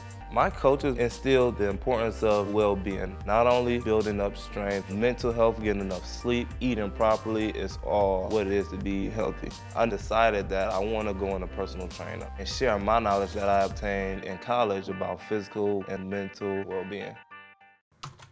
And welcome back to Hoopsville, everybody, as we roll along. This was supposed to be our final segment. It'll be our penultimate segment. We got one more after this and then the happy hour. If you got questions for us, tweet us at D3Hoopsville and hashtag Hoopsville. You can email us, hoopsville at d3sports.com. We're also simulcasting on Facebook and YouTube. You're welcome to join us. Yeah, I'm sorry about, there was some weird echo everyone was hearing. I think that was coming from my microphone. I readjusted it, and I think we're okay. I think I was getting too close, and the mic was like, we've had enough with you. I think that's it. I'm trying to remember if there's anything else, but if you got questions, you can fire them away, and happy hour will be coming up in a bit. We were supposed to, as I said, talk to John Carroll to finish things off, but instead we will be chatting penultimately with him with Keene State coming up final. But if you got questions for either of them or for our happy hour crew, get a hold of us. Listen, preseason, the question was raised, just how good is John Carroll going to be, considering all the transfers they had coming in? And I said this bluntly on the QCast. I said it bluntly on the show at the start. I was a wait-and-see attitude because I have seen programs bring in transfers and it goes nowhere. I've seen D1 transfers come in and they've gone nowhere. Now, hats off to Johns Hopkins women's soccer because they used 8 transfers from Division I and rolled their way to a Division III national title. That is a hard thing to do. So, a team that was, I think, below 500, I wanted to wait on John Carroll. And maybe I waited longer than others, but they have been impressive, and the win against Mount Union at home was tremendous. Kind of brought you back to what you remember Carroll being in the past. And joining us on the Huddle Hoopsville hotline to discuss it all is Pete Moran with a great picture behind him of the gym that they won it in against Mount Union. And Coach, thanks for taking the time. Congratulations, because again, for me, it was a wait and see thing. You guys certainly started proving it to me over the last few weeks, but man, that win over Mount Union said a lot, didn't it? Yeah, Dave. I think it did. Number one, thanks for having me. Last time I was on here, I don't think I had this many gray hairs. Neither did I. Yeah. That's what a couple kids would do to you in a couple seasons coaching basketball. But I tell you, Dave, you obviously hit on the head. There's a lot of question marks going into this season with all of our transfers, and I've said this repeatedly. And not one of these individuals are transfer portal individuals. These are all individuals that are within a 20-mile radius. All of them have connections to university, connections to our staff. Hats off to my coaching staff, for formulating relationships. Obviously, the landscape of recruiting has drastically changed over the last few years. We've always prided ourselves on relationships and, the ability to form relationships. And that's something that my staff has done a fabulous job. And obviously, we had an influx of individuals come in. So like you, I was, questioning what was going to happen. How was this going to shape up? And, our success to this point has been because we brought in the right type of individuals. Like you, I've been D3. I was raised in a Division III household, Dave, right? My father was a coach for 25 years. All I ever known and all I ever watched is Division III basketball. And I've seen transfers come in that don't have the success. So we knew early on, there's two key components to our success long term, and that was family and sacrifice. We were blessed, obviously, to get some talent in, but we were very excited about our returning players coming in as well. Last year we struggled, obviously COVID, a couple key starters hurt early on. We started the year 5-1, and we had 19 cases of COVID between December and January, and two of our starters season-ending injuries. So we didn't have the makeup to, we were kind of put behind the 8 ball early on. But just to go back to my point, they're just quality kids, and believe it or not, you look across the landscape of Division III, look in the OAC, every school has multiple transfers, right? We just had some that came along that had some low notoriety to them. Yeah, absolutely. And my point about the transfers wasn't that they came from D1 or they came through the portal. Mm-hmm. It's just I know how hard it is to get a team to gel. And I think in your case, and a reminder, you were 8-16 last season. Mm-hmm. I think in my view of it is you also have a unique style of basketball. You took what your father did. You've made it your own. This isn't necessarily the system where it's 5 in, 5 out every 90 seconds and you're shooting willy-nilly. It's more of an aggressive style. You are subbing 5 in and 5 out for longer stretches of time, though. You've got a different mentality to it. Again, no comparison. And I just thought to myself, okay, they're transferring in, but man, that is a system. A, you have to be unselfish. You have to understand you're going to get subbed out of the game for somebody else. You are not going to just be in there. B, it's knowing the intricacies of that defensively, especially, and offensively, and all those other things. I wanted to see how everyone would come together on it. Is it something that people can pick up, or do you get sometimes a recruit or somebody comes in and you go, wow, they aren't getting what we do here? Well, like I mentioned, a key phrase we use is sacrifice. And having endless amount of meetings with individuals on our team, leading up to the season and then throughout the season. Sacrifice means playing time. Sacrifice means opportunities, shot opportunities, and our guys, again, they're quality individuals. For lack of better words, they've been humbled at previous institutions, but also talking to the guys that are returning and letting them know, hey, things are going to look different. Do you want to be a part of something special? And I think it shows the quality of individuals that we have within our program, that they're willing to sacrifice. Our depth, we're very excited about the depth that we have, but we're more excited about the quality of individuals that we have, and to see them gel together. Granted, most of them played together. They played junior high basketball, AU, growing up, so there's a familiarity with them, but there's only one ball, right? So we knew that was going to take some time to figure out and to gel. However, again, when you have quality individuals that are willing to sacrifice for the betterment of the program, that helps speeds up the process. And that's where we've been very successful. I think our staff has done a fabulous job of, implementing that every day is really the sacrifice component, but also the family component, gelling together as one And that's what's been so special about this group, is just that their willingness to sacrifice and play for each other. Wins over Wittenberg and Ohio Wesleyan to get things started, a win over River Falls at Wheaton, and then a win over Wheaton. Wheaton was, I think, the game a lot of people used as kind of a benchmark of the season. How would you do? Obviously, also looking at how Wheaton would do. There's been a lot of that this season, trying to understand everybody. Yeah. After that, Fredonia and Muskegum, as you got into conference play, then Mount Union tripped you up, but it was a good game, 75-72 at their place.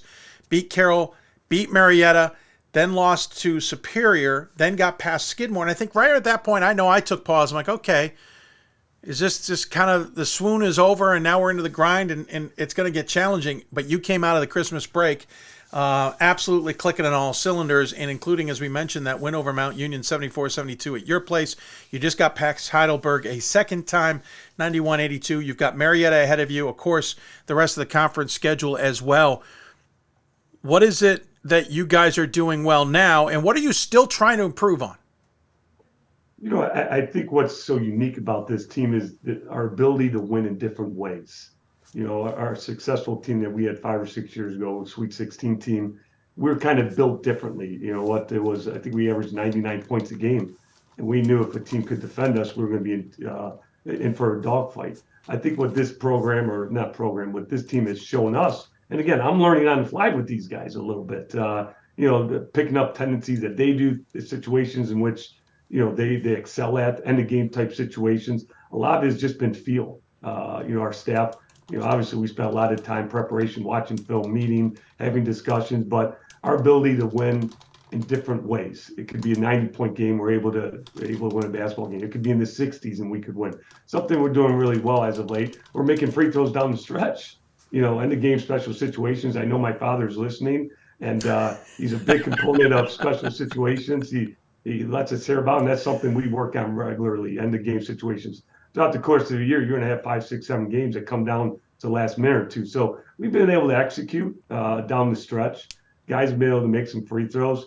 But, you know, right now we're going game by game. I know that's the old cliche. We can't look beyond Marietta this weekend. And, you know, if we keep that mindset and we continue to play good basketball, I think we'll be in good shape. I tell you, you know, a lot of guys defend. I think defensively, you know, we're one of the top teams in the conference. Granted, our length, our ability to guard the basketball has been something like I've never seen before, you know, in our program. And like I said, I've been around this program probably 30 years, you know, 31 years since my dad took it over in 1992. Looking at the team, sorry, I somehow jumped into the wrong stats there. Using the old school system here. Leading the way by Luke Frazier, 17 plus points a game, 14.5 from Luke. I never say this right. Chacon? So Luke Chacon's my nephew. Oh, I didn't know that. So he's my nephew. So you have to play him.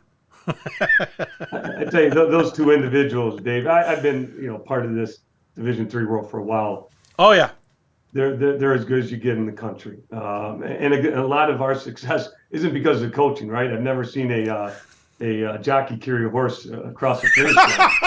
No. You know, so you know they're extremely talented.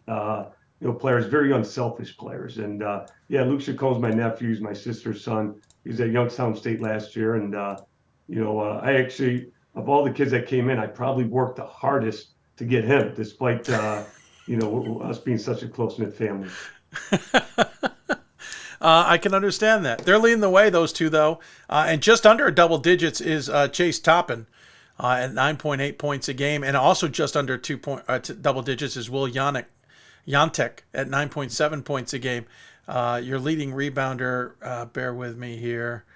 Love your SID, but we got to get to the movable ones. Rayner at 4.9 and Yantek at 4.9, I believe. 4.8 for Eller. Yeah, you guys spread the wealth in terms of rebounding.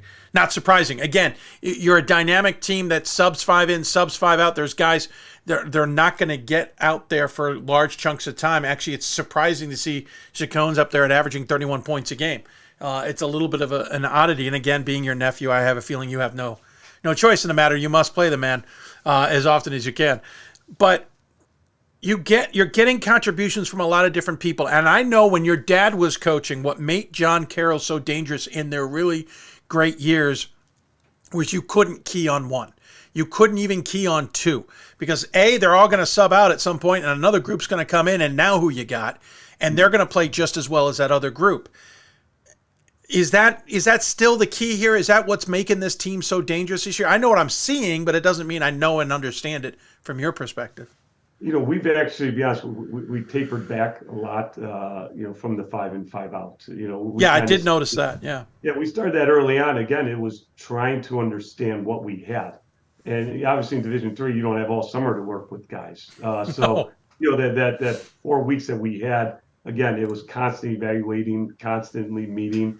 And we tapered back a little bit from that. We're confident to play 10, 11 guys, but guys like Luke Chacon, and Luke Frazier, it's hard to take them off the floor.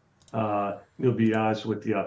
But beyond them, I mean, there's guys like Jerry Higgins, Chase Toppin, those guys that have really elevated their game on the defensive side. Two of the best defenders that I've seen, Chase Toppin and Jerry Higgins. Then you factor in some of the height that we have. We got 6'8", 6'8", 6'7", 6'6". We have the problem that I ran into early on is trying to, you only get 40 minutes a game, is trying to get more minutes for guys. Yeah. They all warrant it. So we've kind of been the last several weeks have a much better pulse on what guys do well, but a lot of it end of game situations. We played Capital the other day on the road after a day's rest after our Mount Union game, and Luke Frazier didn't play the last 4 minutes. It wasn't anything that he did wrong. It's just that Chase Toppin, Jerry Higgins, and Luke Chacon had something going, and the same with our bigs. We don't rely on the same guys to carry us to the finish line. It's a group effort. It's guys that are playing well. Maybe a guy's banged up. Maybe a guy has the sniffles. Maybe the guy didn't get enough rest from studying the night before. So we've been fortunate enough to go into dig deep in the archives and grab different guys to step up in different moments for us. Got Marietta up next. A heck of a championship game last year in the OAC. The OAC has been tough, period. Marietta got all the way to the championship weekend last year. Obviously not the same team this year, but still dangerous. You got Mount Union. You've got yourselves. And that's not to take anything away from absolutely everybody else in this conference. Heidelberg has broken out and been a very competitive team. Otterbein is lurking at 13-7 overall, 7-6 in conference play.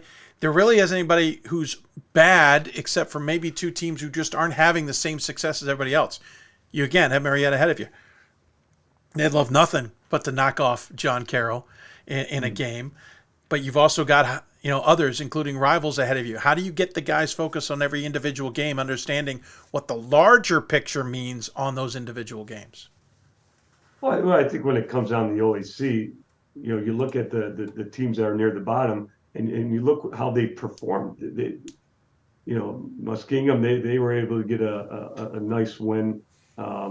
Wilmington, they were able to get Marietta earlier in the season. Yep. Muskingum, played Marietta pretty tight. The thing about the OAC is there's no guaranteed wins, and you can't say that about every conference in America, where some teams are handed 8 victories a season, just based off of the bottom tier of their conference. And the difficulty about the OAC is really anyone can beat anyone. A lot of conferences say it, but we got 10 very solid teams that are extremely well coached. John Vanderwall, I speak very highly of him and what he's been able to do down Marietta. Mike Fluline, Damon Goodwin, the guys across the campus. These guys are, they're dedicated. They've worked their tails off, and we know Marietta coming in is no easy task.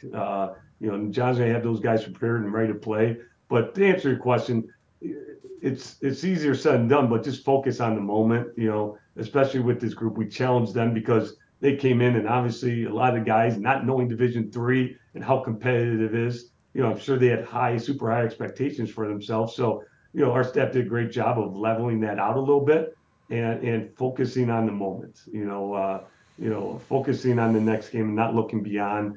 I challenge our guys to put their phones away after games and let's focus on the next opponent. It's a common phrase I use. I used it today.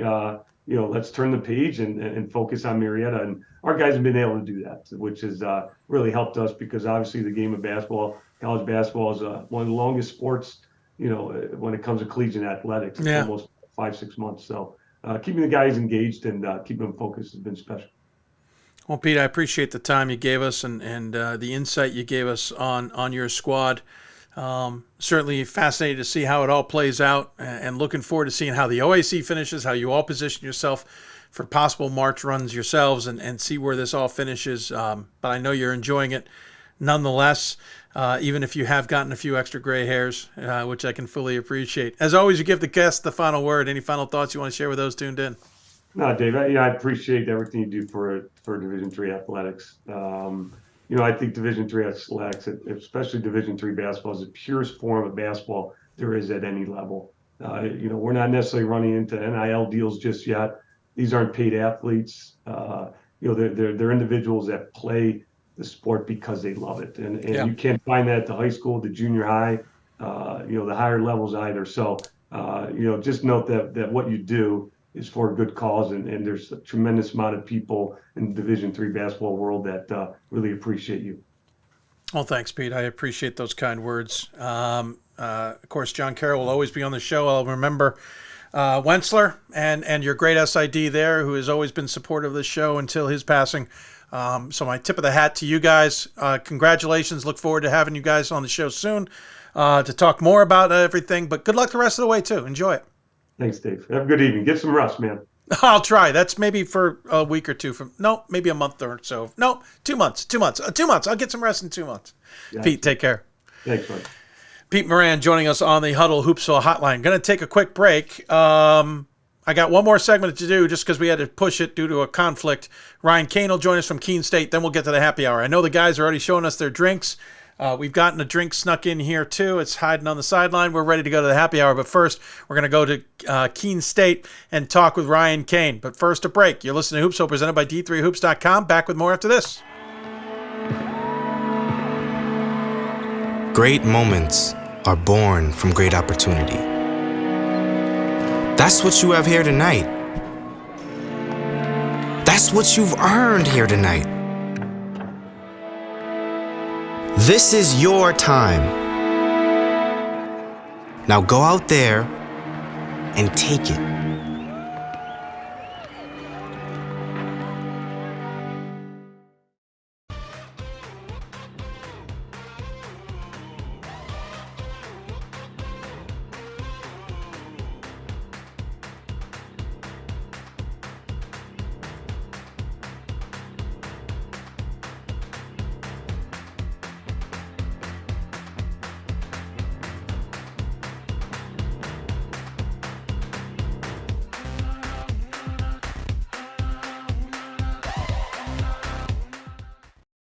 It's on us to stop sexual assault. In any way that we can.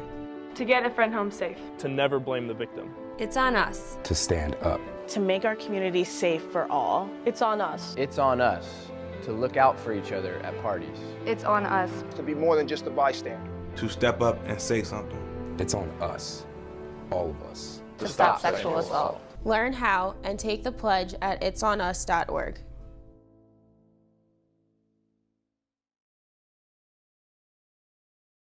There are over 480,000 college athletes. Only 2% would go pro. That means over 470,000 will not get a shoe contract. No autographs. No private jets. No fan clubs. No Hall of Fame inductions. Instead, they will walk away with something much more valuable.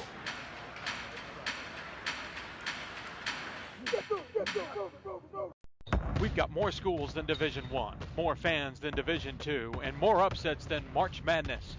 There's 800 programs with over 11,000 games leading to 2 national championships. And we've been covering it all for over a decade.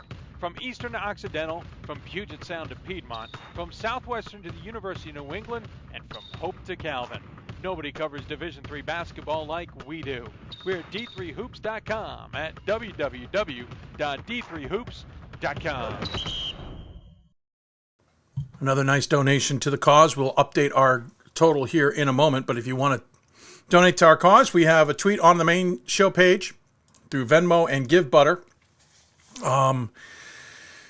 And we will update that here in a bit, maybe a little bit easier. But if you want to, we appreciate the support of the program.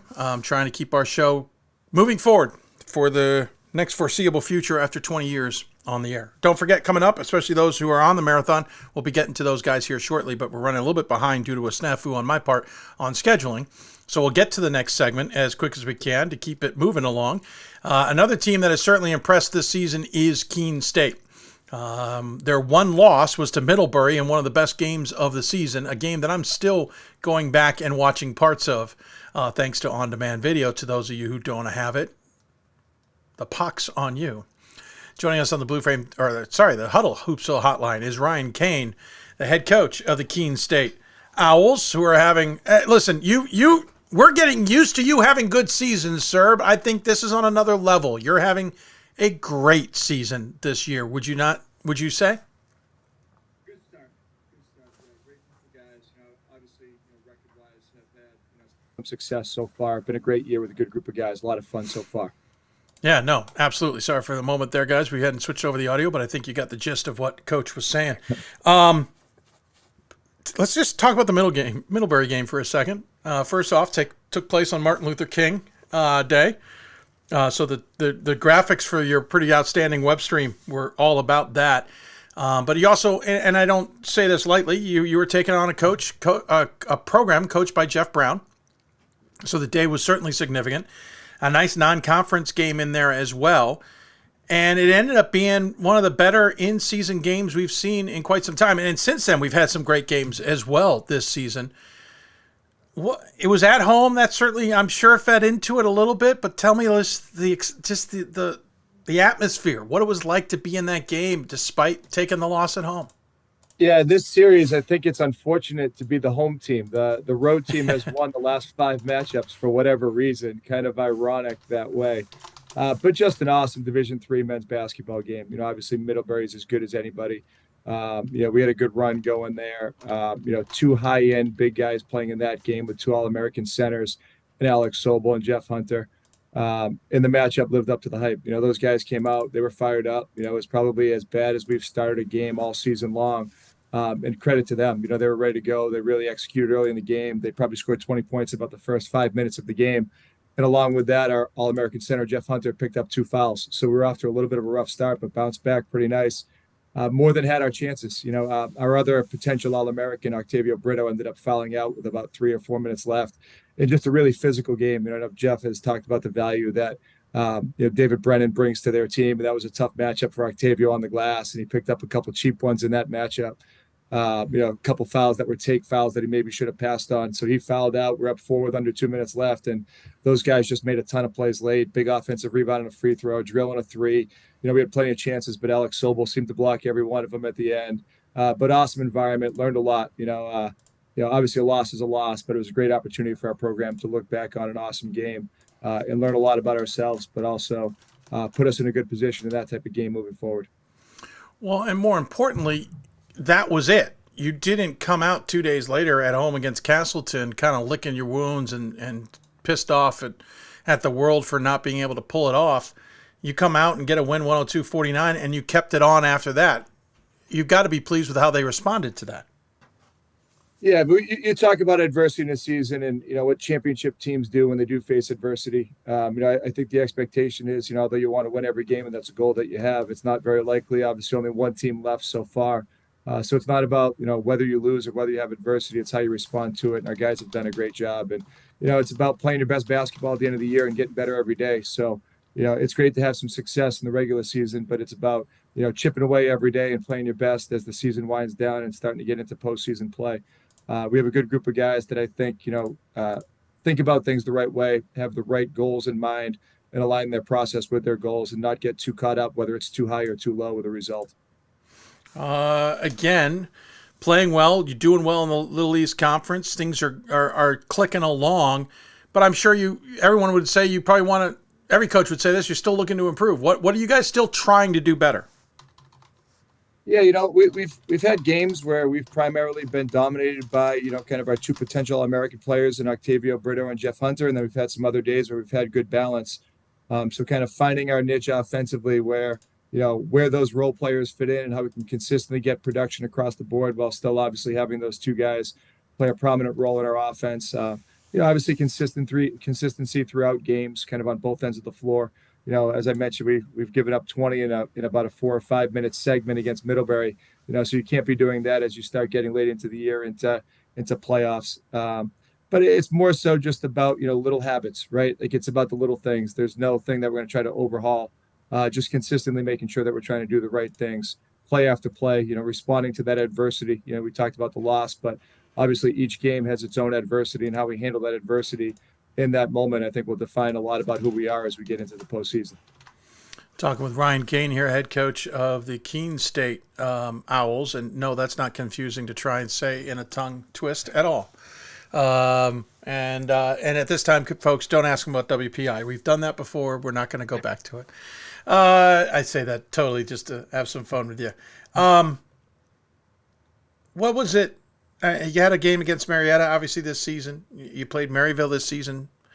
You obviously had non-conference games against Springfield and MIT. I would say some of them maybe not the seasons you were expecting. Even I would argue some of the seasons we weren't expecting. But we all know that it's all about the LEC anyway. So the focus is there. What's that balancing act like when it comes to scheduling? That I know you're out there trying to better yourself. Middlebury obviously is an example of that, but how do you also make sure you don't overwhelm the guys, that you're still ready for LEC play? Yeah, it's so hard to find that balance. Scheduling is definitely an art, not a science. We've had years where, we've definitely overscheduled and you try to do the reciprocal thing and you lose a guy, and now the next year, you may not be as strong and you kind of learn to lose rather than learn to win with a newer group. So there's definitely no one model to schedule. We generally try to play as tough of a non-conference schedule as we could possibly play. Played in the Great Lakes Invitational, one of the best Division III tournaments in the country. Obviously Ryan does a great job with that event. So we were lucky to play Marietta and Maryville as part of that. Middlebury has been a game that we played year in, year out. You mentioned some of those other teams that we typically play from strong leagues that historically are very, very good programs. Obviously Final Four and Elite Eight runs from those type of teams. But it's hard, even with like the COVID stuff. We'll deal with it for a couple more years. You don't know which programs are going to retain those guys. I think we'll be fortunate to retain a lot of our key guys through these COVID years, but it's just so hard to know. And then you try to base it on the league, right? As to your point, obviously sometimes the league's up, the league's down. Last year, Dartmouth was as good as anybody in the country. Obviously they got beat by Randolph-Macon at the end. A lot of people did, but those guys were, I thought, as good as anybody. So it's really hard to tell. And now we have WestCon having a great year. That's a huge matchup for us coming up on Saturday, where their only loss of the season. We were down 8 with under 2 minutes left in our home game against those guys. We were able to come back and make some big shots and ultimately make more plays in overtime to win that game. But that's our next opponent. And I'm not sure anyone would have guessed that we'd have the type of season that we're having. Not sure anyone would have predicted Western season. And then, conversely, some teams, as you mentioned, may not perform as well. So that balance is tough. But each year, we're definitely going to try to play as good of a non-conference schedule as we possibly can. Sure. It just doesn't always work out the way that you hope with the formula, right? Yeah, no, that's the truth. Talk to me about this team. Octavio Brito leading the way, 22 points per contest, 6 rebounds on top of that. He's also number 3 on the team, number 2 on the team in assists, number 2 on the team in steals. Jeff Hunter is second on the team, 13 rebounds and 18 points, 19 points. He's got that double-double going. He's 4th on the team in assists, by the way, number 1 in blocks. And then you got Mason Jean-Baptiste, who's also in there at 11 points per contest. Just those 3 are the ones that jump out when it comes to scoring. I know there's more than that. You go very deep on your bench, but tell me about that trio. Yeah, no, those 3 guys have been incredible for us all year. Obviously Jeff Hunter was a preseason D3 Hoops All-American. He's a guy that you don't see a lot of at our level. That the size, the athleticism, the fundamentals, just an awesome player to watch play basketball and a joy to coach. He's a tremendous leader, a great person. Really lucky to have him in our program. Just impacts the game in so many ways. Smart. We're able to play him through fouls against a guy as dominant as Alex Sobel. He's had some really terrific matchups this year. We also played Jared Houston, who's one of the better bigs in Division III basketball. So Jeff has just had an incredible year. He's taken a huge jump just in terms of his physicality and toughness this season. true leader in our program. And Octavio went from averaging 13 to 22 this year. He's a true 3-level scorer. He's as good on defense as he is on offense. Get good length, good athleticism, unselfish player. That's definitely the thing that I would say about those guys is great statistics. Obviously, they score, but they make the right play. They're both unselfish. Field goal percentages are through the roof. Both are really good. And then Mason's a great complementary guy, one of the better two-way guards in our league. We put him on a guy, typically the best shooter on the other team, and obviously he's another double-digit scorer. Nate CL played through the roof in that Middlebury game and has consistently been incredible, including last night against Eastern. Just had a terrific second semester. We got some guys who really shoot it. Spencer Aronson's one of those. Jarek Seashon, our fifth-year senior, has been wonderful. We had a transfer from Nichols to Maine Dupree, who's been great. First-year guy, Mike Carruthers, point guard, off the bench. That's been terrific for us. So we definitely have some really good depth to our roster as well. So we got some high-end guys, 2 potential All-American type players with really good complementary pieces, guys that shoot it, point guard play, that's terrific, guys that really dig in defensively. But I think just by nature, our team has been very unselfish, and it definitely starts from the top down. What's it mean that this program's ranked top 10 consistently this season? The attention that it's getting on campus, off campus, et cetera? It's huge. I mean, the rankings from that standpoint mean a lot. It helps with recruiting, and it definitely helps with crowds. I mean, over break, we have 1,000+ people at the Emerson game with no students around. We have, 1,000+ people at the Western game with no students around. We have, I think everybody saw it, a jammed house for that Middlebury game. Yeah. Couldn't have been a better environment. The community has definitely rallied around it. The support for our program has definitely increased. It's just great to get that type of exposure. And I think we have some really good players that deserve that level of exposure. So it's been awesome, and I think our guys have lived up to that hype and not, taken that ranking the wrong way and used it in a way where we know we're going to get everybody's best. We need to be at our best. And, we've been overall pretty good with that so far this season. Another team that's having a really good season this year in the LEC, especially, is Western Connecticut. They're your opponents next. They have 1 loss in the season. It's you guys. It was in overtime. I.e., this season's far from over. There's a lot still ahead. Western Connecticut is having a bonkers season. And I guess maybe that isn't the biggest surprise considering the fact that Guy Rancourt is their head coach and has certainly turned that program into a bit of a behemoth after kind of sat as a 500 team for a long period of time. What do you expect from this one when it tips off on Saturday afternoon? You talk about our depth. I think these guys are probably about as deep as any team in the country. They have so much length, size, and athleticism, and they play a really unique style. They're pretty much going to put pressure on you every single possession. They'll trap you full court, they'll trap you in the half court, they'll trap you in the middle of the floor. Doesn't really matter. They're just going to force your team to make decisions play after play for 40 minutes. In the last case was 45 for that overtime. And they just have a lot of guys on offense that are really good rebounders, that are great playmakers. It's going to be a tough matchup. They're just going to come at you for 40 minutes. It's going to be real high-level Division III basketball. We're going to have to make good decisions against these guys. We're going to have to play really physical against a team that has that kind of depth and physicality and athleticism. So it should be an awesome Division III basketball game, true LEC-type game with the physicality and toughness that I expect to see on Saturday. After that, you'll have 3 more at home against Mass Dartmouth, on the road against Castleton, and finish up again at home against Mass Boston. Mass Boston also having a pretty darn good season this year, 13-7 so far, 6-5 in conference play. It's been an interesting LEC to say the least. I assume expectations are you guys can make the NCAA tournament, and I know at that point you want to make waves. You always have in the first weekend. We always see Keene State go, hey, look at that. They beat somebody, better than we thought they were. That's gone. You guys are going to come in to that NCAA tournament, should you make it, maybe as not a favorite. I hate using that term, but you're going to be maybe hosting at home and expected to make at least the second weekend. That's a different perspective and a different atmosphere, is it not? Yeah, I'd say so, especially from, I'd say, the outside looking in. You've mentioned the success over time that we've had. There's an expectation in our program that we're going to play our best basketball at the end of the year because we have, a great group of guys that really drive our program and establish good habits with our guys and set expectations that we're going to get better every day and be our best at the end of the season. But it definitely comes with different expectations, knowing that there's the possibility to host. And externally, people may be looking at us, to win that first weekend and get to that second weekend and see what that looks like. But, on our end, it's really about playing our best. The difference between winning and losing these games is so small. We've won, whatever it is, 6 or 7 NCAA tournament games over my time here. We probably won them by a combined 10 games. So the margin of error winning and losing these games is so small. We'll go about our business the same way that we have. We won't let that external pressure feed into how we play in any way. I think the ranking has been there for the majority of our season. I don't think that's impacted our process at all. And I don't think relative to the NCAA tournament, those expectations will have any impact on us. We know how hard it is to win, but I expect us to be the best version of ourselves and play our best basketball and see where things go from there. Well, Ryan, I appreciate the time and the insight that you've given us on the Owls. Certainly a tremendous team to watch and enjoy doing so. I'll try and even find some time to peek a look at that game as I'm at my own on Saturday. As always, though, we give the coach the final word. Any final thoughts you want to share with those who may be tuned in? No, just thank you so much for everything you do, Dave. Really appreciate the support. Thanks for everything you do for the game of basketball. You mentioned all the publicity that we received through the rankings and everything else, and it's because of the work and the team of people that you have do to support and spread the good news about Division III basketball. We appreciate everything. Thanks, as always, for having me on. Oh, thanks for coming on. Thanks for being a little flexible with me tonight, and we'll look forward to talking to you down the road, sir.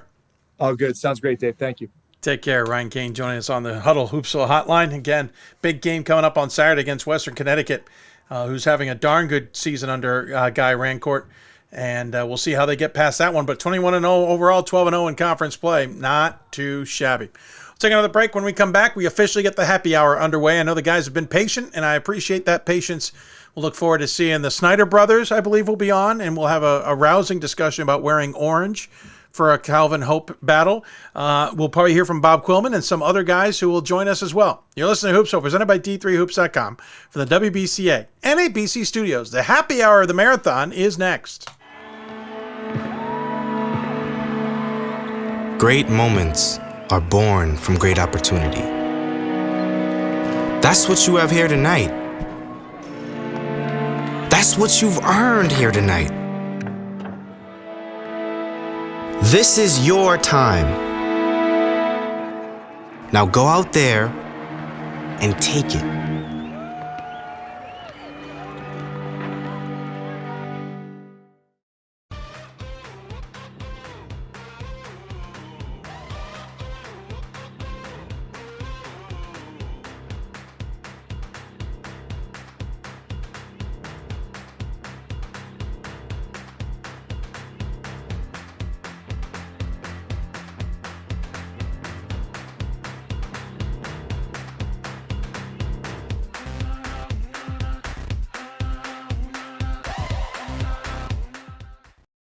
It's on us to stop sexual assault. In any way that we can. To get a friend home safe. To never blame the victim. It's on us. To stand up. To make our community safe for all. It's on us. It's on us to look out for each other at parties. It's on us. To be more than just a bystander. To step up and say something. It's on us, all of us. To stop sexual assault. Learn how and take the pledge at itsonus.org.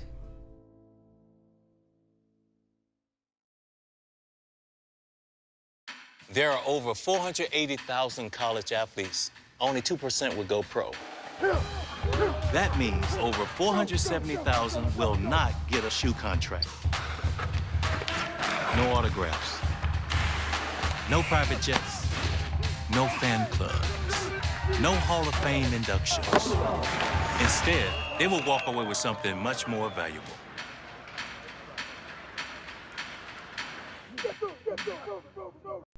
We've got more schools than Division I, more fans than Division II, and more upsets than March Madness. There's 800 programs with over 11,000 games leading to 2 national championships. And we've been covering it all for over a decade. From Eastern to Occidental, from Puget Sound to Piedmont, from Southwestern to the University of New England, and from Hope to Calvin.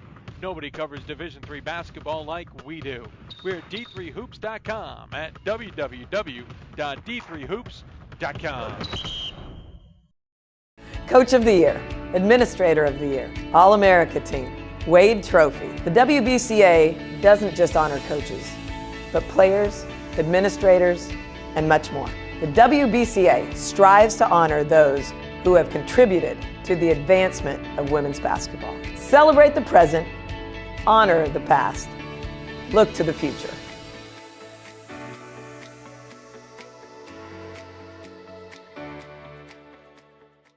for the love of the game.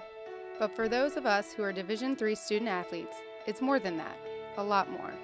Sure, the game is important, but as we work so hard to build both mind and body, it's more about team. That is why NCAA Division III teamed up with Special Olympics, and in giving the gift of sport to those for whom it seemed an impossible dream, we are working to make this a better world. Help us keep that dream alive. You can make a difference.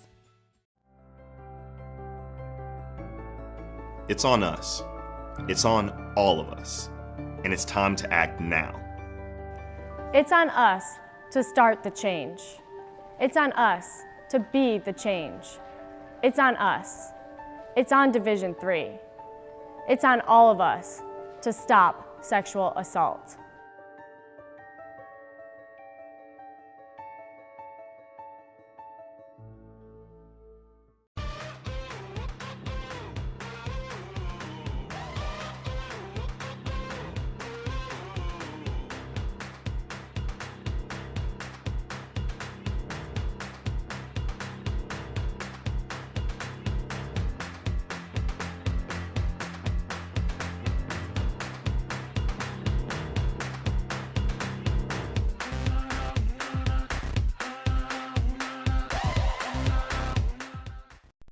I learned a lot of valuable lessons playing college football.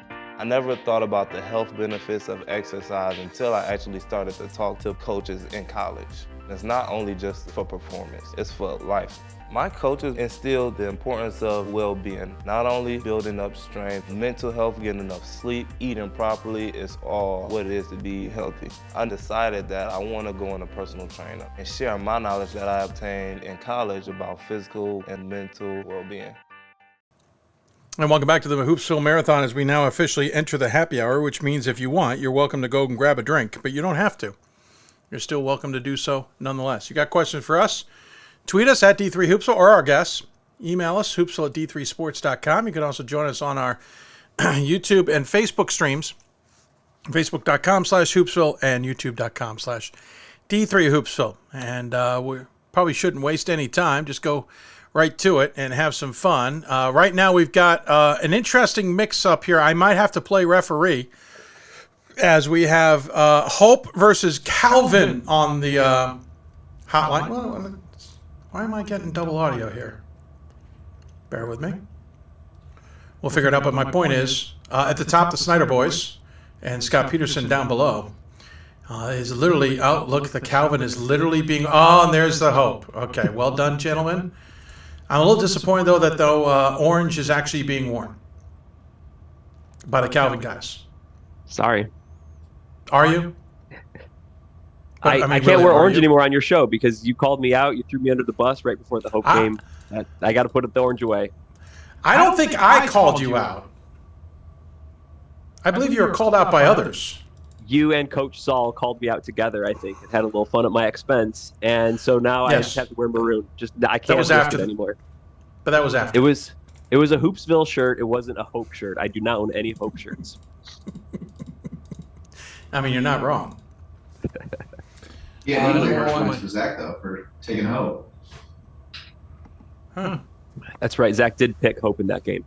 I had a couple points to work with, though. That's my defense. I never actually picked Hope to win outright. Okay. Yeah. Okay. That's it. I'm trying to figure out why I can hear myself, which I hadn't all night until now. But I digress. I'll just deal with the echo. Hopefully it's not an echo for everybody else. Can't tell. I was trying to see. Anyway. Hey, guys, thanks for joining me on the marathon.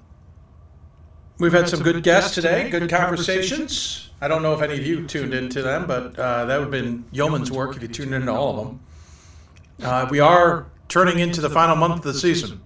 First regional rankings will be out on Wednesday for women and Tuesday on men. Alphabetical, everybody. I know all of you, all three of you, have been doing way too much work for a month now, trying to predict what rankings are and who's already in the tournament. Matt, I'm going to start with you. You're insane. That's all I got. You're insane. I know I start with the regional ranking stuff far earlier than you are interested in having that conversation. But this time of the year, I have to remind myself to not pump the brakes on that kind of talk because I love it.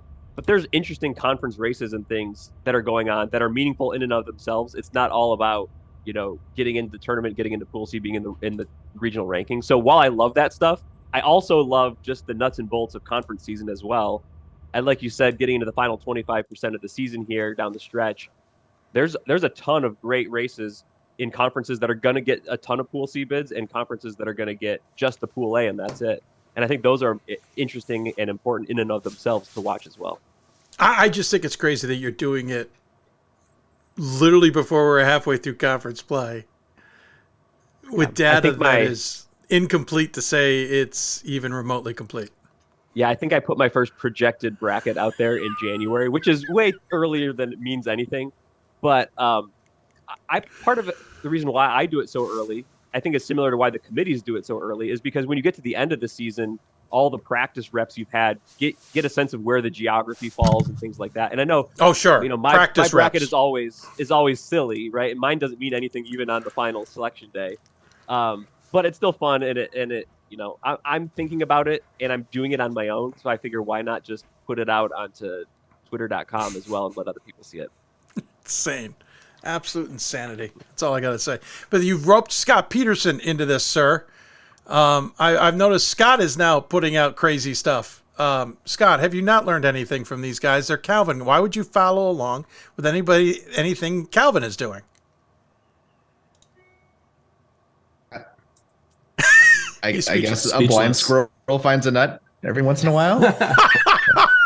But all right, that's I've slowly started delving into the bracketing, and it is wild how many variables there are, right? Like I feel like the committees give us enough data with regional rankings and Pool C selections in the top 16 where you can have a really good idea for a given year how they have weighted those criteria behind the scenes, right? Mm-hmm. But when it comes to bracketing, I make a bracket and I have no confidence that this is anywhere good, optimal. Whereas when I put out regional rankings, I can say, hey, this is using the weights that I saw the committee consistently use last year, the implicit weights, right? And be pretty confident that, if they don't change it, it's going to be very close to this. But when it comes to bracketing, it's just kind of put your finger in there, No, it's true. I mean, we put a bracket together every single year, and it's always been a little bit off of what they've done, for good or bad reason. I don't think there's. Sometimes it's just we had a different way of thinking about it than they did. It's there's nothing wrong with that. It's just we just thought of it differently than they did, and so you get it a little bit different. I noticed the one who is quietly sitting here and enjoying it, because I think he's the one who's probably stirring the pot behind the scenes, is Zach. You guys started this D3 cast podcast, which admit I have not been able to watch nearly as much as I wanted to. But what was the mentality? Just you just wanted to punish yourself the whole season? Yeah, well, we had such a good time going to the Final Four in Fort Wayne last year. We thought, you know what, we could save all this money we spent on tickets by trying to become content creators and potentially get right there to, sit at the table alongside, you and the D3hoops.com guys. So we figured the best way to, save those $40 is to put in all this effort, create a YouTube show, spend our Sunday nights doing the show. And then, Matt gets it edited, stays up till whatever, so that it's there for everyone to enjoy on Monday morning. Seems like a perfect plan to me, right? Yeah, right. Genuinely curious. Are you allowed to work on Sunday nights? I thought there was a moratorium on that. You Calvin alum. Well, if you do it past midnight, then it's fine. Yeah. Fair point. Okay, I'll give you that. Well falls played. Under well hobby played. And leisure. Even better point, sir. Even better point. All right. So, what have you guys enjoyed? Anybody can start this ahead of time. What have you enjoyed so far about this season?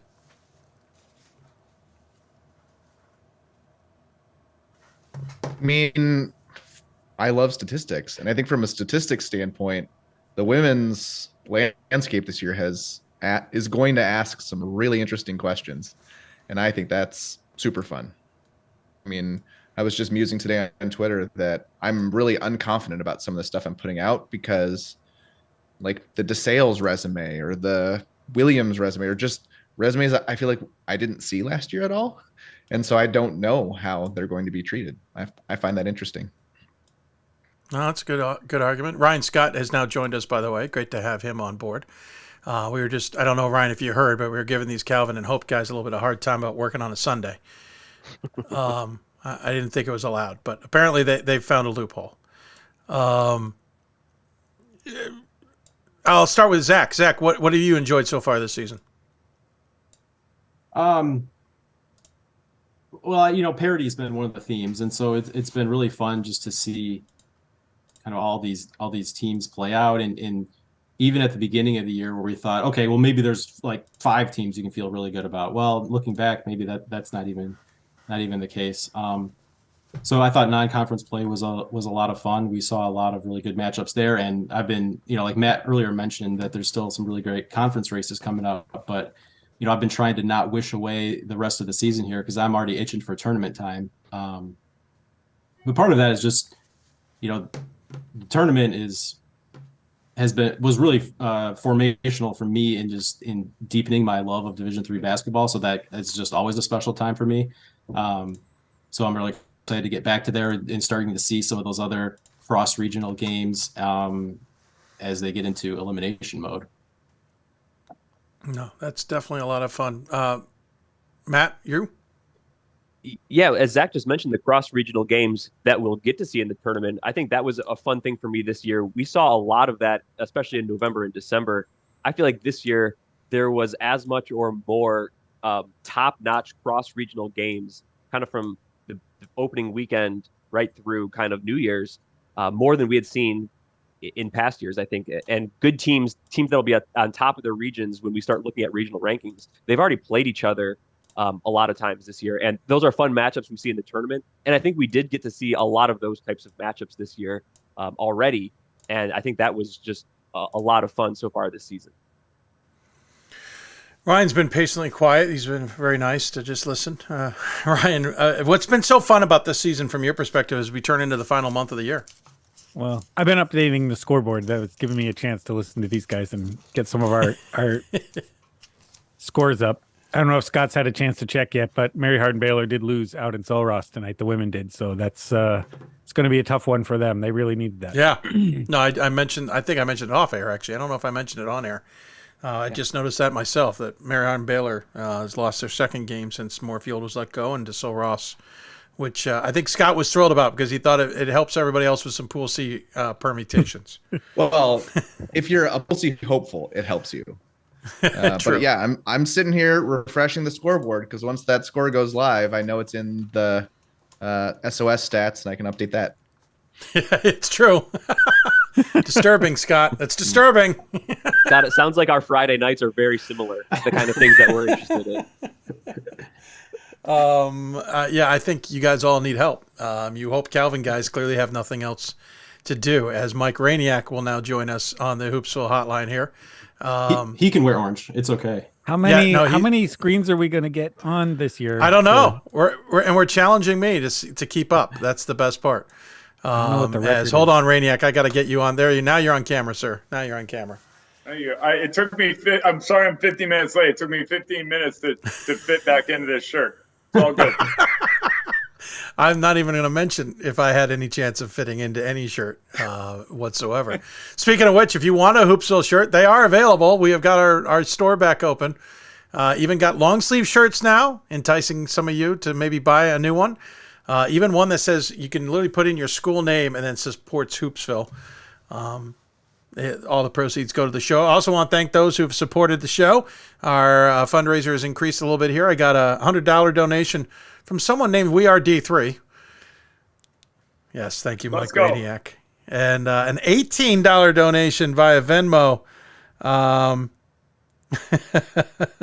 Someone I think is just trying to have some fun with my account and how much I have in it now. So much appreciated, to say the least. Rainiak, we were talking about what's been so fun about this season. What's been so fun from your perspective as a coach who used to have to go through it all? I think to be honest, like we talk about it all the time, like, on D3 Datacast and Ryan talks about it, but there is so much. What makes it difficult from a stat and analytics perspective and bracketology and all that stuff makes it very difficult for us as voters, obviously. What has been from a fan perspective and watching, like anybody can beat anybody on anybody night. Like it's like really even more evident, I feel like this year. There is no clear cut, like we talked about the other night, like alpha in my opinion. Like, I think there is just so much parity going on, which is going to boil down to basically people that, might think that their league might be 2 bid leagues or whatever. Like, to be honest, like, you got to get the AQ. You have to. Like, there is, like, so many teams that are going to be good that are going to be left on the table when it comes tournament time, that you're going to be like, holy smokes, how did that team not make it in? Or how, so from a fan perspective, it's awesome because the quality of play is good. The players are solid. But from a coach perspective, stat perspective, it's a nightmare. Yeah. So as evident by like our top 25, it's outside of the top 4 or now top 3, but everything shifts like every week. Like it's like crazy town. But I think for me, like that's been fun to kind of keep up to date with where are the premier matchups each and every night and what's kind of going on, which has been exciting to kind of see those outcomes kind of play out. Yeah. Oh, good call, to say the least. Let's see here. What I think is fascinating is obviously we're seeing parity on the men's side, and we've talked about parity, and as you said, there's no alpha dog. On the women's side, I think that parity has grown deeper too. I think the WIAC and Tanya Englund certainly made this point very clear on the women's side. That is one of the more fascinating races right now because they are all playing well, and as a result, they're all beating each other, but they all have insane SOS numbers. You could have some behemoths coming out of the WIAC that don't look it on record, but end up being really damn good teams. Oh, yeah, I definitely let that one up there for anybody. I don't watch as much women's basketball as I should, but that reminds me a lot. The WIAC on the women's side reminds me so much of the UAA on the men's side. Yeah. Like very, very similar, obviously high quality teams, and they're just beating the snot out of each other night in and night out. Like I've kept track on the women's side of things. I haven't watched, like I said, as much as I should, but I mean, maybe some of you guys that watch more, is that a fair assumption that the WIAC on the women's side is more like the UAA on the men's? I'm not sure that they're at the same level, like with the UAA having everybody in the top 100 for the men, but it does remind me of sort of maybe 10 or 15 years ago that we would see more often how even a lot of the conferences were. What we've seen maybe the last 5 or 6 years is you've got 1 or 2 teams that are sort of elevating above everybody else. And, if they're losing more than 2 conference games, it's kind of a surprise. And it wasn't always that way for a long time. You'd expect 4 or 5 losses, even from the winner of a good D3 conference. And I think that's what we're seeing with the WIAC women, is that every one of those teams is really good. And so there's not really a way to separate at the top. And maybe like Whitewater last year, getting all the way to the championship game, they're not quite as good as they were last year. They're still going to be competitive and really, really strong, but a lot closer to the rest of their league. The lowest rated in the Massey ratings of the 8 women's WIAC teams is 64th. Yeah. And so they are, and I mean, I haven't seen a whole lot of games of either of these teams, but I'm not sure there's a whole lot between Platteville and Laverne. I watched Laverne all night last night, right? And it just shows that if a team doesn't play a strong schedule, you just don't really know, Not great. I keep going back to that. Like, I don't know about DeSales. I don't know about, I think we know about Transylvania, but we know exactly what the WIAC teams are. And I definitely wouldn't want to play them in one game. Any of them, which is kind of crazy. No, yeah, absolutely. That's what's scary. That is absolutely what's scary about them, is that any one of them can go on a run, and a one-on-one matchup is just brutal. And God forbid you get them at their place. It's going to be even tougher. because their fans are ravenous, to say the least.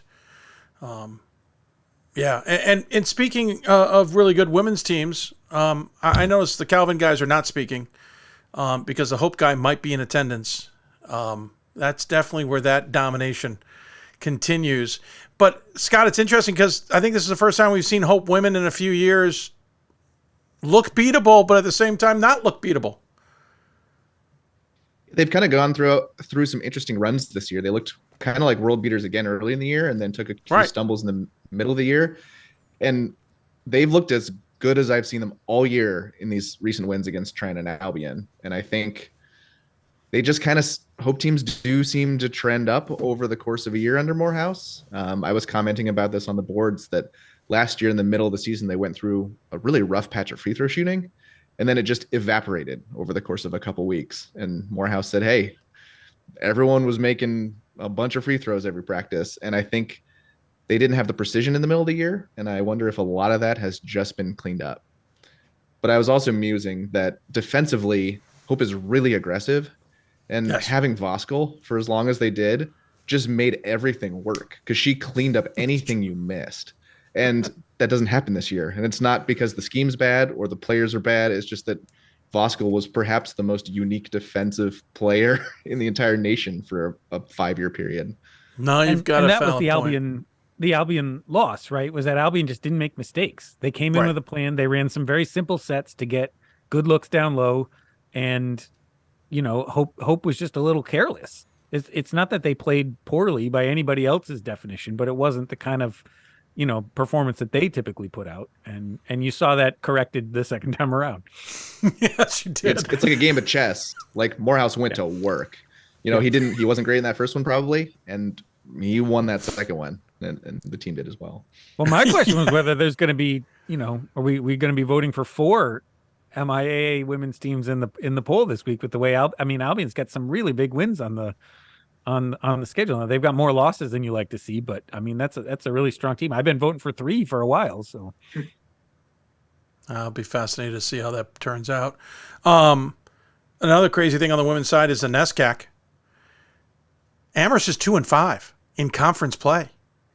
And I thought what I saw in Vegas was a decent team. I didn't think they were great, but I definitely thought they were decent.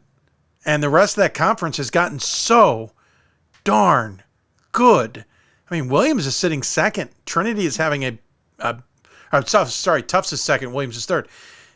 And Trinity's having a crazy season. It's almost like the men and what we've used to seeing on the men's side has migrated over to the women's side. By the way, the men's has gotten even crazier. But on the women's side, I mean, who thought Amherst would be 2-5 in conference action? It's crazy. Last time Amherst hasn't been in the top 25? Oh, it was a long time when they dropped out. I forget. We had it the week that they were at. Well, we talked about it. As GP Gromecki's been there for how many years now? 15. He'd never lost 5 games in all of his career. Well, he'd never lost 3 conference games in a year before this. But what we've talked about with Amherst is they've been on a knife's edge for a couple of years now. Through COVID, he's playing 6 players, pretty much, 99% of the minutes. And you can do that if you're that good, like they have been, but it doesn't take much of a drop off if you're only playing 6 players, to lose a couple of games, especially when they play the kind of schedule that they do. Amherst streak ended at 208 weeks in the top 25. Wow. Yeah. Considering we average about 13 polls a season, preseason, so 15 polls a season, and they were in it 208 straight. That's crazy. Yeah. But you're right, Ryan. Like literally when you play that small of a roster, right? And then you encounter depth like the NESCAC has gotten on the women's side. Then all of a sudden, when the bodies are limited, like that attrition is going to fall off at the end. Because I do believe they're a solid team. Yeah. It might not have been at the national caliber team like they have been, and I've watched them play a couple times. I watched the Williams game, but like I said, Williams is pretty darn good. The rest of the league, I think, has finally caught up. Tufts has always been on a rampant tear. Like even before the new coach, like Berube was there. Obviously, I bet you she wishes she would still maybe at Tufts maybe this year to get one last lick on Amherst. But, other than that, the rest of the league has really kind of caught up. It's been very interesting to see because it's almost been not necessarily like a changing of the guard, but it feels like it.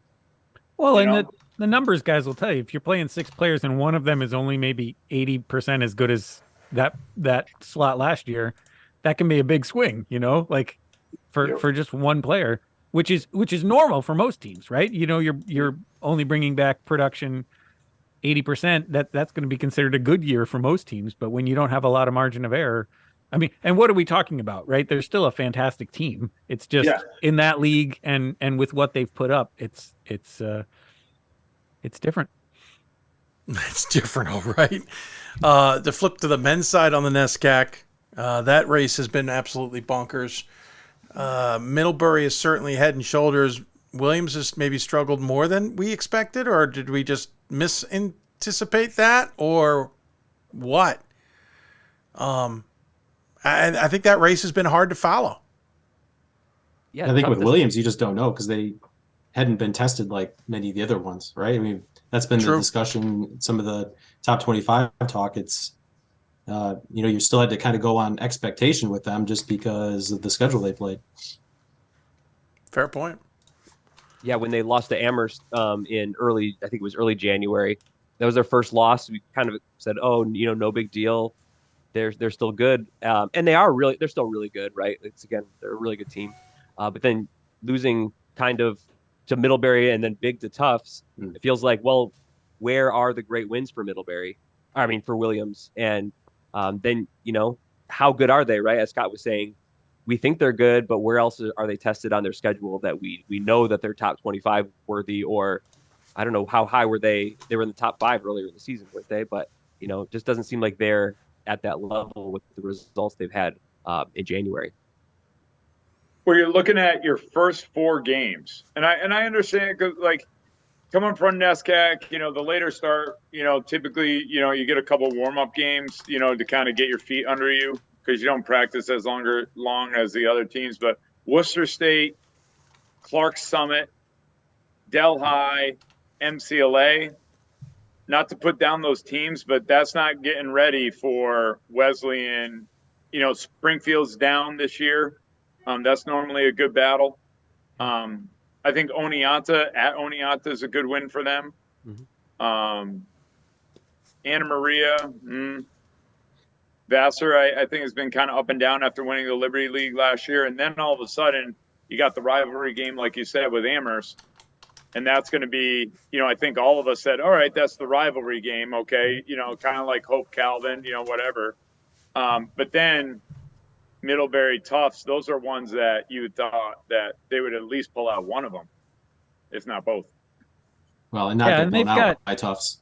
Yeah. They've got tough road games ahead in conference, but if they win all of them, they'll be the 2nd or 3rd seed in the conference tournament and, in perfect position to kind of be where we wanted or thought that they would be. They're certainly maybe not executing at the level that we expected from the talent they had coming back, but I mean, as long as they're taking care of business here the last 2 weekends, they should be okay. Yeah, and I think they're a team that's probably still flirting with that top 16 national rating when we see the committee stuff. Like their resume from a criteria perspective is still, I think, pretty close. They might need some regionally ranked wins in there. Yeah, I mean they're at Trinity tomorrow and at Wesleyan on Saturday, and they win. They'll those get a 2 chance games. for those. Right. Yeah. You got to take 2. That's it right there. Yeah, those 2 right there. Yeah, it just feels strange. It just feels strange for being, the first week of February, and for them to still be needing to have these results down the stretch to validate what we thought of them earlier in the year. Fair point. Fair point. It's not easy to be a top 25 voter, that's for sure. But again, we got regional rankings around the corner. We'll get to that in just a bit. I figured I'd open the floor. We'll go around the horn, whatever you guys want to bring up, and then we can dive into rankings. We'll start with Scott. Scott, any topic you wanted to discuss? Not really. I kind of already beat the horses dead with Matt or Bob and DM, so I don't know how much I'll go down some roads forever, but no, that's no. I appreciate that. Zach, anything you thought you wanted to discuss tonight? I told Matt I was going to do it just like we do our show. I'm not going to prepare anything, and I'm just going to show up. Well, I mean, if that works for you, sir, I have no problems with that. Because it's your system, it's how you operate. I'm not going to get in the way of that. All right. Well, Matt, have you prepared?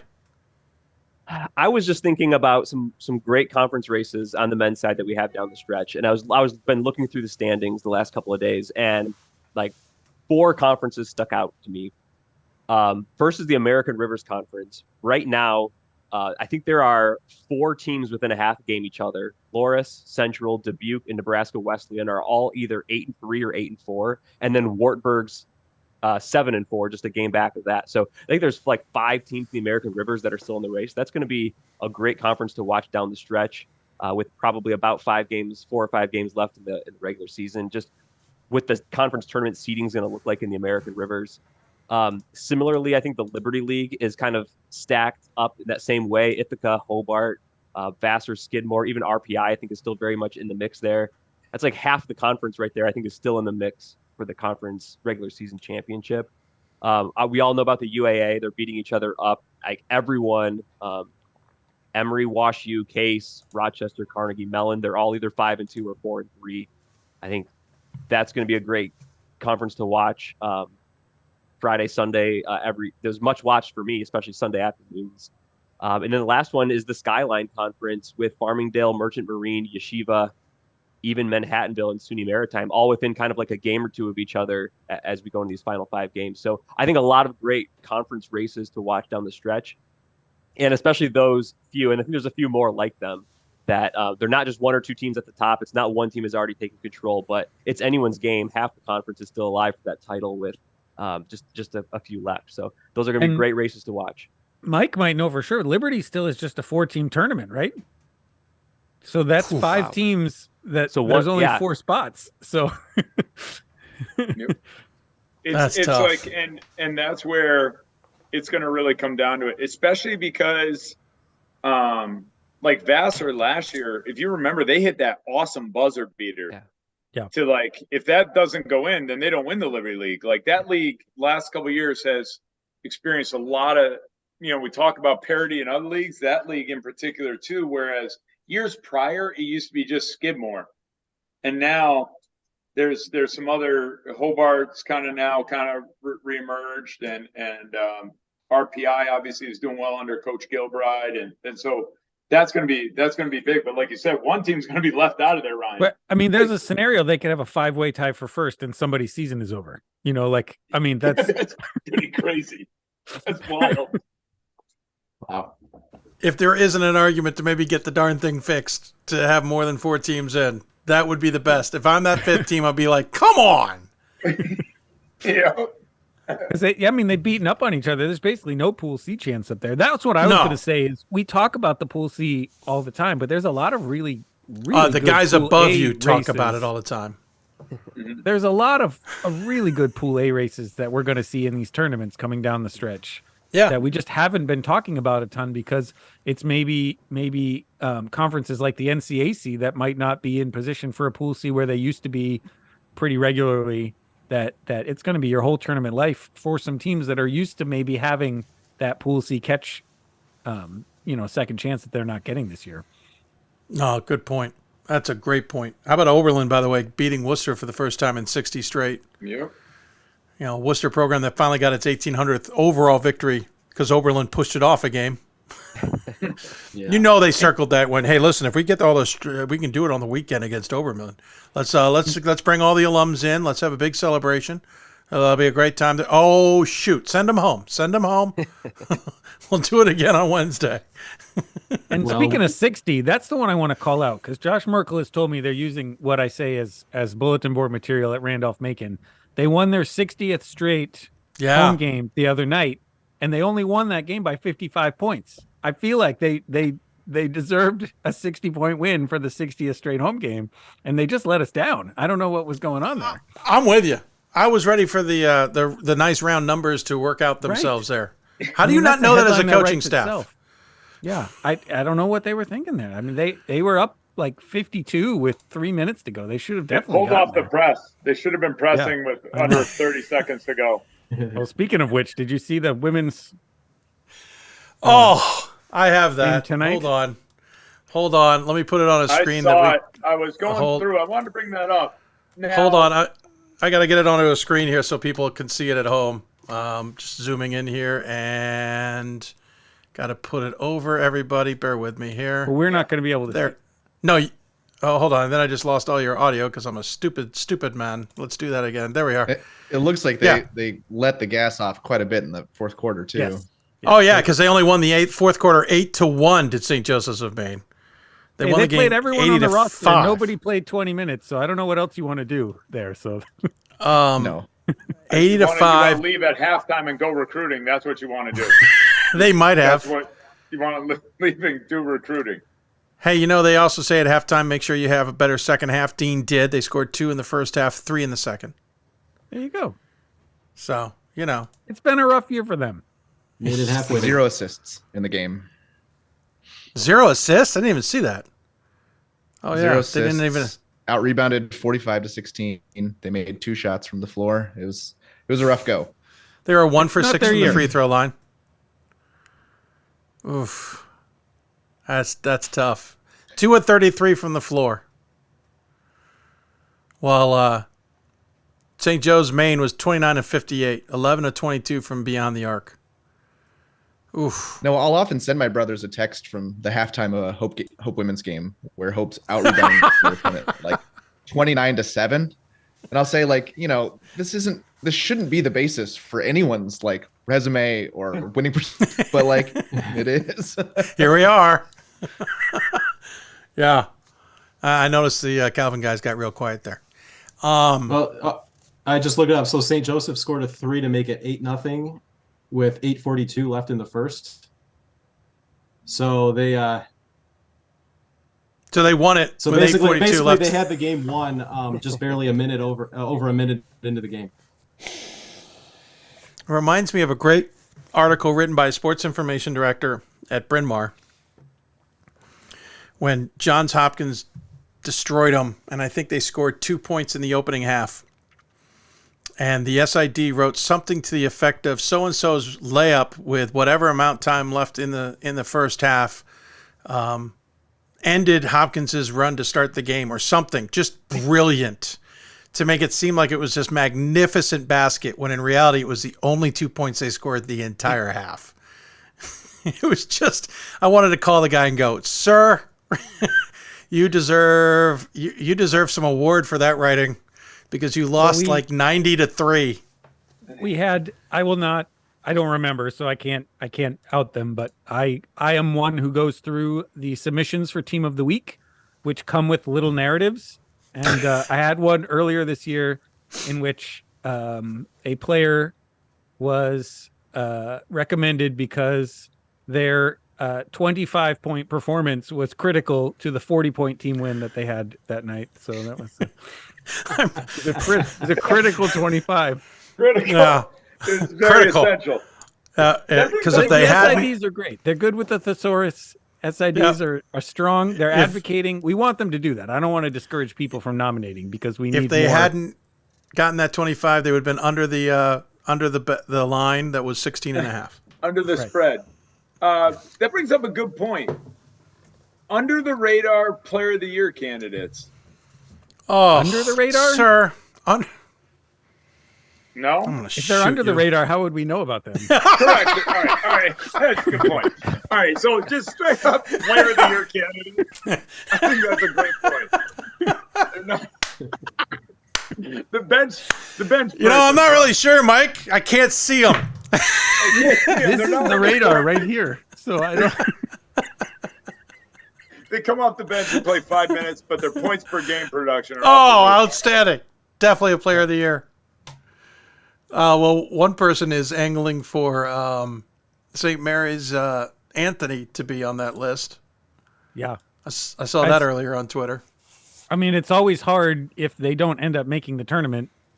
Yeah. To give that to a player there. But I would say talent wise, he's definitely right up there. Oh, Josiah sure. Johnson, for sure. And I would say Alex Sobel is probably the front runner at this point, just based on how critical he is to team success and how good that team is. When I was there for the Tufts game, I believe, according to their stats, and I don't know how accurate it is, his usage rate was 48% in that win over Tufts.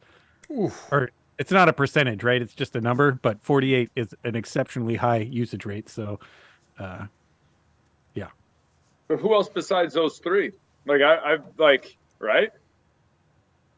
I mean, when it gets to player of the year, we don't generally have a super large backlog of candidates. And obviously March plays a big March big does play in yeah. that.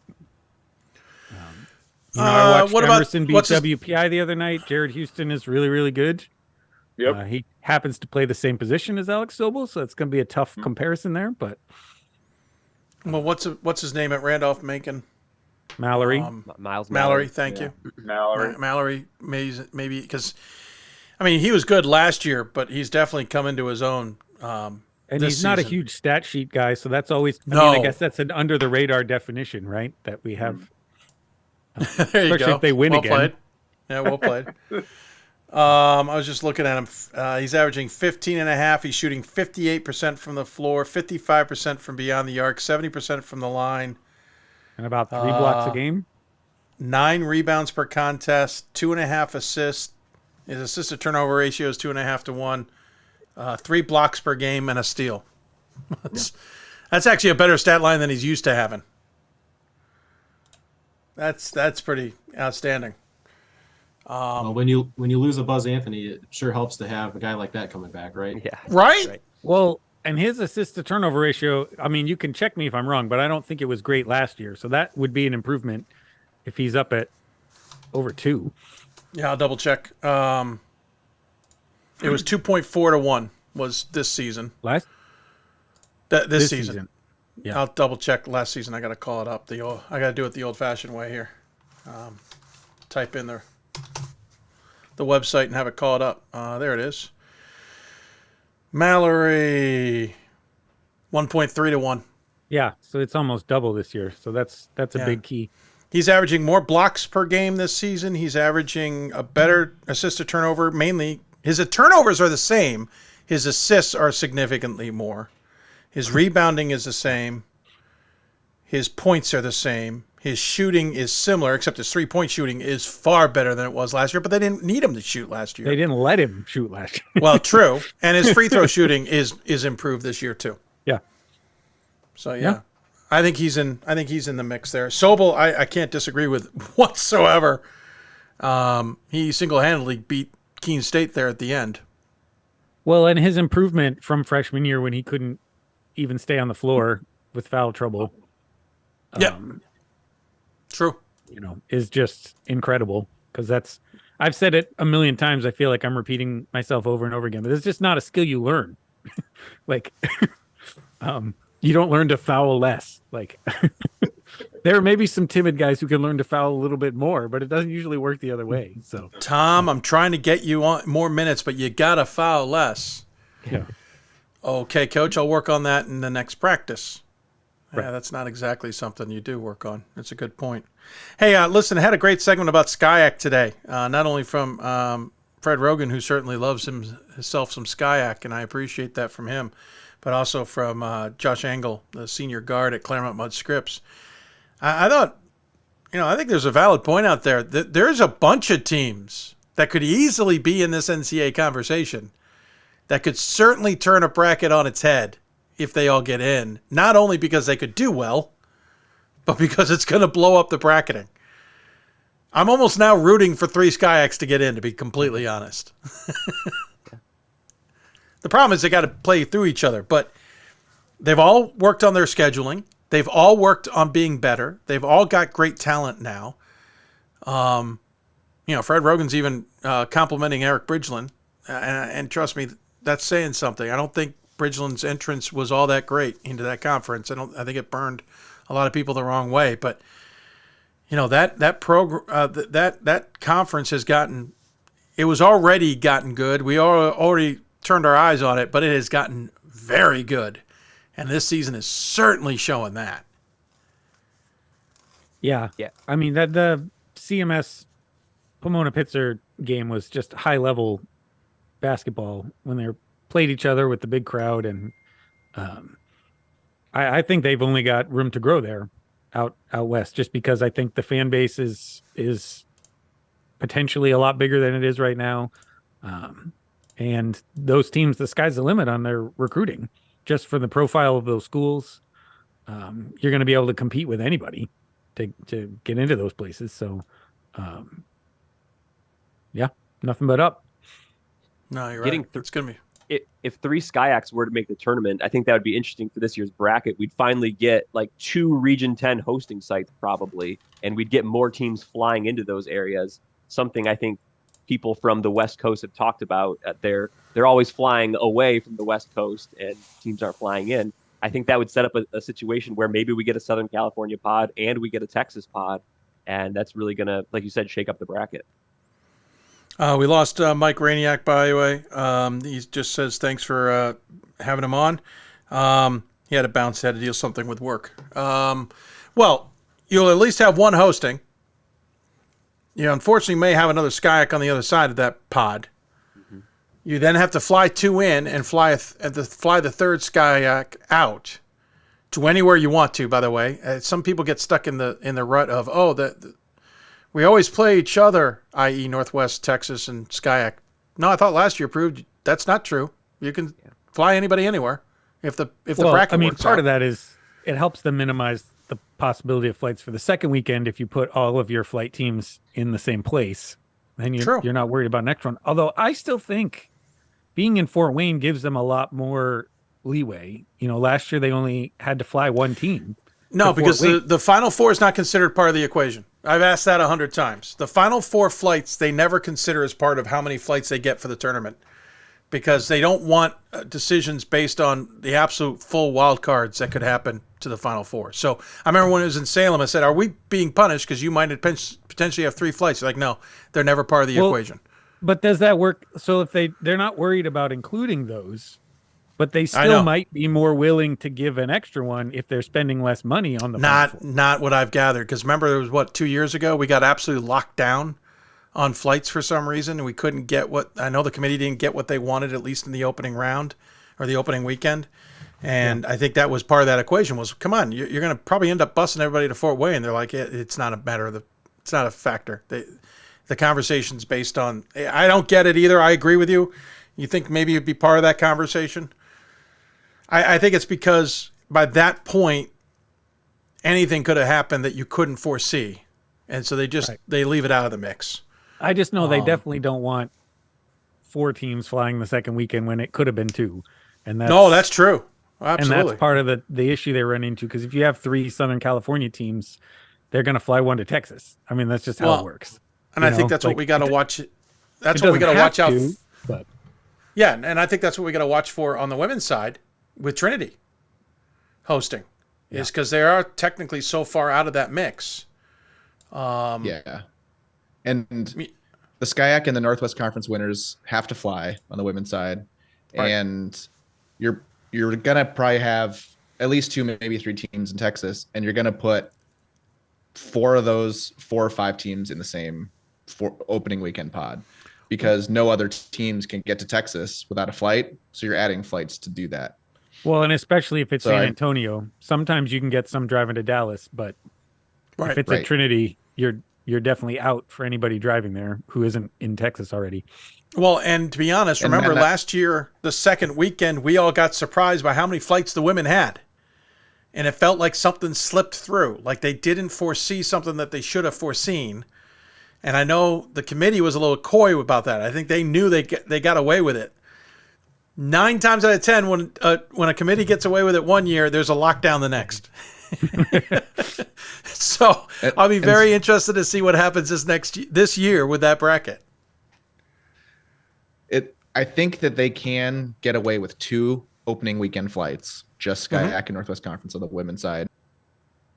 Oh, hold on. Just lost connection, guys. Hold on a second. Let me see if I can get it back. We have you guys. They're all here. We just lost them on the on the broadcast, which meant our NDI hates us. So bear with me as I just reset the system. Gotta love technology. We'll try it one more time, see if it jumps back for us. There they are. They're back. Gentlemen, hopefully the audio came back. We'll find that. Nope, lost them again.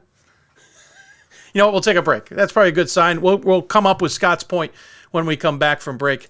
We'll take a quick break, come back with the rest of the happy hour after this.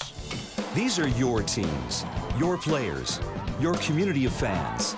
This is where they play, where they practice, where you cheer. At every meet, every event, every game. Your community is passionate, dedicated, supportive. You know the tension of a close game and the thrill of the win. So while you're cheering, keep an eye out for anything out of the ordinary. If you see something suspicious, say something to local authorities.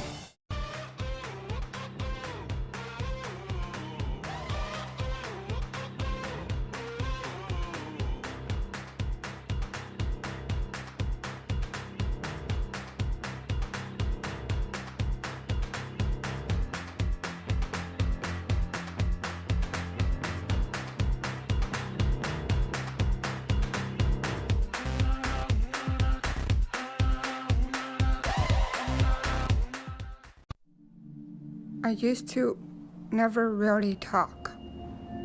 Ever. I was afraid if I said something wrong, everyone would laugh at me. But then I started to play golf with Special Olympics. It helped me to find my voice. And now everyone else is speechless. We've got more schools than Division I, more fans than Division II, and more upsets than March Madness. There's 800 programs with over 11,000 games leading to 2 national championships. And we've been covering it all for over a decade. From Eastern to Occidental, from Puget Sound to Piedmont, from Southwestern to the University of New England, and from Hope to Calvin. Nobody covers Division III basketball like we do. We're at D3Hoops.com at www.d3hoops.com. I learned a lot of valuable lessons playing college football. I never thought about the health benefits of exercise until I actually started to talk to coaches in college. It's not only just for performance, it's for life. My coaches instilled the importance of well-being, not only building up strength, mental health, getting enough sleep, eating properly is all what it is to be healthy. I decided that I want to go on a personal trainer and share my knowledge that I obtained in college about physical and mental well-being. Coach of the Year, Administrator of the Year, All-America Team, Wade Trophy. The WBCA doesn't just honor coaches, but players, administrators, and much more. The WBCA strives to honor those who have contributed to the advancement of women's basketball. Celebrate the present, honor the past, look to the future.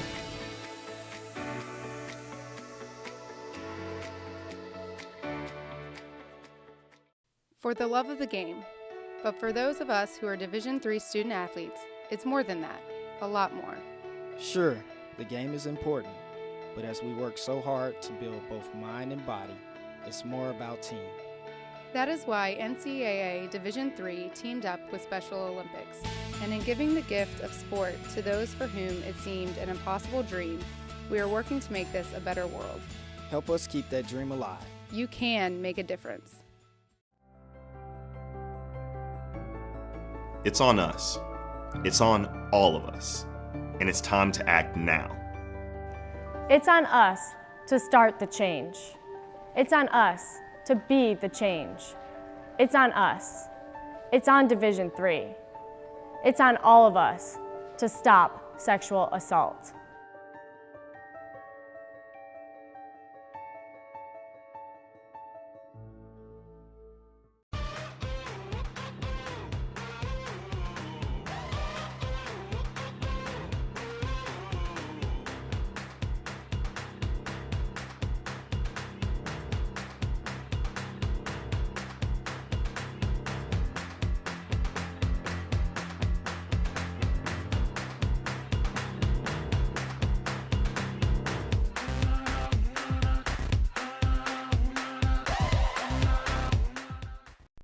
I learned a lot of valuable lessons playing college football. I never thought about the health benefits of exercise until I actually started to talk to coaches in college. It's not only just for performance, it's for life. My coaches instilled the importance of well-being, not only building up strength, mental health, getting enough sleep, eating properly is all what it is to be healthy. I decided that I want to go into personal trainer and share my knowledge that I obtained in college about physical and mental well-being. And welcome back. We're just jerry-rigging the audio so we can enjoy the rest of this happy hour, as it were. Scott, we were talking about bracketing and stuff with the women's side. Yeah, so with Mary Hardin-Baylor kind of fading, it might just be 2 teams from Texas. I was thinking the ASC might get a pool C in there. But as it stands, it might be pretty simple for the committee to put Trinity, Hardin-Simmons, the SCIAC winner, and the Northwest Conference winner in the same pod. Those are your only 2 opening round flights, I think. It does mean that if Emory gets a pool C or somehow the UAA pool A, they kind of have to go to Transylvania, because I don't think you're going to give a host to Washington and Lee. And that's kind of it for geography in the opening weekend. There's nothing else super weird that you have to finagle. I do think that the bulk of the top overall seeds are from the East, but you're kind of going to have to put them all on the same side.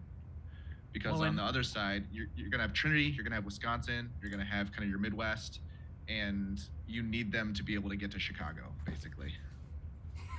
Well, and that'll give us a clue on how much leeway the committee is going to get, because there's no chance the women's committee wants to send like Puget Sound to Trinity, where they've already been this year, and have a potential Hardin-Simmons third non-conference matchup with Trinity in the same season. They're just not going to want to do that. And if we see that, like, that's going to really tell us that their hands are tied, because they're just not going to choose to do that for all of those reasons.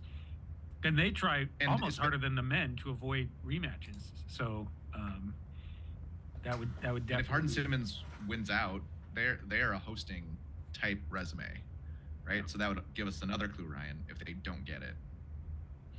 I mean, they would never host geographically, but they could be given a pod where they look like the number 1 seed. It just happens to be like in a Wisconsin school.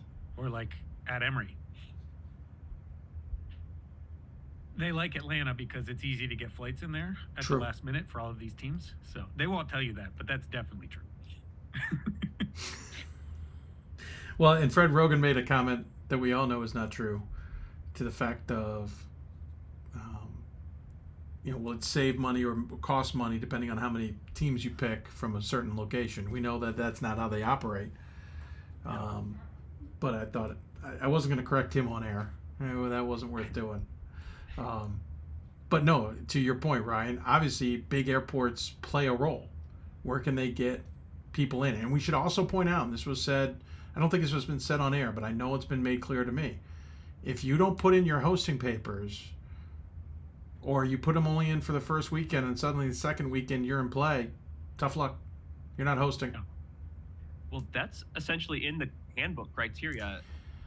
Your location, your accommodations. I don't know if it's specifically flights and airport, but they say they kind of consider that sort of thing for hosting. Yep. I know they like to do seating. We know geography is a big deal, but can you host this many people is part of the discussion.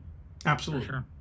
And the paperwork thing is, we've known in past years where they have called a school and said, "You sure you don't want to host that weekend? Hey, you're in line. You want to get that paperwork updated?" Season or 2 ago, that ended, and it's on no uncertain terms. I've been told, listen, unless we have no hosts of the 4 schools, we're not asking for hosts.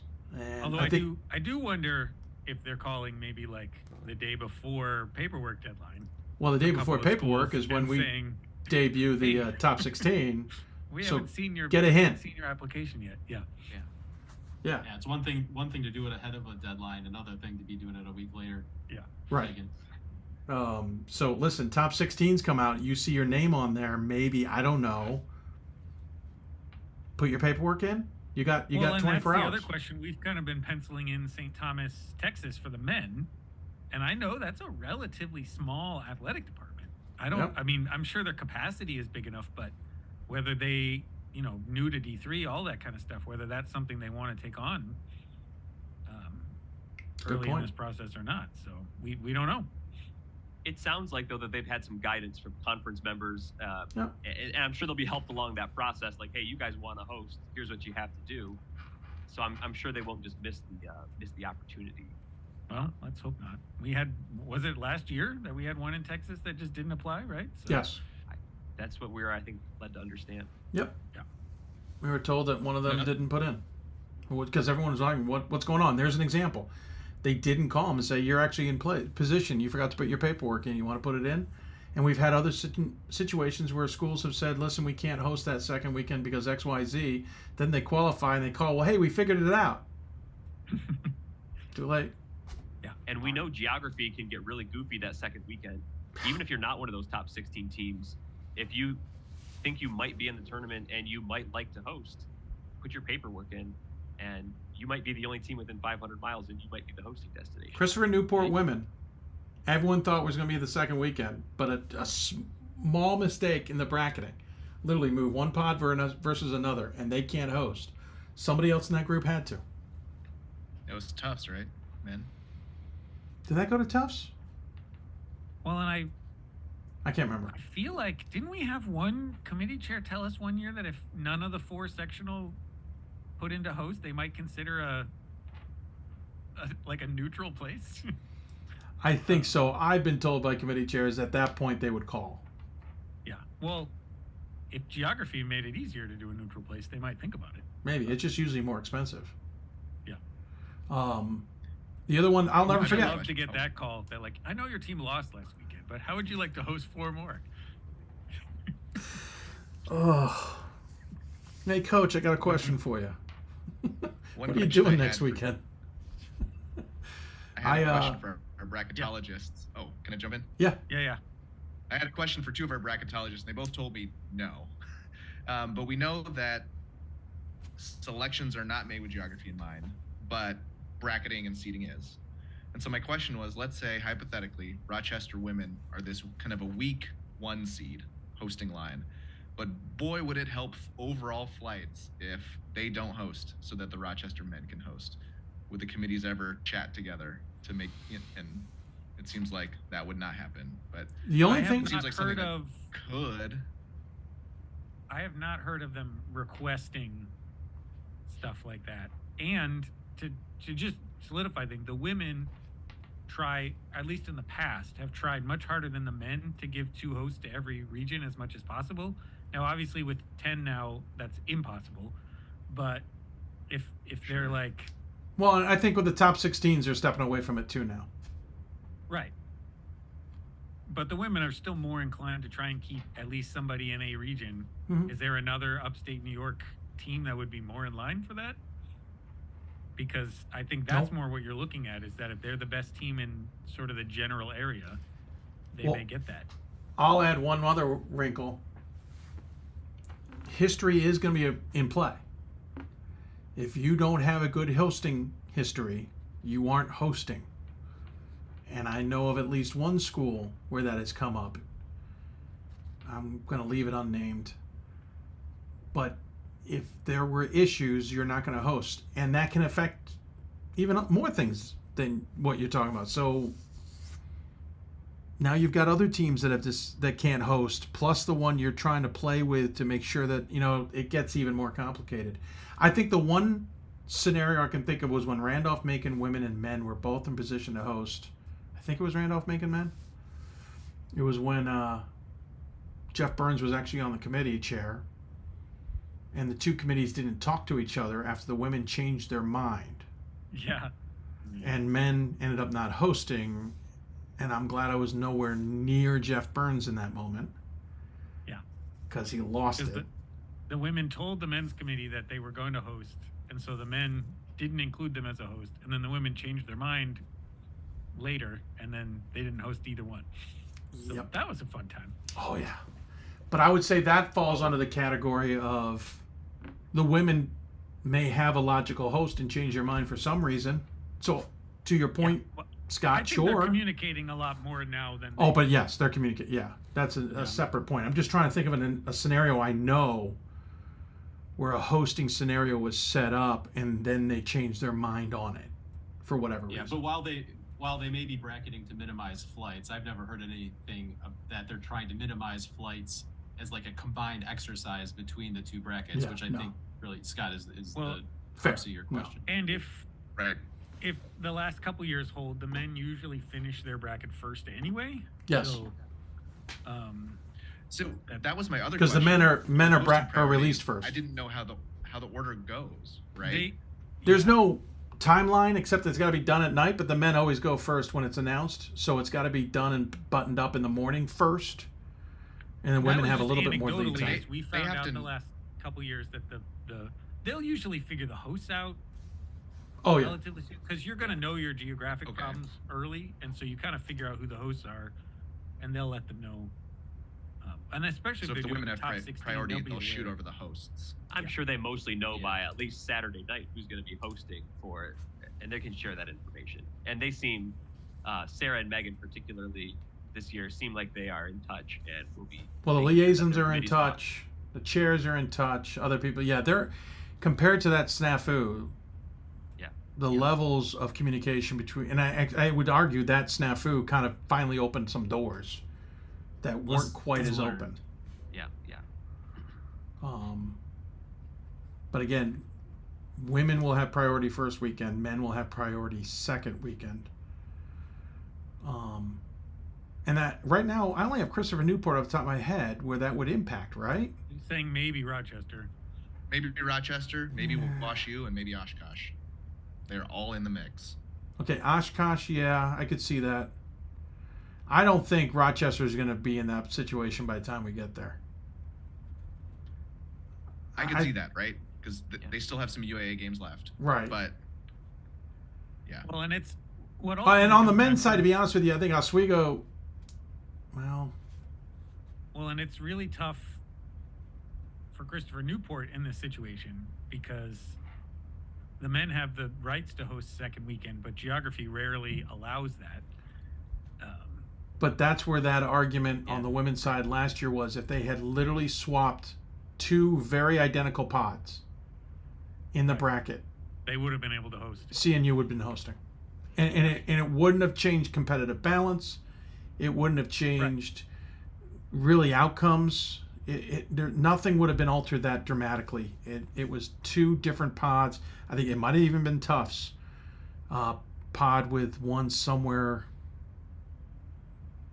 I want to say somewhere in either New Jersey or Pennsylvania somewhere. They just swapped those. Christopher Newport's hosting, and that's where you almost hope.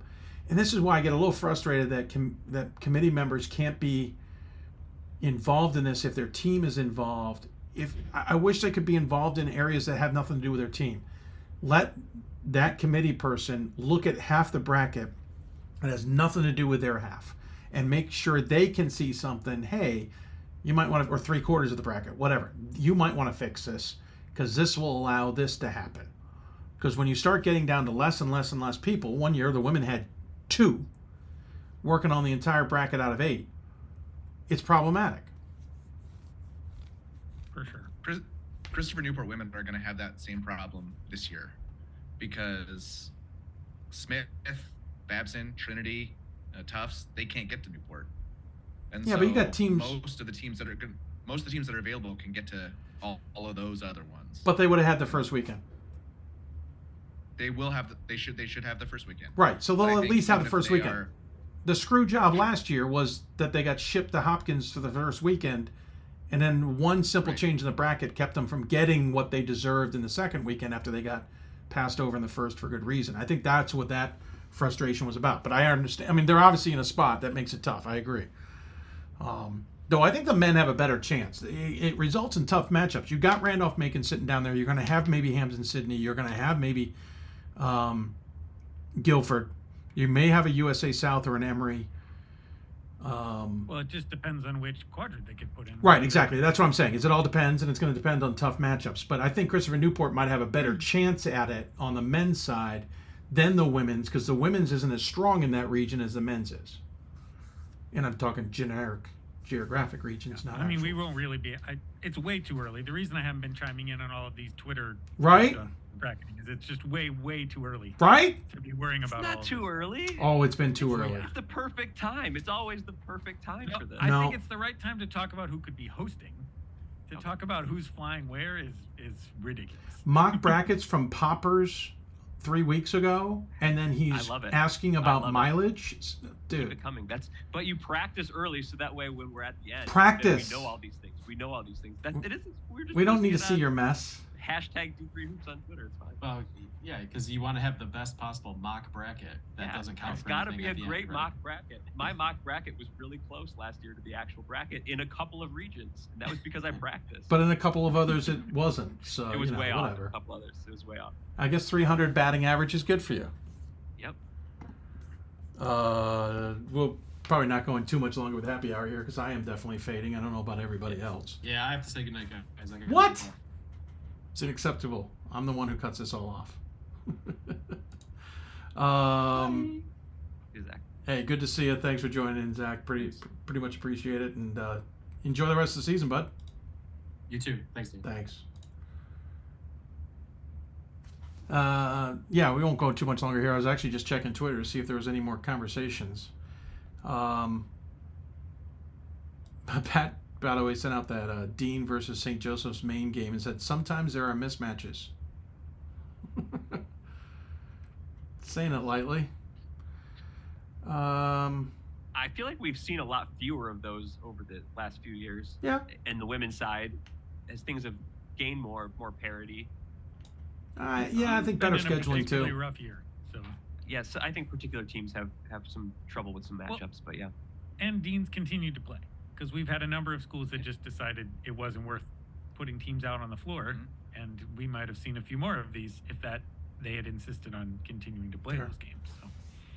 Good point. And that's a big decision for a lot of these conference bylaws have some pretty stiff penalties for doing that sort of thing. It could be $2,000 or $3,000 a game that you're giving up by not putting a team out on the floor. Yeah, Bryn Mawr women, I know a few years ago really frustrated that conference.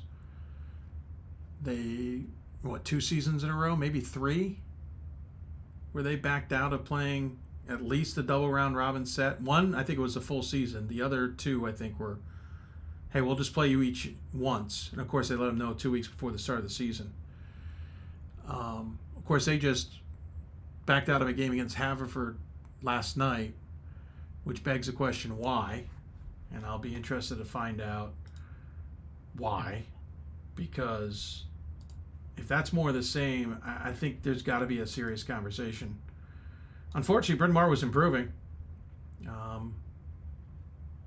Just haven't been able to keep I asked out Matt of it. about that game, and he educated me on what rises to the level of an NCAA cancellation and how that affects the underlying criteria calculations.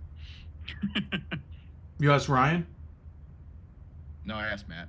Oh. So we were probably the only 2 people to go to the Bryn Mawr NCAA women's basketball team page last night. But So it goes down as a no contest. It didn't get played. Right. It's a forfeit in the conference's book for paperwork. Right. By So the way, my data was 1 game off for Carleton compared to the D3 hoops data, and then I dug into it and I was like, oh, that was actually a cancellation against St. Catherine early in the year. I bumped into a game talking to somebody today where there's a game in their schedule from last year is 1-0, and I realized, oh shoot, that shouldn't have gone into our system as a 1-0 game. Well, we've also got some. William Peace seems to be putting all of their women's games in as 1-0 in our system that we have to fix. Because they just canceled their season. Yeah. It's a forfeit. This is why Pat spends all the time auditing all of these things. Mm-hmm. And when we have the regional rankings come out, we can compare Right. to make sure that we've got everything Yep. put in the right way. And we rely on all of these other guys to tell us where we've messed up. So How much will you guys be hitting F5 on your keyboards on Tuesday and Wednesday? I've forgotten what time they get released. They don't have a time. No. It's just whenever it gets posted, it gets posted. And then the other part of it is when it gets posted, because last year we were gleaning information of when they were done, and it was like 4 hours later that the Turner put them up on the website. So the first problem is submit. they got to be done. Yeah. The second problem is the liaison has to send it. That has been problematic on a few occasions. I won't go into it. Then the third one is the Atlanta has to go, oh, I have an email. Maybe I should update the website. And that third one has been a biggest problem for Division III. I even had someone, I don't think it was liaison, I think it was a committee chair, say to me once, they said, yep, we warned Atlanta it was coming. We told them it would be expected, blah, blah, blah. They said, sure, we'll be all ready for it. We had to call them 3 times. Go, guys. It is sitting there. Please update the website. It is 4:30. It has been there since 2. So, yeah. Well, and we used to have some good back doors that we could finagle the Right. URLs and find our way in, but they fixed that problem. So, Unfortunately. Which they hadn't spotted it. There used to be a couple of I nice was doing that. gateways. I was doing that all year, trying to get the women's handbook, just changing the men's URL. Yeah, no, that wasn't the problem. So I got told that basically they found some errors in the handbook and they went to fix them. Actually, it ended up being out 2 weeks sooner than I expected it. But one other thing I've discussed is the fact that a lot of these handbooks, half the language is the same for every single sport. Why they're not the same handbook for every single sport is mind-blowing to me. But well, and some of the same things. I noticed the record book this year that there was a few errors they had that I corrected for them last year that got reverted back to pre-corrections for this season. So I've got a pretty good relationship with Scott, who is our D3 men's basketball stats guy. Yeah. So I try to give him a break, but yeah, I mean, it is. I don't blame you, sir. I thought I found 2 errors in the women's handbook, but no, that was just being incorrect. There's one. Megan hopes you didn't. I think it's the career blocks that there's a guy who transferred halfway through, and he's like 27th for his first 2 years, and then he's like second for his whole career, but he's on the list twice because he transferred in the middle, and it went from like William to Bill or something like that, and they just didn't recognize that it was the same guy. I mean, I get it. But still, you can't use name as a primary key. Right, he's in the career records twice, which is pretty impressive. I mean, that's a hell of a career. And his first 2 years were worth getting in the top 25. I was so good that I got in the book twice for the same stat. Well, and we had the one before last year because of COVID. Buzz Anthony set the record for games played, but the guy they had in there had played an literally impossible number of games. And I don't know where the mistake was because I don't get to see the back end of what they were doing. Are we sure he played in 355 games? I mean, I think Buzz has 135 maybe now, but the record was like 133 before that. You know, he's got the 12 extra games from the COVID year. So like, yeah, it was. Oh, I see. Yeah. So he was able to break the record, but like the one before it was impossible. Like you couldn't have played as many games that they had them credited for. I've done the math. Max amount of games he could have played in was this. And since he never played in the NCAA tournament. Right. Yeah. That's awesome. It reminds me, there were a couple years where my older brother would go through the MIAA play-by-play box scores and assemble a dunks leaderboard. If it showed up as a dunk in the play-by-play, so he had 13 for some guy. That comes down to whether the SID likes to put that extra detail into the system. Exactly. It seems like a ton of work. I feel like I did a lot of work today figuring out how many active players have beaten Randolph-Macon today, but that was the... Oh, that's a heck of a stat. So there's 20, if anyone cares.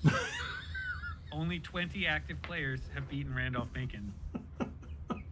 Well, have played in the game, because I only went by the box scores. I didn't look Good, at all the because if you're going to give guys. anybody on the bench credit, we need to talk. Yeah, it was really cool. So there's 8 guys for Mary Washington this year. There are 8 guys on Christopher Newport's team last year. There are 3 guys still at Guilford from 3 years ago. And then Visconti from Swarthmore from 4 years ago. So yeah, there's only 20 active players who've beaten Randolph-Macon. And only 3 were from the ODAC, right? Right. There's only 3 in the ODAC. That's the most amazing part. And that's one of the reasons I switched my vote over back to Randolph-Macon this week, was they're getting through that conference without losing. And Trey Barber did it on 2 different teams. He was on the Mary Washington team that beat them, and then he transferred to Christopher Newport and beat them again. Yeah. So, that's outstanding. Yeah. He's going to get asked to transfer to whoever's in the NCAA tournament. I think he's done transferring. No, I know. I think he's out of years. Could you imagine getting that call? Hey, Trey, listen, got any eligibility left? We'd love to have you. Just for tomorrow. We're on a quarter system, so I think we can make it work.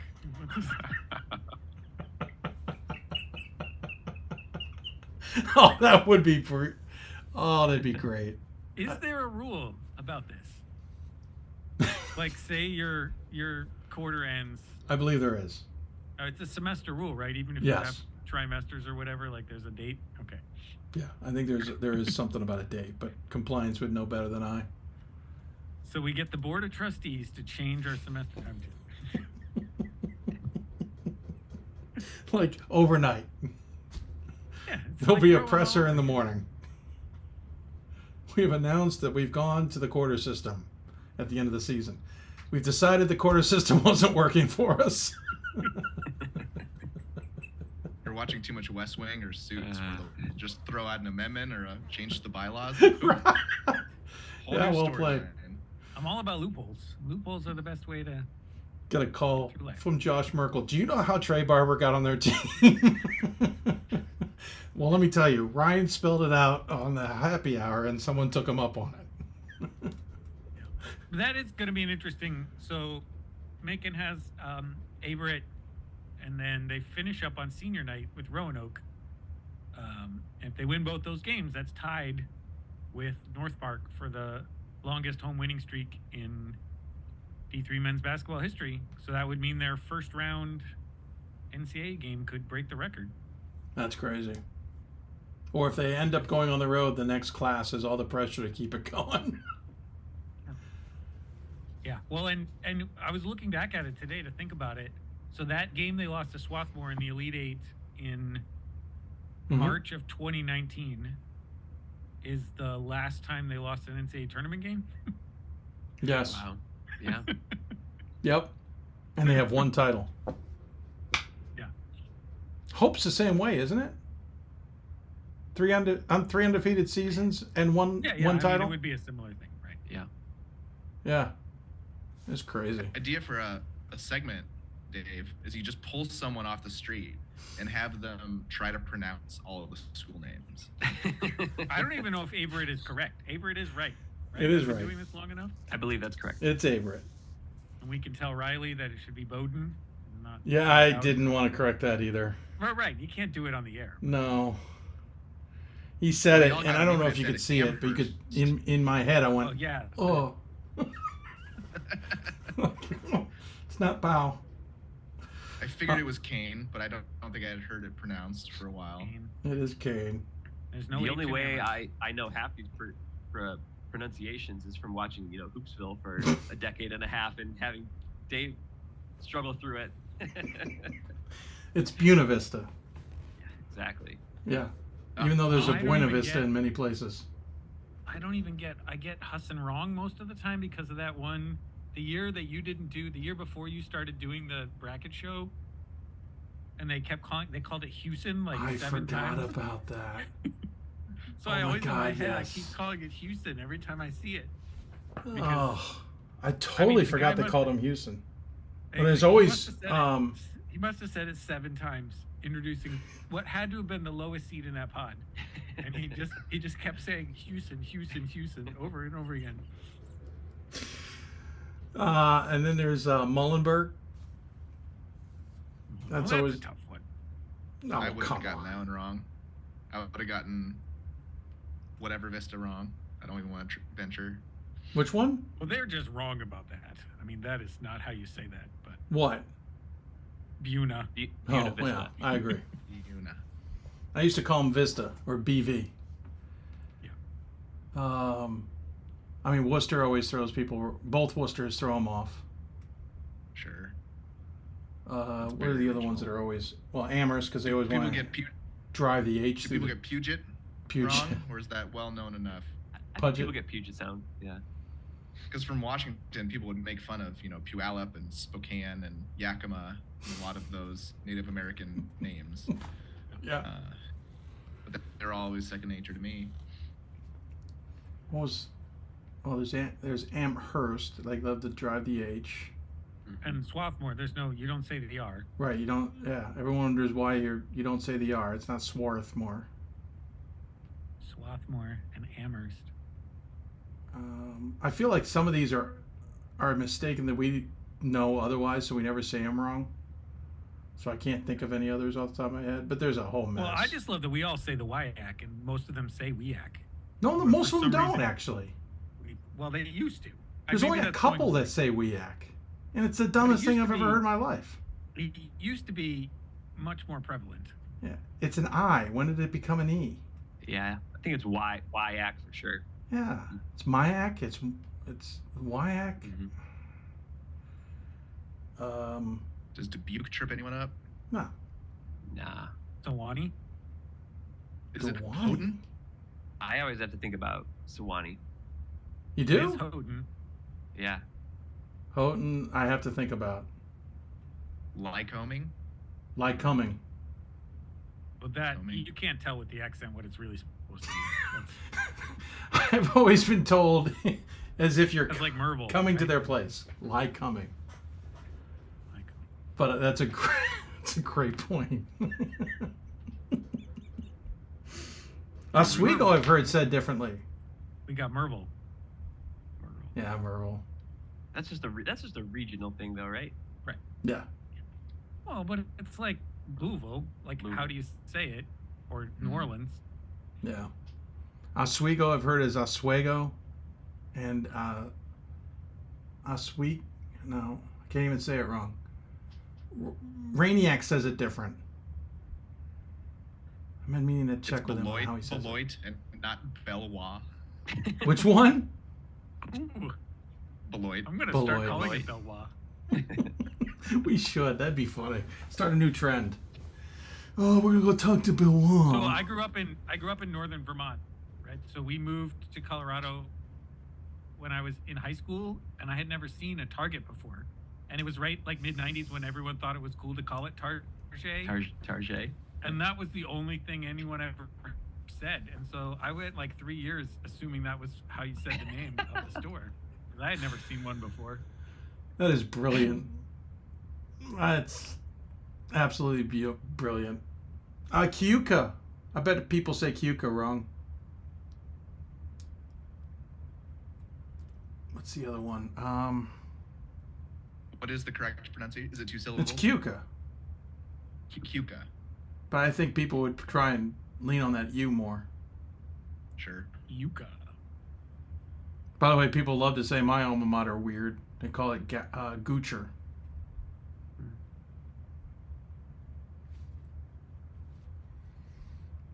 We just look Anyway. at the name list now? Is that what we're doing? Yeah. Yeah, I can totally see the three of you going through school names. I am not, for the record. I didn't pull up a list. Mm-hmm. That's I not did what your check eyes Twitter, are telling me. but I didn't pull up a list. Whatever makes you feel better. Because there was that one evening where on Twitter we just all kept coming up with themed groups. Yes. Of school names, like boys' first names, and ones with ham in there.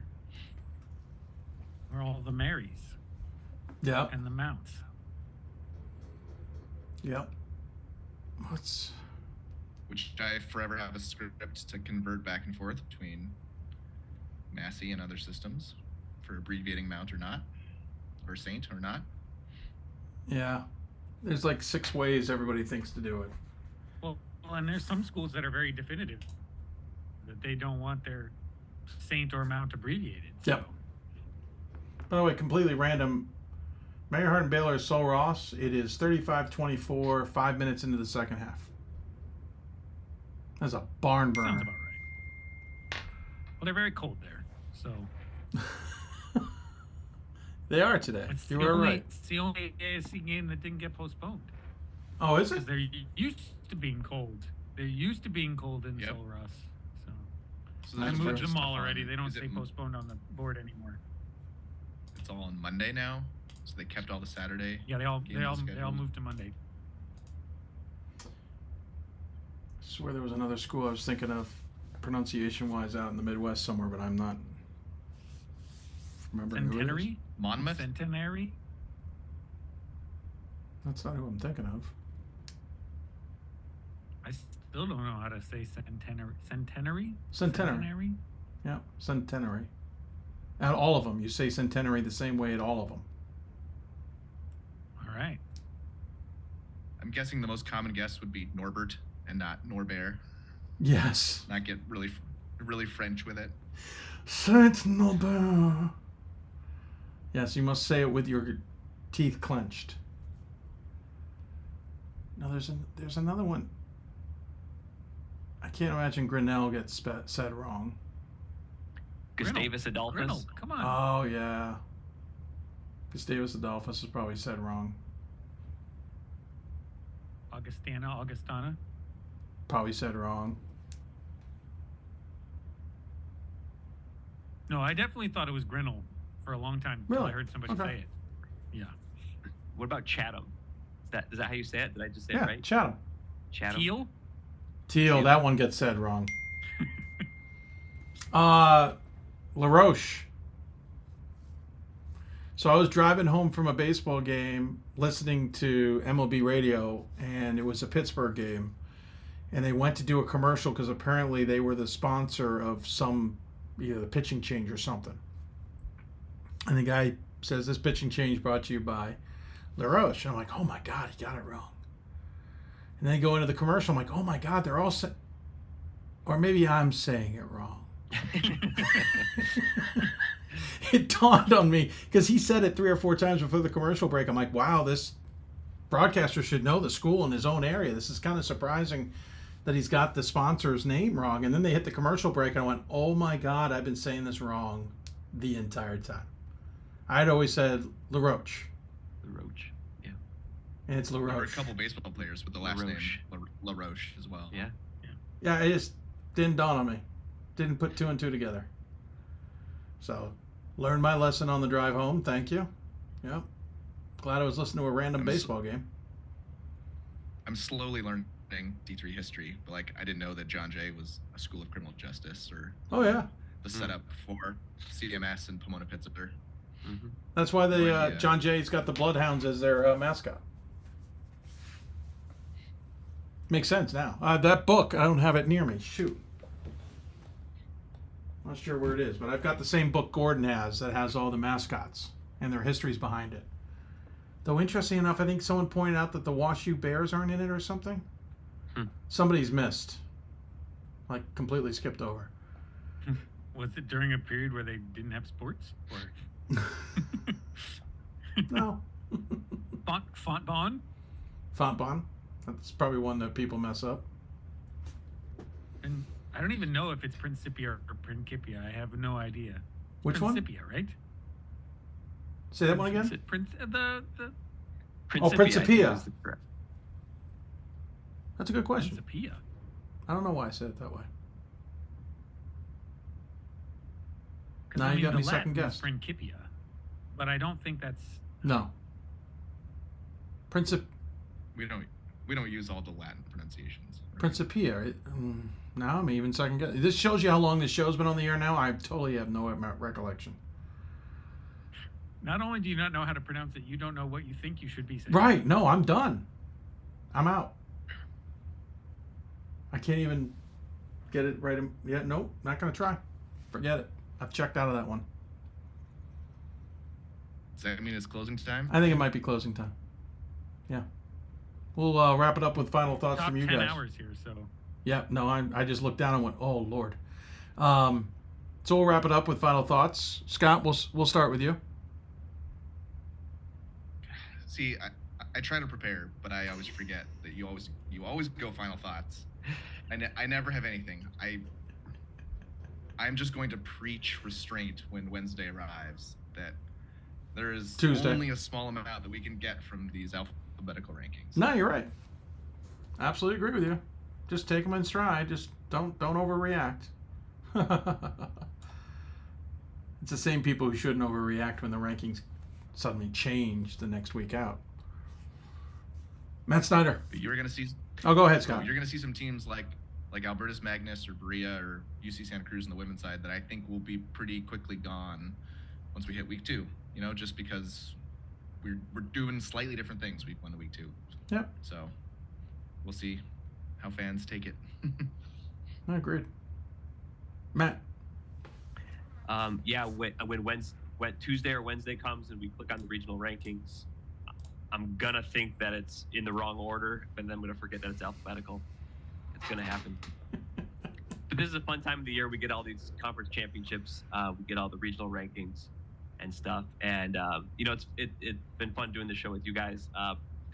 Part of what I really like about Division III is the Division III community. It's really accessible. We all talk online on social media. Get to watch the shows. Get to talk about Division III. And this is the time of the year when the community comes out because everyone wants to know who's going to make the tournament, who's going to win the championships. So it's just the fun interaction is what I enjoy. That's why I appreciate all of you here. I've interacted with online and now on Zoom and on shows, and thank you for that. And it's just very enjoyable. Well, thank you, Bud, for joining us. Certainly appreciate it. Ryan Scott, your final thoughts? I would agree. This is the time of year I like because I get to start seeing more people and meeting more people, and I love helping people out. I mean, the weekend at Middlebury was meeting all these parents who are now at Middlebury very interested in how the playoffs work and the rankings work, and answered a lot of questions. So it's good. And pro tip, when the rankings do come out, if you don't know why your team isn't there, you can scroll down to the bottom of the rankings, and there are links that will take you to PDFs that have all of the information for all of the teams right in there. Well, I'll say most of the information. Well, the basic information that they use, yes, the primary criteria are all there, and so you can check them out. Probably not the first week, I guess, or will they have the stuff without the RRO record? Yeah, I think it usually just says 0 and 0 or something like that, because the RROs usually lag a week anyway. So they'll have the sheets. It just won't have the RROs. Right. First week we won't have a really good way to look at teams and compare them. Yeah. Yeah. By the way, good one. Everybody reminded me instead is of complaining. Yeah. Good. Another name that everybody reminded me of: Salisbury. That's not Salisbury. Yeah, Salisbury. Yeah. Too many people say Salisbury. I digress. But guys, thanks for coming on the happy hour. I certainly appreciate it. Enjoy the rest of your week. What'd you say, Ryan? Said they really like the steaks. No. I said Salisbury. No. You're bad. You're on that shore too. You're on that side Across of the. from campus, the Northernmost Cookout, my favorite terrible fast food restaurant that Matt has probably never heard of. Oh man, go to Salisbury. Go to Cookout. I've heard of Cookout. There's one right outside of Macon too. It's a southern. Yep. I'm just surprised that you think so highly of them. Burger joint with fantastic milkshakes. Well, it's terrible. No, you gotta food, get made and I'm right getting in too Ohio. old to eat it, but That's true. they're fantastic. Anyway, Guys, thanks so we've much. definitely digressed beyond. Yes, we have. That's a sign we definitely need to go. And they're not paying Dave to promote them, so I should probably stop talking. No free ads. No free ads. Guys, it was great to have you. Thanks for coming on. We'll talk to you soon.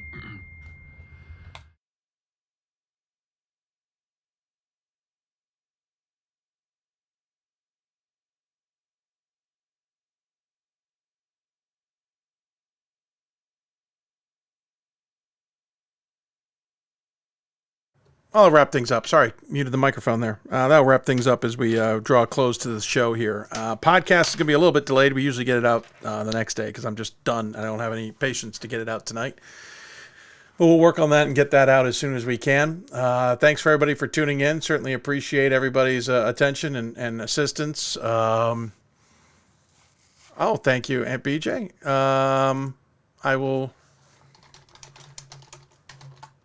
I think it's too late for it, but we'll send it in there. If anybody wants to continue to contribute in some capacity, we certainly appreciate it, whether it's through Give Butter or Venmo. We certainly will appreciate it. We got a bunch of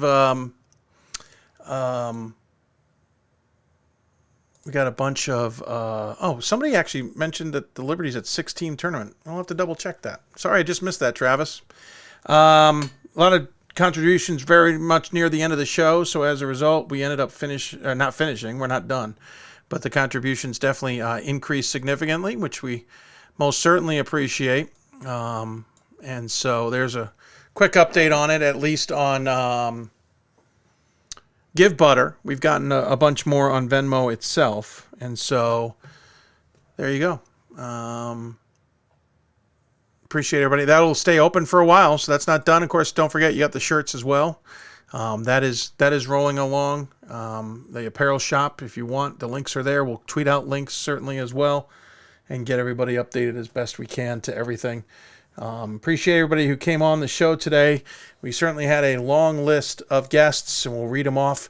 Veronica Nolt from Elizabethtown, Ryan Kershaw from Carrollton, Pat Yuckham from Wash U, Lindsay Atkinson from the NFHS, former DePaul graduate, J.R. Fredette from Albertus Magnus, Tim Murray, former Muhlenberg grad at VEASAN now, Polly Thomason at U Hartford, Louise McCleary at Division III NCAA VP for D3, Emily Garner from Trinity, Steve Schweer from Illinois College, Jim Haney and Mary Toberman from the officiating crews, Scott Peterson, Riley Zayas in our top 25, Megan Howie from Stevens, Fred Rogan from out west, Josh Engel from CMS, Ryan Kane from Keene State, Tanya Englund from Eau Claire, and Pete Moran from John Carroll. And then, of course, everybody who joined us, Matt and Zach Snyder, Scott Peterson, Ryan Scott, and Mike Rainiak on the happy hour. Great to have everybody join us. Certainly appreciate the time that they took to join us and be a part of the program. We'll be on the air back on Monday, 7 o'clock Eastern time. We're already working on guests. We've got about 3 or 4 already booked up and ready to go. And then next Thursday, we'll be on the air at 1 o'clock due to some work I have in the evening. So that will happen. And then, I know I've lost track, but don't forget, coming up on the 16th of February, we'll have the top 16s announcement here on Hoopsville, the exclusive for that announcement. So look out for that coming up, as I mentioned again, on the 16th. That will be from the committee chairs. We'll get both committee chairs on the show about that. We'll have a panel to break down those decisions, et cetera, et cetera, et cetera, et cetera. Now we'll wrap up with the 9th annual Hoopsville Classic, thanks to D3Hoops.com, the Women's Basketball Coaches Association, National Association of Basketball Coaches, of course, also Huddle Blue Frame Technology for their support, and all of you who have donated to the program. Certainly appreciate it. We will continue with our donation drive for much of the rest of the regular season here. Hopefully, we may raise the goal even higher if we can get going with it. Thank you all, though, for contributing so far this evening. We certainly appreciate it. And we'll look forward to being back on the air. That's going to do it for us. You've been listening to Hoopsville, presented by D3Hoops.com from the WBCA and ABC studios. Guests have appeared on the Huddle Hoopsville hotline. And if you want to talk Division III basketball, you've got to listen to Hoopsville. So make sure you let your friends know all about the show and have them come back here or watch the archives or listen to the podcast at some point down the road. A lot of fun stuff ahead of us. We've got regional rankings to come. We've got the top 16s to announce.